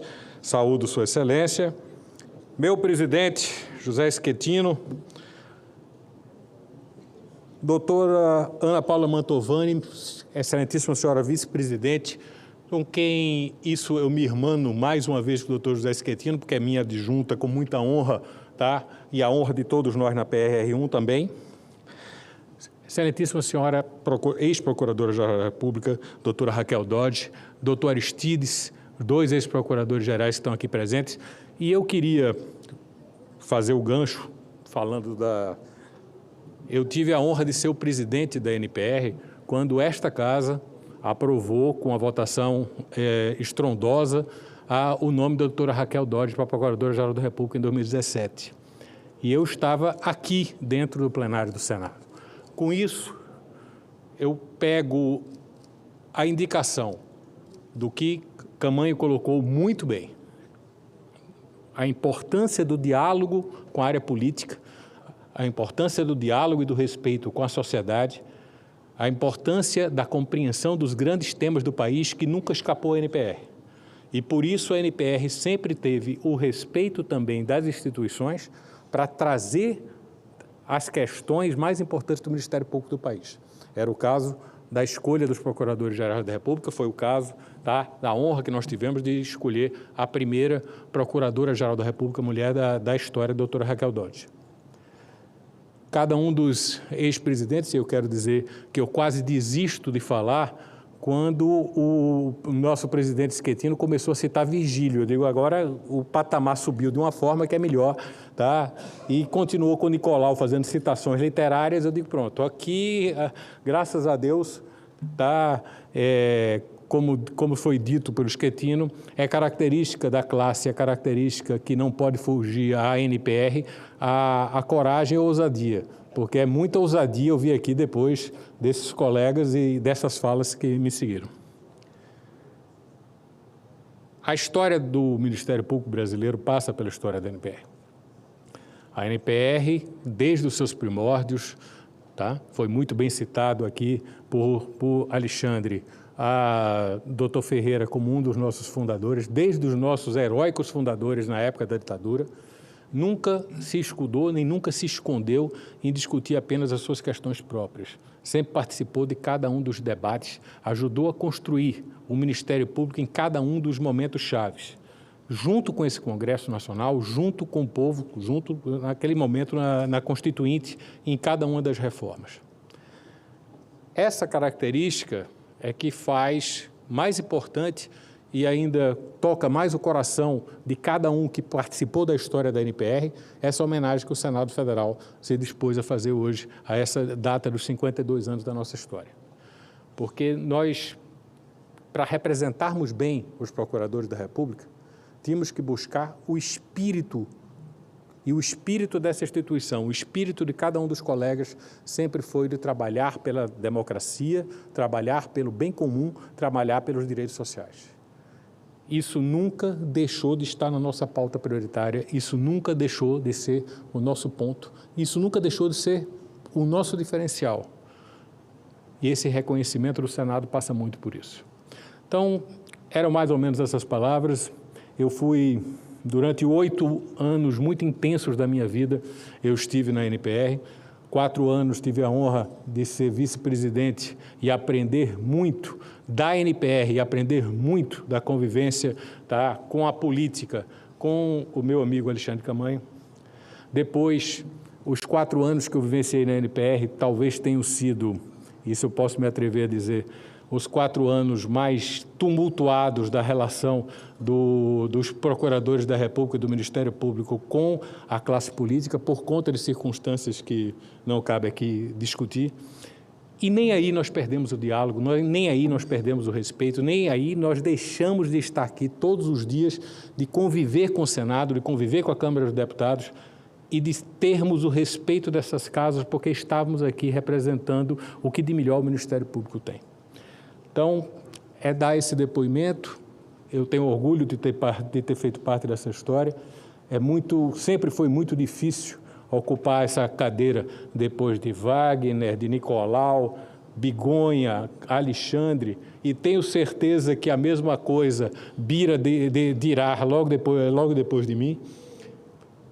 Hoje é o encargo de Schettino, porque é representar toda essa história de construção, de respeito, de atrevimento e de ousadia.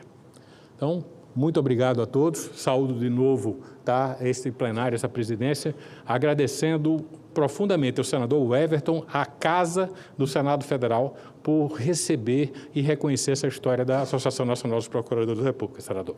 Muito obrigado.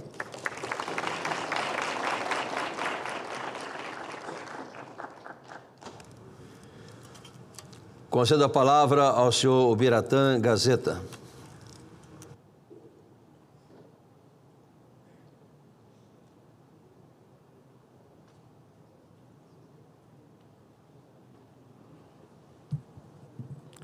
Senhor presidente, senador Isalci Lucas, é muito difícil não citar nominalmente cada uma dos amigos que compõem a mesa, ainda mesmo sabendo que essa repetição chega um momento que ela fica um pouco cansativa, mas é quase impossível não mencionar o senhor vice-procurador-geral da República, Lindenburgo Chateaubriand, nosso atual presidente, José Schettino, Ana Paula Mantovani, vice-presidente, nossa querida Raquel Dodge, ex-procuradora-geral da República, subprocuradora-geral, nosso corregedor, ainda sou uma pessoa de bom senso, sei que tenho que, né, sempre lembrar dela, e também a Cláudia, a quem não farei uma nova menção ao fato.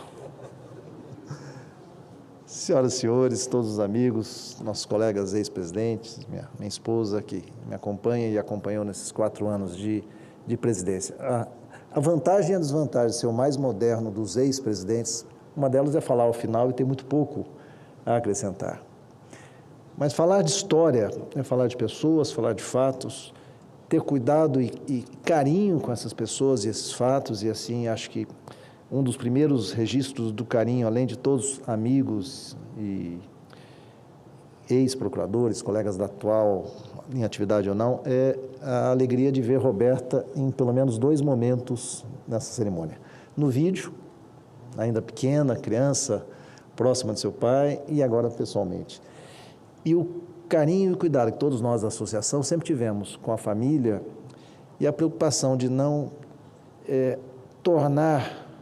não retirar a figura de Pedro Jorge daqueles a quem ela primeiro pertence, que são as filhas e as famílias. Nós temos Pedro Jorge como uma referência na criação, no fortalecimento do Ministério Público Federal, mas temos, antes de tudo, o respeito e o carinho pela família e por tudo que significou. E também no carinho, senador, acho que uma das características que nós certamente aprendemos ao exercer a presidência da NPR é a necessidade de um exercício diário de humildade. Humildade numa carreira que não é fácil, uma carreira que começa pela noção de independência muito mais forte do que unidade, em que cada um de nós, a partir dessa independência, temos opiniões sempre muito fortes. Eu costumo brincar que ser presidente da NPR é lidar com o fato de que, das últimas 13 pessoas que ocuparam a função de Procurador-Geral da República, seja por mandatos completos, seja por períodos de interinidade, os 13 são associados da NPR. E falo 13 sem olvidar o fato de que Geraldo Brindeiro já nos deixou. Mas ele continua, por todo o seu legado, por toda a sua experiência, membro da NPR. Então, um presidente que tem, ou uma diretoria que tem a necessidade de ter entre seus associados 13 ex-procuradores, e nesse caso 12 ex-procuradores gerais e o atual Procurador-Geral da República, impõe um desafio imenso de ter a humildade de reconhecer isso que Lindenburg falou logo de cara, que a NPR tem essa característica essencial de que é uma entidade de classe composta por iguais, que tem que reconhecer na administração não inimigos, não aqueles que são objeto de combate, mas aqueles que estão ali no momento da construção. A humildade de deixar de, em alguns momentos, lembrar que somos procuradores da República no exercício da nossa função, mas que temos que vir a esse Senado, ao Congresso Nacional, num diálogo muito franco, muito aberto, em que não deixamos de ser procuradores da República, mas temos que nos lembrar de que é dessa casa que emanam as leis, é dessa casa que emanam as decisões, e que essas decisões sempre serão e deverão ser respeitadas. E que o diálogo com o mundo político nunca poderá ser feito, a não ser num processo quase autofágico de sociedade, construído a partir de um olhar de negação, de um olhar de retirada do mundo político, do papel essencial que ele tem numa sociedade que depende dos representantes para se fazer cada dia mais forte. E é exatamente esse papel que acho que a NPR, de fato, tem o desafio sempre de lidar. A humildade de se reconhecer parte de um processo de construção, parte de uma sociedade e, essencialmente, parte da defesa e da construção de um sistema democrático, parte da defesa e construção de uma sociedade que busca e tem que buscar a redução das desigualdades e que tem que lutar, e nós, integrantes da instituição, que tem no seu DNA, na Constituição, a obrigação de guardião do sistema democrático, a NPR nunca pode se olvidar, nunca pode se esquecer disso. Então, é com um agradecimento renovado ao Senado Federal, ao senador Everton, ao senador Exalci, que preside essa sessão, à presidência da Casa, a senadora Davi Alcolumbre, por esse momento de homenagem, e que, nesse momento, façamos novamente o exercício da humildade, de agradecer e de reconhecer o papel que o Senado Federal, especialmente, mas não só, o Congresso como um todo, tem feito ao ouvir as nossas ponderações, ao ouvir os nossos pedidos e a sempre com muito respeito, mesmo na divergência, a nos receber no dia a dia. Muito obrigado, senhor presidente.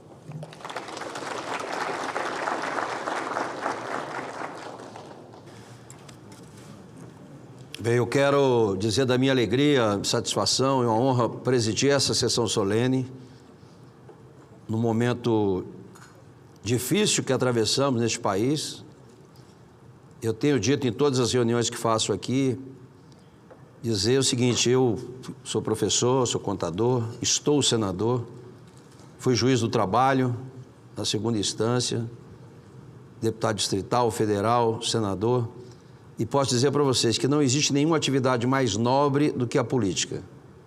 Que a política muda a vida das pessoas, para melhor ou para pior, depende da escolha, evidente, né? Mas eu tenho falado muito também o seguinte: quem não gosta de política vai ser governado por quem gosta. Então é muito importante a participação das pessoas que têm o poder, que têm a liderança, né, para que a gente possa realmente melhorar cada vez mais, né, as nossas instituições, evidentemente garantindo aí a autonomia e a independência de cada um deles, né? Que a gente vive esses momentos assim muito delicados com relação a essas interferências que a gente tem notado nos últimos meses. E o Ministério Público tem um papel fundamental nisso. Então, reconheço o trabalho de todos vocês, sei da importância, né, e torço muito para que a gente possa cada vez mais melhorar essas relações, para que a gente possa realmente fazer justiça social neste país e poder realmente preservar a democracia, evidentemente, né? Sem relatividade nada, né? De uma forma concreta. A nossa Constituição está acima de tudo isso. Mas é uma honra para mim presidir essa sessão, uma honra mesmo. Então, agradeço a presença de cada um de vocês e cumprir, então, essa finalidade dessa sessão especial, né? Eu declaro, então, encerrado essa sessão. Muito obrigado.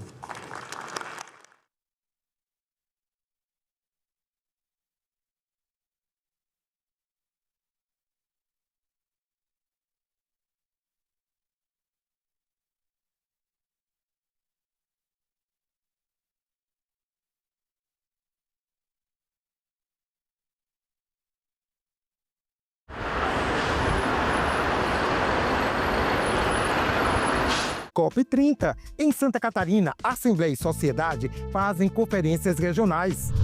Em Minas, projeto educacional prepara estudantes para a política. Transporte público em debate na Câmara dos Deputados. E em Cuiabá, o zelo de um instituto pela preservação da memória de um povo. Tudo isso no Parlamento Brasil. Parlamento Brasil. Hoje, 20h, aqui na TV Senado. O Forte de Caxias é uma pequena fortificação. Ele foi construído durante o período em que Caxias era um dos mais importantes portos de embarque e desembarque de africanos escravizados. Quando a gente estava se encaminhando para o porto, eu de longe já vi um menino fazendo um movimento que me lembrou o movimento da capoeira chamada Ponte.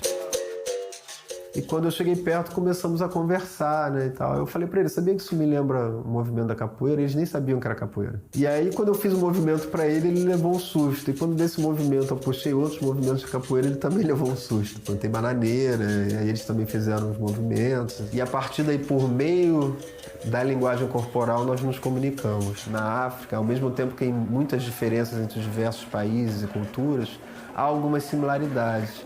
Eu acho que essa tradição corporal é uma delas. Trabalhamos para reforçar a segurança das informações e dar mais controle ao segurado. Um exemplo disso foi a ampliação das funcionalidades do aplicativo do meu INSS, que passou a permitir a contestação de descontos diretamente pelo aposentado, algo inédito até então. A CONTAG dizia que havia mais de 30 mil pessoas que deram autorização e estavam numa fila e não eram atendidos pelo INSS. Foi feita uma auditoria e a auditoria detectou que isso não era verdade. E o senhor autorizou essa inclusão para a CONTAG. O senhor recorda que mesmo a justificativa não sendo condizente com a verdade dos fatos, o senhor falhou nessa autorização? Se de fato isso aconteceu, realmente foi uma falha funcional. Eu tenho aqui um ofício do dia 5 de junho de 2018, direcionado ao senhor José Carlos Oliveira. Procedimento preparatório e epígrafe foi instaurado nesta Procuradoria da República a partir de representação efetuada por cidadão narrando a ocorrência de descontos irregulares em seu benefício previdenciário sem consentimento. Olha, o senhor foi informado formalmente pela Procuradora da República sobre desconto irregular fraudulento. Não tinha como fiscalizar essas ACTs, os descontos? O senhor sendo um técnico, por que o senhor acionou algo que o senhor sabe que a sua instituição não tinha como fiscalizar? Isso não impede da assinatura do ACT, mas o INSS realmente não tem condição, hoje, da forma que está, de fazer o controle dessa modalidade.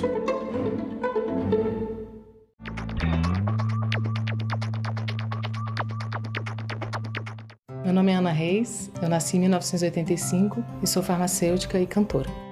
Eu também sempre segui essas duas profissões, né? Completo 20 anos da minha carreira como cantora e também tem 20 anos que eu entrei na UNB para o curso de farmácia. Dos direitos, dos que eu mais prezo, é a liberdade de expressão. Eu posso trazer em todos os âmbitos da minha vida, assim, mas principalmente na minha atividade como cantora. Eu sempre pude escolher, por exemplo, o repertório de um show com as músicas que eu queria cantar. Eu sou mãe do Hugo. O Hugo tem 6 anos hoje. Eu adoro ele pedindo as músicas. Mamãe, põe um Luiz Gonzaga aí pra gente ouvir. Quando ele pede umas músicas assim, eu vejo que eu tô fazendo um bom papel. Porque acho que nossa cidadania, ela não é completa se ela não passar pela arte. Eu posso trabalhar com o que eu gosto, eu posso cantar o que eu quero. Democracia é isso, é a liberdade. Meu nome é Ana e eu nasci com a democracia.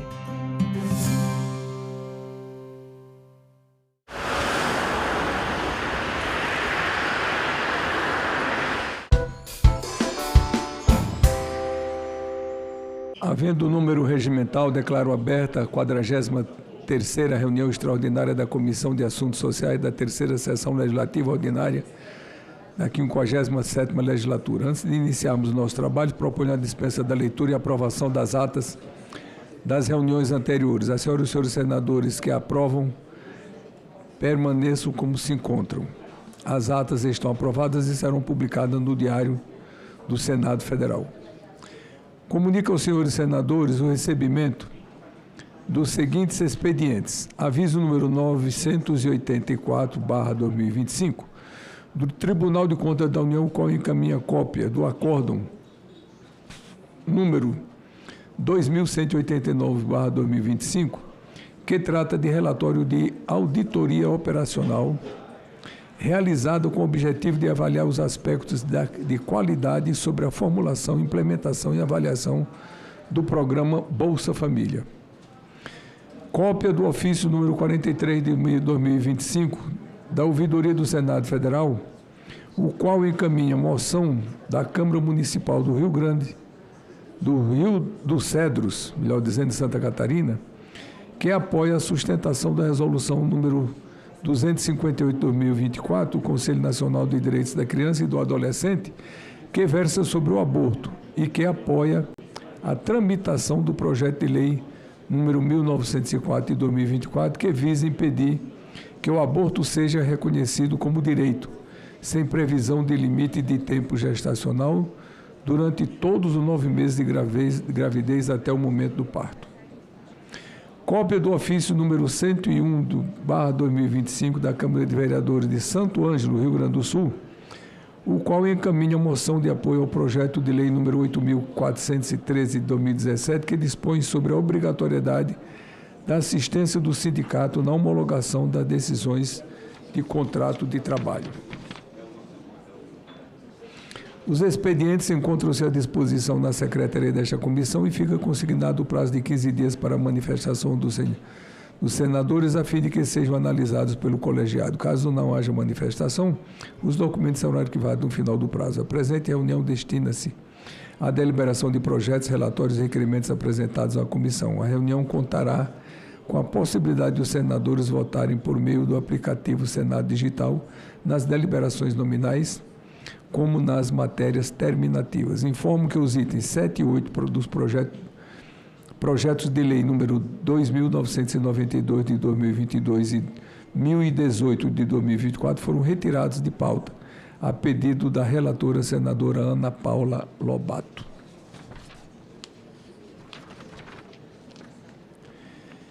Item 1 da pauta. Projeto de lei número 5.228 de 2019, substitutivo da Câmara dos Deputados, não terminativo. Altera a consolidação da Lei do Trabalho, aprovada pelo Decreto-Lei número 5.452 de 1º de maio de 1943, para instituir o contrato de primeiro emprego e o contrato de recolocação profissional. Autoria Câmara dos Deputados, relatoria senador Renan Calheiros, relator ad hoc senador Fernando Doeire, relatório favorável ao projeto, com 2 emendas de redação, que apresenta e ressalvada a supressão dos artigos 441-N e 441-Y da Constituição das Leis do Trabalho CLT na forma do artigo 2º do projeto de lei número 5.228 de 2019, substitutivo da Câmara dos Deputados. Observação 1. Em 28 de 5 de 2025 foi concedida vista coletiva nos termos regimentais. Em 23 de 9 de 2025 foi apresentada a emenda número 1 de autoria do senador Humberto Costa, pendente de relatório. Lembrando que o relatório já foi lido, coloco a matéria em discussão e passo a palavra ao relator para se manifestar sobre a emenda apresentada pelo senador Humberto. Fernando Doeire, ad hoc. Senhor presidente, senhoras senadoras, senhores senadores, recebi a nobre missão de ser relator ad hoc do projeto 5.228 de 19, que altera a consolidação das leis de trabalho CLT para instituir o contrato de primeiro emprego e o contrato de realocação do pessoal. O relator oficial, como Vossa Excelência, presidente Marcelo Castro, colocou com propriedade, é o nosso presidente Renan Calheiros, que apresentou voto favorável com emendas de redação e de supressão, conforme lido e divulgado anteriormente, como Vossa Excelência expressou. Quanto ao voto relativo à emenda apresentada, visto o compromisso que fiz com o presidente Renan e Senadoc, rejeito a emenda apresentada. Hoje, no papel de ad hoc, confirme o voto já oferecido sem alterações. É isso, senhor presidente. Continua em discussão a matéria.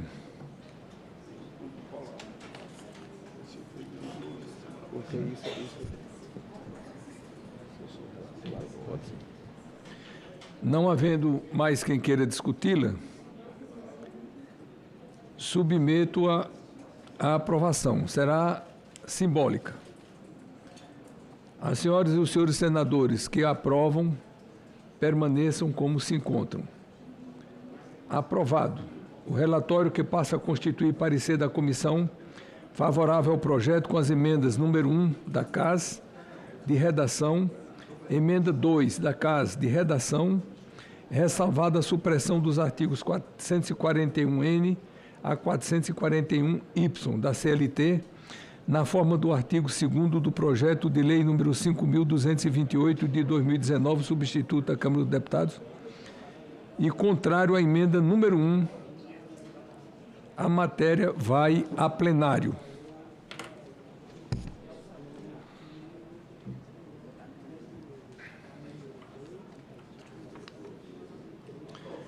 Vamos ao item 4 da pauta. Projeto de lei número 1271 de 2024, terminativo.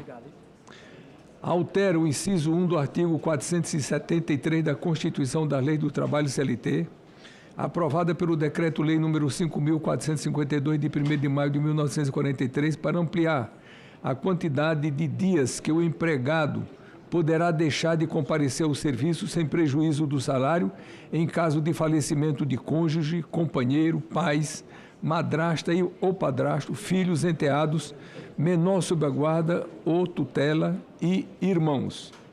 Autoria, senador Chico Rodrigues. Relatoria, senador Paulo Paim. Relatório pela aprovação do projeto. Observação, votação nominal. Concedo a palavra ao nobre senador Paulo Paim para a leitura do seu relatório. Pois não, Fernando. Pedindo licença ao nobre e querido senador Paim, com relação ao PL 1271, que foi votado agora há pouco, eu peço a Vossa Excelência e ao plenário... Não, foi outro. 1271 é que eu vou relatar. Ah, sim, é o primeiro, é o item 1. É o 5228 de 2019. Eu peço a Vossa Excelência, com a anuência aqui dos colegas, para que nós possamos colocá-lo em regime de urgência. Submeto o requerimento do senador Fernando Eire à votação. A senhora e os senhores senadores que estejam de acordo, permaneçam como se acha aprovado. Será encaminhado ao plenário, em regime de urgência. Então, com a palavra, o senador Paulo Paim para fazer o seu relatório. Presidente, senador Marcelo Castro, esse projeto é do senador Chico Rodrigues. Ele vem trabalhando com esse tema, conversou muito comigo. Ele quer apenas garantir o que já existe para os servidores públicos e outros setores, inclusive da área privada.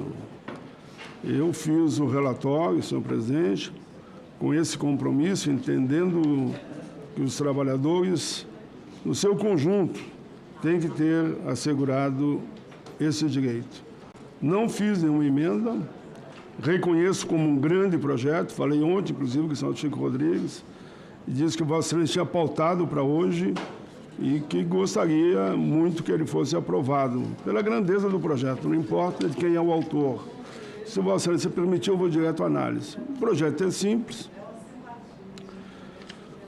No mérito, somos favoráveis à aprovação. A ampliação do período de licença demonstra sensibilidade às necessidades emocionais dos trabalhadores, permitindo que eles lidem de forma mais adequada com as consequências práticas e psicológicas da perda de entes queridos. Com isso, o impacto negativo no desempenho e na saúde do trabalhador é reduzido. Ao mesmo tempo que condições mais humanas para o retorno às atividades laborais são asseguradas. Além disso, é imprescindível corrigir uma desigualdade histórica existente, como eu comentei de forma improvisada, entre os trabalhadores seletistas e servidores, notadamente regido pela Lei 8.112 de 1990, visto que não há razão para primeiros tenham direito a uma licença apenas de 2 dias e os outros uma licença por morte de familiar de 8 dias. Nesse sentido, o projeto de lei do senador Chico Rodrigues, por isso, o projeto de lei do senador Chico Rodrigues promove a maior equidade e justiça social entre esses regimes de trabalho. Quanto ao tema, reconhecendo a relevância do luto como uma questão universal que afeta todos os trabalhadores de maneira similar. Importante ressaltar, ainda que ao incentivar práticas mais humanizadas e empáticas no ambiente de trabalho, a proposição contribui para o fortalecimento das relações entre empregados e empregadores, o que, consequentemente, gera reflexo positivo em áreas cruciais da gestão de pessoas com retenção de talentos e motivação dos trabalhadores. No mais, é certo que o suporte em situação delicada favorece a construção de um ambiente melhor para todos. Mediante o exposto, senhor presidente, sou pela aprovação na íntegra do projeto do senador Chico Rodrigues. Fiz um resumão aqui.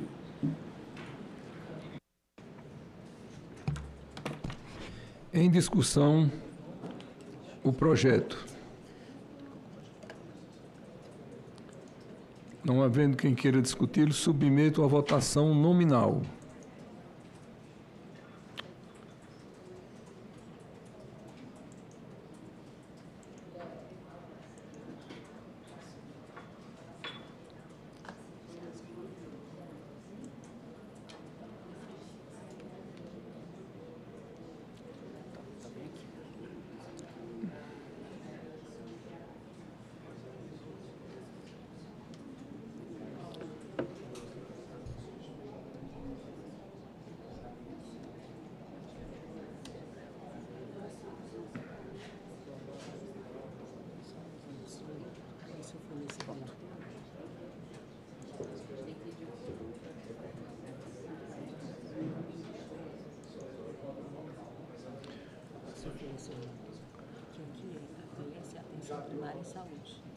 O painel está aberto, pode iniciar a votação.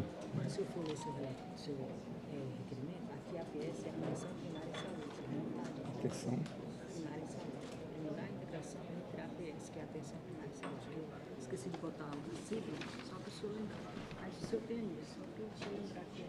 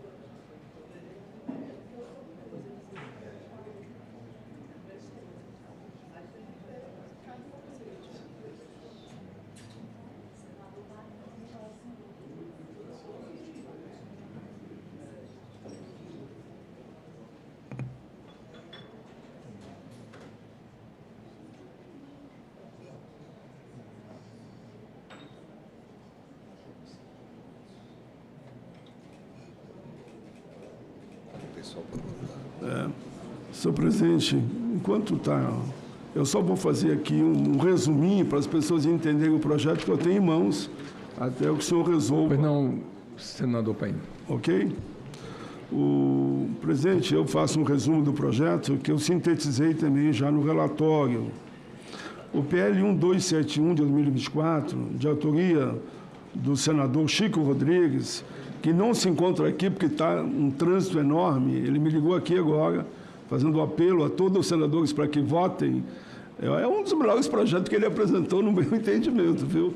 Está preso no trânsito porque choveu hoje em Brasília, né? Exato, choveu em Brasília e ele pediu que eu justificasse a Vossa Excelência aos pares, que ele está vindo e ele quer votar, no mínimo votar.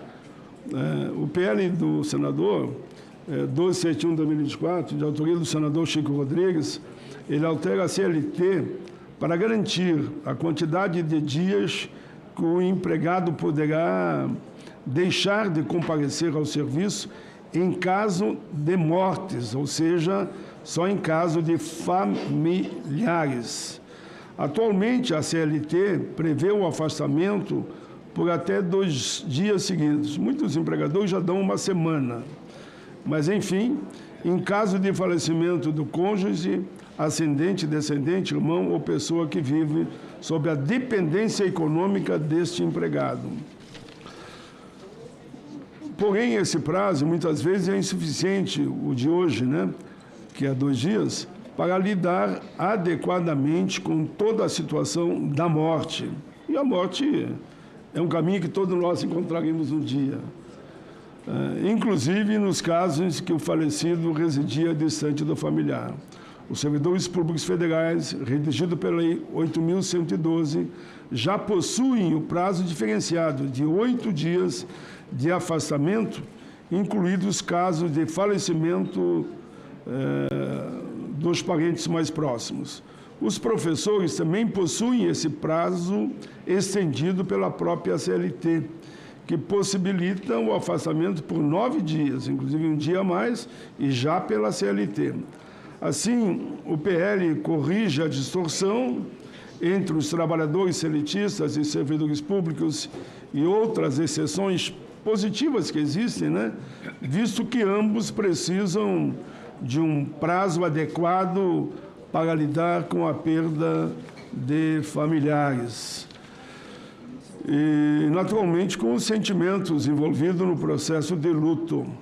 Nesse sentido, aqui, só estou reiterando e convidando a todos os nossos pares, senadores e senadoras, que votem favorável pela importância da aprovação do 1271. Senador Chico Rodrigues é o autor, e que aqui, na Comissão de Assuntos Sociais, ele é terminativo. Claro que o debate continua em outras instâncias. Senhoras e senhores senadores, enquanto os colegas estão votando, nós poderíamos ir adiantando aqui a pauta. Tem um requerimento aqui de autoria da senadora Jussara, tá? O item 9 da pauta. Requerimento da Comissão de Assuntos Sociais, número 78 de 2025, não terminativo. Autoria, senadora Jussara Lima. Passa a palavra à nobre senadora para a leitura do seu requerimento. É esse? 2563? Não, é esse. Bom dia, senhor presidente, senador Marcelo Castro, senadores e senadoras.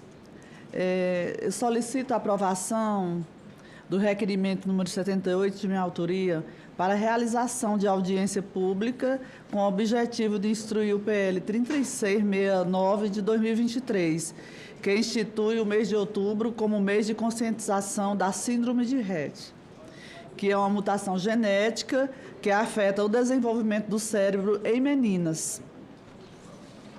E solicito ainda, senhor presidente, que seja colocado extra pauta o requerimento número 82, também de minha autoria, para a realização de audiência pública com o objetivo de instruir o PL 2563 de 2021, que institui em âmbito nacional o Julho Neon como mês da saúde bucal. Obrigada.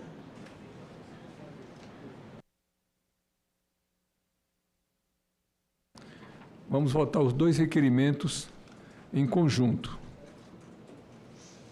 O requerimento também de audiência pública com o objetivo de instruir o PL 2563 de 2021, que institui em âmbito nacional o Julho Neon como mês da saúde bucal. E o outro requerimento para a síndrome de Rett. Em discussão, em votação, melhor dizendo, a senhora e os senhores senadores que estejam de acordo permaneçam como se acham. Ambos os requerimentos foram aprovados. O item 10 é o requerimento da Comissão de Assuntos Sociais número 80 de 2025, não terminativo, do qual eu sou o autor. A autoria senador Marcelo Castro, o requerimento é da minha autoria, eu passo à leitura. Requeiro, nos termos do artigo 58, parágrafo 2º, inciso 2 da Constituição Federal e do artigo 93, inciso 2 do Regimento Interno do Senado Federal, a realização de audiência pública com o objetivo de homenagear o Dia Nacional do Agente Comunitário de Saúde, ACS, e do Agente de Combate às Endemias, ACE, comemorado no mês de outubro. O evento tem por finalidade reconhecer a relevância desses profissionais, a promoção da saúde e a prevenção de doenças em todo o país, bem como discutir os desafios enfrentados na consolidação e valorização de suas carreiras. Sugere-se para a audiência pública a participação das seguintes autoridades e representantes: Presidente Nacional da Confederação Nacional dos Agentes Comunitários de Saúde e Agente de Combate às Endemias, CONAX. Representante do Ministério da Saúde, representante do Conselho Nacional de Secretários de Saúde, CONAS, representante do Conselho Nacional de Secretários Municipal de Saúde, CONASEMS, representantes parlamentares da Frente Parlamentar em Defesa dos ACS e dos ACS, demais autoridades e especialistas a serem posteriormente definidos. Esse requerimento, senhoras e senhores, como eu disse, tem a finalidade de reconhecer a relevância desses profissionais à promoção da saúde e à prevenção de doenças em todo o país.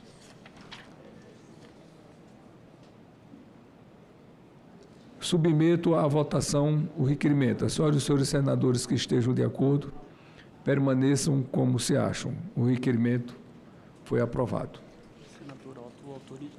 Senhor presidente, eu gostaria de fazer um registro ao PL 1271, de autoria do senador Chico Rodrigues e que teve uma brilhante relatoria do senador Paulo Paim.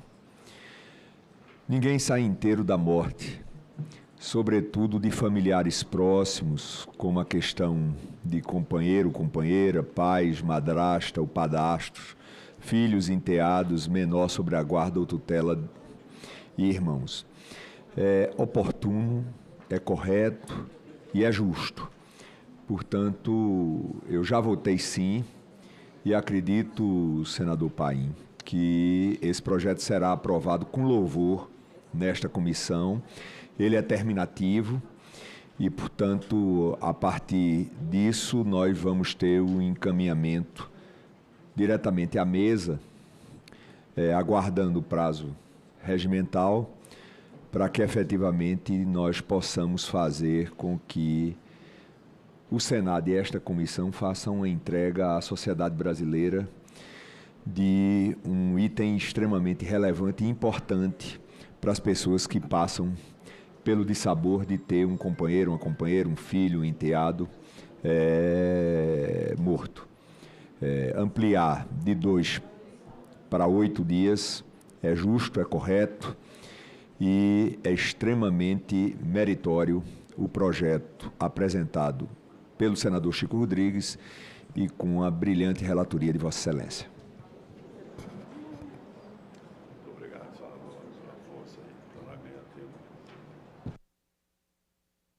Senhoras e senhores senadores, o item 6 da pauta, o projeto de lei número 2.460 de 2022, é não terminativo. Institui o Programa Nacional de Cuidados Paliativos.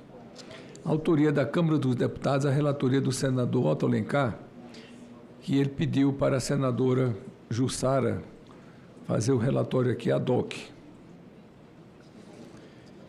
O relatório favorável ao projeto, o relatório é favorável ao projeto e a emenda número 1, com uma emenda que apresenta. Concedo a palavra à nobre senadora Jussara Lima aqui, para fazer o relatório ad hoc. Para ler todo? Não lê aqui, não? Tá bom. Senhor presidente, peço permissão para ir direto à análise. O projeto se encontra dentro dos limites da competência do Poder Legislativo Federal ao estabelecer diretrizes amplas e direitos dos pacientes e de suas famílias, ao dispor sobre normas gerais, sem se aprofundar em questões específicas sobre a estrutura e a forma de prestação dos serviços de saúde. Evita-se a invasão da competência do Poder Executivo e de outros entes federados, respeitando integralmente o texto constitucional.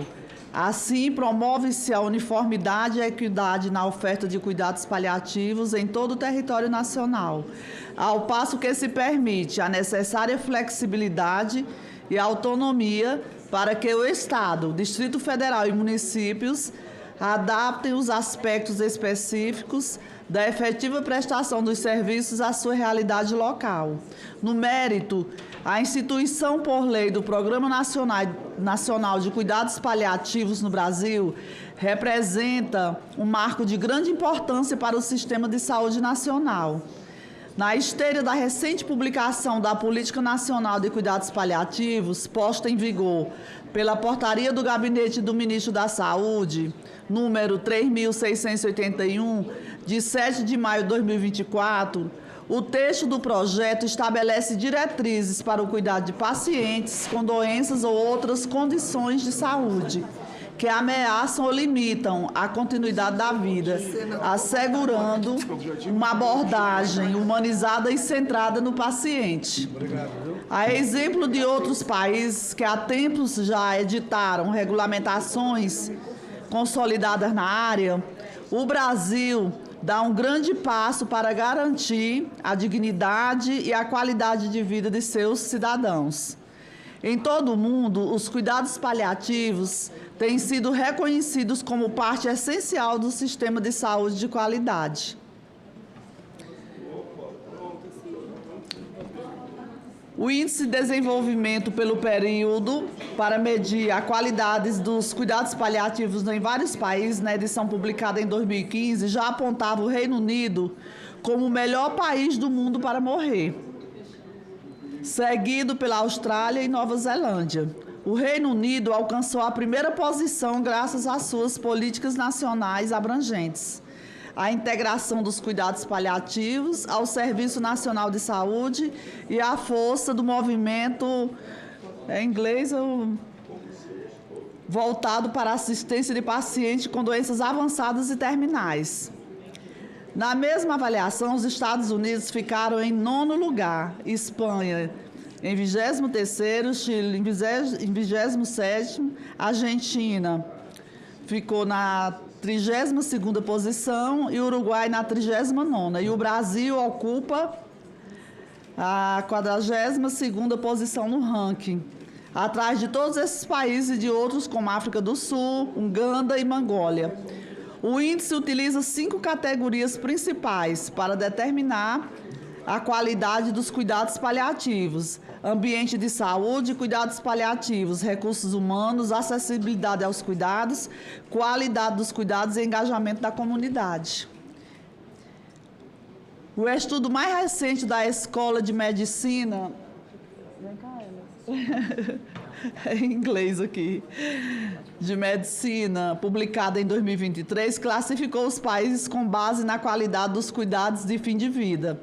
Esse estudo avaliou 81 países em 3 indicadores-chave importantes para pacientes e cuidadores, como manejo da dor, suporte emocional e qualidade do ambiente de saúde.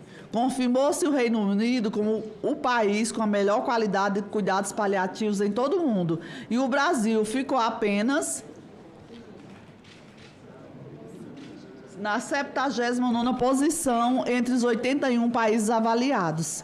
De fato, o Brasil enfrenta desafios em áreas essenciais para o desenvolvimento de cuidados paliativos eficazes, com o subfinanciamento do sistema de saúde, fragilidades na formação de profissionais, incipiente conscientização da população e das equipes de saúde.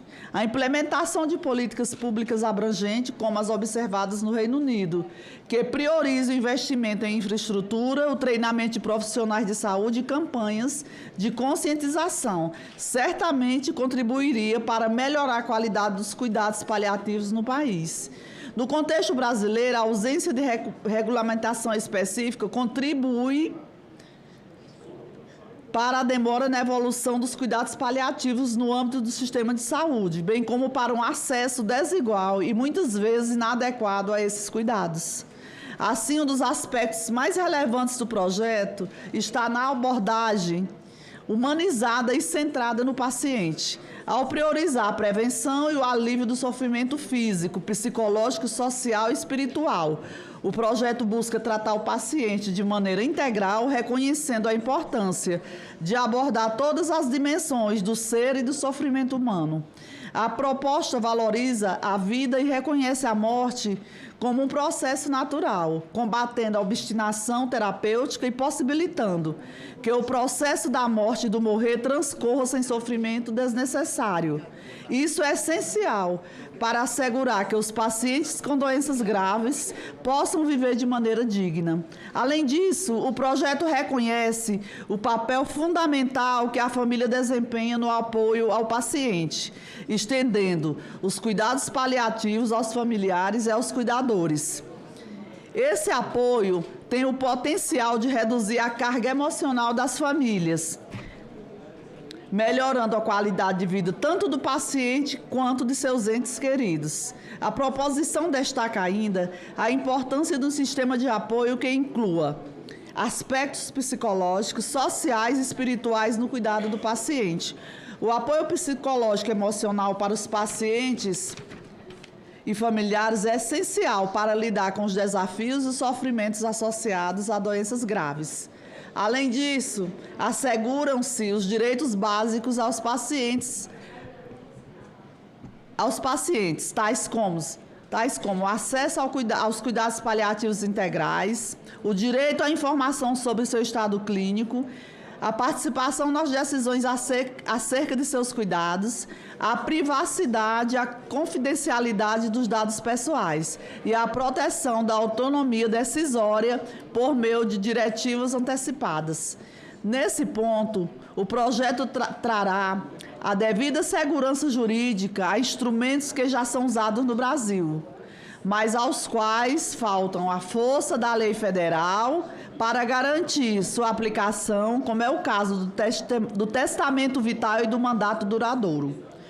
O testamento vital permite a uma pessoa registrar previamente, por escrito, suas preferências sobre cuidados futuros, tratamentos e procedimentos desejados ou indesejados, caso se torne incapaz de tomar decisões por si mesma, como em casos de inconsciência por doença terminal ou estado vegetativo permanente.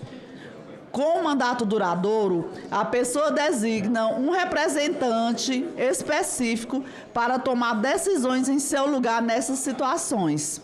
O reconhecimento legal das diretivas antecipadas valoriza a autonomia da pessoa sobre o próprio corpo e garante que as preferências de cuidado de saúde sejam respeitadas em situações em que ela não possa se comunicar.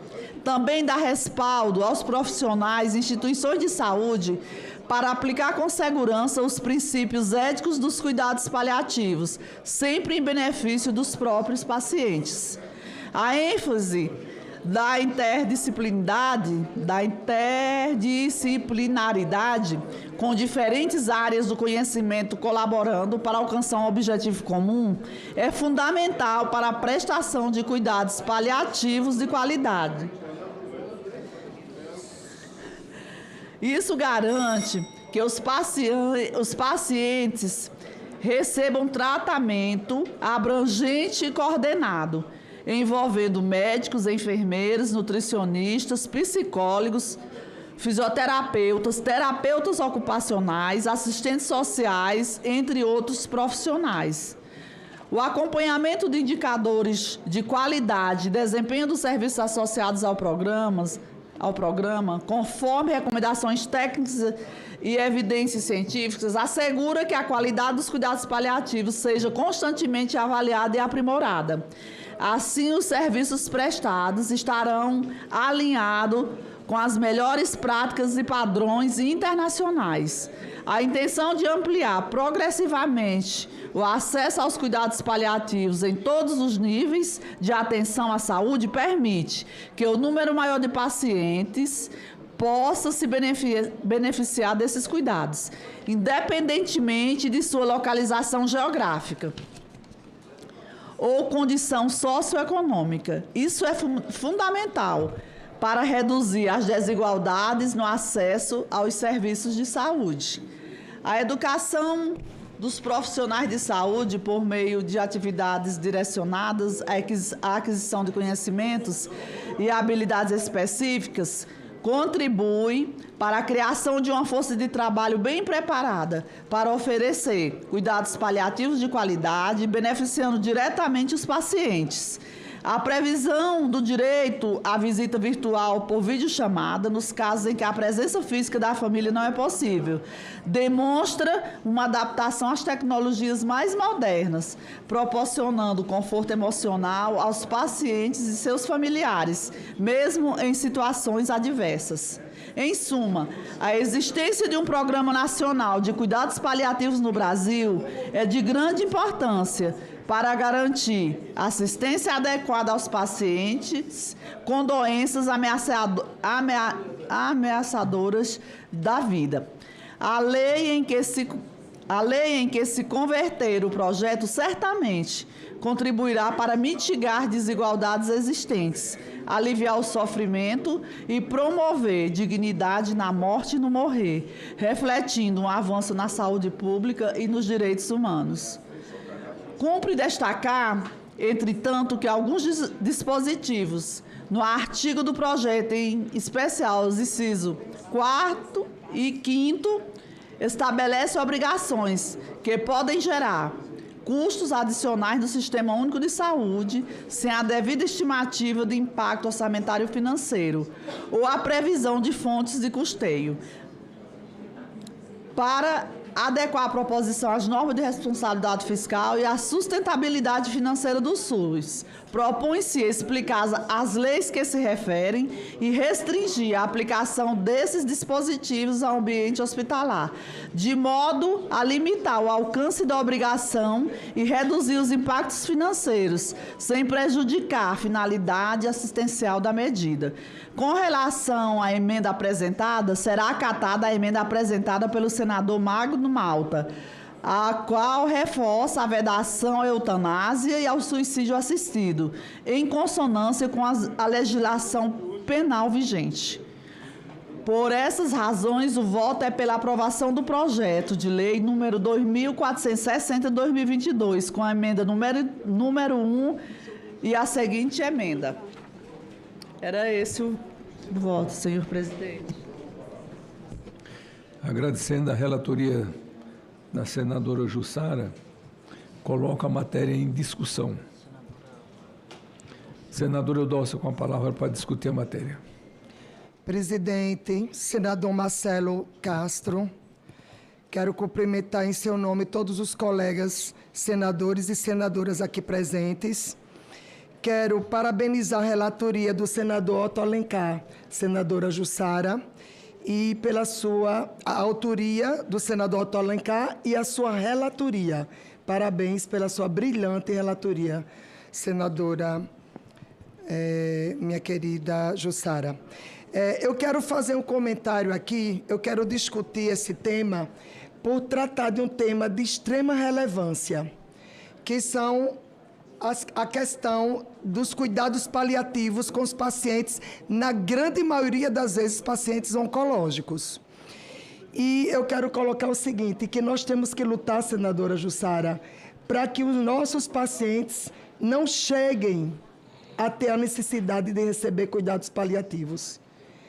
Então, para que isso aconteça, nós temos que fomentar e nós temos que nos debruçar sobre a questão de políticas públicas para que o diagnóstico do câncer seja o mais precoce possível e para que os nossos pacientes do SUS tenham acesso a terapias avançadas, para que, oportunamente, esses pacientes possam receber as terapias devidas, no tempo devido, para que não chegue ao ponto desses pacientes terem que ser submetidos a cuidados paliativos. Mas, uma vez chegando nesse estágio, tudo que você colocou, senadora Jussara, dessa equipe multidisciplinar de terapeutas, de psicólogos, de médicos, tanto oncologistas como médicos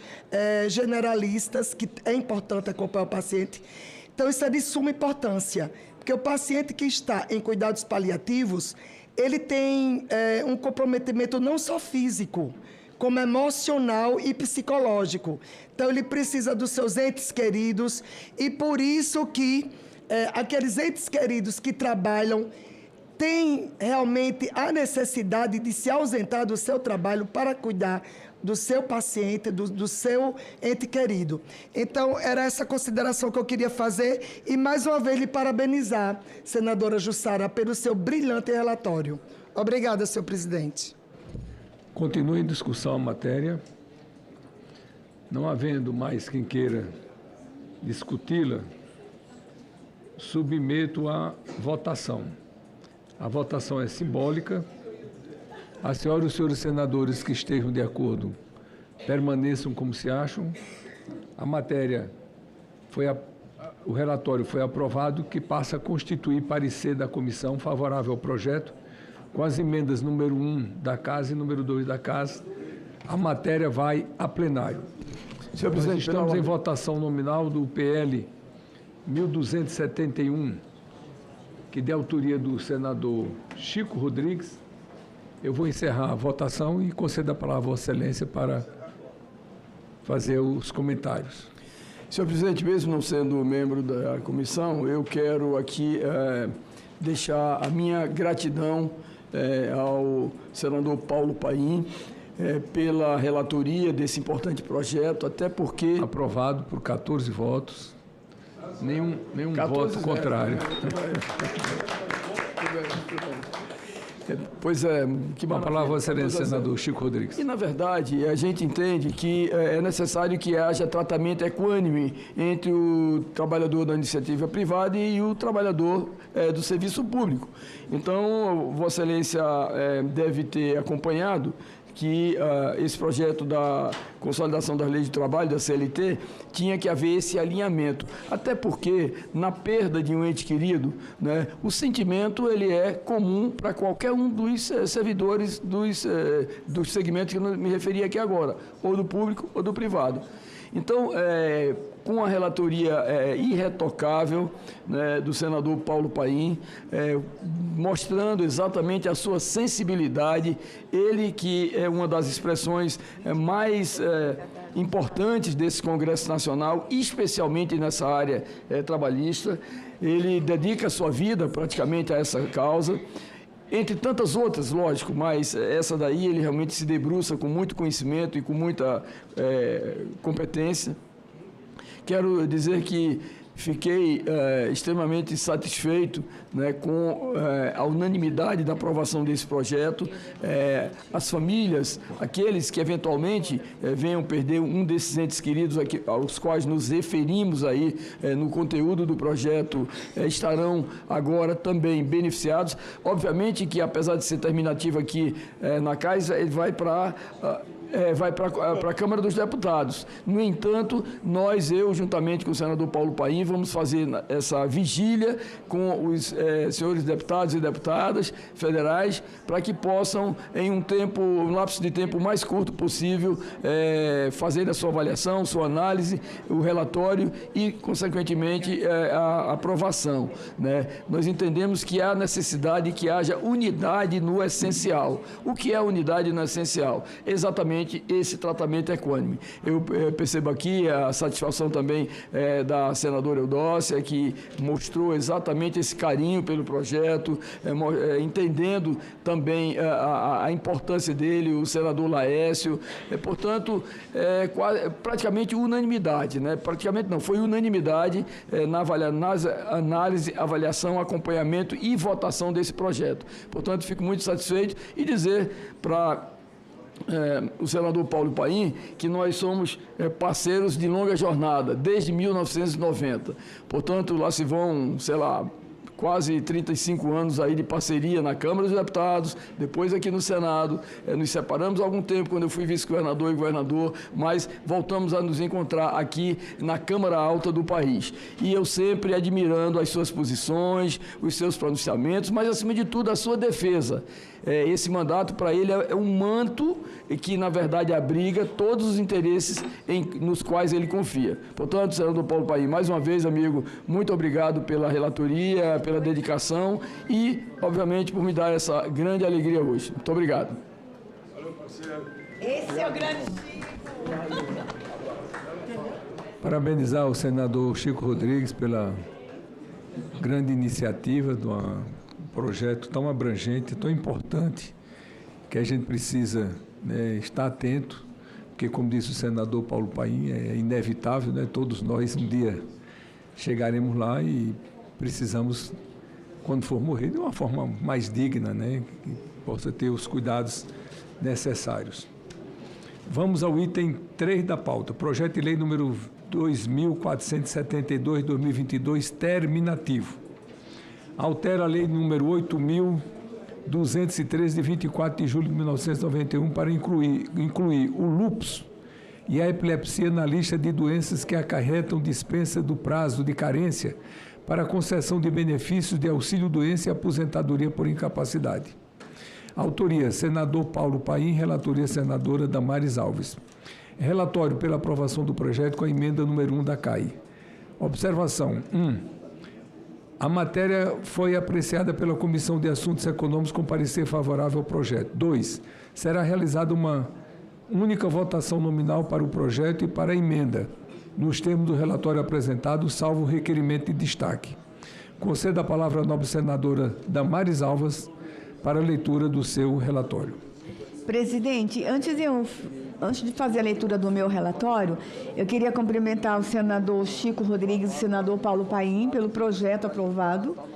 E, senador Paim, a forma das pessoas que têm alguém na tutela ou na guarda.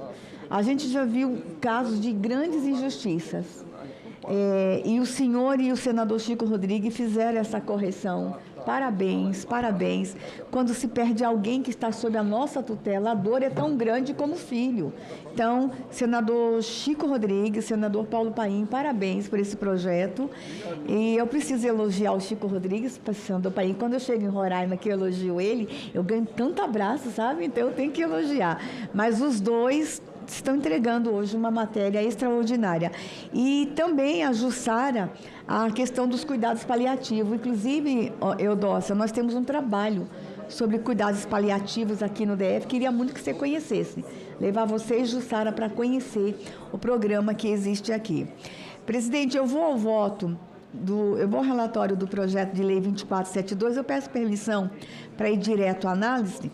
Ele já passou pela CAI, foi discutido, foi aprovado por unanimidade, mas como ele é terminativo, nessa comissão eu tenho que também analisar os aspectos jurídicos, constitucionais e regimentais, e eu já falo que não há nenhum óbice quanto a esses aspectos. No mérito, presidente, o projeto almeja garantir maior assistência e proteção aos trabalhadores acometidos pelo lúpus e pela epilepsia.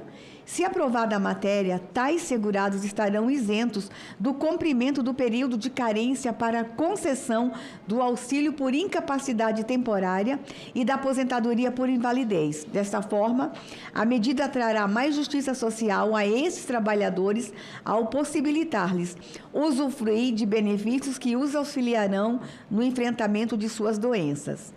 Segundo o Ministério da Saúde, em torno de 2 milhões de brasileiros convivem com epilepsia, sendo que 25% são portadores da condição em estágio grave.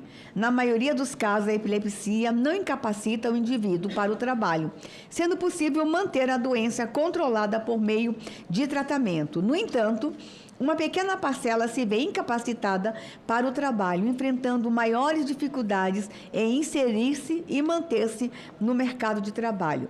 Esse projeto dirige-se para esse grupo de trabalhadores que requerem o auxílio-doença com mais frequência ou aposentar-se antecipadamente por incapacidade. O lúpus, uma doença autoimune crônica, assim como a epilepsia, em alguns casos pode se tornar incapacitante para o trabalho. Não vemos motivo para que ambas as doenças não figurem junto às demais constantes no rol do artigo 151 da Lei 8213 de 91. Afinal, todas elas colocam o acometido em uma mesma condição, incapacitante para o trabalho, com orçamento onerado por elevados custos de tratamento e desgastes emocional. Assim, o projeto possibilita que esses segurados possam acessar os benefícios previdenciários que permitirão enfrentar com menos dificuldade a situação em que se encontram. É oportuno destacar, outro sim, a atuação da proposição preocupação em reduzir as disparidades de gênero e raça que decorrem da incidência desigual das doenças, especialmente o lúpus. Neste caso, a maior incidência do lúpus em mulheres e negros, grupos que já são mais vulneráveis e socialmente, como coloca o autor do projeto na sua justificativa. O lúpus pode ocorrer em qualquer idade. Inclusive, presidente, nós tivemos, o ano passado, uma audiência pública aqui na comissão sobre lúpus, e uma das expositoras foi a menina Sofia, de 8 anos. E essa menina deu um show aqui nessa comissão. Foi um dos vídeos mais acessados que a gente teve no Senado. E eu quero mandar um abraço para a Sossô, nossa querida Sofia. E a avó veio junto com ela, e uma das formas que eles têm enfrentado o lúpus é com uma alimentação saudável. E ela faz todo um trabalho nas redes sociais, desafiando mais crianças a terem uma alimentação saudável. Um abraço para a Sossô. Ela nos desafiou para que matérias como essa fossem aprovadas aqui na comissão. Sossô tinha só 8 anos quando veio essa comissão. Então, o lúpus pode ocorrer em qualquer idade, no nascimento ou na 10ª década da vida. Porém, cerca de 60% dos casos acontecem na faixa etária de 13 a 40 anos. É predominantemente mais comum entre as mulheres. Na infância, as meninas são 3 vezes mais acometidas que os meninos. Na segunda, terceira e quarta décadas da vida, as mulheres respondem por 90% a 95% dos casos de lúpus. E a partir da 5ª década, a proporção cai àquela característica da infância. Os negros e asiáticos são populações de risco, são 3 vezes mais acometidos que os caucasianos. A incidência é de 6 novos casos por 100 mil pessoas por ano entre a população de menor risco e de 35 por 100 mil pessoas por ano nas populações de maior risco. Além disso, cabe ressaltar que a concessão tanto de auxílio por incapacidade temporária quanto da aposentadoria por invalidez permanece como na regra geral, condicionada à realização de perícia médica, de forma que a proposição apenas trata de reduzir o ônus suportado pelos portadores das referidas doenças ao isentá-los da carência para fazer jus ao benefício. Além disso, cabe destacar o baixo impacto financeiro da medida, de acordo com os dados do Ministério da Previdência Social, do total dos auxílios por incapacidade temporária de natureza previdenciária concedidas em 23, somente 0,23% foram direcionados à epilepsia e só 0,15% para lúpus. Portanto, espera-se que o referido impacto seja absorvido sem maiores problemas pelos cofres públicos. Por fim, inexiste óbice de acolhimento da emenda 1 da CAI, que somente adapta a terminologia da proposição ao disposto da emenda da Constituição Federal 103 de 2019, apelidada de reforma da Previdência. Por tudo isso, e contando que o governo aqui vai ajudar a aprovar, eu peço, e o meu voto é pela aprovação do PL 2472 de 2022, com a emenda da CAI, fazendo-se justiça às pessoas acometidas de lúpus e epilepsia nesta manhã. Obrigada, presidente.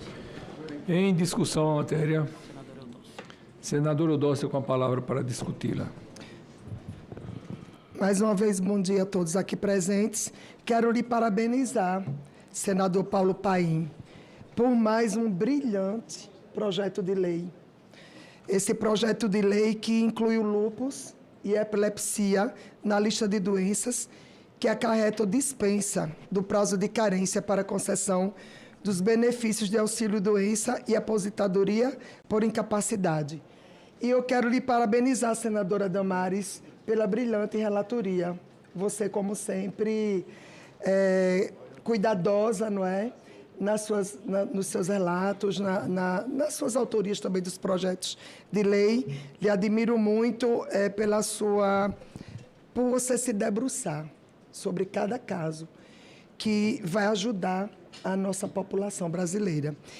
E, senador Paulo Paim, você dispensa comentários, uma vez que você acabou de colocar que já são 35 anos de vida pública. 39, desculpa. Não, 4 anos a mais do que eu coloquei. 40, quase 40. Parabéns. Não, mas você deve continuar, viu, aqui com todo o seu entusiasmo e com todo o seu compromisso com o povo brasileiro, com certeza. Eu rogo a Deus por isso, que você continue aqui lutando pelo povo brasileiro. E eu quero fazer uma consideração da importância desse projeto de lei, colocando essa dispensa de prazo de carência para a concessão desses benefícios.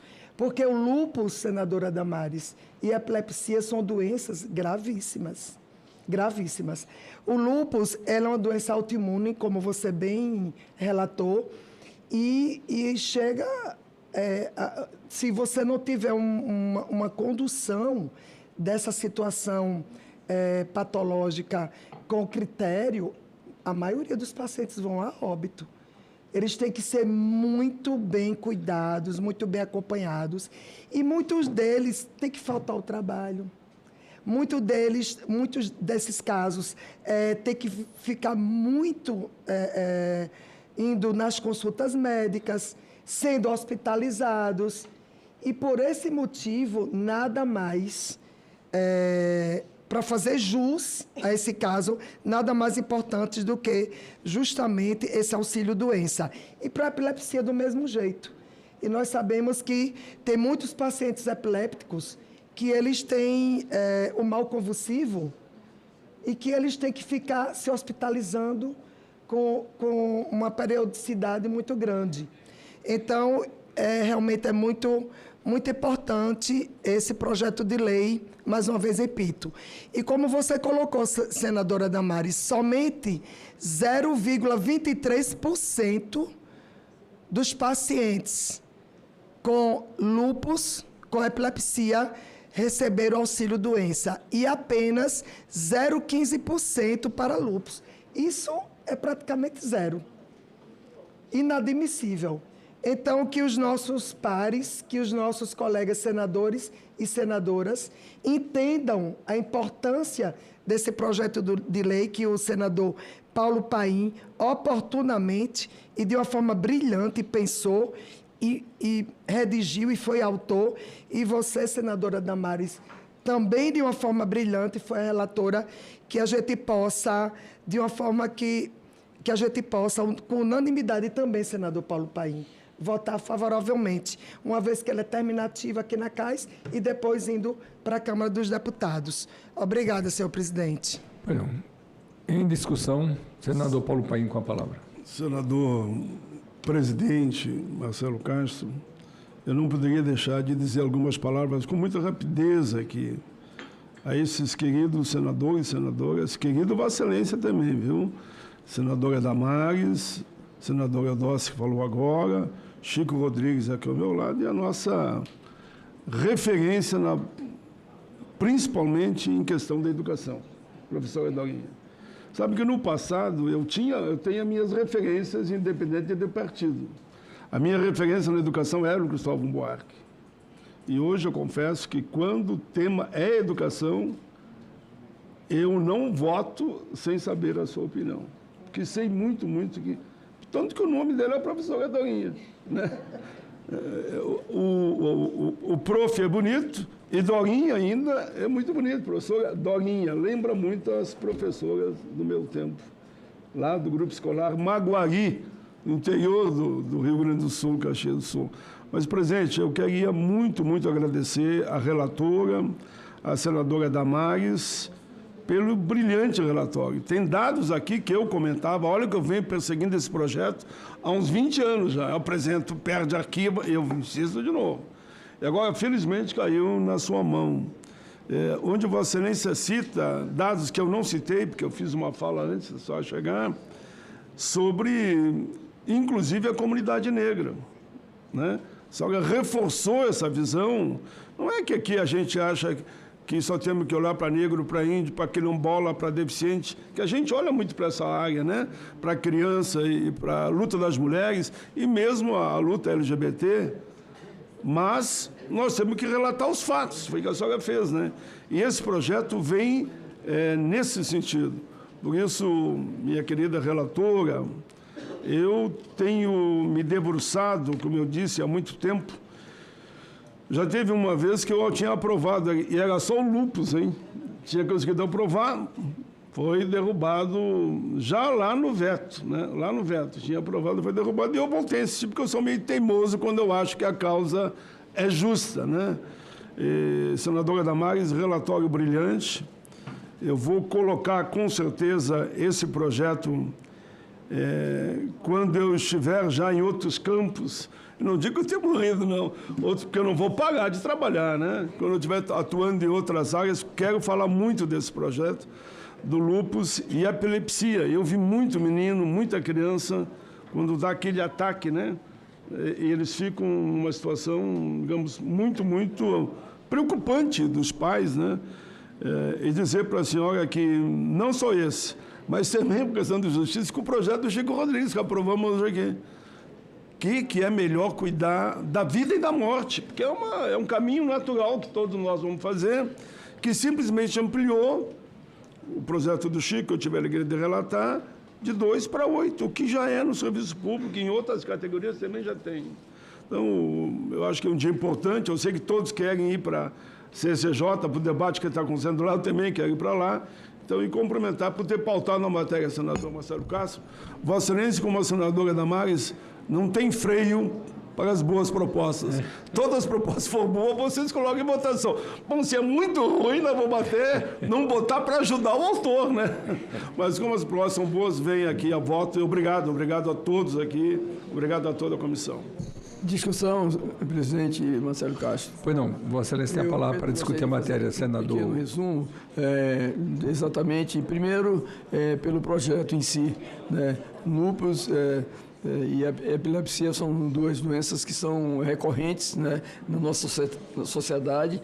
A doutora Eudócia, que é médica, conhece mais do que todos nós o aspecto realmente das doenças, e também aqui deixar o registro do relatório da senadora Damares, que não precisa também fazer muita apologia à sua competência, à sua dedicação a esses temas que são caros para a nossa sociedade. Portanto, aos dois, principalmente, ao autor, senador, que tem esse olhar clínico para essas demandas que alcançam a sociedade, da mesma forma para a senadora Damares, eu quero deixar aqui o meu elogio, o meu reconhecimento, e tenho certeza que isto também é feito por todos os nossos colegas senadores e senadoras. A senadora Dorinha, que está aqui presente também, como já se falou, ela é a referência da educação no Congresso Nacional hoje, né? Então, e entende todas essas questões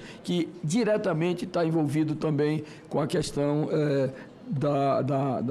do segmento escolar, porque isso acontece e, obviamente, deixa de frequentar a aula, cria problemas de aprendizado, enfim. E esses benefícios propostos aqui, eles são absolutamente justos e é dever do Estado. Muito obrigado. Não havendo mais quem queira discutir a matéria, vou submetê-la à votação nominal.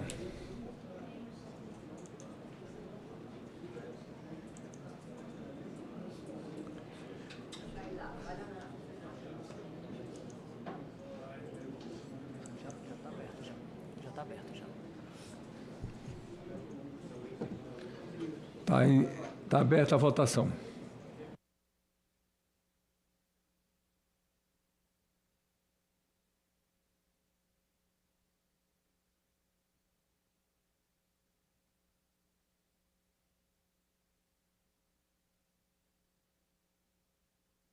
Estamos aqui com o item 2 da pauta, que é um projeto não terminativo. Projeto de lei número 2336 de 2023. Como nós estamos em votação nominal, vamos aproveitar para ganhar o tempo. Esse projeto dispõe sobre o exercício da atividade de condutor de ambulância da Administração Pública e da Iniciativa Privada e altera a Lei número 9.503 de 2020, de 23 de setembro de 1997, Código de Trânsito Brasileiro. Autoria Câmara dos Deputados, relatoria senadora professora Dorinha Seabra. Relatório favorável ao projeto nos termos de emenda substitutiva que apresenta. Observação 1. A matéria foi apreciada pela Comissão de Assuntos Econômicos com parecer favorável ao projeto. 2.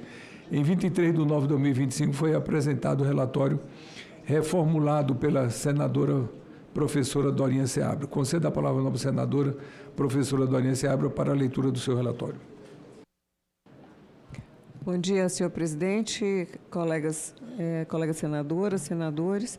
Eu não quis interromper para não atrasar o processo de discussão do projeto anterior, mas queria lembrar, e acho que todos que estão aqui sabem, principalmente o quanto afeta a vida escolar, né? E a vida, na verdade, nós temos muitos casos na educação que deixam de frequentar, muitos professores que são acometidos e, principalmente, ficam sem atendimento e sem assistência. Então, parabéns pelo cuidado e acredito que nós não vamos ter dificuldade em avançar com o projeto para que seja garantido como direito.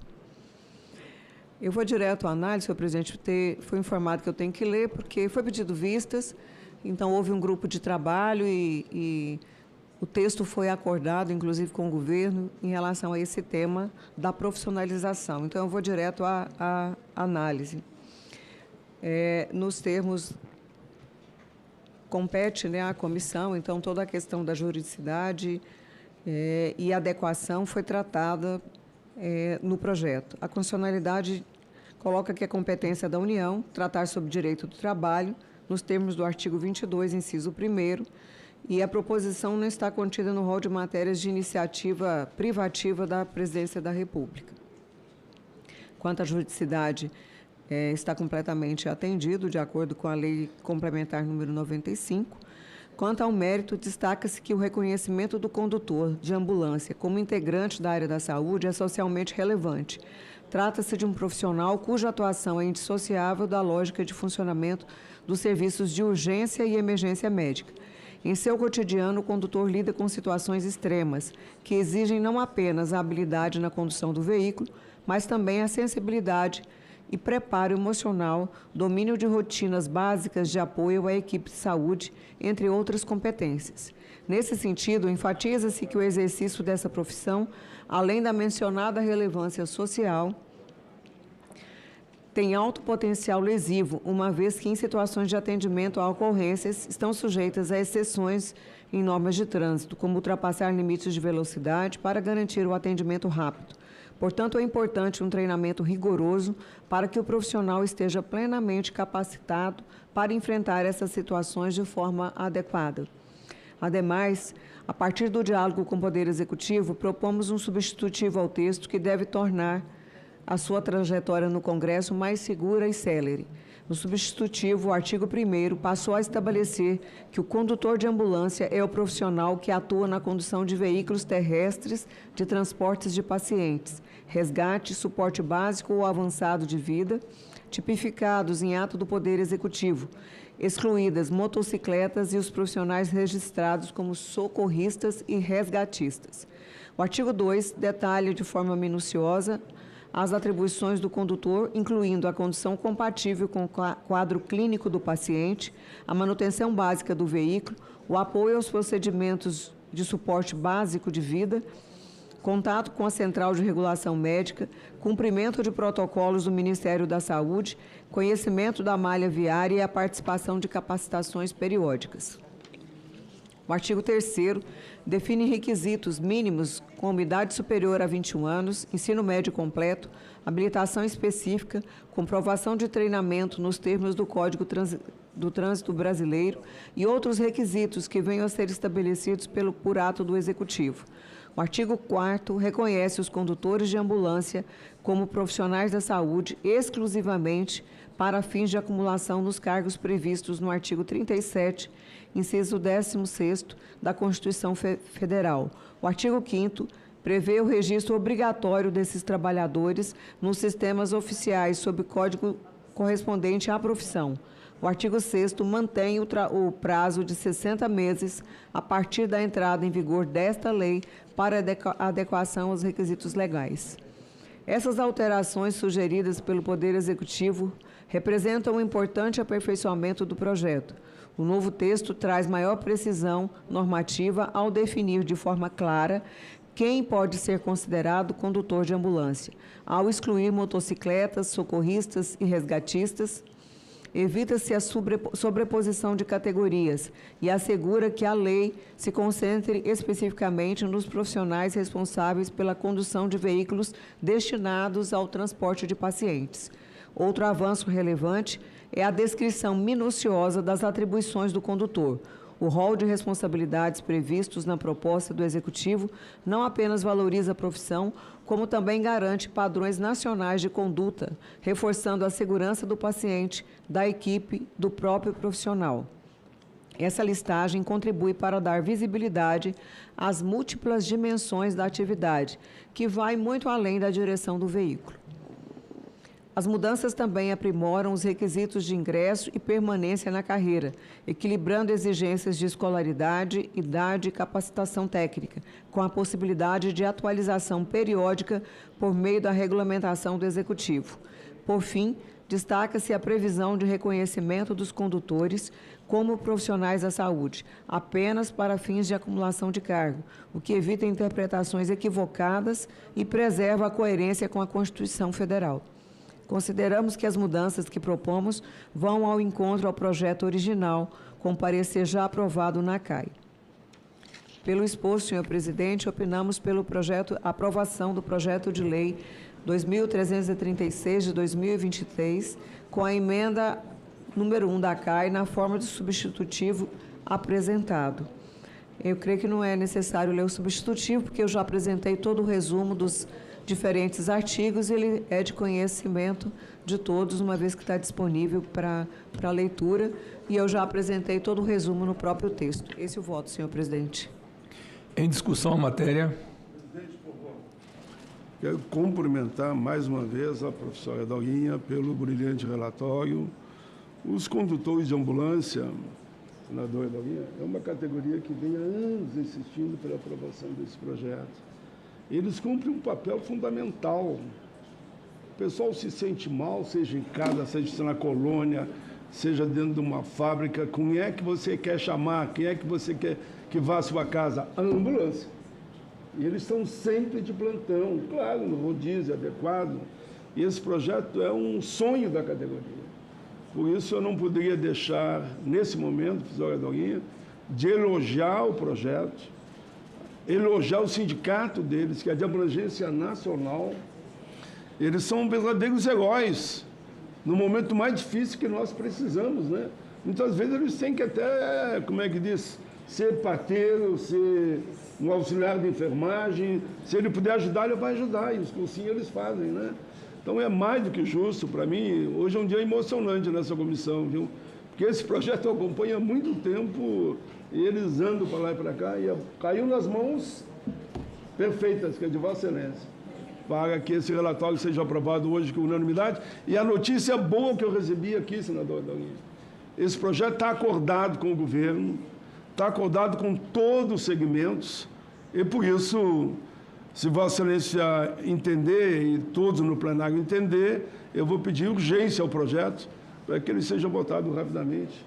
É muitos anos e anos de luta. Caiu em boas mãos, relatora, professora Dorinha.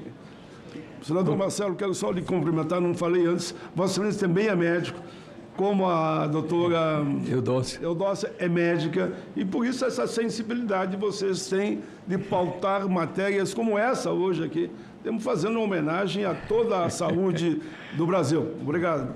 Nós aqui agradecemos, senador Paulo Paim. Com a palavra, a senadora Eudócia, para discutir a matéria. Quero lhe cumprimentar e lhe parabenizar, senadora professora Dorinha, pela sua brilhante relatoria. Você realmente fez um relatório completo e muito decisivo. E custa até acreditar que demorou tanto para que essa profissão, nesses detalhes que você descreveu, fosse reconhecida. Porque os condutores de ambulância, senador Paulo Paim, como você bem colocou, eles são praticamente paramédicos. Como você colocou, eles fazem partos, eles ajudam os pacientes que estão graves, não é? Eles ajudam a família desde a tirar o paciente dentro de casa até levá-lo ao hospital.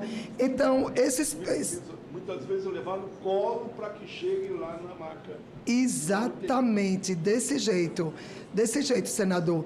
E quando eu fui gestora, eu fui prefeita durante 8 anos, na minha querida cidade de Bateguara, na zona da Mata de Alagoas, senador Paulo Paim. E enquanto gestora, enquanto prefeita dessa cidade, muitas vezes os motoristas das ambulâncias eram que faziam, senadora Damares, os primeiros socorros. Eles eram que faziam, principalmente aqueles que trabalham na zona rural. Então, isso acontece muito em Alagoas, porque lá nós temos muitas cidades que têm a zona rural extensa. Então, eu quero aqui parabenizar, mais uma vez, a professora Dorinha e peço que os nossos colegas senadores e senadoras, eu acho que vai ser nominal, presidente, mas não vai ser? Tá. Então, que do mesmo jeito eu continuo pedindo esse apoio aí aos nossos colegas senadoras e senadores para votar favoravelmente, simbolicamente, e pedindo, senhor presidente, urgência para que esse projeto possa tramitar com a maior urgência possível. E aqui eu quero parabenizar a cada condutor de ambulância de cada estado e de cada cidade do nosso querido Brasil, em especial da minha querida Alagoas. E de Alagoas, em especial, a minha querida cidade de Bateguara. Um grande abraço a todos, muito grata. Continue em discussão, a palavra ao senador Efraim. Senhor presidente, inicialmente saudar aqui a nossa relatora, a professora Dorinha. Já foi dito aqui, apenas reforçar a sensibilidade da mulher. Ela traz esse olhar diferenciado sobre situações que precisam ter essa visão de valorizar a vida. E aí, Dorinha, no seu relatório, a gente tem aqui algo que eu já percebi que os demais senadores, inclusive o presidente Marcelo Castro, reconhece. Há uma demanda. É incrível como existem temas que parecem micro, mas que eles dialogam com a vida real das pessoas. Eles dialogam com um sentimento do dia a dia que a gente percebe e se pergunta por que demorou tanto para ter essa valorização, esse reconhecimento, nessa ressignificação da função de condutor de ambulância. Porque é claro que vai muito mais além do que simplesmente precisar ter uma habilidade diferenciada num veículo que anda muitas vezes em alta velocidade, em ultrapassagens, tem pontos cegos, de um tamanho, né, que gera uma desvantagem nesse trânsito do dia a dia nas cidades.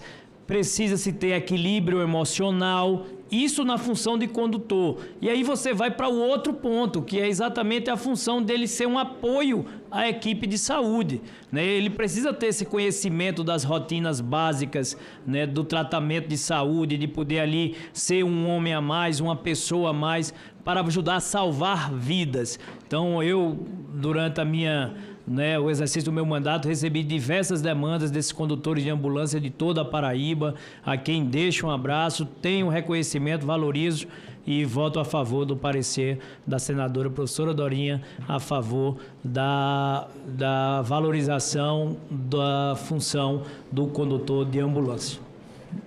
Presidente, primeiro, cumprimentar a todos, Vossa Excelência, só lembrar o presidente nacional dessa entidade, que é o Alex Douglas. Acho que ele fez contato com todo mundo, né, senadora? Isso. Ela vai agora falar. E queria também dizer que eu fui pesquisar, porque eu não tinha aqui nos meus papéis, quem é o autor do projeto, que é um belo projeto. Eu descobri, veio da Câmara, isso está anunciado aqui, a senadora tinha falado, mas agora, que é o deputado Vermelho. Tem nada a ver comigo. É o deputado Federal Vermelho. Só por curiosidade, ele é vermelho por fora ou por dentro? Eu acho que é... Só por fora. E tem que fazer justiça, viu? O deputado vermelho é do PL. Estou sabendo agora. Brincadeiras à parte, vamos continuar com a discussão. Concedo a palavra à nova senadora relatora Dorinha, professora Dorinha. Bom, senhor presidente, eu só gostaria de fazer... o texto avançou muito em relação a todo o processo de regulamentação. Nós, nos nossos estados, a gente sabe da importância que tem o condutor da ambulância, porque, pelo próprio modelo de atendimento da saúde, né, a atenção básica nos municípios, mas a necessidade de deslocamento para os centros, né, de maior atendimento, de atendimento de média e alta complexidade. Quero cumprimentar aqui a deputada Soraya Santos, que foi uma parceira desse projeto e, ao mesmo tempo, foi quem me apresentou e pediu que nós assumíssemos esta relatoria. Dizer, Soraya, que o texto vai, por ter sido alterado a partir da discussão, ele vai voltar para a Câmara, né? Então, nós devemos votar. Já foi pedido pelo senador Paim para que seja dada urgência e votar em plenário, mas o texto agora aqui é acordado com o próprio governo, então nós não vamos ter dificuldade em que ele se transforme em lei. E eu quero citar a ABRANCA, que é a Associação Brasileira dos Condutores de Ambulância, na pessoa do seu presidente, o Alex Douglas, e a todos os sindiconams, que são os sindicatos de condutores de ambulância de todos os estados e do Distrito Federal, ou seja, de todo o Brasil. Então, em nome deles, eu gostaria de saudar esses profissionais que todos nós conhecemos a sua determinação. No meu estado, não é incomum ter um condutor de ambulância que vira vereador, que vira, às vezes, até prefeito, Então, tem muitos casos, porque a atuação deles vai muito além do dia a dia profissional de fazer o trabalho que, agora, com essa regulamentação, mais do que reconhecer o direito, aqui a gente assegura formação permanente, atualização, o que é competência dele e o que não é, e como tanto os estados quanto os municípios podem atuar para essa qualificação profissional. No meu estado não é incomum ter um Carlinho da ambulância, Flavinho da ambulância, alguém que acaba assumindo uma liderança profissional, porque eles não têm hora para o trabalho e a própria dedicação. Então, eu faço essa homenagem em nome da ABRANCA e do Sindiconams, que são os sindicatos espalhados no Brasil.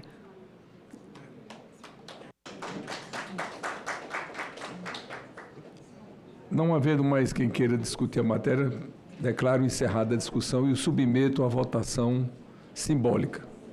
A senhora e os senhores senadores que estejam de acordo, permaneçam como se acham. O projeto foi aprovado. Passa a constituir parecer da comissão favorável ao projeto nos termos da emenda número 3 da Casa Substitutivo. A matéria vai a plenário. Submeta à urgência a votação que foi requerida pelo senador Paulo Paim. A senhora e os senhores senadores que estejam de acordo, permaneçam como se acham. Aprovada a urgência. E vou encerrar a votação do item 3 da pauta. Projeto de autoria do senador Paulo Paim e relatoria da senadora Damares.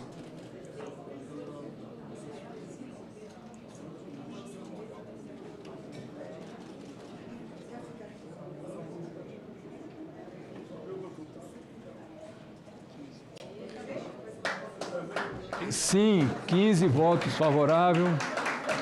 Nenhum voto contrário, nenhuma abstenção. Tudo isso graças ao relatório da senadora Damares.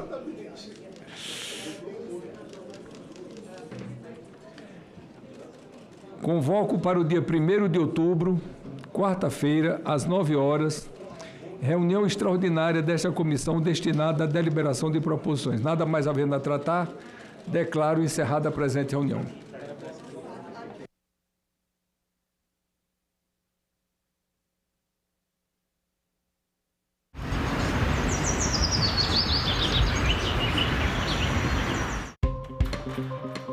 A inteligência artificial pode ser usada para tratamentos terapêuticos?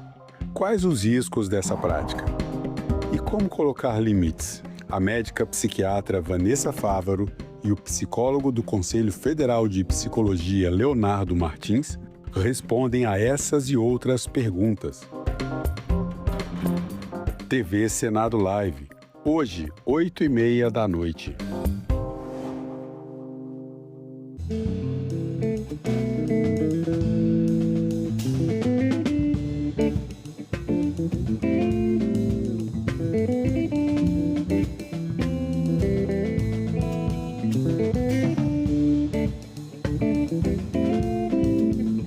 Inspiração para compor. Às vezes a gente não programa. Não é uma coisa programada dentro do trabalho de músico, né? É sempre um momento de descontração, é imprevisível.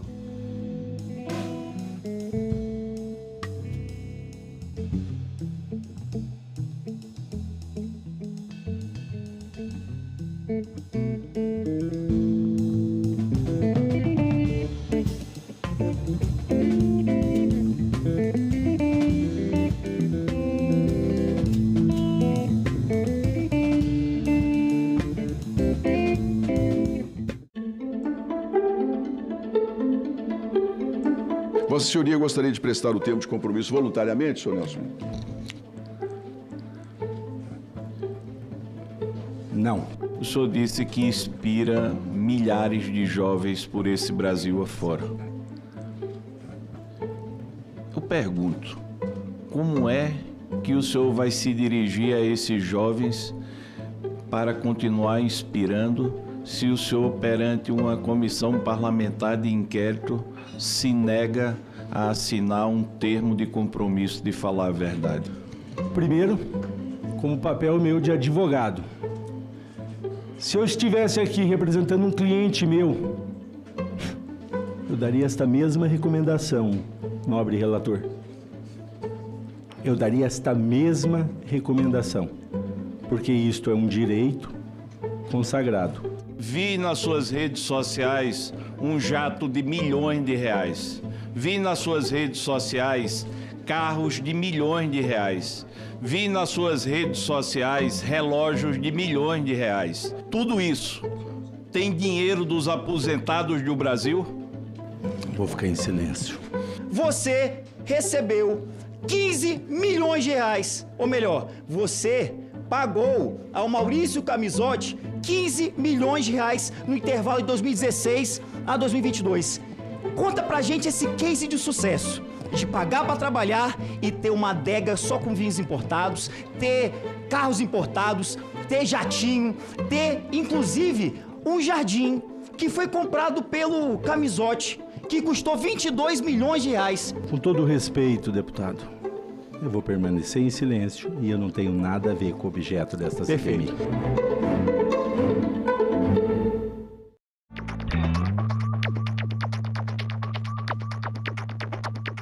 Meu nome é Rogério de Souza Eustáquio, nasci em 1985, trabalho de auxiliar de serviços gerais no Senado Federal.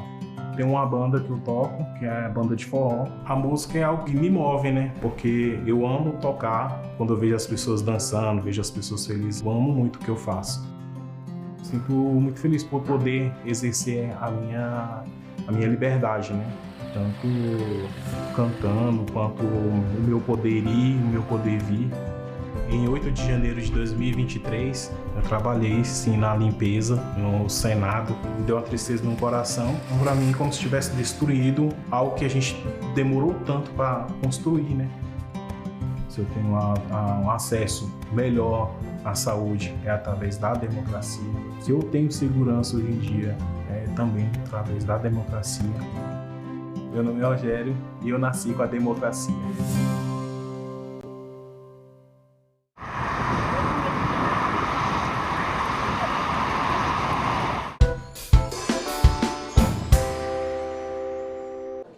Bom dia a todos e a todas. Me desculpem pelo atraso, eu estava numa reunião rápida ali na Câmara, mas sem mais delongas.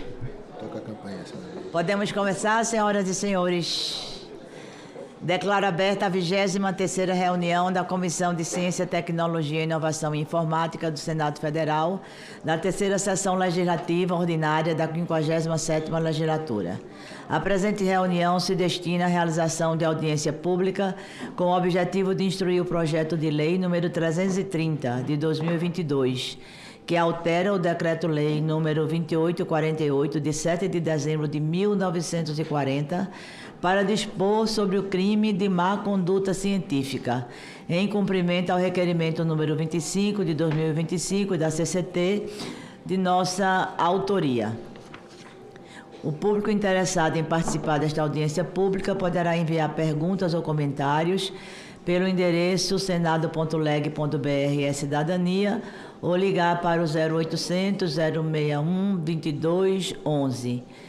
Encontram-se presentes no plenário e eu vou chamar à mesa 4 pessoas, depois mais 2 que serão presenciais, aí a gente troca as plaquinhas, e mais 2 participantes que o farão de forma remota. Então, quero já convidar o senhor Oswaldo Luiz Leal de Moraes, secretário de Políticas e Programas Estratégicos, substituto do Ministério da Ciência, Tecnologia e Inovação. Já agradecendo a sua presença. Chamar o senhor Olival Freire Júnior, presidente substituto do Conselho Nacional de Desenvolvimento Científico e Tecnológico, o CNPq. Muito obrigada pela presença. Chamar a professora Denise Pires de Carvalho, presidente da Coordenação de Aperfeiçoamento e Pessoal de Nível Superior, a CAPES.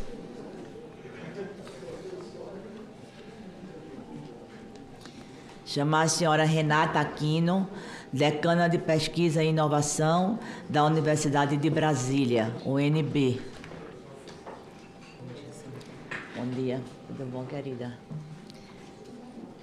Informar que também será chamado, após a fala dos que já estão à mesa, o senhor Samuel Goldenberg, diretor da Sociedade Brasileira para o Progresso da Ciência, SBPC. Através da videoconferência irão participar a senhora Márcia Teixeira, vice-presidente adjunta de Pesquisa e Coleções Biológicas da Fundação Oswaldo Cruz, a senhora Helena Bonciani Nader, presidente da Academia Brasileira de Ciências, a senhora Natália Trindade, diretora da Associação Nacional de Pós-Graduandos, ANPG, o senhor André Cabral de Souza, gerente do Departamento de Infraestrutura de Pesquisa da Financiadora de Estudos e Projetos, FINEP.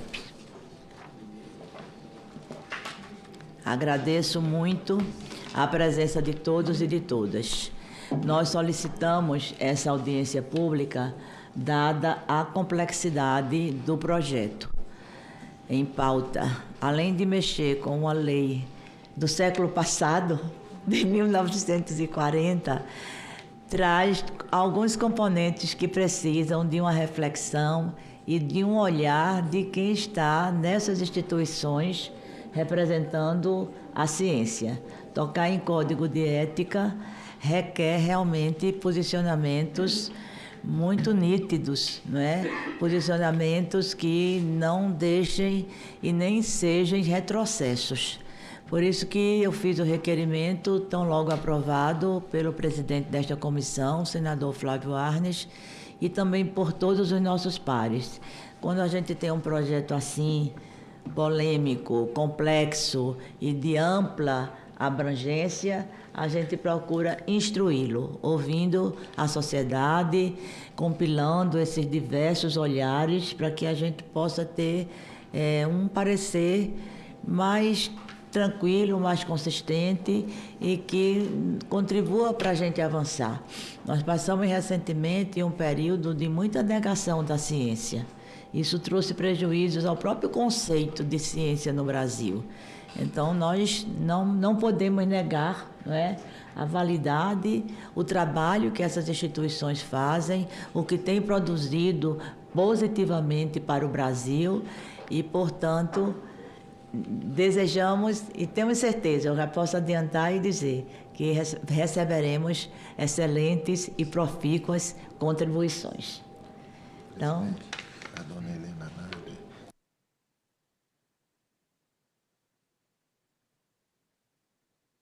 Então, se a mesa não se opõe, a senhora Helena Nader, da Academia Brasileira de Ciência, que vai participar de forma remota, está pedindo prevalência porque tem um compromisso. Pode ser? Então, vamos começar pela senhora Helena Nader. A gente sempre destina 10 minutos de fala inicial.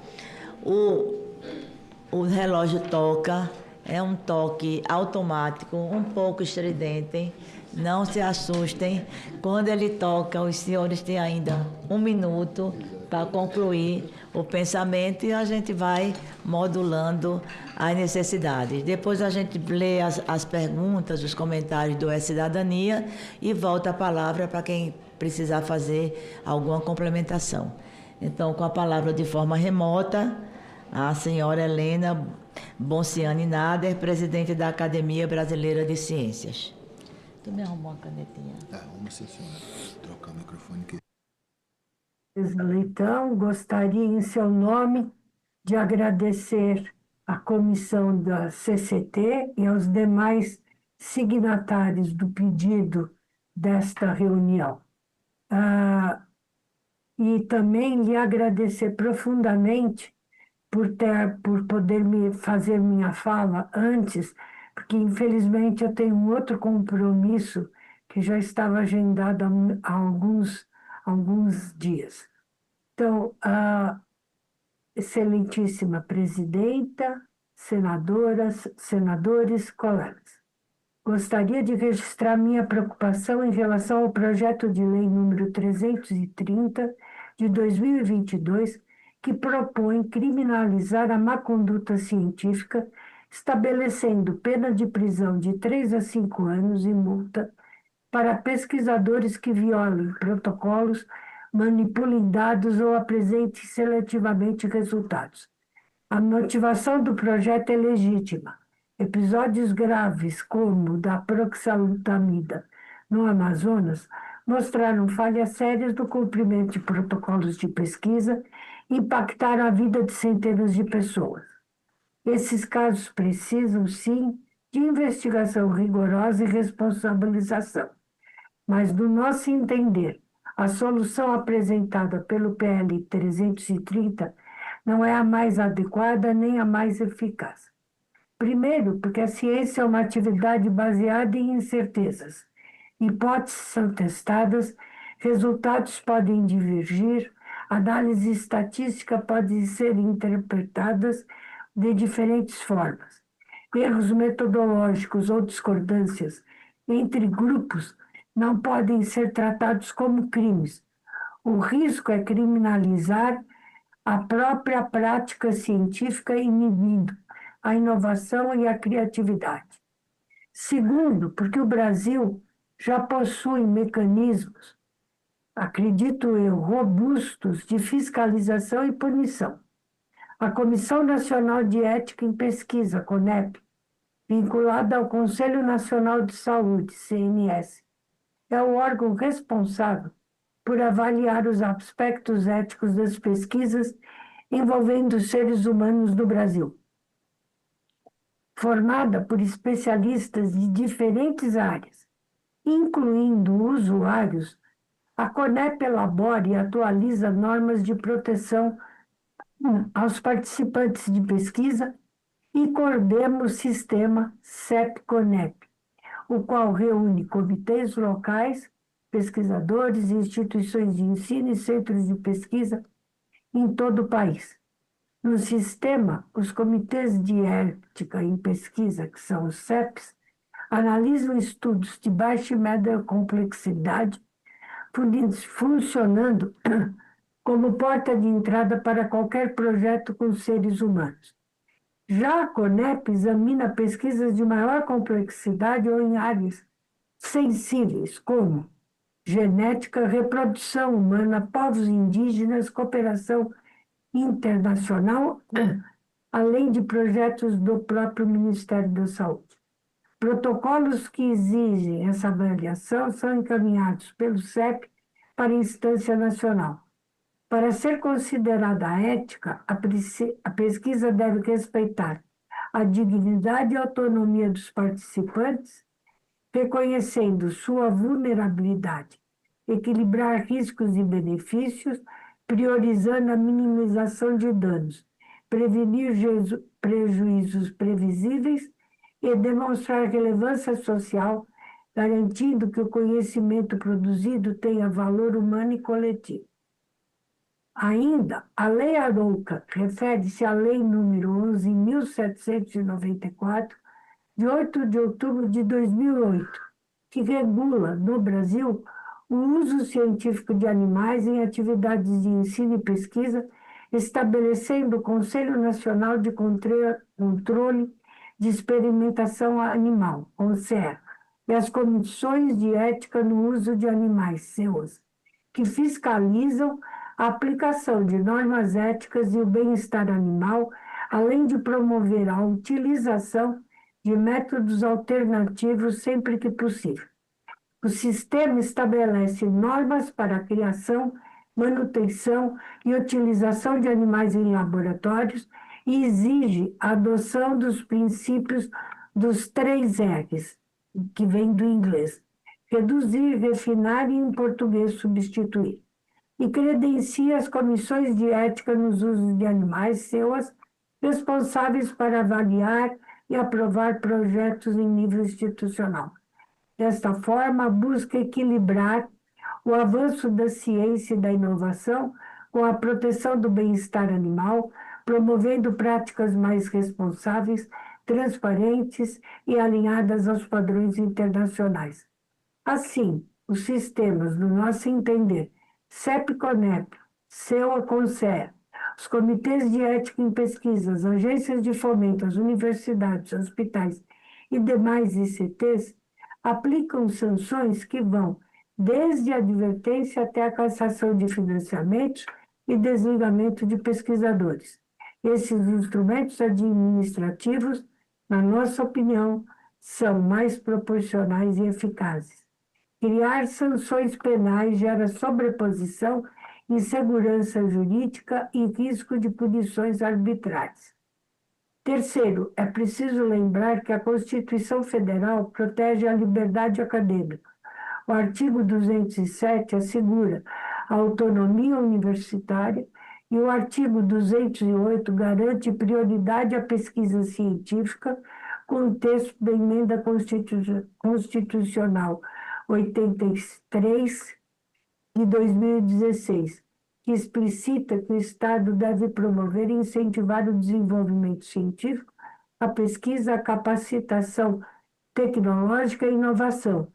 Ele prioriza a pesquisa científica básica em prol do bem público, a pesquisa tecnológica voltada para os problemas brasileiros e o desenvolvimento do sistema produtivo, além de apoiar a formação de recursos humanos nessas áreas. Criminalizar condutas científicas ameaça esses princípios, podendo gerar autocensura, afastar jovens pesquisadores e dificultar colaborações internacionais. O projeto, no nosso entender, também fere o princípio da proporcionalidade. Práticas como usar inadequadamente dados estatísticos ou apresentar seletivamente resultados podem decorrer de má-fé, mas também de erros técnicos ou de interpretações divergentes. Transformá-las em crime de reclusão é um excesso, no nosso entender, que não se observa nem em países com tradição de controle rigoroso da integridade científica. O que precisamos não é de prisão para cientistas, mas sim de fortalecimento institucional. Propomos que avancemos em medidas como ampliar a capacidade e os recursos da CONEP e dos comitês de ética, tornar obrigatória a formação e integridade científica em todos os níveis da educação básica, ensino médio, a graduação, a pós-graduação. Criar repositórios nacionais de dados para aumentar a transparência, incentivar boas práticas com programas de integridade e auditorias regulares. Excelentíssimos senhores e senhoras senadoras e senadores, não se trata de relativizar a gravidade da má conduta científica, mas de encontrar o caminho correto para combatê-la. O direito penal deve ser reservado a situações extremas de dolo e dano comprovado. Para os demais casos, os mecanismos já existentes são suficientes desde que fortalecidos. A ciência brasileira vive um momento crucial, recuperando investimentos, buscando atrair talentos e aumentando sua presença internacional. Aprovar um projeto que criminaliza a pesquisa significará, no nosso entender, seguir na direção oposta, instalando medo e a desconfiança dentro da própria comunidade científica. Por isso, manifesto nossa posição contrária ao PL 330. 15 segundos. E recomendo que esta Casa busque alternativas que preservem a integridade sem comprometer a liberdade acadêmica e o avanço da ciência no Brasil. Muito obrigada. Nós aqui agradecemos, senhora Renata, pelos esclarecimentos. Helena, desculpe. Helena, né? Helena Bonciano e nada. Agradecemos pela precisão dos seus argumentos, pelas apresentações de todo o respaldo legal, administrativo também, que já existe na preservação da ética, na ciência e na pesquisa. Então, vamos voltar à mesa.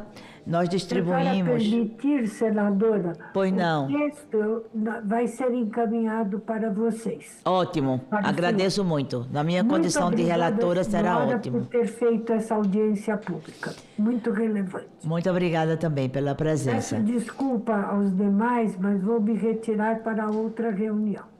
Obrigada. Vamos dar sequência pela ordem de chamada, já informando aos nossos queridos convidados e convidadas que a assessoria distribuiu as perguntas que chegaram pelo E-Cidadania. Se alguém quiser incorporar alguma dessas questões nas suas falas, fiquem à vontade. Passo a palavra agora para o senhor Oswaldo Luiz Leal de Moraes, secretário de Políticas e Programas Estratégicos, substituto do Ministério de Ciência e Tecnologia. Desculpe. Bom dia, colegas. Bom dia, senadora. Bom dia, pessoas presentes aqui. Bem, depois da manifestação da presidente da Academia Brasileira de Ciências, a Helena, fica, digamos assim, mais fácil a nossa manifestação. Eu gostaria, antes de fazer alguns comentários sobre por que a ética em pesquisa é importante, mas fazer uma pequena reflexão sobre um livro que eu uso sempre como um livro de cabeceira, que é O Mundo Assombrado pelos Demônios, do Carl Sagan.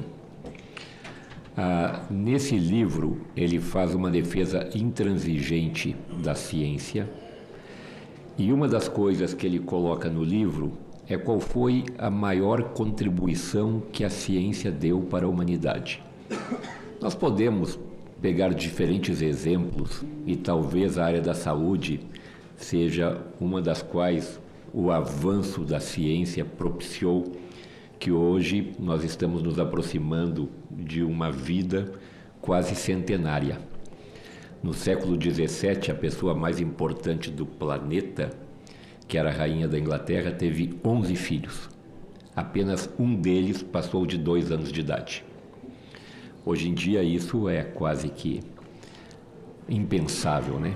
Mas qual foi a maior contribuição que a ciência deu para a humanidade, de acordo com Carl Sagan, e que eu uso daquilo que o Caetano Veloso diz que é a cultura generalizada, que as pessoas se apropriem como se fosse dela, porque alguém foi mais brilhante em colocar inicialmente. A contribuição mais importante que a ciência deu para a humanidade foi o método científico. Por que o método científico é importante? Porque o método científico permite nós diferenciarmos de quem é charlatão e de quem usa um procedimento padrão para poder fazer as afirmações que faz. E isso tem muito a ver com essa audiência de hoje. E muitas vezes não é o cientista que é o responsável pelo mau uso da informação. Ontem, na Assembleia Geral das Nações Unidas, nós vimos uma pessoa defender que as mudanças climáticas é um charlatanismo. Nós tivemos durante a pandemia a defesa da cloroquina, ou seja, muitas vezes o uso de quem faz inapropriadamente o uso da informação científica talvez tenha que ser mais responsabilizado do que o próprio cientista. Mas não tem dúvida nenhuma, né, de que a ética em ciência é importante. Não se discute quanto a isso. E eu lembro que, quando eu estava fazendo o meu doutorado, o meu orientador dizia para mim uma coisa muito simples. Lembre-se que, quando você for escrever a sua tese, ela tem que ser tão clara que daqui a 40 anos, quando você não estiver presente para falar sobre o que você escreveu, quem ler vai ter que entender o que você escreveu, e quem fizer uso dos mesmos dados que você usou vai ter que chegar no mesmo resultado. Ou seja, todos nós aprendemos ao longo da nossa vida de formação para sermos pesquisadores a seguir algumas coisas que são muito caras para quem é cientista, né? Eu vou fazer algumas considerações rapidamente aqui, considerando o meu tempo, né? Há várias razões pelas quais é importante aderir às normas éticas em pesquisas. Primeiro, as normas promovem os objetivos da pesquisa, como conhecimento, verdade e prevenção de erros. Por exemplo, proibições contra fabricar, falsificar ou deturpar dados de pesquisas promovem a verdade e minimizam erros. Em segundo lugar, como a pesquisa frequentemente envolve muita cooperação e coordenação entre muitas pessoas diferentes em diferentes disciplinas e instituições, os padrões éticos promovem os valores essenciais ao trabalho colaborativo, como confiança, responsabilidade, respeito mútuo e justiça. Em terceiro lugar, muitas das normas éticas ajudam a garantir que os pesquisadores possam ser responsabilizados perante o público. Por exemplo, políticas federais sobre má conduta em pesquisa, conflitos de interesse, proteção de seres humanos e cuidados e uso de animais são necessárias para garantir que pesquisadores financiados com recursos públicos possam ser responsabilizados perante o público. Em quarto lugar, as normas éticas em pesquisas também ajudam a construir apoio público para a pesquisa. As pessoas têm maior probabilidade de financiar um projeto de pesquisa se puderem confiar na qualidade e integridade da pesquisa. E uma última questão é que muitas das normas de pesquisa promovem uma variedade de outros valores sociais e morais importantes, como responsabilidade social,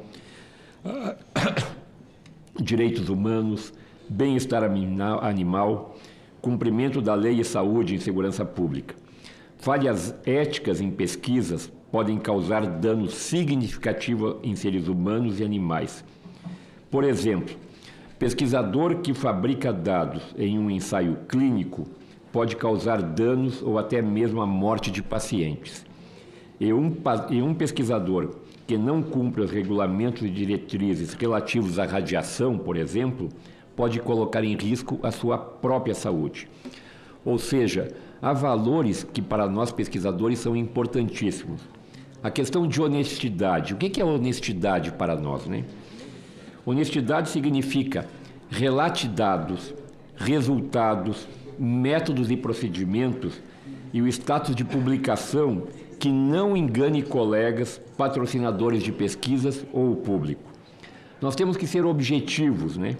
Buscar evitar vieses em delineamentos experimentais, análise de dados, interpretação de dados, que facilite a revisão por pares.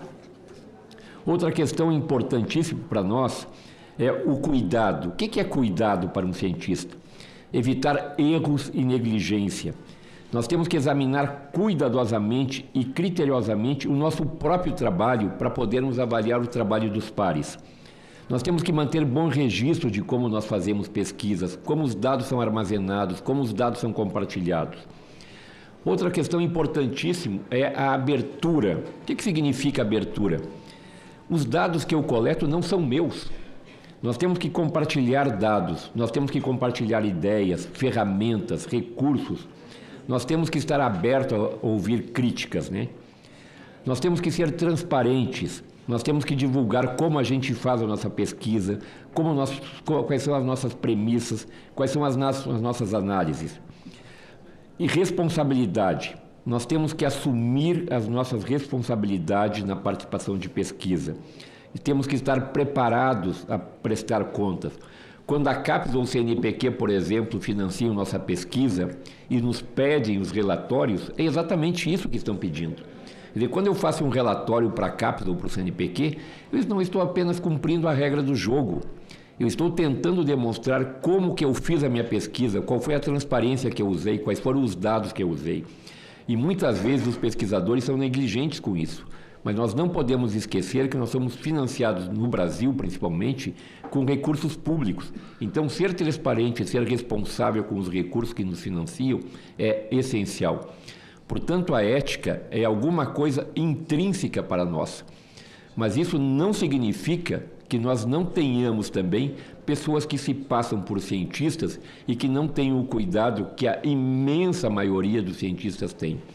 Por isso, eu acho que esse projeto de lei, que a Academia Brasileira de Ciências expõe de uma maneira muito clara a sua contrariedade, de alguma maneira, nós cientistas temos que estar sempre atento para essas questões de normas e de ética. Muito obrigado, senadora. Muito obrigada.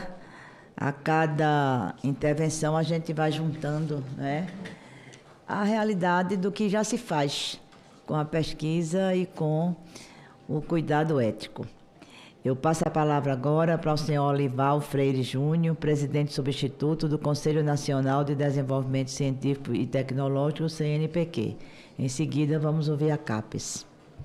Senadora Tereza Leitão, me permite inicialmente estender a saudação ao autor da proposta, o senador Messias de Jesus, que não está aqui presente, também ao relator, o senador Milton Mourão, e ao próprio presidente da comissão do CCT, o senador Arnes, pela importante iniciativa dessa audiência, e eu diria a importante iniciativa de se preocupar com a legislação que diga respeito a, digamos assim, a conduta ética e a integridade na produção da pesquisa. Então, eu inicialmente queria saudar a iniciativa do Senado. E eu creio que, nesse sentido, o Senado, essas iniciativas, elas estão dentro de uma tradição importante, eu diria, historicamente. Nós sabemos que a ciência moderna, quando ela se afirma, particularmente na obra do Galileu, aqui reportado pelo colega Oswaldo, um valor absolutamente fundamental era a autonomia da comunidade científica. Eu diria que naquela altura não havia uma preocupação com controles éticos da comunidade científica, porque tratava-se da emergência de uma forma de saber, uma forma de cultura que conflitava com outras formas estabelecidas e sancionadas na sociedade. De fato, a pesquisa, por exemplo, com a busca pela limitação, pelo controle, por exemplo, na vivissecção de animais em pesquisa, isso é algo que emerge na metade do século XIX por iniciativa do Parlamento Britânico. Então, nesse sentido, eu acho que o Senado, eu diria que está em boa companhia ao se preocupar com essa medida. Quero dizer também, e se eu citei aqui o exemplo do Galileu, que àquela altura a preocupação da autonomia diante do saber científico, diante de uma outra forma de saber, que era a teologia, essa ênfase da autonomia, ela era datada historicamente. Aquilo era a emergência de uma forma de saber, uma forma de cultura no século XVII. Com o passar do tempo, a própria comunidade científica aprimorou suas preocupações, buscando combinar a defesa da autonomia com a adoção de procedimentos éticos. E eu cito assim, já apenas a título de exemplo, que em 2 situações no século XX foram iniciativas da comunidade científica, por exemplo, a restrição ao modo como a pesquisa científica deveria ser conduzida. O episódio mais famoso é da década de 70, quando o avanço nos métodos de manipulação genética geraram uma preocupação na comunidade científica e uma declaração de moratória adotada pela própria comunidade científica, moratória quanto ao avanço dessas pesquisas, enquanto a sociedade preparava normas éticas para a condução dessas pesquisas. Todos aqui devem se lembrar, salvo o nome é o Antinori, é um médico italiano que realizou, para escapar desse controle social sobre a pesquisa, realizou pesquisas, por exemplo, em ilhas, no Mediterrâneo, coisas desse tipo. Nós temos um antecedente também importante. Quando a fissão nuclear foi percebido e descoberto e percebido os impactos que ela poderia trazer na produção de armas, foi a atitude dos cientistas, aí não no conjunto dos cientistas, mas os cientistas que estavam alinhados com as potências aliadas, de também proceder a uma moratória na publicação de dados científicos naquele momento, para evitar que os cientistas que estavam trabalhando para as potências do eixo pudessem se beneficiar daquela produção de conhecimento. Eu estou colocando esses elementos, portanto, para dizer o seguinte, que não é nenhuma novidade que a própria comunidade científica e a própria sociedade, representada pelos seus órgãos legislativos, se preocupem com a questão dos procedimentos éticos e procedimentos de integridade. Mesmo porque esses procedimentos eles têm evoluído historicamente. Agora, falando pelo CNPq, eu cito como exemplo que em 24 nós criamos um código de conduta ética, de procedimentos éticos para os processos de avaliação de projetos de pesquisa que eram submetidos ao CNPq. Se nós criamos isso em 2024, é porque antes isso não era considerado necessário. 10 anos antes, 2012, é quando o CNPq criou a Comissão de Integridade da Atividade Científica. Então, portanto, antes não era absolutamente necessário, né? Então, existe, portanto, uma evolução, um amadurecimento da sociedade e da comunidade científica quanto a quais são os padrões, quais são as condutas aceitáveis ou não aceitáveis. Dito tudo isso, eu creio que o problema com esse projeto de lei se restringe a uma discussão de outra natureza. Eu diria que e aqui eu vou muito na linha do que a professora Helena Nader aqui nos apresentou. Nem todo remédio, né, as pessoas que trabalham em geral, como a sociedade sabe, nem todo medicamento é remédio. Ou seja, tudo depende, pode ser medicamento, pode ser veneno, dependendo da dose, dependendo das circunstâncias. Toda essa discussão hoje na sociedade brasileira sobre dosimetria também mostra isso. Ou seja, o problema é saber se esse projeto de lei, como está redigido, se ele ajuda, se ele vai nessa direção do aprimoramento ou se ele tem limitações. E aí as limitações já foram, na nossa apreciação, bem apresentadas pela professora Helena Nader. Me permita aqui só acrescentar um ou outro elemento. Particularmente, a referência, por exemplo, a má-fé na seletividade do tratamento estatístico, e de novo, a professora Helena Nader já fez referência a isso, mas eu queria enfatizar.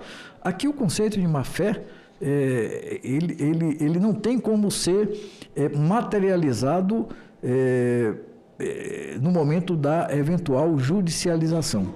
Então, portanto, nós, se adotarmos esse conceito do que é má-fé, como distinguir o má-fé do erro, e erro que é inerente à atividade científica, nós estaremos abrindo um espaço para uma excessiva judicialização da atividade científica. Né? A referência também a métodos, né? Que me permita discordar um pouco do meu colega Oswaldo. Eu tenho muita identidade com a ideia de que a ciência tem métodos, no plural, porque o método da antropologia não pode ser o mesmo método de um laboratório de ciências biomédicas. E como que você vai... veja, nós aprendemos muito sobre a nossa condição humana graças à antropologia. Não? Todo mundo conhece aqui a frase da Margaret Mead, que ela diz que o primeiro traço de humanidade que os arqueólogos identificaram é um osso curado. Porque é aquele momento em que seres humanos, ao invés de deixarem para trás aquele que teve um fragmento, eles cuidaram e alimentaram, não? Milhares de anos atrás. É evidente que esse tipo de método é diferente digamos assim, de um método estatístico no ensaio clínico. E, portanto, a dificuldade aqui de utilizar termos genéricos, como estão aqui, violar protocolos de pesquisa. Quais são os protocolos? Se existem métodos, existem protocolos no plural. E, portanto, essa legislação vai abrir campo para essa legislação, se aprovada nesses termos, ela vai abrir um espaço para uma excessiva judicialização da atividade científica e, portanto, ela pode se converter no oposto do que o legislador teve como intenção. Né? Ao invés de resguardar a sociedade e a atividade científica, nós podemos ter o efeito contrário, um efeito de freio à atividade científica. Em nome do CNPq, eu gostaria, por final, de dizer, portanto, que nos termos em que a proposição está feita, ela não nos parece adequada, mas o espírito que presidiu a proposição, o Senado deveria encontrar, com apoio das entidades, formas de valorizar, eu diria assim, a educação, o valor da ética e da integridade na produção científica. Aqui sim nós temos limitações. Eu diria que nossas instituições de pesquisa, nossas agências, nossas universidades 15 segundos. Não têm feito um trabalho de educação desde os primeiros momentos que a pessoa começa uma atividade de iniciação científica, para que ele aprenda que a técnica que ele utiliza no laboratório, o domínio da técnica é tão importante quanto a preocupação com padrões éticos. Então, certamente, uma atividade educativa é de extrema importância. Mas, volto a dizer, a opinião do CNPq é que, nos termos em que a proposta está feita, ela cria mais problemas do que resolve. Muito obrigado. Muito obrigada, senhor Olival, representante do CNPq, que deve ter avaliado também muitos projetos que lá chegam, conforme foi colocado pelo senhor Oswaldo. Passo a palavra agora para a professora Denise Pires, presidente da Coordenação de Aperfeiçoamento de Pessoal de Nível Superior, presidente da CAPES. Muito bom dia, senadora Tereza Leitão. Lhe parabenizo pela organização dessa audiência pública da maior relevância para discutir um projeto de lei, o projeto de lei 330 de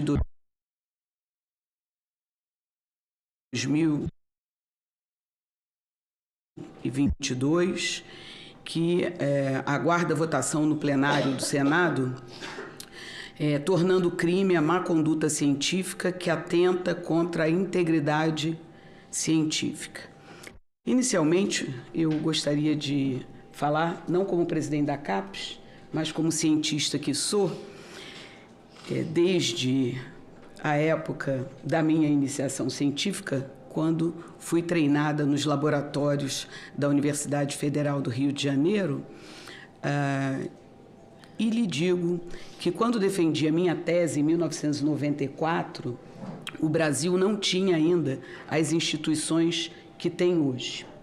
Quero agradecer o posicionamento da professora Helena Nader, a primeira mulher a assumir a cadeira da presidência da Academia Brasileira de Ciências, que merece todo o nosso respeito por toda a sua atuação como uma cientista de renome não apenas nacional, mas também internacional. Faço minhas as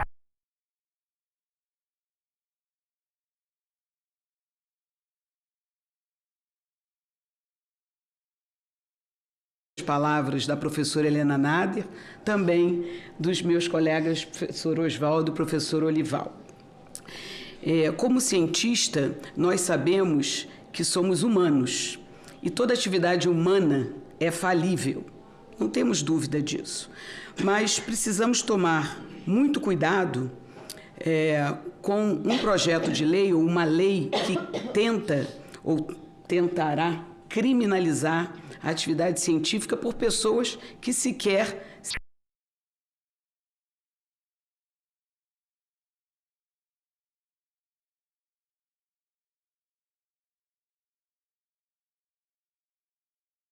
cientistas são. E nós sabemos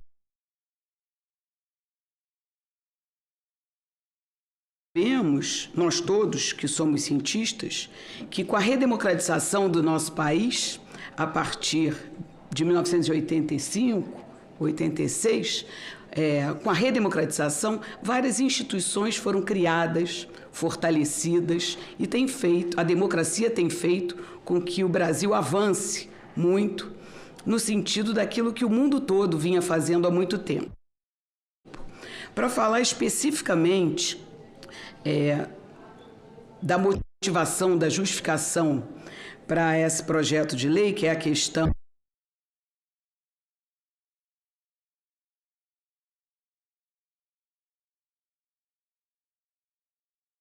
ligada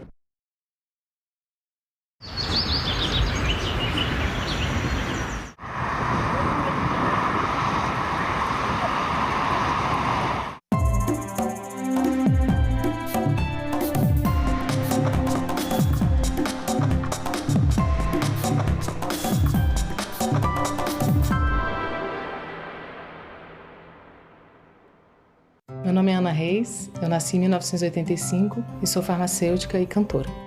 Eu também sempre segui essas duas profissões, né? Completo 20 anos da minha carreira como cantora e também tem 20 anos que eu entrei na UNB para o curso de farmácia. Dos direitos, dos que eu mais prezo, é a liberdade de expressão. Eu posso trazer em todos os âmbitos da minha vida, assim, mas principalmente na minha atividade como cantora. Eu sempre pude escolher, por exemplo, o repertório de um show com as músicas que eu queria cantar. Eu sou mãe do Hugo. O Hugo tem 6 anos hoje. Eu adoro ele pedindo as músicas. Mamãe, põe um Luiz Gonzaga aí pra gente ouvir. Quando ele pede umas músicas assim, eu vejo que eu tô fazendo um bom papel. Porque acho que nossa cidadania, ela não é completa se ela não passar pela arte. Eu posso trabalhar com o que eu gosto, eu posso cantar o que eu quero. Democracia é isso, é a liberdade. Meu nome é Ana e eu nasci com a democracia.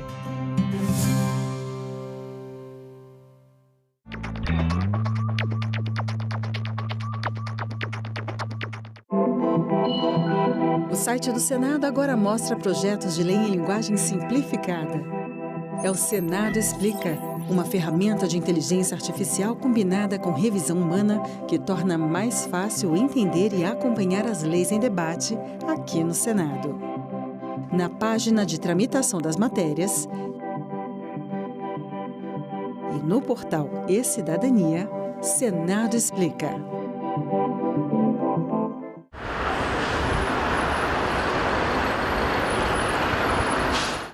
O programa a seguir é livre para todos os públicos.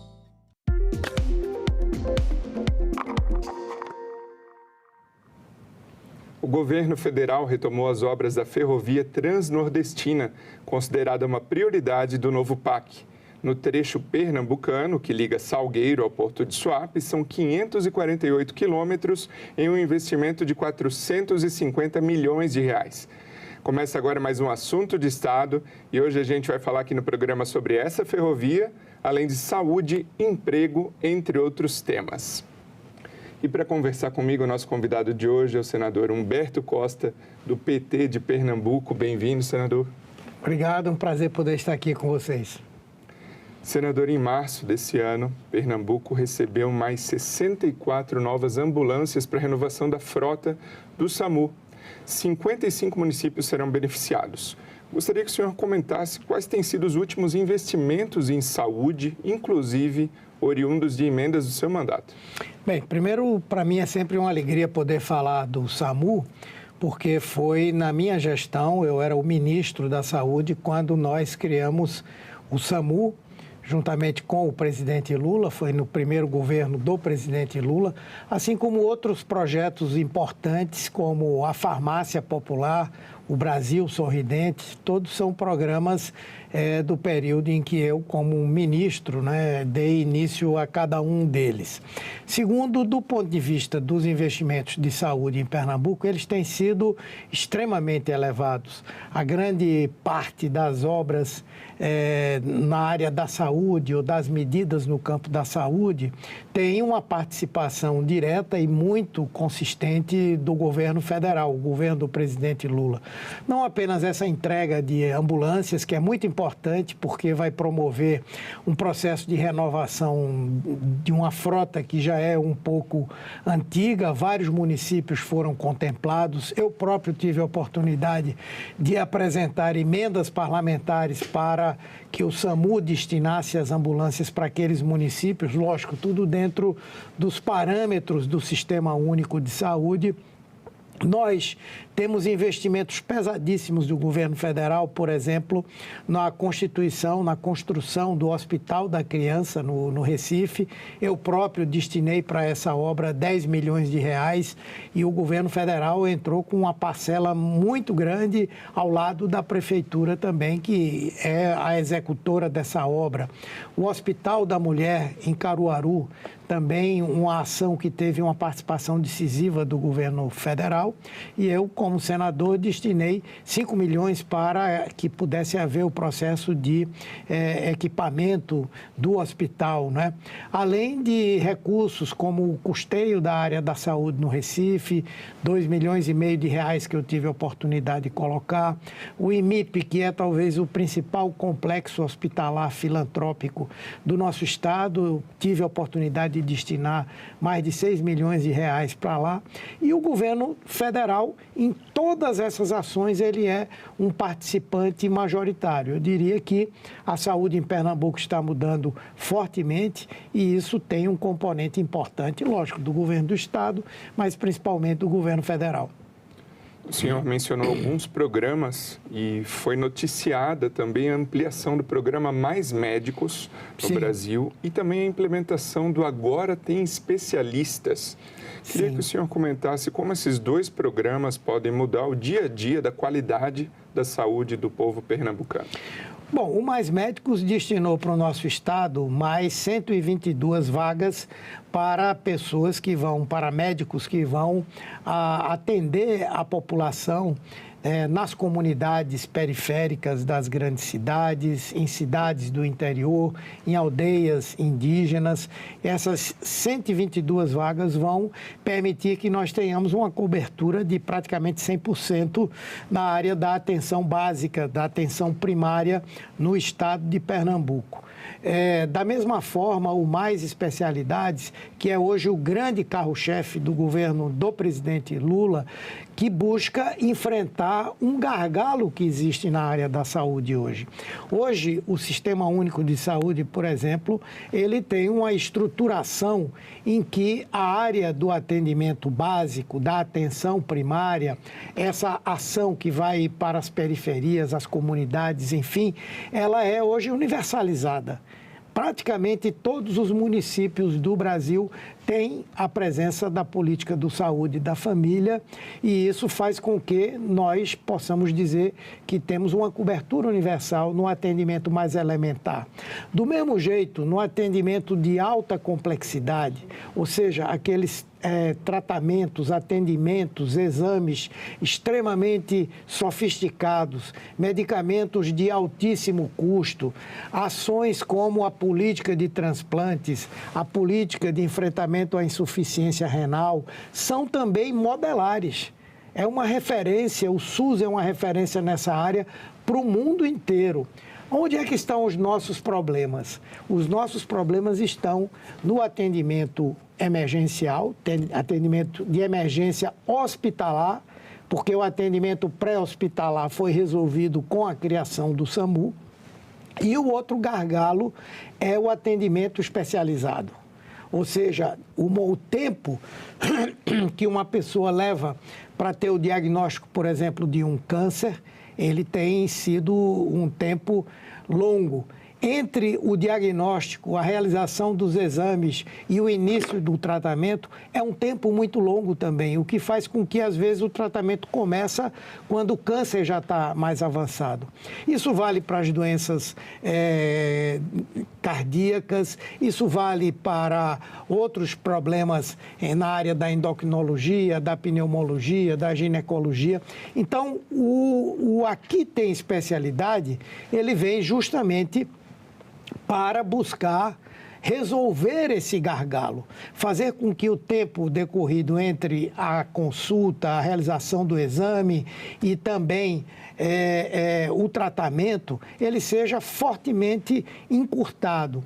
O que é que o governo está fazendo para que isso aconteça? Ele está ampliando os serviços que presta por meio dos estados e dos municípios, ele está contratando serviços privados de diagnóstico, de tratamento, para também ampliar essa possibilidade de acesso das pessoas. E Pernambuco será, sem dúvida, um estado onde nós vamos obter uma resposta muito forte e muito rápida para essas demandas. Na semana passada, nos últimos dias, nós tivemos já a inauguração de um serviço que vai oferecer ao SUS o seu atendimento. O Hospital de Santo Amaro, um hospital da Santa Casa de Misericórdia, vai oferecer vários atendimentos nessa área especializada para as pessoas que são do Sistema Único de Saúde. E assim vai acontecer em vários lugares. Nesses dias, por exemplo,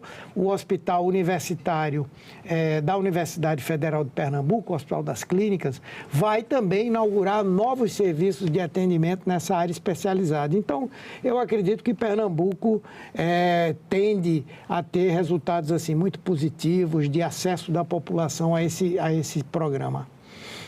Senador, falando de investimentos gerais em Pernambuco, a gente preparou uma arte aqui sobre o novo PAC. O que o novo PAC prevê e já está executando no seu estado? Vamos à tela. Então, 44,5% do valor já foram executados, da ordem de 15 bilhões de reais já executados em Pernambuco. Mais 8,7 bilhões estão previstos para o Estado, num total de investimentos do novo PAC de 44,2 bilhões, 1.444 empreendimentos, sendo 219 já concluídos até 2024. E os destaques nas áreas educação, saúde, moradia, esporte. Em moradia, são mais de 71 mil unidades do Minha Casa Minha Vida. Gostaria que o senhor comentasse como o senhor pode atuar, e vem atuando aqui no Senado Federal, para a concretização desses projetos, desses investimentos. Pois é, realmente Pernambuco ele foi muito bem aquinhoado pelo PAC, não é? O governo federal determinou um investimento global para Pernambuco de 92 bilhões de reais. E boa parte desses investimentos são em obras extremamente estruturadoras, e a gente vai falar um pouco delas, não é? E nós aqui, o que é que temos feito? Buscado garantir os recursos quando do debate sobre o orçamento da União, participamos da discussão toda que permitiu que esse desenho do PAC fosse retomado. Nós temos também atuado junto aos ministérios no sentido de que não haja qualquer tipo de contingenciamento para esses recursos, obviamente que falando de Pernambuco, né? Trabalhamos nessa linha, não somente eu, mas os outros dois senadores de Pernambuco, a senadora Tereza Leitão, o senador Fernando Eire, temos batalhado para que esses recursos do PAC não faltem. E não tem faltado, né?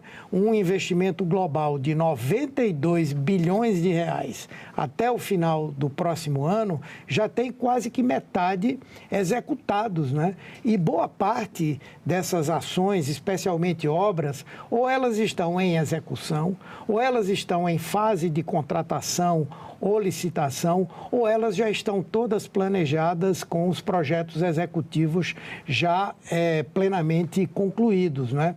E são obras muito importantes. Por exemplo, essas obras do Minha Casa Minha Vida, mais de 70 mil unidades para um estado como Pernambuco, que ficou os últimos anos sem qualquer obra desse programa, é muito importante, porque essas casas estão destinadas a áreas de baixa renda, estão destinadas a áreas na região rural e a cidades do interior. Isso tem sido muito importante para que nós possamos reduzir de uma forma consistente o déficit habitacional. Se a gente vai, por exemplo, para a área da educação, em Pernambuco, nós vamos ter a construção de 6 institutos federais de educação, descentralizados, adequados à atividade econômica de cada área. Por exemplo, vamos falar de Goiânia, que é o polo central desse polo automotivo, né?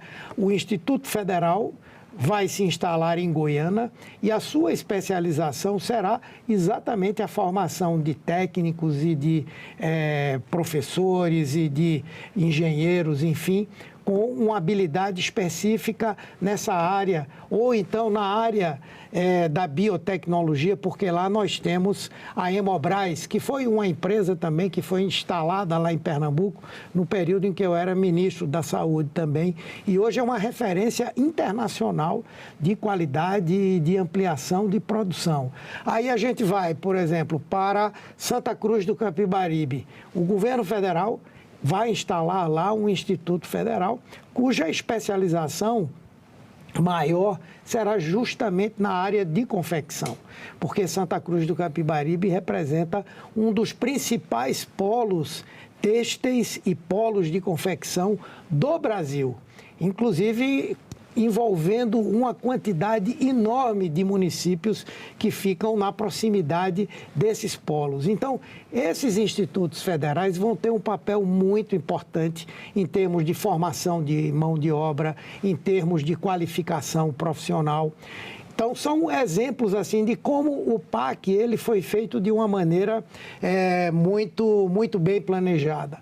Quando a gente fala de infraestrutura, Pernambuco hoje tem um grande polo econômico que existe no porto de Suape, que é um porto considerado um dos melhores do Brasil, e fica no litoral sul do estado, e no litoral norte nós temos esse outro grande polo, que é exatamente o polo automotivo.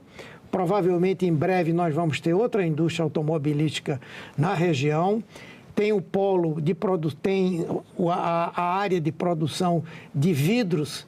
A maior fábrica de produção de vidros da América Latina está lá, a própria Hemobras, as empresas que se agregam a esses empreendimentos e, no entanto, hoje nós temos um gargalo importante no acesso desse polo localizado no litoral norte ao polo localizado no litoral sul. O que é que está sendo feito? Está sendo iniciada a obra que é como chama, meu Deus? O polo, o arco metropolitano, que vai ligar essa região ao porto de Suape. Então, isso vai reduzir custos, isso vai garantir uma diminuição do tempo para que esses produtos sejam escoados. Então, eu acho que Pernambuco tem ganhado muito com o governo Lula. E falando em infraestrutura, escoamento de produção, o governo retomou as obras da ferrovia transnordestina, como eu falei na abertura do programa, que é uma demanda antiga da população, né, senador? Qual é a expectativa do senhor em termos de evolução para o seu estado e para o Nordeste no geral?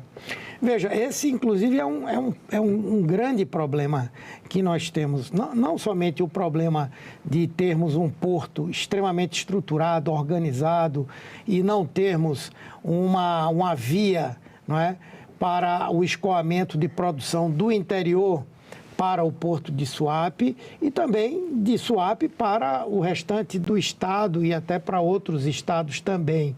E tivemos um problema sério porque o governo Bolsonaro, no final da sua gestão, e o ministro dessa área é o hoje governador de São Paulo, Tarcísio de Freitas, e que ele excluiu Pernambuco do processo da constituição da Transnordestina. Porque, como é do conhecimento de todo mundo, a Transnordestina tem dois braços. Um braço que conduz o escoamento de produção para o porto do Pecém, no Ceará, e um outro braço que escoa a produção, inclusive de vários estados, para Suape. E houve uma decisão do governo passado de só investir nesse braço que vai para o Ceará. E nós pressionamos o governo Lula, assim que ele assumiu, para que as obras de Pernambuco também viessem a ser retomadas, não é? E o governo atendeu essa demanda, como as obras estão prestes a serem iniciadas, houve já contratação de projetos executivos e o governo federal vai começar a obra. Obviamente que nós temos um problema, que é o fato de que uma obra como essa o governo federal não vai fazer sozinho e nem ele vai fazer a administração posterior desse empreendimento. Então, nós temos pressionado o governo para que rapidamente ele desenhe uma modelagem que permita que um sócio privado possa não só investir, como posteriormente operar. Então, é provável que essa obra, por conta dessa decisão do governo passado, ela não chegue no momento que todos nós gostaríamos. Mas nós temos hoje a certeza de que ela vai avançar, que ela vai ser retomada, é algo muito importante para Pernambuco. Agora a gente tem uma pergunta que vem lá da Assembleia da TV Alep de Pernambuco. Vamos à tela. Olá, senador. A minha pergunta é referente à questão de mobilidade urbana na região metropolitana do Recife. Eu quero saber como o seu mandato lida e quais são suas propostas em relação à grande precarização e superlotação dos ônibus, em relação a vias públicas deterioradas e grandes engarrafamentos. E ainda adiciono a questão de grandes alagamentos em épocas de chuva. Veja, esses temas todos já têm sido tratados por nós aqui, não é? Por exemplo, o tema do metrô. O metrô hoje é um problema extremamente complexo em Pernambuco. Ele foi absurdamente sucateado durante o governo passado. Os custos para a recuperação do metrô são extremamente elevados, os riscos para a população são grandes e nós temos trabalhado no sentido de cobrar que o Ministério dos Transportes, que o Ministério das Cidades tenham uma participação concreta na recuperação do metrô e na definição, inclusive, da modelagem definitiva para o metrô, com garantia de recursos a serem aplicados nesse processo de recuperação do metrô. Tenho participado da luta também, que me parece que vai tomar uma dimensão maior num futuro próximo, que é o debate sobre a tarifa zero nesses grandes centros urbanos. Em algumas cidades brasileiras, por exemplo, ela já tem sido adotada. Em regiões metropolitanas há discussões sobre isso. E nós acreditamos que em Pernambuco, até porque o governo do estado ele entra com uma parcela importante de subsídios para esse sistema, dentro de um novo desenho que tenha um metrô recuperado e que tenha uma divisão efetiva dos recursos para o subsídio a esse sistema, eu acredito que nós poderemos ter melhorias consideráveis nessa questão do sistema de transporte. Sobre o problema da drenagem nas cidades de Pernambuco, especialmente na capital e na região metropolitana, o governo federal, eu falo muito no governo federal porque sou do PT, sou da base do governo Lula, sou defensor do governo Lula e o nosso trabalho como senadores, obviamente, é pressionar para que o governo faça as ações e as obras. Veja, se nós pegarmos em Olinda, agora o processo de finalização do canal do Fragoso praticamente vai eliminar definitivamente um processo de alagamento terrível, de enchentes que acontecem naquela área e o governo Lula está aportando os recursos juntamente com o governo do estado, para que essa obra seja concluída em breve. Várias obras de drenagem, inclusive que durante anos não puderam ser feitas por falta de recursos, estão sendo feitas agora no Recife, por exemplo, pela parceria da Prefeitura Municipal com o governo federal, não é? Outras obras importantes, construção de pontes, drenagem em regiões subnormais, digamos assim, também tem tido uma atenção especial do governo federal. E some-se a isso o fato de que quando a gente está falando em drenagem e a gente está falando em enchentes, nós temos que falar do debate e da constituição da infraestrutura numa região como a metropolitana do Recife, que é rica em morros. E quando essas chuvas acontecem, nós temos desmoronamentos, nós temos mortes. E eu tive a oportunidade, por exemplo, no caso de São Lourenço da Mata, nós conseguimos, junto ao Ministério das Cidades, recuperar uma emenda parlamentar de 2016 para obras de contenção de encostas em São Lourenço da Mata. Quase 20 milhões de reais, que pode ser um número pequeno, mas para a importância do problema na região é muito grande.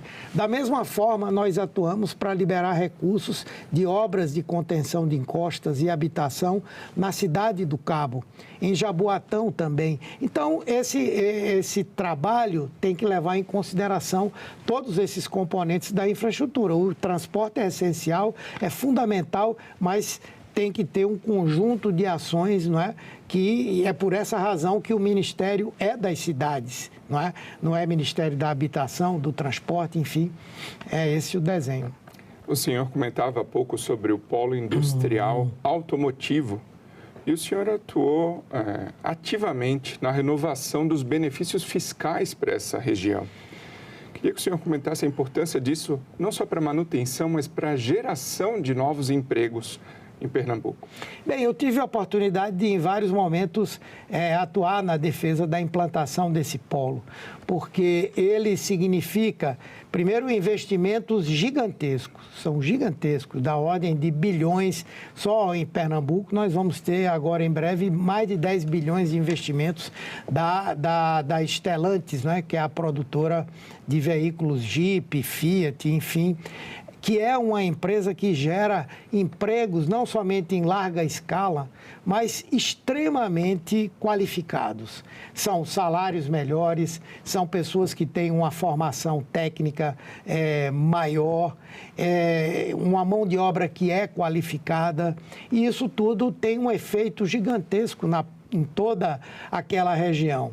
Eu tive a oportunidade de, quando houve a prorrogação do sistema automotivo para o Nordeste e o Centro-Oeste, ter sido o relator no Senado desse projeto de prorrogação. Foi isso que permitiu que a Stellantis, a Fiat, se instalasse lá em Pernambuco. Lógico que houve os investimentos do governo estadual, à época o governador era Eduardo Campos, então conseguimos a instalação. Depois, quando houve agora o debate sobre a reforma tributária, houve muitos riscos de que nós tivéssemos o desmonte desse sistema de incentivos que é fundamental para a manutenção desses empreendimentos no Estado. E eu tive a oportunidade de, nesse processo da reforma tributária, exercer um papel importante de articulação da nossa bancada, de conversas com lideranças de outro partido. Acho que o senador Eduardo Braga, que foi o relator da reforma, não aguentava mais me ver de tantas e tantas vezes que nós fomos lá brigar, porque as empresas que estão instaladas no sul do país, algumas delas, por exemplo, revendem no Brasil veículos que são produzidos na Argentina com imposto zero. E, no entanto, essas empresas não queriam que o Nordeste pudesse incentivar nos seus estados essas empresas para que nós pudéssemos ter uma indústria com a característica mais avançada de qualidade, e foi uma luta muito grande, mas conseguimos. E é importante, eu falo muito no presidente Lula, mas para Pernambuco ele é realmente alguém que olha para aquele estado o tempo inteiro. A palavra final para dizer que a prorrogação dos benefícios devia acontecer e que também na reforma tributária os benefícios que já foram concedidos deveriam permanecer dentro daquele período de transição, foi o presidente Lula. Então, nós estamos sempre nessa luta, mas sempre com esse respaldo do presidente da República, né? Muito obrigado, senador Humberto Costa, pela participação aqui no Assunto de Estado. É um prazer estar aqui com vocês e falar de Pernambuco. E muito obrigado a você também que nos prestigia com a sua audiência. Essa entrevista já está disponível para você rever ou compartilhar no nosso site senado.leg.br/TV, também no nosso canal no YouTube. Aproveita e se inscreve lá. Até o próximo Assunto do Estado.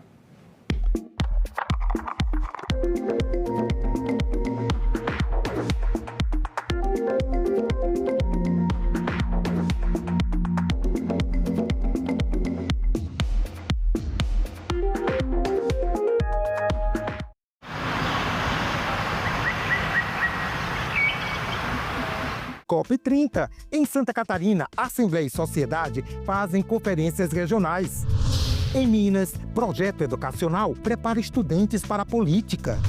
Transporte público em debate na Câmara dos Deputados. E em Cuiabá, o zelo de um instituto pela preservação da memória de um povo. Tudo isso no Parlamento Brasil. Parlamento Brasil.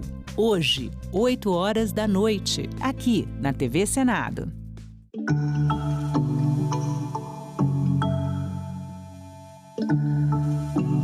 Para despertar o conhecimento também das crianças e dos jovens, a gente precisa trabalhar melhor isso, né? Trazer para as escolas e levar essa provocação, né? Para que haja uma interação melhor entre a educação e as instituições de ciência e tecnologia propriamente ditas, né? As universidades, os institutos de pesquisa, né? Que nós chamamos instituições de ciência e tecnologia, e até aquelas instituições que fazem a transferência de tecnologia. Então, precisa haver um pouco mais de interação, né? De momentos de integração entre essa área educacional e essa área científica para despertar novos talentos.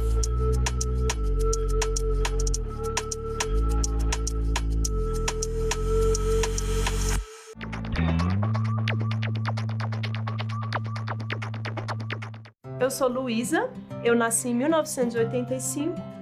Eu já sabia desde muito novo o que eu queria fazer. Eu era uma péssima aluna e, curiosamente, na vida adulta eu virei uma professora. Talvez por ter sido essa aluna com muita dificuldade, eu tenha desenvolvido uma empatia. Sou professora de artes visuais, me especializei em arte e ditadura, por isso que o tema de democracia é muito caro para mim, é muito importante. A democracia sempre foi um valor, um farol que me guiou.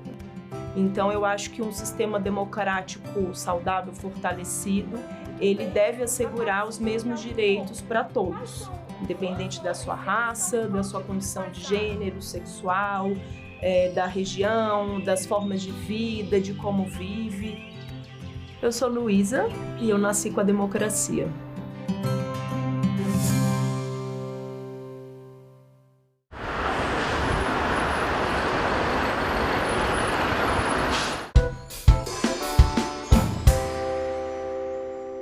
Havendo número regimental, declaro aberta a 26ª reunião da Comissão de Assuntos Econômicos da 3ª Sessão Legislativa Ordinária da 57ª Legislatura, que se realiza nesta data, 24 de setembro de 2025. Antes de iniciarmos os trabalhos, submeto à deliberação do plenário a dispensa da leitura e aprovação da ata da 25ª reunião, realizada em 23 de nove de 2025. As senhoras senadores, senhoras senadoras e os senhores senadores que aprovam permaneçam como se encontram. A ata está aprovada e será publicada no Diário do Senado Federal. A presente reunião é destinada à deliberação de matérias e requerimentos apresentados à comissão. Item 1. Projeto de Lei número 1952 de 2019, terminativo. Altera as leis números 11.482 de 31 de maio de 2007 e 9.242 de 26 de dezembro de 1995. E revoga dispositivos da Lei Complementar número 123, de 14 de dezembro de 2006, da Lei número 9.249, de 1995, e a Lei número 11.033, de 21 de dezembro de 2004, para alterar a tabela progressiva do imposto sobre a renda da pessoa física, estabelecer a incidência do imposto sobre a renda sobre lucros e dividendos pagos ou creditados pelas pessoas jurídicas, incluídas as microempresas e empresas de pequeno porte, optantes pelo Simples Nacional. Extinguir a dedutibilidade dos juros sobre o capital próprio, reduzir a alíquota do imposto sobre a renda da pessoa jurídica e afastar a isenção do imposto sobre a renda incidente sobre os ativos financeiros. Autoria, senador Eduardo Braga, relator, senador Renan Calheiros. Relatoria, pela aprovação do projeto, acolhimento parcial da emenda número 1, acolhimento das emendas 3 a 7 na forma do substitutivo que apresenta e pela rejeição das demais emendas. Observações. Em 23 de nove foi concedida vista coletiva da matéria por 24 horas. Foram apresentadas as emendas números de 1 a 10, de autoria dos senadores Cátia Abreu, Veneziano Vital do Rego, Jorge Cajuru, Tereza Cristina, Messias de Jesus, Isalci Lucas e Ângelo Coronel.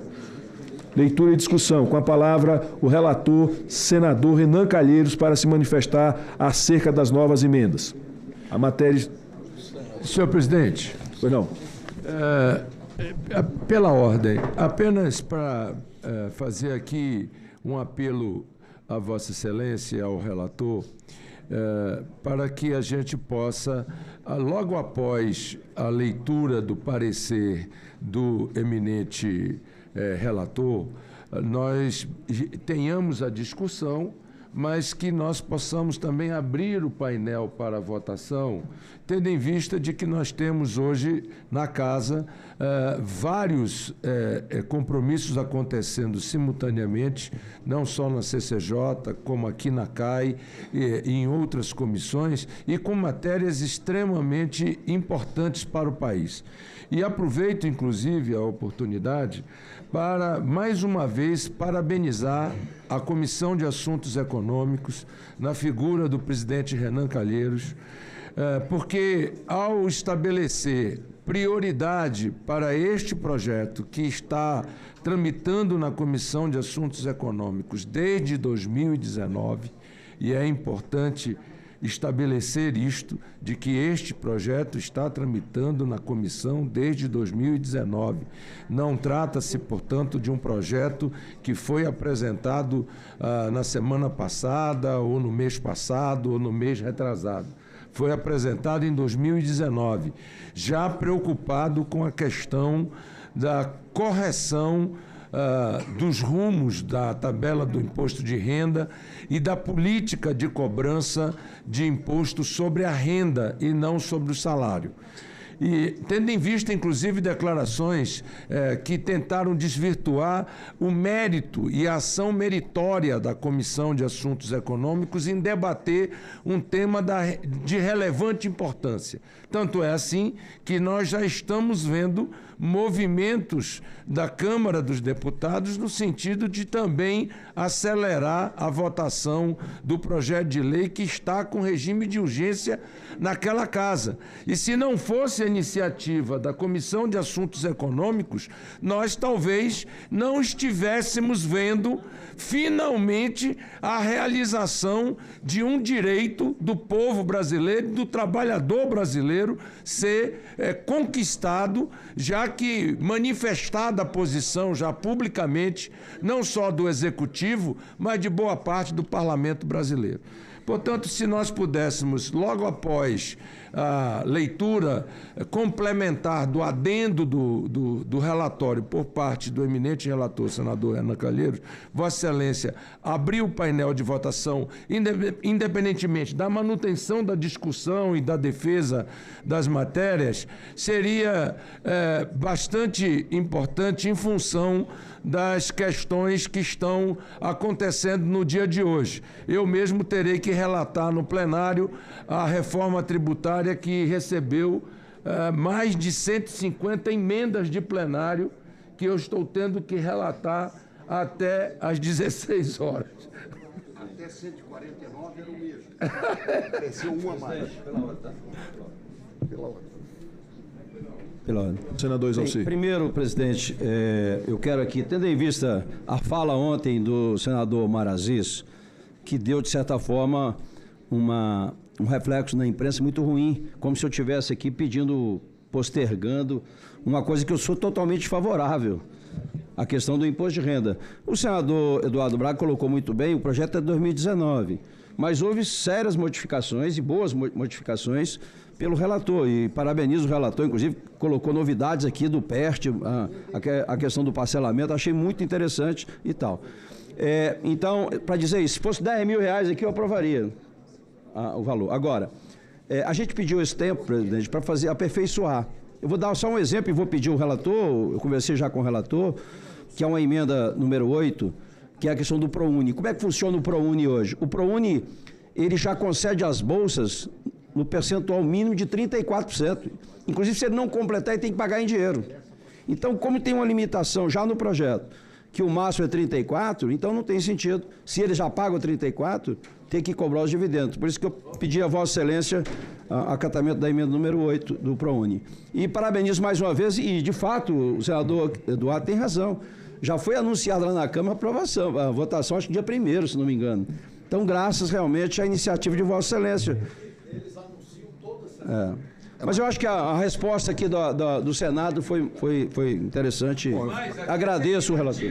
Senador, com a palavra o senador Espiridião Amin, para que a gente possa abrir para o relator. O senhor não vai ficar chateado com a frase que eu vou usar.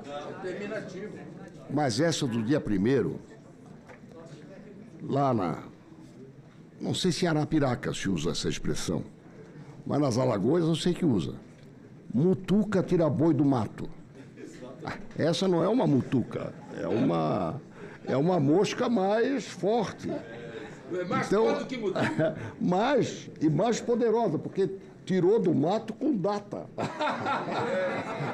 Deu para entender? Mutuca tira boi do mato, todo mundo sabe o que quer dizer, né? Uma mosquinha desse tamanho tira um bicho de 1 tonelada correndo. Nesse caso, já valeu. Mutuca tirou o boi do mato. Já tem data para votar a peça legislativa lá da Câmara. Mas a razão do meu pedido, eu estou apresentando uma emenda. Pelo regimento, pelo que eu sei, enquanto houver a leitura do relatório, eu posso apresentar. Então, muito brevemente, eu quero pedir a sua simpatia para o seguinte. É uma barbaridade. Eu vou dar um exemplo concreto sobre imposto de renda. É um caso concreto, eu já dei até o nome da pessoa e os detalhes. Funcionário da Petrobras, 20 mil reais de aposentadoria. É uma aposentadoria, portanto, acima da média. Ele tem que recolher mensalmente R$ 5.032 para compensar os maus negócios do falecido. Ou seja, os maus negócios feitos pelo gestor do Petros, do fundo de pensão.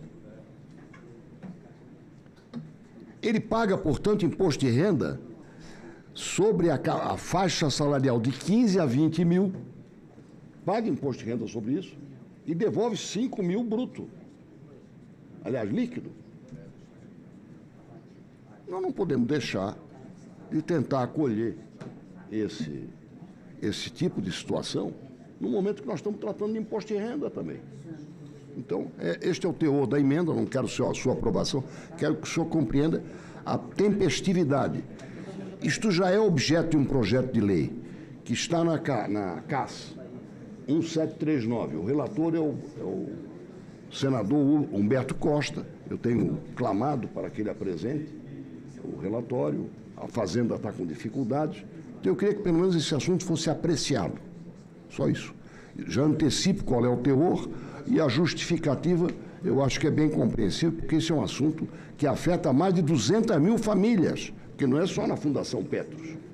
Tal ocorre em outros fundos de previdência privada. E repito, este cidadão, quando entrou na Petrobras, foi compelido a contribuir para o Petros, para o fundo Petros.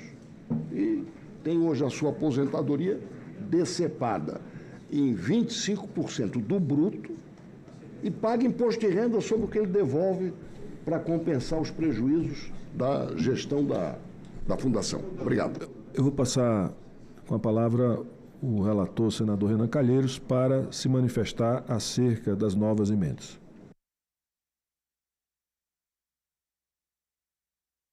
Um resumo, uma síntese da proposta apresentada pelo senador Eduardo Braga desde 2019. O projeto do senador, ele previa alíquota única, ele tratava da isenção do pagamento de imposto de renda até R$ 5.000, estabelecia tributação de lucros e dividendos, e extinguia a dedutibilidade dos juros sobre capital próprio, e revogava benefícios fiscais incidentes sobre ativos financeiros. Já disse, queria repetir, de uma forma geral, o senador Eduardo Braga apoiou-se estritamente em tendências da Organização para a Cooperação e Desenvolvimento Econômico, a OCDE, que aponta para a necessidade de aliviar a carga sobre rendimentos do trabalho e aumentar a tributação do capital, além da correção, evidentemente, da defasagem da tabela progressiva do imposto de renda da pessoa física. Como bem salientou o senador Eduardo Braga, autor da proposta, a adoção de alíquota única no imposto de renda da pessoa física é considerada incompatível com o princípio constitucional da progressividade. É importante lembrar aqui que o governo federal enviou à Câmara dos Deputados, ainda em março deste ano, o projeto de lei 10.087 de 2025, que trata da isenção do imposto de renda para quem ganha até R$ 5.000. Até o presente momento, a matéria aguarda decisão para ser pautada no plenário da Câmara dos Deputados, gerando expectativas negativas quanto à tramitação deste tema, que é de grande relevância para a correção de injustiças tributárias com as pessoas de menor renda. Há pouco, o senador Esperidião a mim lembrou que mutuca tira boi do mato, e a tramitação e discussão dessa matéria aqui já realmente tirou o boi do mato, porque eles estão, mais uma vez, anunciando a votação para a próxima semana. O importante, senhor presidente, senhores senadores e senhoras senadoras, não é votar. O fundamental é o que vão votar, porque eu sou presidente de uma comissão mista do Congresso Nacional que aprecia a medida provisória 1303, que foi editada em compensação às perdas com o IOF. E essa medida provisória apresenta um elenco de corte de despesas e apresenta um elenco de fontes e compensações. Em seguidas entrevistas, o relator do projeto de lei que o presidente Lula mandou para a Câmara dos Deputados, seguidas entrevistas, inclusive repetidas ontem, ele tenta, no seu parecer, blindar a elevação da alíquota das BETs, que não está contido no projeto do presidente, mas está contido na medida provisória 1303, com o argumento de que não deve aumentar a alíquota de 8% para 12% das BETs, porque a metade das BETs estão na clandestinidade e não pagam imposto. Então, ao invés de aumentar, precisaria cobrar imposto de quem está na ilegalidade. E, com isso, tenta blindar a elevação da alíquota. Blinda também a tributação de remessas de lucros e dividendos para o exterior. Blinda os fundos isentos debêntures de infraestrutura, que estão também na medida provisória e não no projeto do governo. Retira da tributação as pessoas que percebem maiores salários e maiores dividendos, o que arranca a justiça tributária do projeto do presidente. E outras inovações mais que o relator diz que vai resolver com o plenário da Câmara dos Deputados, porque ele tem uma posição contrária, evidentemente contrária. Sem falar que este projeto já foi vinculado à necessidade preliminar de se votar a PEC da blindagem e se votar também o projeto de lei da anistia, para os quais foram votadas urgências no plenário daquela casa do Congresso Nacional. Agora, em reunião... Senador, a mim está me perguntando quem é o relator, eu falei que eu não sabia. Projeto de lei de conversão. É um projeto de lei de conversão.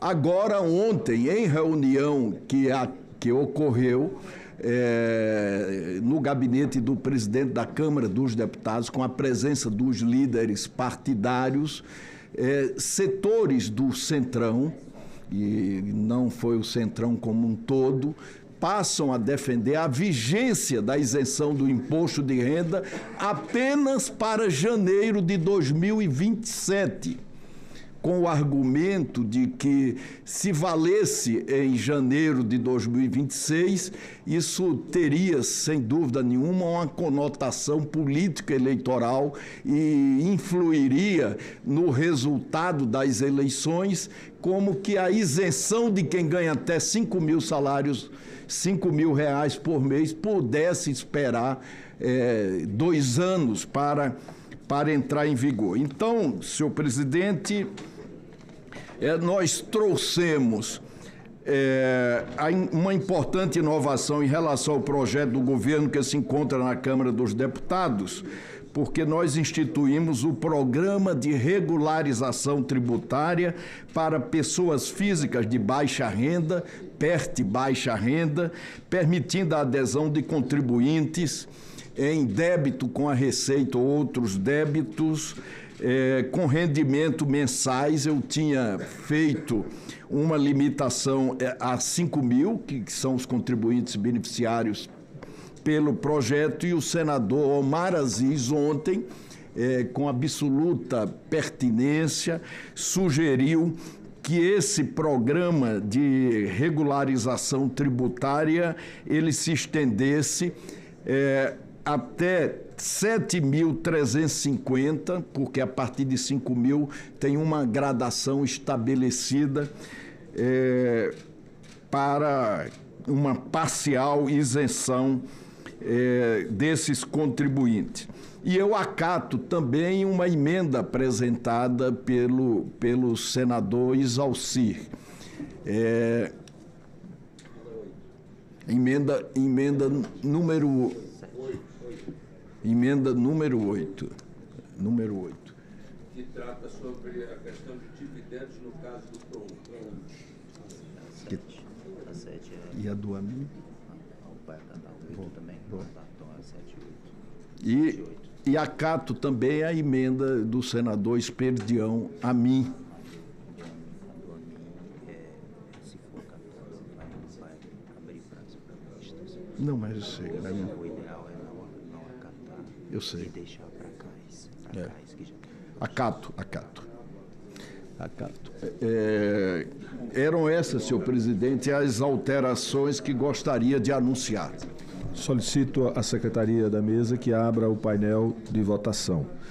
Antes de passar aos senadores para a discussão, eu queria, senador Omar Aziz, senador Eduardo Braga, todos os senadores e senadoras aqui presentes, lembrar que nós, no dia de hoje, estávamos na CCJ discutindo a PEC da blindagem.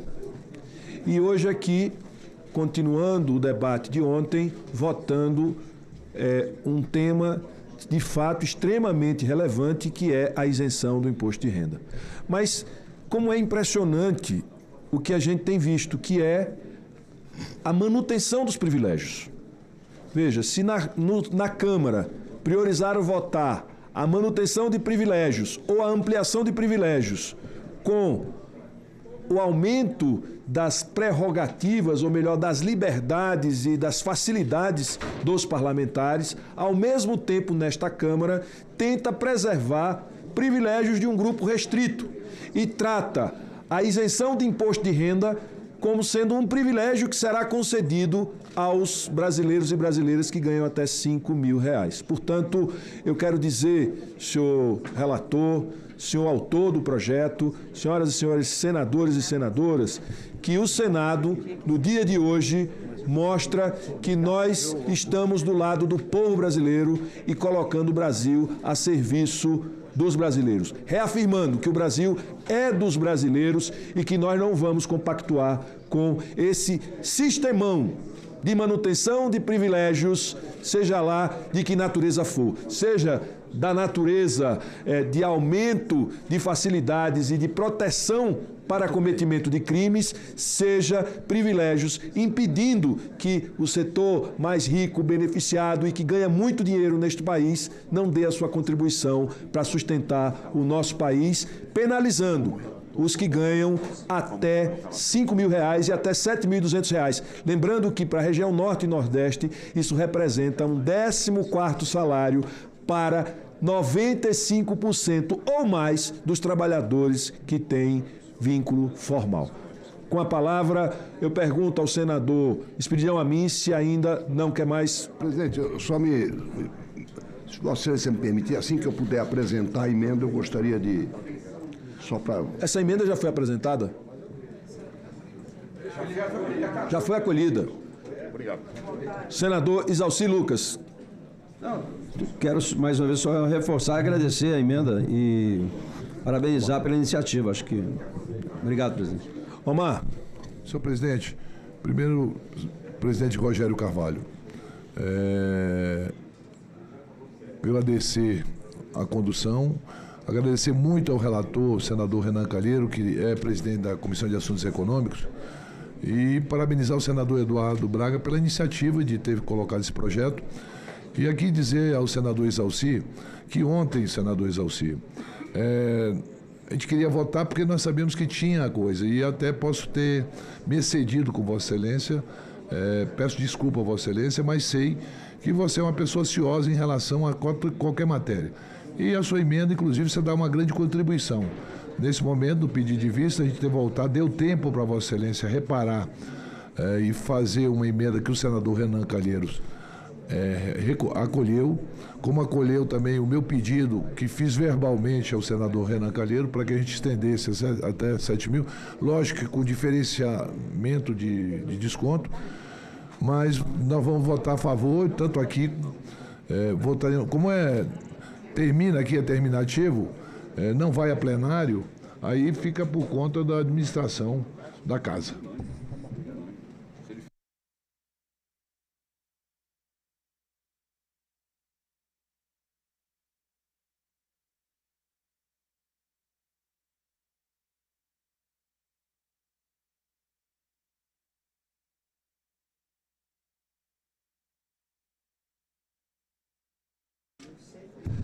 Senhor presidente, só para manifestar meu voto favorável, voto sim ao relatório do senador Renan Calheiros, projeto apresentado pelo meu líder, senador Eduardo Braga, traz inovações, traz ganhos, é um projeto altamente de valor para a sociedade brasileira, por isso estamos votando favorável e cumprimentando e parabenizando nosso relator, senador Renan, pela relatoria. Obrigado.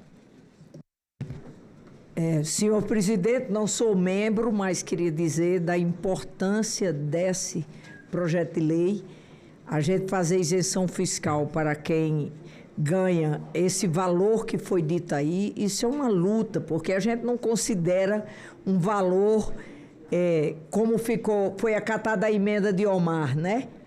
Isso aí eu não consideraria renda, isso é salário para sobreviver. Quero parabenizar aqui essa comissão por ter pautado o nosso relator, o senador Renan, e aprovado isso aí. As pessoas que trabalham no serviço público ou privado vão ficar felizes com isso.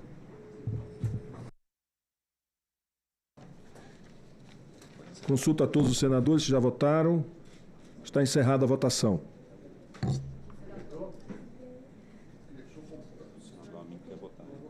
Então, caiu. Eu declaro meu voto a favor. Declaro meu voto a favor, infelizmente não consegui registrá-lo, mas Vossa Excelência registrou. Perfeito, está registrado. Obrigado. Senador. Aqui. Aprovada a emenda número 12 da Comissão de Assuntos Econômicos, o substitutivo, ao projeto de lei número 1952 de 2019. Ficam prejudicados o projeto e as emendas a ele apresentadas. O substitutivo aprovado será apreciado em turno suplementar. Ainda há um erro. Deixa eu ver lá. No bloco parlamentar pelo Brasil, cabem 4 votos. Perfeito. Então o Paulo Paim não pode ser considerado voto. É o presidente. O presidente não pode votar. Eu não posso votar. Está certo. Paulo Paim? Eu sou o presidente, não votei, então Paulo Paim votou por mim. Não, mas não é isso. O senhor votou, mas só foram computados 3 votos. Eu não votei, eu não posso votar.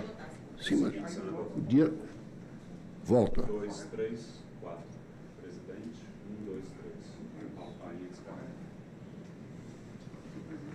Estava querendo salvar o voto do Paulo Paim.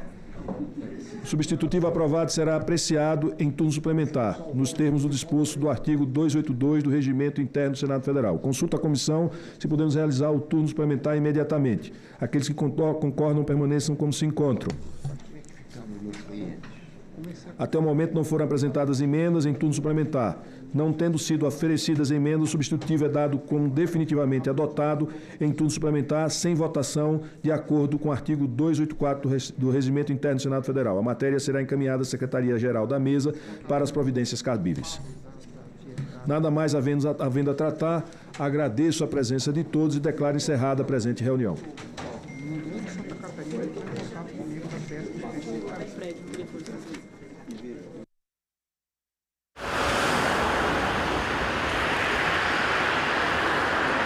COP30. Em Santa Catarina, Assembleia e Sociedade fazem conferências regionais. Em Minas, projeto educacional prepara estudantes para a política. Transporte público em debate na Câmara dos Deputados. E em Cuiabá, o zelo de um instituto pela preservação da memória de um povo. Tudo isso no Parlamento Brasil. Parlamento Brasil. Hoje, 20h, aqui na TV Senado.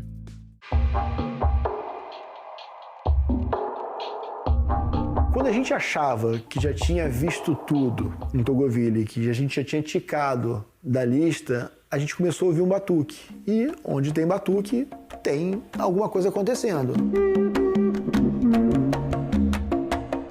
O que está acontecendo? Não, é o funeral. Agora, o arranjo daquilo era muito parecido com a estrutura do candomblé, né? Porque estavam os homens na percussão de um lado e as mulheres de outro lado cantando, respondendo à percussão.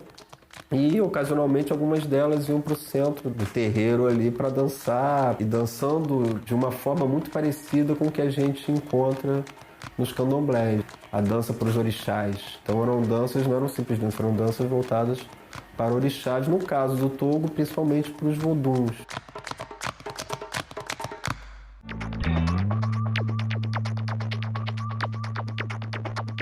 Eu sou Josimar Pereira, nasci em 1985, vim lá do interior de Minas Gerais, a cidade, né? Mas não me adaptei. Aí entrei no movimentos sociais e fiz a luta pela terra. Hoje estou trabalhando com a agricultura familiar.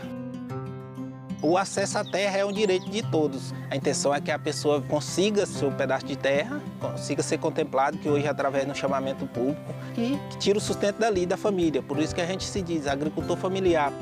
Eu cheguei aqui sozinho, barraco 4x4, não tinha irrigação, não tinha água, e de lá para cá eu tive que trabalhar e conseguir tudo, né?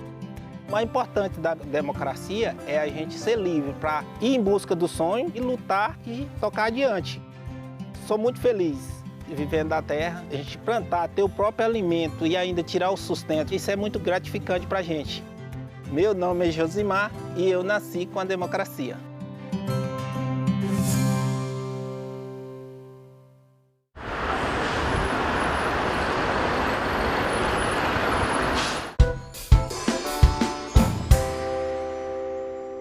Muito bem, reiniciando nosso trabalho, declaro aberta a 28ª reunião da Comissão de Agricultura e Reforma Agrária da 3ª Sessão Legislativa Ordinária da 57ª Legislatura do Senado Federal.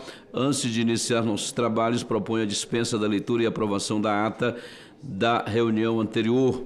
Os senhores senadores e senadoras que aprovam permaneçam como se encontram. Aprovada. Esta reunião destina-se à deliberação das indicações cadastradas pelos senadores no sistema SINEC para as programações decorrentes da emenda RP8 desta comissão à Lei Orçamentária Anual de 2025, nos termos do artigo 5º da Lei Complementar número 210 de 2024 e do artigo 45A da Resolução número 1 de 2006 do Congresso Nacional. Tem que ler isso aqui tudo? Vamos lá? Dados da emenda número 6012-0002, ação 20ZV, fomento ao setor agropecuário, unidade orçamentária, órgão setorial, Ministério da Agricultura e Pecuária, a coordenação, relatoria das indicações na CRA, segue a cargo desta presidência. Trata-se do segundo momento de aprovação de indicações. Antes de passar a leitura do relatório, comunico o seguinte: em prosseguimento, análise técnica por parte do Ministério das 568 indicações aprovadas por esta comissão, no primeiro momento, em 26 de agosto de 2025, foram recebidos os seguintes expedientes. O ofício número 893 de 2025, da Assessoria Especial dos Assuntos Parlamentares e Federativos do MAPA, em 10 de setembro de 2025.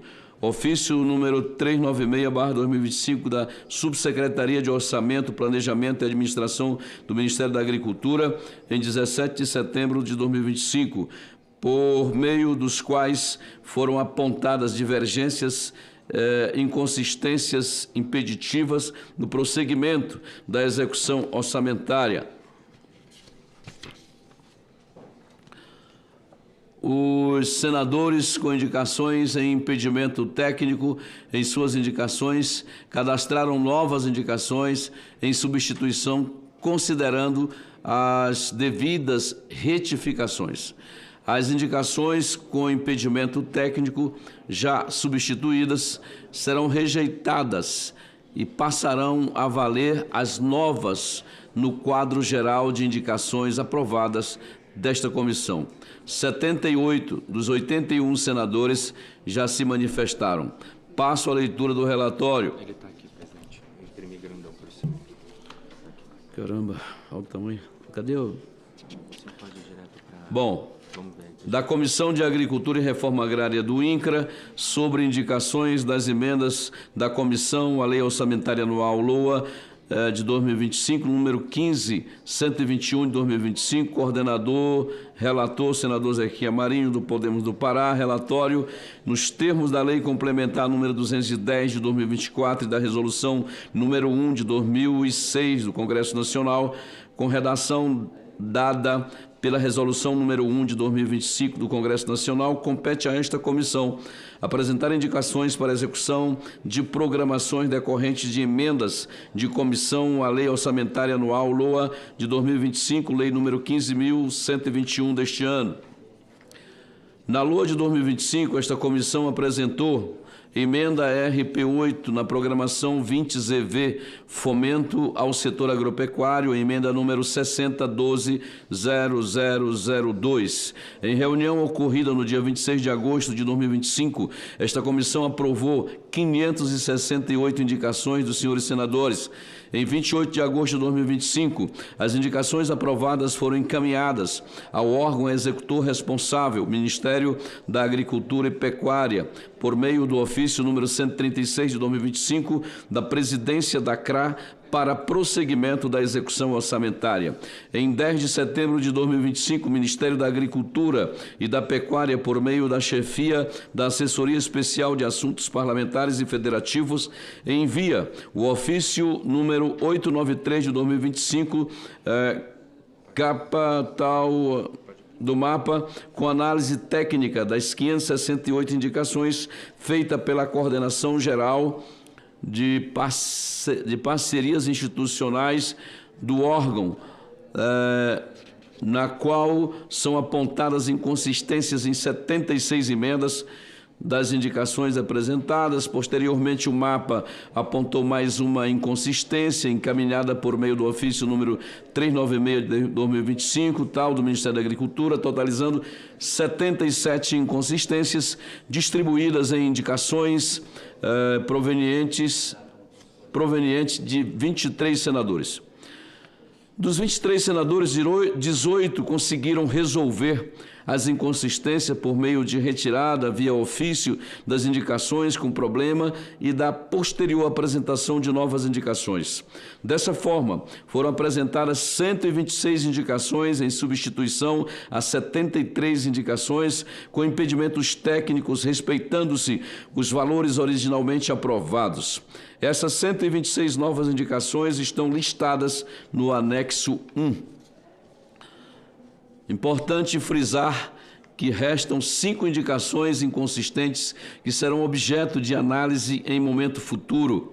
Paralelamente, no dia 27 de agosto ao dia 19 de setembro, ocorreu na comissão o segundo momento para apresentação de indicações para aqueles senadores que não apresentaram no primeiro momento o que apresentaram ou que apresentaram a menor, ou ainda que desejam efetuar qualquer alteração em uma indicação própria já aprovada.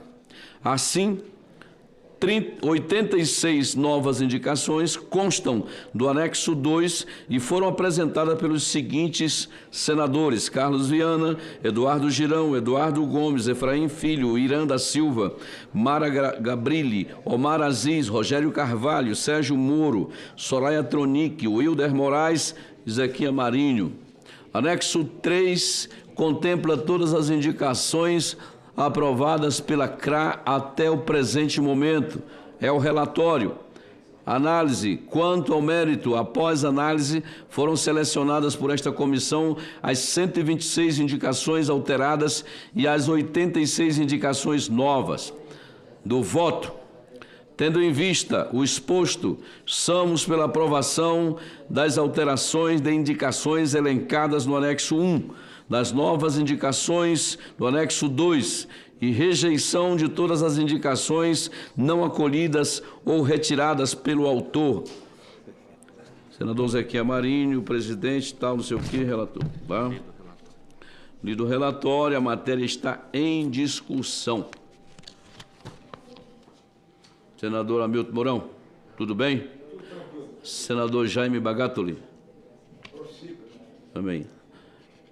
Não havendo quem queira discutir, está encerrada a discussão e eu coloco a matéria em votação. Aprovação das indicações constantes do anexo 1 e do anexo 2, feitas pelos parlamentares no sistema SINEC. A rejeição das demais indicações, as senhoras senadoras e senhores senadores que concordam permaneçam como se encontram.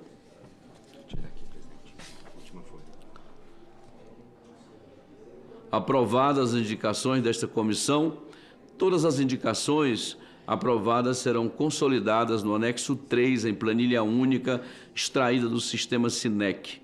Estão rejeitadas as demais indicações. A decisão da comissão será encaminhada à Comissão Mista de Planos, Orçamento Público e Fiscalização do Congresso Nacional, ao Ministério da Agricultura e Pecuária e à Secretaria de Relações Institucionais da Presidência da República. A partir de amanhã, o sistema será reaberto para o terceiro momento e ficará disponível para o cadastro de novas indicações até o dia 28 de setembro. Proponho a dispensa da leitura e aprovação da ata desta reunião, a 28ª de 2025. Os senhores senadores e senhoras senadoras que concordam permaneçam como se encontram. Nada mais havendo a tratar, encerro a presente reunião. Agradecer a todos os senhores e senhoras, senhores senadores que estão e os que estiveram, a imprensa, os colegas aqui, colaboradores da casa. Muito obrigado. Boa tarde a todos.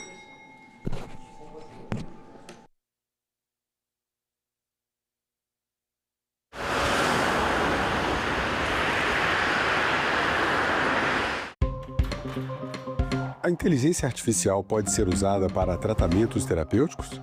Quais os riscos dessa prática?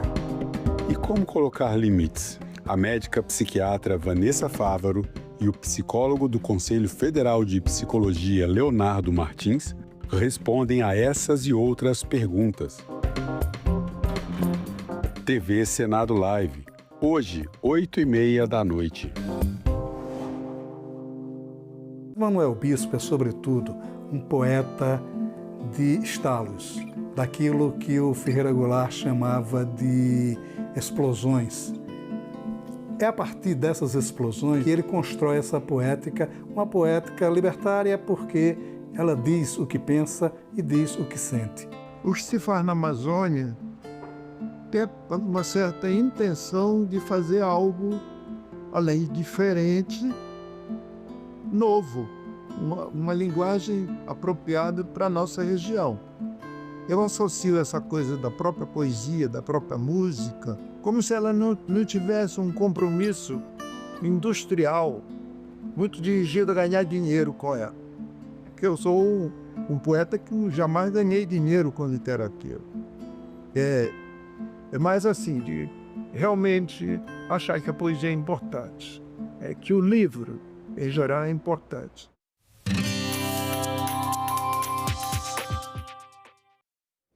Olá, eu sou a Carla Benevides e este é o programa Argumento. Debates no Senado apontam para a necessidade de diálogo e de traçar um plano estratégico para reposicionar o Brasil no mundo. Esses temas ganharam mais força após o discurso do presidente Lula e do presidente Donald Trump na Assembleia Geral da ONU. Discursos que expuseram tensões, mas também possíveis caminhos para o diálogo. Aqui comigo no estúdio está o presidente da Comissão de Relações Exteriores, senador Nelsinho Trade. Senador, muito obrigada pela sua presença. Eu que agradeço, Carla. É um prazer estar mais uma vez aqui no argumento. Senador, essa necessidade que foi apontada no debate na Comissão de Relações Exteriores de colocar o Brasil dentro desse cenário, mudar o reposicionamento do Brasil dentro do cenário mundial, essa visão, na sua visão, qual seria a prioridade para fazer esse reposicionamento? A prioridade é restabelecer o diálogo e a diplomacia. Não tem outro caminho. Não tem. Não adianta ficar mandando Twitter de lá, respondendo de cá, alfinetar. Não adianta. Tem que sentar do jeito que a gente está aqui, olho no olho, colocar as coisas na mesa, discutir as pautas, mostrar o que pode vir a ser melhorado numa relação de ganha-ganha e não ficar nesse contexto que foi implementado e que foi muito ruim, não só para o Brasil, como também para os Estados Unidos. Senador, o senhor também é presidente da comissão que acompanha essa investigação dos Estados Unidos contra o Brasil dentro do âmbito da seção 301. Quais são os riscos para a economia do Brasil em função dessa investigação e qual foi a conclusão, né? Houve uma audiência pública também sobre esse tema dessa comissão e eu queria saber quais foram as conclusões dessa audiência pública. Bom, a conclusão é que esse é um processo dinâmico de procurar sentar e debater em audiências essas questões, setor por setor, ponto por ponto. Isso faz com que pelo menos eles se conversem. Esse foi um ponto elencado durante a situação colocada hoje. Situação essa que a gente estava carecendo de ter um diálogo. Aí botaram lá um mapa da geopolítica do mundo e deu para observar que o Brasil é um dos poucos países que não tem o diálogo. Coisa que não é do Brasil. O Brasil é o país mais assim, pacífico, mais harmônico que tem para você conversar com quem quer que seja.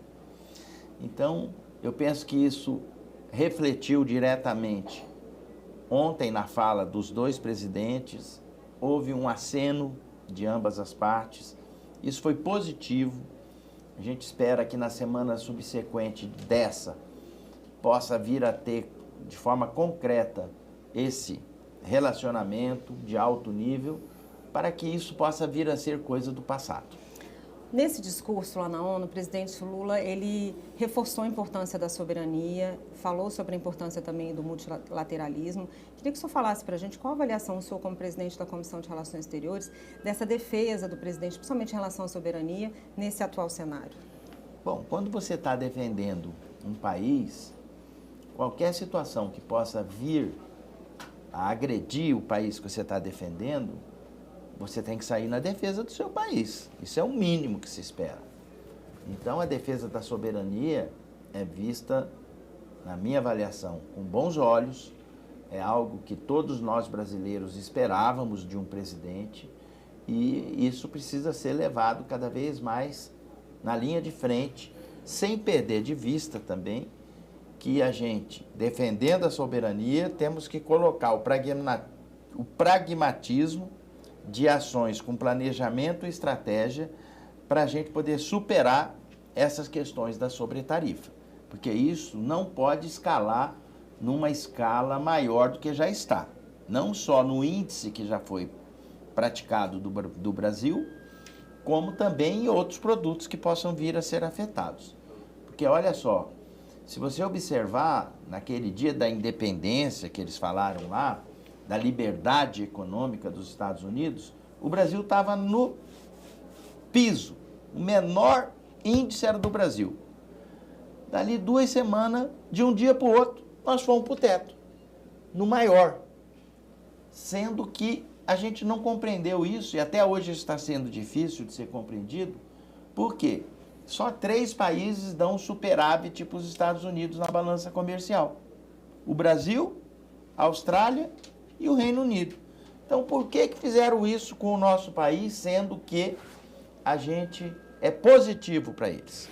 A gente realmente questionou isso lá, ouvimos através dos parlamentares que estavam promovendo um gol contra da defesa americana para o próprio Estados Unidos, ou seja, o time deles fazendo um gol contra para eles mesmos. E isso faz com que a gente possa entender que a nossa ida lá sim teve sentido. Distensionamos, baixamos a temperatura, mostramos que o caminho que o Brasil quer buscar não é se afastar dos Estados Unidos, porém, se eles insistirem nisso, você pode ter certeza que o multilateralismo, que é uma bandeira defendida pelos países emergentes e principalmente pelos países que compõem o BRICS, vai fazer com que a gente se volte para cá, porque nós não podemos ficar também só lamentando e chorando o leite derramado. Então, isso foi colocado claramente. Algumas questões foram reavaliadas, quase 700 produtos, e a gente entende que daqui para frente vamos dar sequência nessa ação, procurando ter o feedback do que vai acontecer na semana que vem, com a relação dos dois presidentes, e também a quantas anda a evolução dessa comissão que foi criada na Instrução 301. Há uma expectativa, né, principalmente desses setores, de empresários, de todo o Brasil, na revisão dessas tarifas após esse encontro? Você acha que isso pode acontecer? Acho que sim, mas além disso, Carla, o que mais preocupa é retomar a previsibilidade e a segurança jurídica. Porque você empreendendo, você investindo em algo que você não confia, em que você não tem nenhuma segurança de um amparo jurídico naquilo que você está investindo, isso vai fazer com que se busque outras alternativas mais seguras. Senador, o senhor falou que na comissão a temporária, que trata dessa questão da seção 301, se acenou para essa falta de diálogo. Onde que o senhor acha que está havendo erro? É na diplomacia ou nas áreas mais estratégicas? Onde que está faltando esse diálogo na sua avaliação? Olha, eu faço aqui uma análise conjuntural. Logo depois do processo eleitoral americano, houve uma fala do nosso presidente dizendo que quem ganhou representa o fascismo, a volta de situações não muito recomendáveis. A troco do que foi falar isso? Não teve nenhum sentido. Além do que não se cultivou, não só da parte do executivo, como também nossa, dos parlamentares, a gente tem que fazer essa meia-culpa, não se cultivou uma relação com esse novo time americano que foi brotado das urnas. As dicas foram dadas. O embaixador dos Estados Unidos aqui, que responde pela embaixada, encarregado de negócios, veio no nosso gabinete no início do ano. E ele falou, não deixa esfriar. Procurem os parlamentares americanos, vamos retomar o que sempre foi bom. E deu no que deu. Agora, nunca é tarde para você poder tentar consertar. Eu acho que o aceno na fala da ONU foi muito importante de ambas as partes. Não podemos deixar isso esfriar e espero que o nosso staff que fica em torno do presidente nessa questão possa promover de uma vez por todas essa conversa entre ambos. Porque eu tenho certeza que se sentar e conversar, pelo que representa o Brasil na América Latina, no Mercosul, os Estados Unidos não vão querer a gente longe. Senador, o senhor falou dessa fala do presidente da República, eu queria que o senhor falasse também de que forma o filho do ex-presidente Jair Bolsonaro, Eduardo Bolsonaro, pode ter influenciado nesse tarifaço. Isso também foi prejudicial nessas relações? Eu não vou dizer para você que foi essencial nessa questão. Tem todo um complexo geopolítico em volta dessa história. Mas era tudo que a gente não precisava, né? Em função dessa situação geopolítica. Se não puder ajudar, que não atrapalhe. Mas o que a gente viu não foi isso. E de que forma o Congresso, principalmente a Comissão de Relações Exteriores e essa comissão temporária, estão ajudando e podem ajudar a chegar num acordo, ajudar esse staff na diplomacia para esse encontro da semana que vem? Bom, primeiro, o que a gente plantou lá atrás, com a nossa ida lá, com a cara e com a coragem, né? Muita gente criticou. O que esses caras vão fazer lá? Foi muito bom, gente. Abrimos portas e não deixamos elas bater de volta. diminuímos tensão, fizemos com que a relação pudesse ser cultivada. Uma demonstração que chamou a atenção deles, da imprensa de lá, comissão suprapartidária. De 8 senadores, tinha 4 da direita e 4 da esquerda. Então, foi algo que mostrou a eles que o que a gente estava buscando era a retomada da relação diplomática e comercial Brasil e Estados Unidos. E a gente falava assim, de uma forma bem clara, olha, se a gente está aqui, é porque a gente não quer se afastar de vocês, senão a gente nem vinha. Vamos procurar olhar isso com esse olhar e fazer com que isso possa ser retomado. Senador, obrigada pelos seus esclarecimentos, sucesso nessas negociações. E eu que agradeço, Carla. Muito obrigado, um abraço a todos os telespectadores. E eu agradeço a você também que nos assistiu. Se você quiser rever esse programa, é só entrar no nosso site, senado.leg.br/tv ou acessar o nosso canal no YouTube. Obrigada pela sua companhia e até o próximo argumento.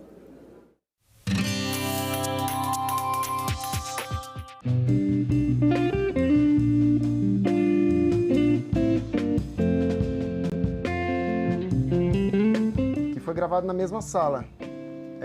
É o que a gente vai fazer aqui hoje. Então não foi separado, tipo, bateria numa sala, o baixo acústico em outra e a guitarra em outra. Estúdio A, neste sábado, 20h, aqui na TV Senado. Na rotina de todo dia, os senadores discutem e votam projetos de lei, medidas provisórias, emendas à Constituição e outras propostas legislativas. Um projeto de lei iniciado e aprovado pela Câmara dos Deputados é sempre revisado pelo Senado. Da mesma forma, se uma proposta é apresentada e aprovada pelos senadores, ela também precisa passar pela votação dos deputados antes de ser sancionada ou não pelo presidente da República. Os senadores representam os estados e o Distrito Federal com bancadas iguais. São sempre 3 representantes, independentemente do tamanho da população ou da importância econômica de cada estado. São ao todo 81 senadores. O mandato é de 8 anos, mas a renovação é intercalada entre as eleições a cada 4 anos e assim são escolhidos 1 e 2 senadores alternadamente. Os senadores atuam nas diversas comissões temáticas do Senado, onde são discutidas questões como saúde, economia, educação, transporte, meio ambiente e tecnologia, entre muitos outros temas importantes. Eles também podem fazer parte das comissões parlamentares de inquérito, as CPIs, que têm o poder de investigação de uma autoridade judicial. Os senadores podem julgar e processar nos crimes de responsabilidade o presidente e o vice-presidente da República, os ministros, os comandantes das Forças Armadas. Eles também podem julgar os ministros do Supremo Tribunal Federal, o Procurador-Geral da República e o Advogado-Geral da União. Outra função importante é a de analisar e aprovar as indicações do presidente da República para diversos cargos, como o de ministro do STF. A definição do limite das dívidas da União, dos estados e dos municípios é outra atribuição dos senadores. Essas responsabilidades fazem parte de uma jornada que começa com a sua escolha, com o seu voto.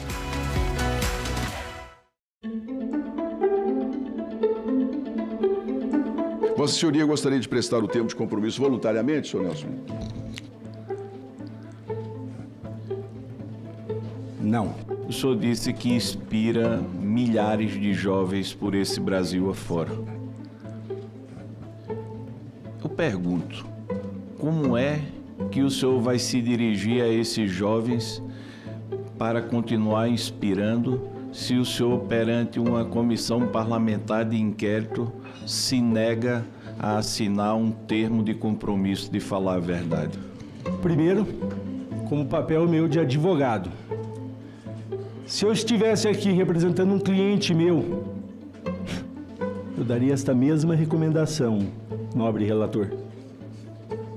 Eu daria esta mesma recomendação, porque isto é um direito consagrado. Vi nas suas redes sociais um jato de milhões de reais. Vi nas suas redes sociais carros de milhões de reais. Vi nas suas redes sociais relógios de milhões de reais. Tudo isso tem dinheiro dos aposentados do Brasil? vou ficar em silêncio. Você recebeu 15 milhões de reais. Ou melhor, você pagou ao Maurício Camisotti 15 milhões de reais no intervalo de 2016 a 2022. Conta pra gente esse case de sucesso. De pagar para trabalhar e ter uma adega só com vinhos importados, ter carros importados, ter jatinho, ter, inclusive, um jardim que foi comprado pelo Camisotti, que custou 22 milhões de reais. Com todo o respeito, deputado, eu vou permanecer em silêncio e eu não tenho nada a ver com o objeto desta CPMI.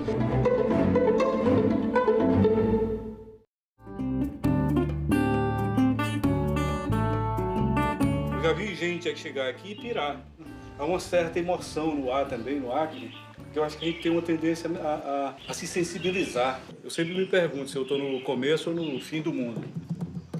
Sou caboclo da floresta, minhas penas de arara, sou caboclo. Senadoc, neste sábado, 21h, aqui na TV Senado.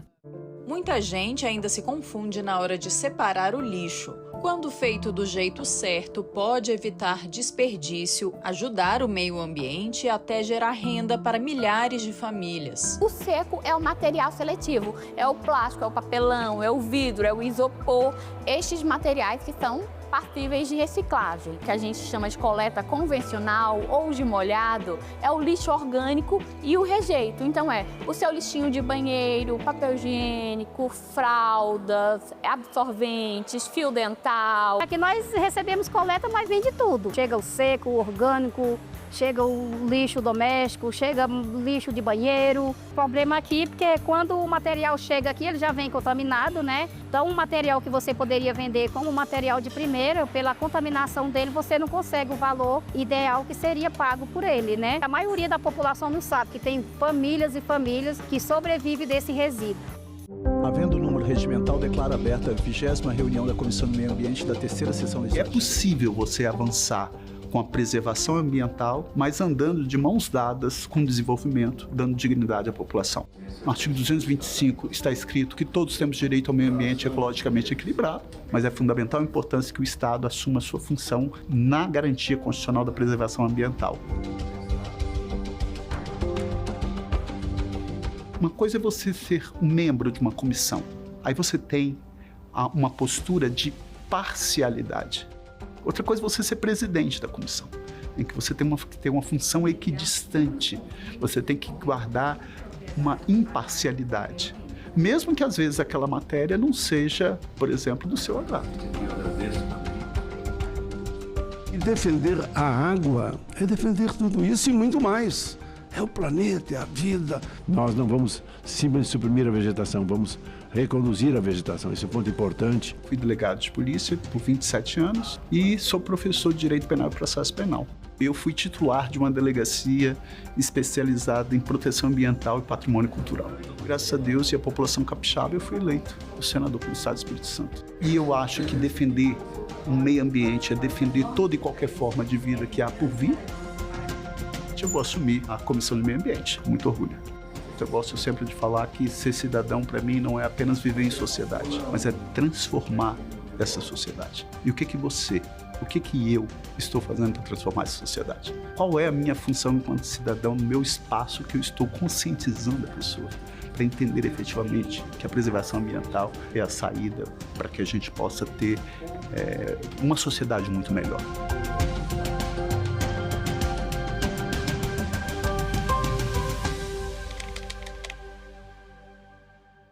A violência tinha que ser trabalhada nas escolas, na igreja, na comunidade, para que as pessoas pudessem entender o que realmente é violência.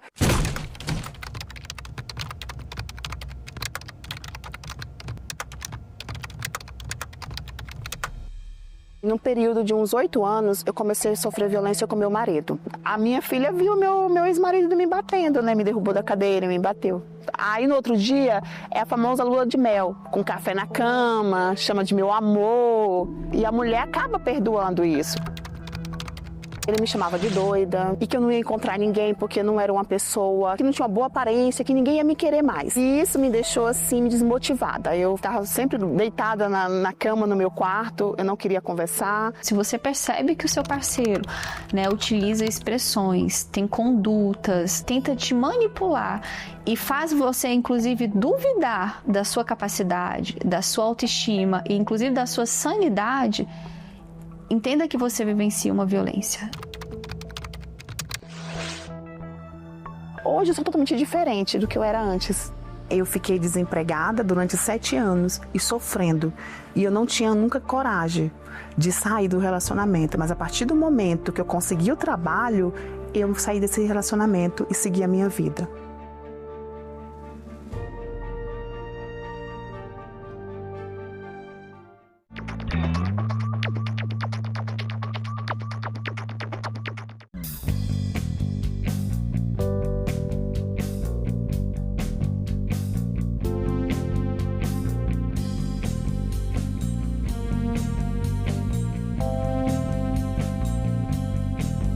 A gente também fala tupi. Pernambuco é uma palavra de origem tupi, formada por Paranã, que quer dizer mar, mais umbuca ou puca, que significa furo. Logo, Pernambuco seria mar furado, ou buraco que o mar fez, isto é, uma pedra furada por onde o mar entra. Era um termo comum usado em toda a costa do Nordeste, para lugares onde havia recifes, como o local onde hoje está a cidade do Recife.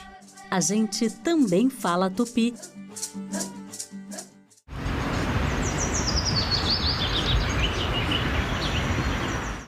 Olá, está começando agora o Senado Notícias Revista e você vai ver nesta edição. Senado rejeita a PEC que previa a necessidade de autorização para que parlamentares fossem processados. Empresário conhecido como Careca do INSS nega fraudes em depoimento na Comissão Parlamentar Mista de Inquérito. Jamais fui responsável pelo recrutamento de associados, tampouco exerci qualquer ingerência sobre a inserção de dados no sistema do INSS. E foi instalada a comissão do Senado que vai atualizar o Código Civil. Confira comigo esses e outros assuntos que são destaque aqui no Senado Federal.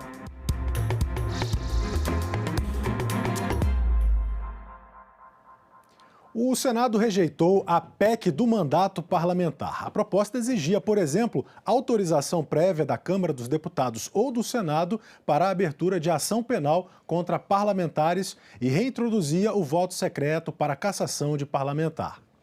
O texto foi enviado ao arquivo. A PEC inclui na Constituição que senadores e deputados só podem ser processados com autorização prévia da Câmara ou do Senado em votação secreta. No parecer pela rejeição da proposta, o relator senador Alessandro Vieira disse que ela representa um grave retrocesso. Ele apontou desvio de finalidade e inconstitucionalidade. Tal desvio de finalidade é flagrante e se descortina através da desconexão entre os meios propostos e o fim pretensamente legítimo. A proteção de mandatos parlamentares, senhor presidente, colegas senadores e senadoras, não é compatível com a criação de obstáculos para a investigação de crimes como, por exemplo, homicídio, corrupção passiva, tráfico de drogas, lavagem de dinheiro, organização criminosa. O relator apontou também que, ao invés de um instrumento para proteger o parlamento, a PEC abre as portas do legislativo para criminosos de todos os tipos. Sob a aparência de constitucionalidade, o que efetivamente se pretende com a PEC da blindagem não é dar condições plenas aos parlamentares para exercerem a sua atividade fim, mas sim blindá-los dos processos e das penas por cometimento de crimes das mais variadas espécies. O objetivo real da PEC da blindagem é proteger autores de crimes graves, como corrupção, lavagem de dinheiro, organização criminosa, tráfico de entorpecentes, e infiltração cada vez mais na atividade de milícias e facções no nosso país. No parecer, ele também registrou que estender o foro privilegiado para presidentes de partidos políticos, como prevê a PEC, não tem nenhuma razoabilidade. Trata-se de providência totalmente desarrazoada, na medida em que se está estendendo este foro para dirigentes de entidades de direito privado que não exercem função estatal. Alessandro Vieira rejeitou 2 emendas apresentadas pelos senadores Sérgio Moro e Carlos Portinho, que tentavam limitar os efeitos da PEC a casos de crimes contra a honra e transferiam julgamentos para o Superior Tribunal de Justiça. O senador Jorge Seife, que tinha apresentado voto em separado pela aprovação da PEC, pediu que ele fosse retirado. Eu retiro meu voto em separado, porém, eu faço um apelo, como já o fiz aí ao seu lado, que o senhor paute a nossa PEC 2024, que é exatamente a demanda de, se não todos, a grande maioria dos parlamentares, que é um reforço somente do artigo 53, que já diz expressamente que nenhum parlamentar pode ser processado ou censurado por suas palavras e votos. Durante o debate, parlamentares dos mais diferentes partidos se alinharam ao senador Alessandro Vieira na rejeição da proposta. Não tem o menor cabimento, em pleno século XXI no Brasil, a gente ter voto secreto para admissibilidade de processo contra parlamentares. Isso não faz o menor sentido. Se nós aprovarmos a mudança como veio da Câmara, seria um retrocesso inaceitável, seria confundir imunidades com impunidade. E nós temos aí que rejeitar essa PEC. A Câmara dos Deputados, que merece todo o nosso respeito, cometeu um engano terrível. Pedir a esse Senado que aprove extensão de foro privilegiado, quando nós aprovamos aqui por unanimidade o fim do foro privilegiado. A PEC ainda vai além. Ela proíbe a expedição de medida cautelar probatória. Quer dizer, não pode ser fazer uma interceptação telefônica, não pode ser feita uma quebra de sigilo bancário ou fiscal, a certeza da impunidade. PEC da impunidade, da blindagem, da bandidagem, seja lá o nome que a gente queira dar, tudo é coisa ruim. Parecer do relator pela rejeição da PEC foi aprovado por unanimidade. Os senadores cogitaram votar a PEC também no plenário, mas o presidente do Senado, Davi Alcolumbre, informou que o texto segue diretamente da CCJ para o arquivo. Do ponto de vista regimental, no parágrafo 1º do artigo 101 do Regimento Interno do Senado Federal, quando a Comissão de Constituição e Justiça emite um parecer aprovado de forma unânime pela inconstitucionalidade e injuridicidade de qualquer proposição, esta é, do ponto de vista regimental, considerada rejeitada e arquivada definitivamente, por despacho, naturalmente, da presidência do Senado Federal. Independentemente, é o que manda o regimento, independentemente de deliberação de plenário. Portanto, não há o que se esclarecer em relação à tramitação desta proposta, querido presidente Otto Alencar, querido senador Alessandro Vieira.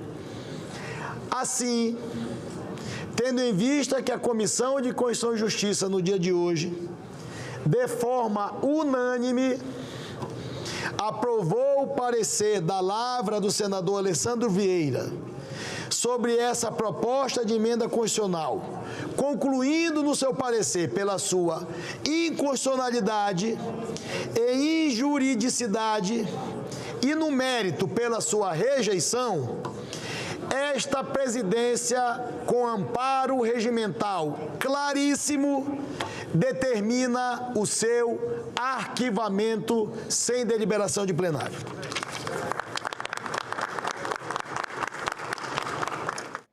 E para frear os impactos do tarifaço americano às exportações brasileiras, o plenário do Senado aprovou o texto base do projeto que cria incentivos para empresas afetadas e retira do teto de gastos as despesas com esses incentivos. Destaques, que são alterações no texto do projeto, devem ser analisados na semana que vem. A proposta cria medidas excepcionais para reduzir os impactos das tarifas dos Estados Unidos de até 50% sobre exportações brasileiras. Permite que 30 bilhões de reais em despesas e incentivos fiscais sejam retirados da meta fiscal. O texto também autoriza aumentos de participação em fundos garantidores e oferece incentivos para exportadores afetados. O governo estima que quase 36% das vendas para os Estados Unidos sejam diretamente atingidas.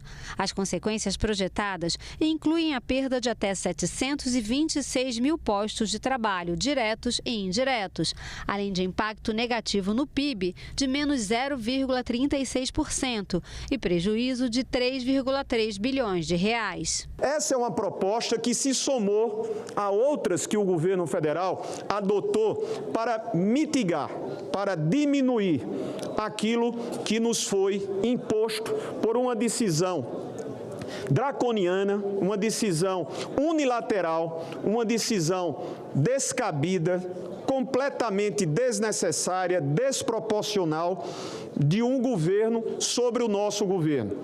O PLP 168 fala sobre o tarifaço imposto pelo presidente dos Estados Unidos da América e que se abateu de forma duríssima sobre os setores, diversos setores de nossa economia e, por uma consequência imediata, sobre muitos postos de trabalho, senadora Ivete, senadora Margarete, Vossas Excelências que bem o sabem, que se abateu sobre a realidade de muitos cidadãos brasileiros que perderam esses postos de trabalho anteriormente ocupados.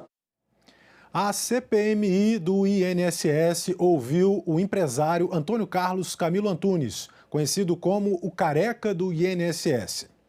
O depoente se disse inocente, mas se recusou a responder às perguntas feitas pelo relator da comissão. Antônio Carlos Antunes, conhecido como Careca do INSS, chegou ao Senado por volta das 8h30 da manhã num carro da Polícia Federal.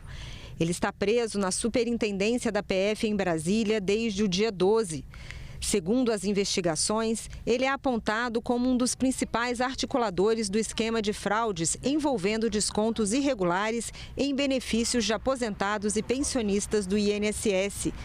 No relatório da Polícia Federal, ele teria atuado por trás das associações que teriam feito os descontos sem autorização. O empresário iniciou o depoimento fazendo a sua defesa e disse ser inocente das acusações. Um indivíduo com quem mantive relações comerciais, insatisfeito após reiteradas tentativas de extorsão frustradas e, inclusive, após ter furtado veículos de minha propriedade, fatos esse devidamente registrado na Polícia Civil de São Paulo, onde já houve decisão determinando a restituição dos bens, dirigiu-se à Polícia Federal e apresentou uma série de inverdades.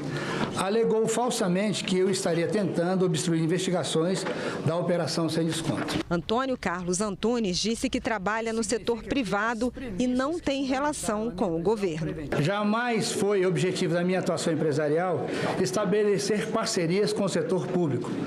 Minha atividade sempre esteve voltada ao setor privado, espaço em que é possível trabalhar com liberdade, dentro dos limites da legalidade, da ética e da responsabilidade. Afirmou que todo o patrimônio dele é fruto de trabalho e reforçou que os serviços que prestou sempre tiveram como destinatário o aposentado e que as investigações devem recair sobre as associações. Reitero que sou, acima de tudo, um empreendedor, cuja vida e trajetória não permitem qualquer comparação com o personagem que a mídia e alguns interessados insistem em confundir. O denominado Careca do INSS não reflete quem eu sou. tampouco condiz com a minha história de trabalho, de resiliência e de dedicação ao empreendedorismo. Antônio Carlos Antunes falou ainda sobre a convocação de familiares à CPMI. Minha esposa nunca teve qualquer participação na minha empresa Prospect. À exceção do meu filho mais velho, nenhum dos meus filhos integram ou já integraram o quadro societário da Prospect. Por isso, a intimação deles para depor nesta CPMI não faria sentido, já que não teriam como trazer informações ou esclarecimentos sobre a atuação da empresa. O empresário finalizou informando que não iria responder às perguntas do relator da CPMI, por ele já ter sido julgado em outras reuniões do colegiado. Mesmo assim, o relator iniciou seus questionamentos. Houve reação do advogado do depoente, com ameaça, inclusive, de interromper o depoimento. Autor do maior roubo da história do Brasil. Eu não estou pedindo autorização para falar. Mas aqui... Eu sou advogado. Vossa Excelência me respeite.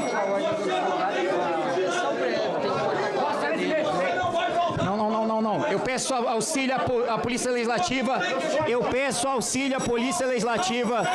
Está suspensa a sessão. Após o intervalo, o relator fez perguntas durante quase 1 hora ao depoente, mas nenhuma delas foi respondida por Antônio Carlos Antunes. O que é que o senhor estava fazendo numa reunião de trabalho da Previdência Social junto ao atual ministro Vô Queiroz? Eu botei essa foto pela indignação de alguém permitir que esse cidadão sente numa mesa de trabalho da Previdência Social com 13 dias de governo, decidindo o destino do dinheiro suado dos trabalhadores do Brasil. E também na CPMI do INSS foi preso em flagrante por falso testemunho o economista Rubens Oliveira Costa. Ele trabalhou para o empresário Antônio Carlos Camilo Antunes, o careca do INSS. O economista Rubens de Oliveira Costa é mais um dos supostos sócios de Antônio Carlos Camilo, conhecido como careca do INSS. Amparado por um habeas corpus concedido pelo Supremo Tribunal Federal, o depoente não quis prestar o termo de compromisso de falar a verdade. Eu me reservo o direito de não me comprometer. Em seu depoimento inicial, Rubens negou sociedade com o careca do INSS. Jamais fui sócio de qualquer empresa ao lado do senhor Antônio Camilo. Atuei em apenas 4 de suas empresas no papel de administrador financeiro e nada além disso. Fui contratado como funcionário pelo senhor Antônio, recebendo salário. Jamais recebi qualquer comissão, dividendos ou qualquer outra remuneração além do salário combinado. Atualmente, não trabalho para qualquer empresa que mantenha relação de qualquer natureza com o INSS. Senhor Rubens, o senhor está sendo televisionado para o Brasil inteiro como o maior entregador de propina do Brasil com dinheiro que pertencia aos aposentados e pensionistas. Quantas vezes o senhor entregou propina a integrantes do governo federal, parlamentares? Seguindo a orientação dos meus advogados e conforme direito constitucional garantido, assegurado por habeas corpus, impetrado perante o Supremo Tribunal Federal, reservo o meu direito de permanecer calado. Senhor Rubens, a pergunta que eu fiz foi para lhe beneficiar. Olha só, o senhor está noticiado pela imprensa brasileira como o maior entregador de propina com dinheiro dos aposentados e pensionistas. O senhor está dizendo que quer ficar calado, então nós podemos continuar com essa premissa. O senhor realmente é o homem da mala preta, o homem da propina, que o Brasil quer conhecer o seu rosto. É o senhor, o homem da propina, que desviou mais de 6 bilhões de reais do dinheiro do aposentado e pensionista? Ou o senhor é boi de piranha?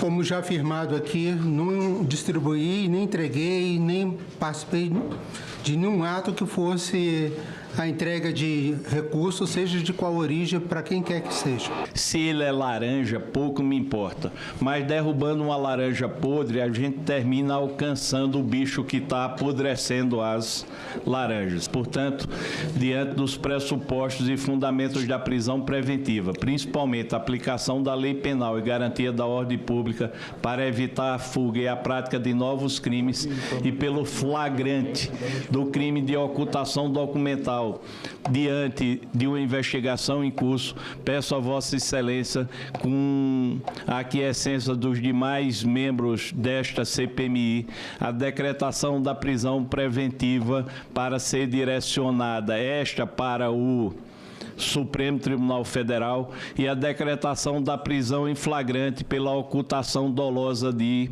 documentos importantíssimos à investigação. O que nós vimos hoje, o Brasil assistiu, é mais uma vez o silêncio de quem conhece, sabe como funcionou e não quis trazer informações quando foi perguntado sobre o maior esquema de roubo dos aposentados no Brasil. Nessa comissão, nós vemos aqui, a todo momento, o depoente tentando não dar informações corretas a este parlamento, esconder documentos, fugir das respostas e, muitas vezes, ocultar a verdade. Está registrado em ato o comportamento do depoente nessa CPMI. Diante das mentiras constatadas, das contradições flagrantes, da ocultação de documentos, está caracterizado o crime de falso testemunho. Na condição de presidente desta Comissão Parlamentar Mista de Inquérito, diante do flagrante delito, eu, neste ato, dou voz de prisão ao depoente por crime de falso testemunho contra essa CPMI. Determino, Vossa Excelência não pode mais se manifestar, senhor advogado, agora só nos autos.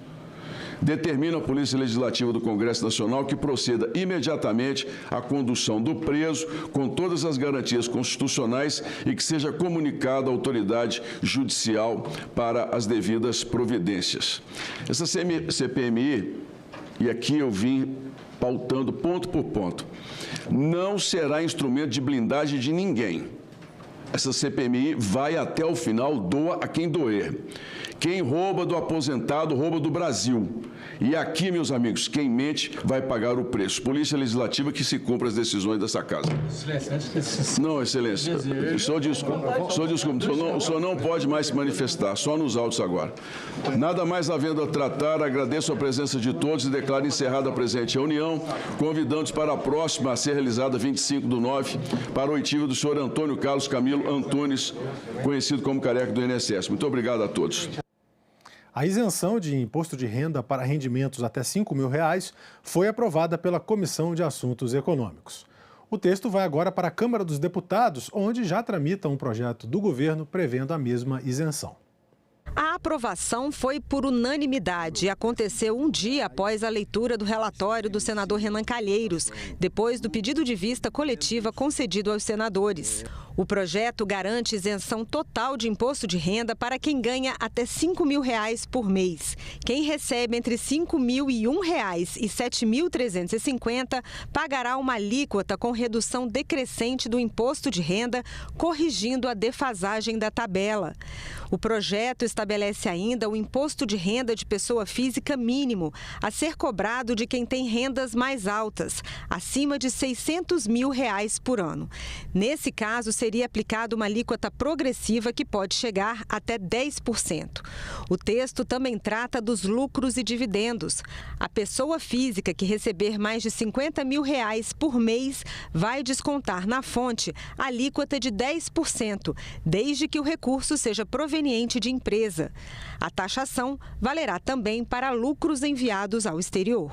O projeto aprovado também cria o Programa de Regularização Tributária, uma espécie de refis para quem tem dívidas com o governo. O texto inicial dava direito a essa renegociação para pessoas com renda de até R$ 5.000. Mas o relator, senador Renan Calheiros, acatou uma emenda do senador Omar Aziz, ampliando o benefício para quem ganha até R$ 7.350. O texto segue agora para análise aqui da Câmara dos Deputados. Mas, segundo os senadores, a votação do projeto do Senado surtiu efeito aqui na Câmara. O presidente Hugo Mota agendou para a próxima semana a votação do projeto do governo que prevê a isenção do imposto de renda para quem ganha até R$5 mil. O projeto foi enviado em março, mas até hoje não foi votado pelo plenário aqui da Câmara. Que nós já estamos vendo movimentos da Câmara dos Deputados no sentido de também acelerar a votação do projeto de lei que está com regime de urgência naquela casa. E se não fosse a iniciativa da Comissão de Assuntos Econômicos, nós talvez não estivéssemos vendo finalmente a realização de um direito do povo brasileiro, do trabalhador brasileiro ser conquistado. Lembrando que para a região Norte e Nordeste isso representa um 14º salário para 95% ou mais dos trabalhadores que têm vínculo formal. O senador Rodrigo Pacheco foi eleito presidente da Comissão Temporária para a Atualização do Código Civil. O parlamentar também é o autor da proposta. A relatoria da comissão vai ficar com o senador veneziano Vital do Rego. Que deve ser modificado. O senador Rodrigo Pacheco foi eleito por aclamação para presidir a comissão temporária que vai examinar o projeto de atualização do Código Civil. A comissão foi instalada nesta quarta-feira e terá como vice-presidente o senador Efraim Filho e, na relatoria, o senador veneziano Vital do Rego. A proposta de reformulação do Código Civil foi apresentada pelo próprio senador Rodrigo Pacheco, elaborada a partir da minuta de um grupo de juristas. Se fosse tentar resumi-lo ao máximo, diria que o seu principal objetivo é trazer mais segurança, simplicidade, modernidade para o direito civil brasileiro. Segurança para negócios, beneficiando pessoas e empresas e contribuindo para o crescimento econômico e os investimentos no Brasil. Simplificação de uma série de processos, como divórcios e inventários,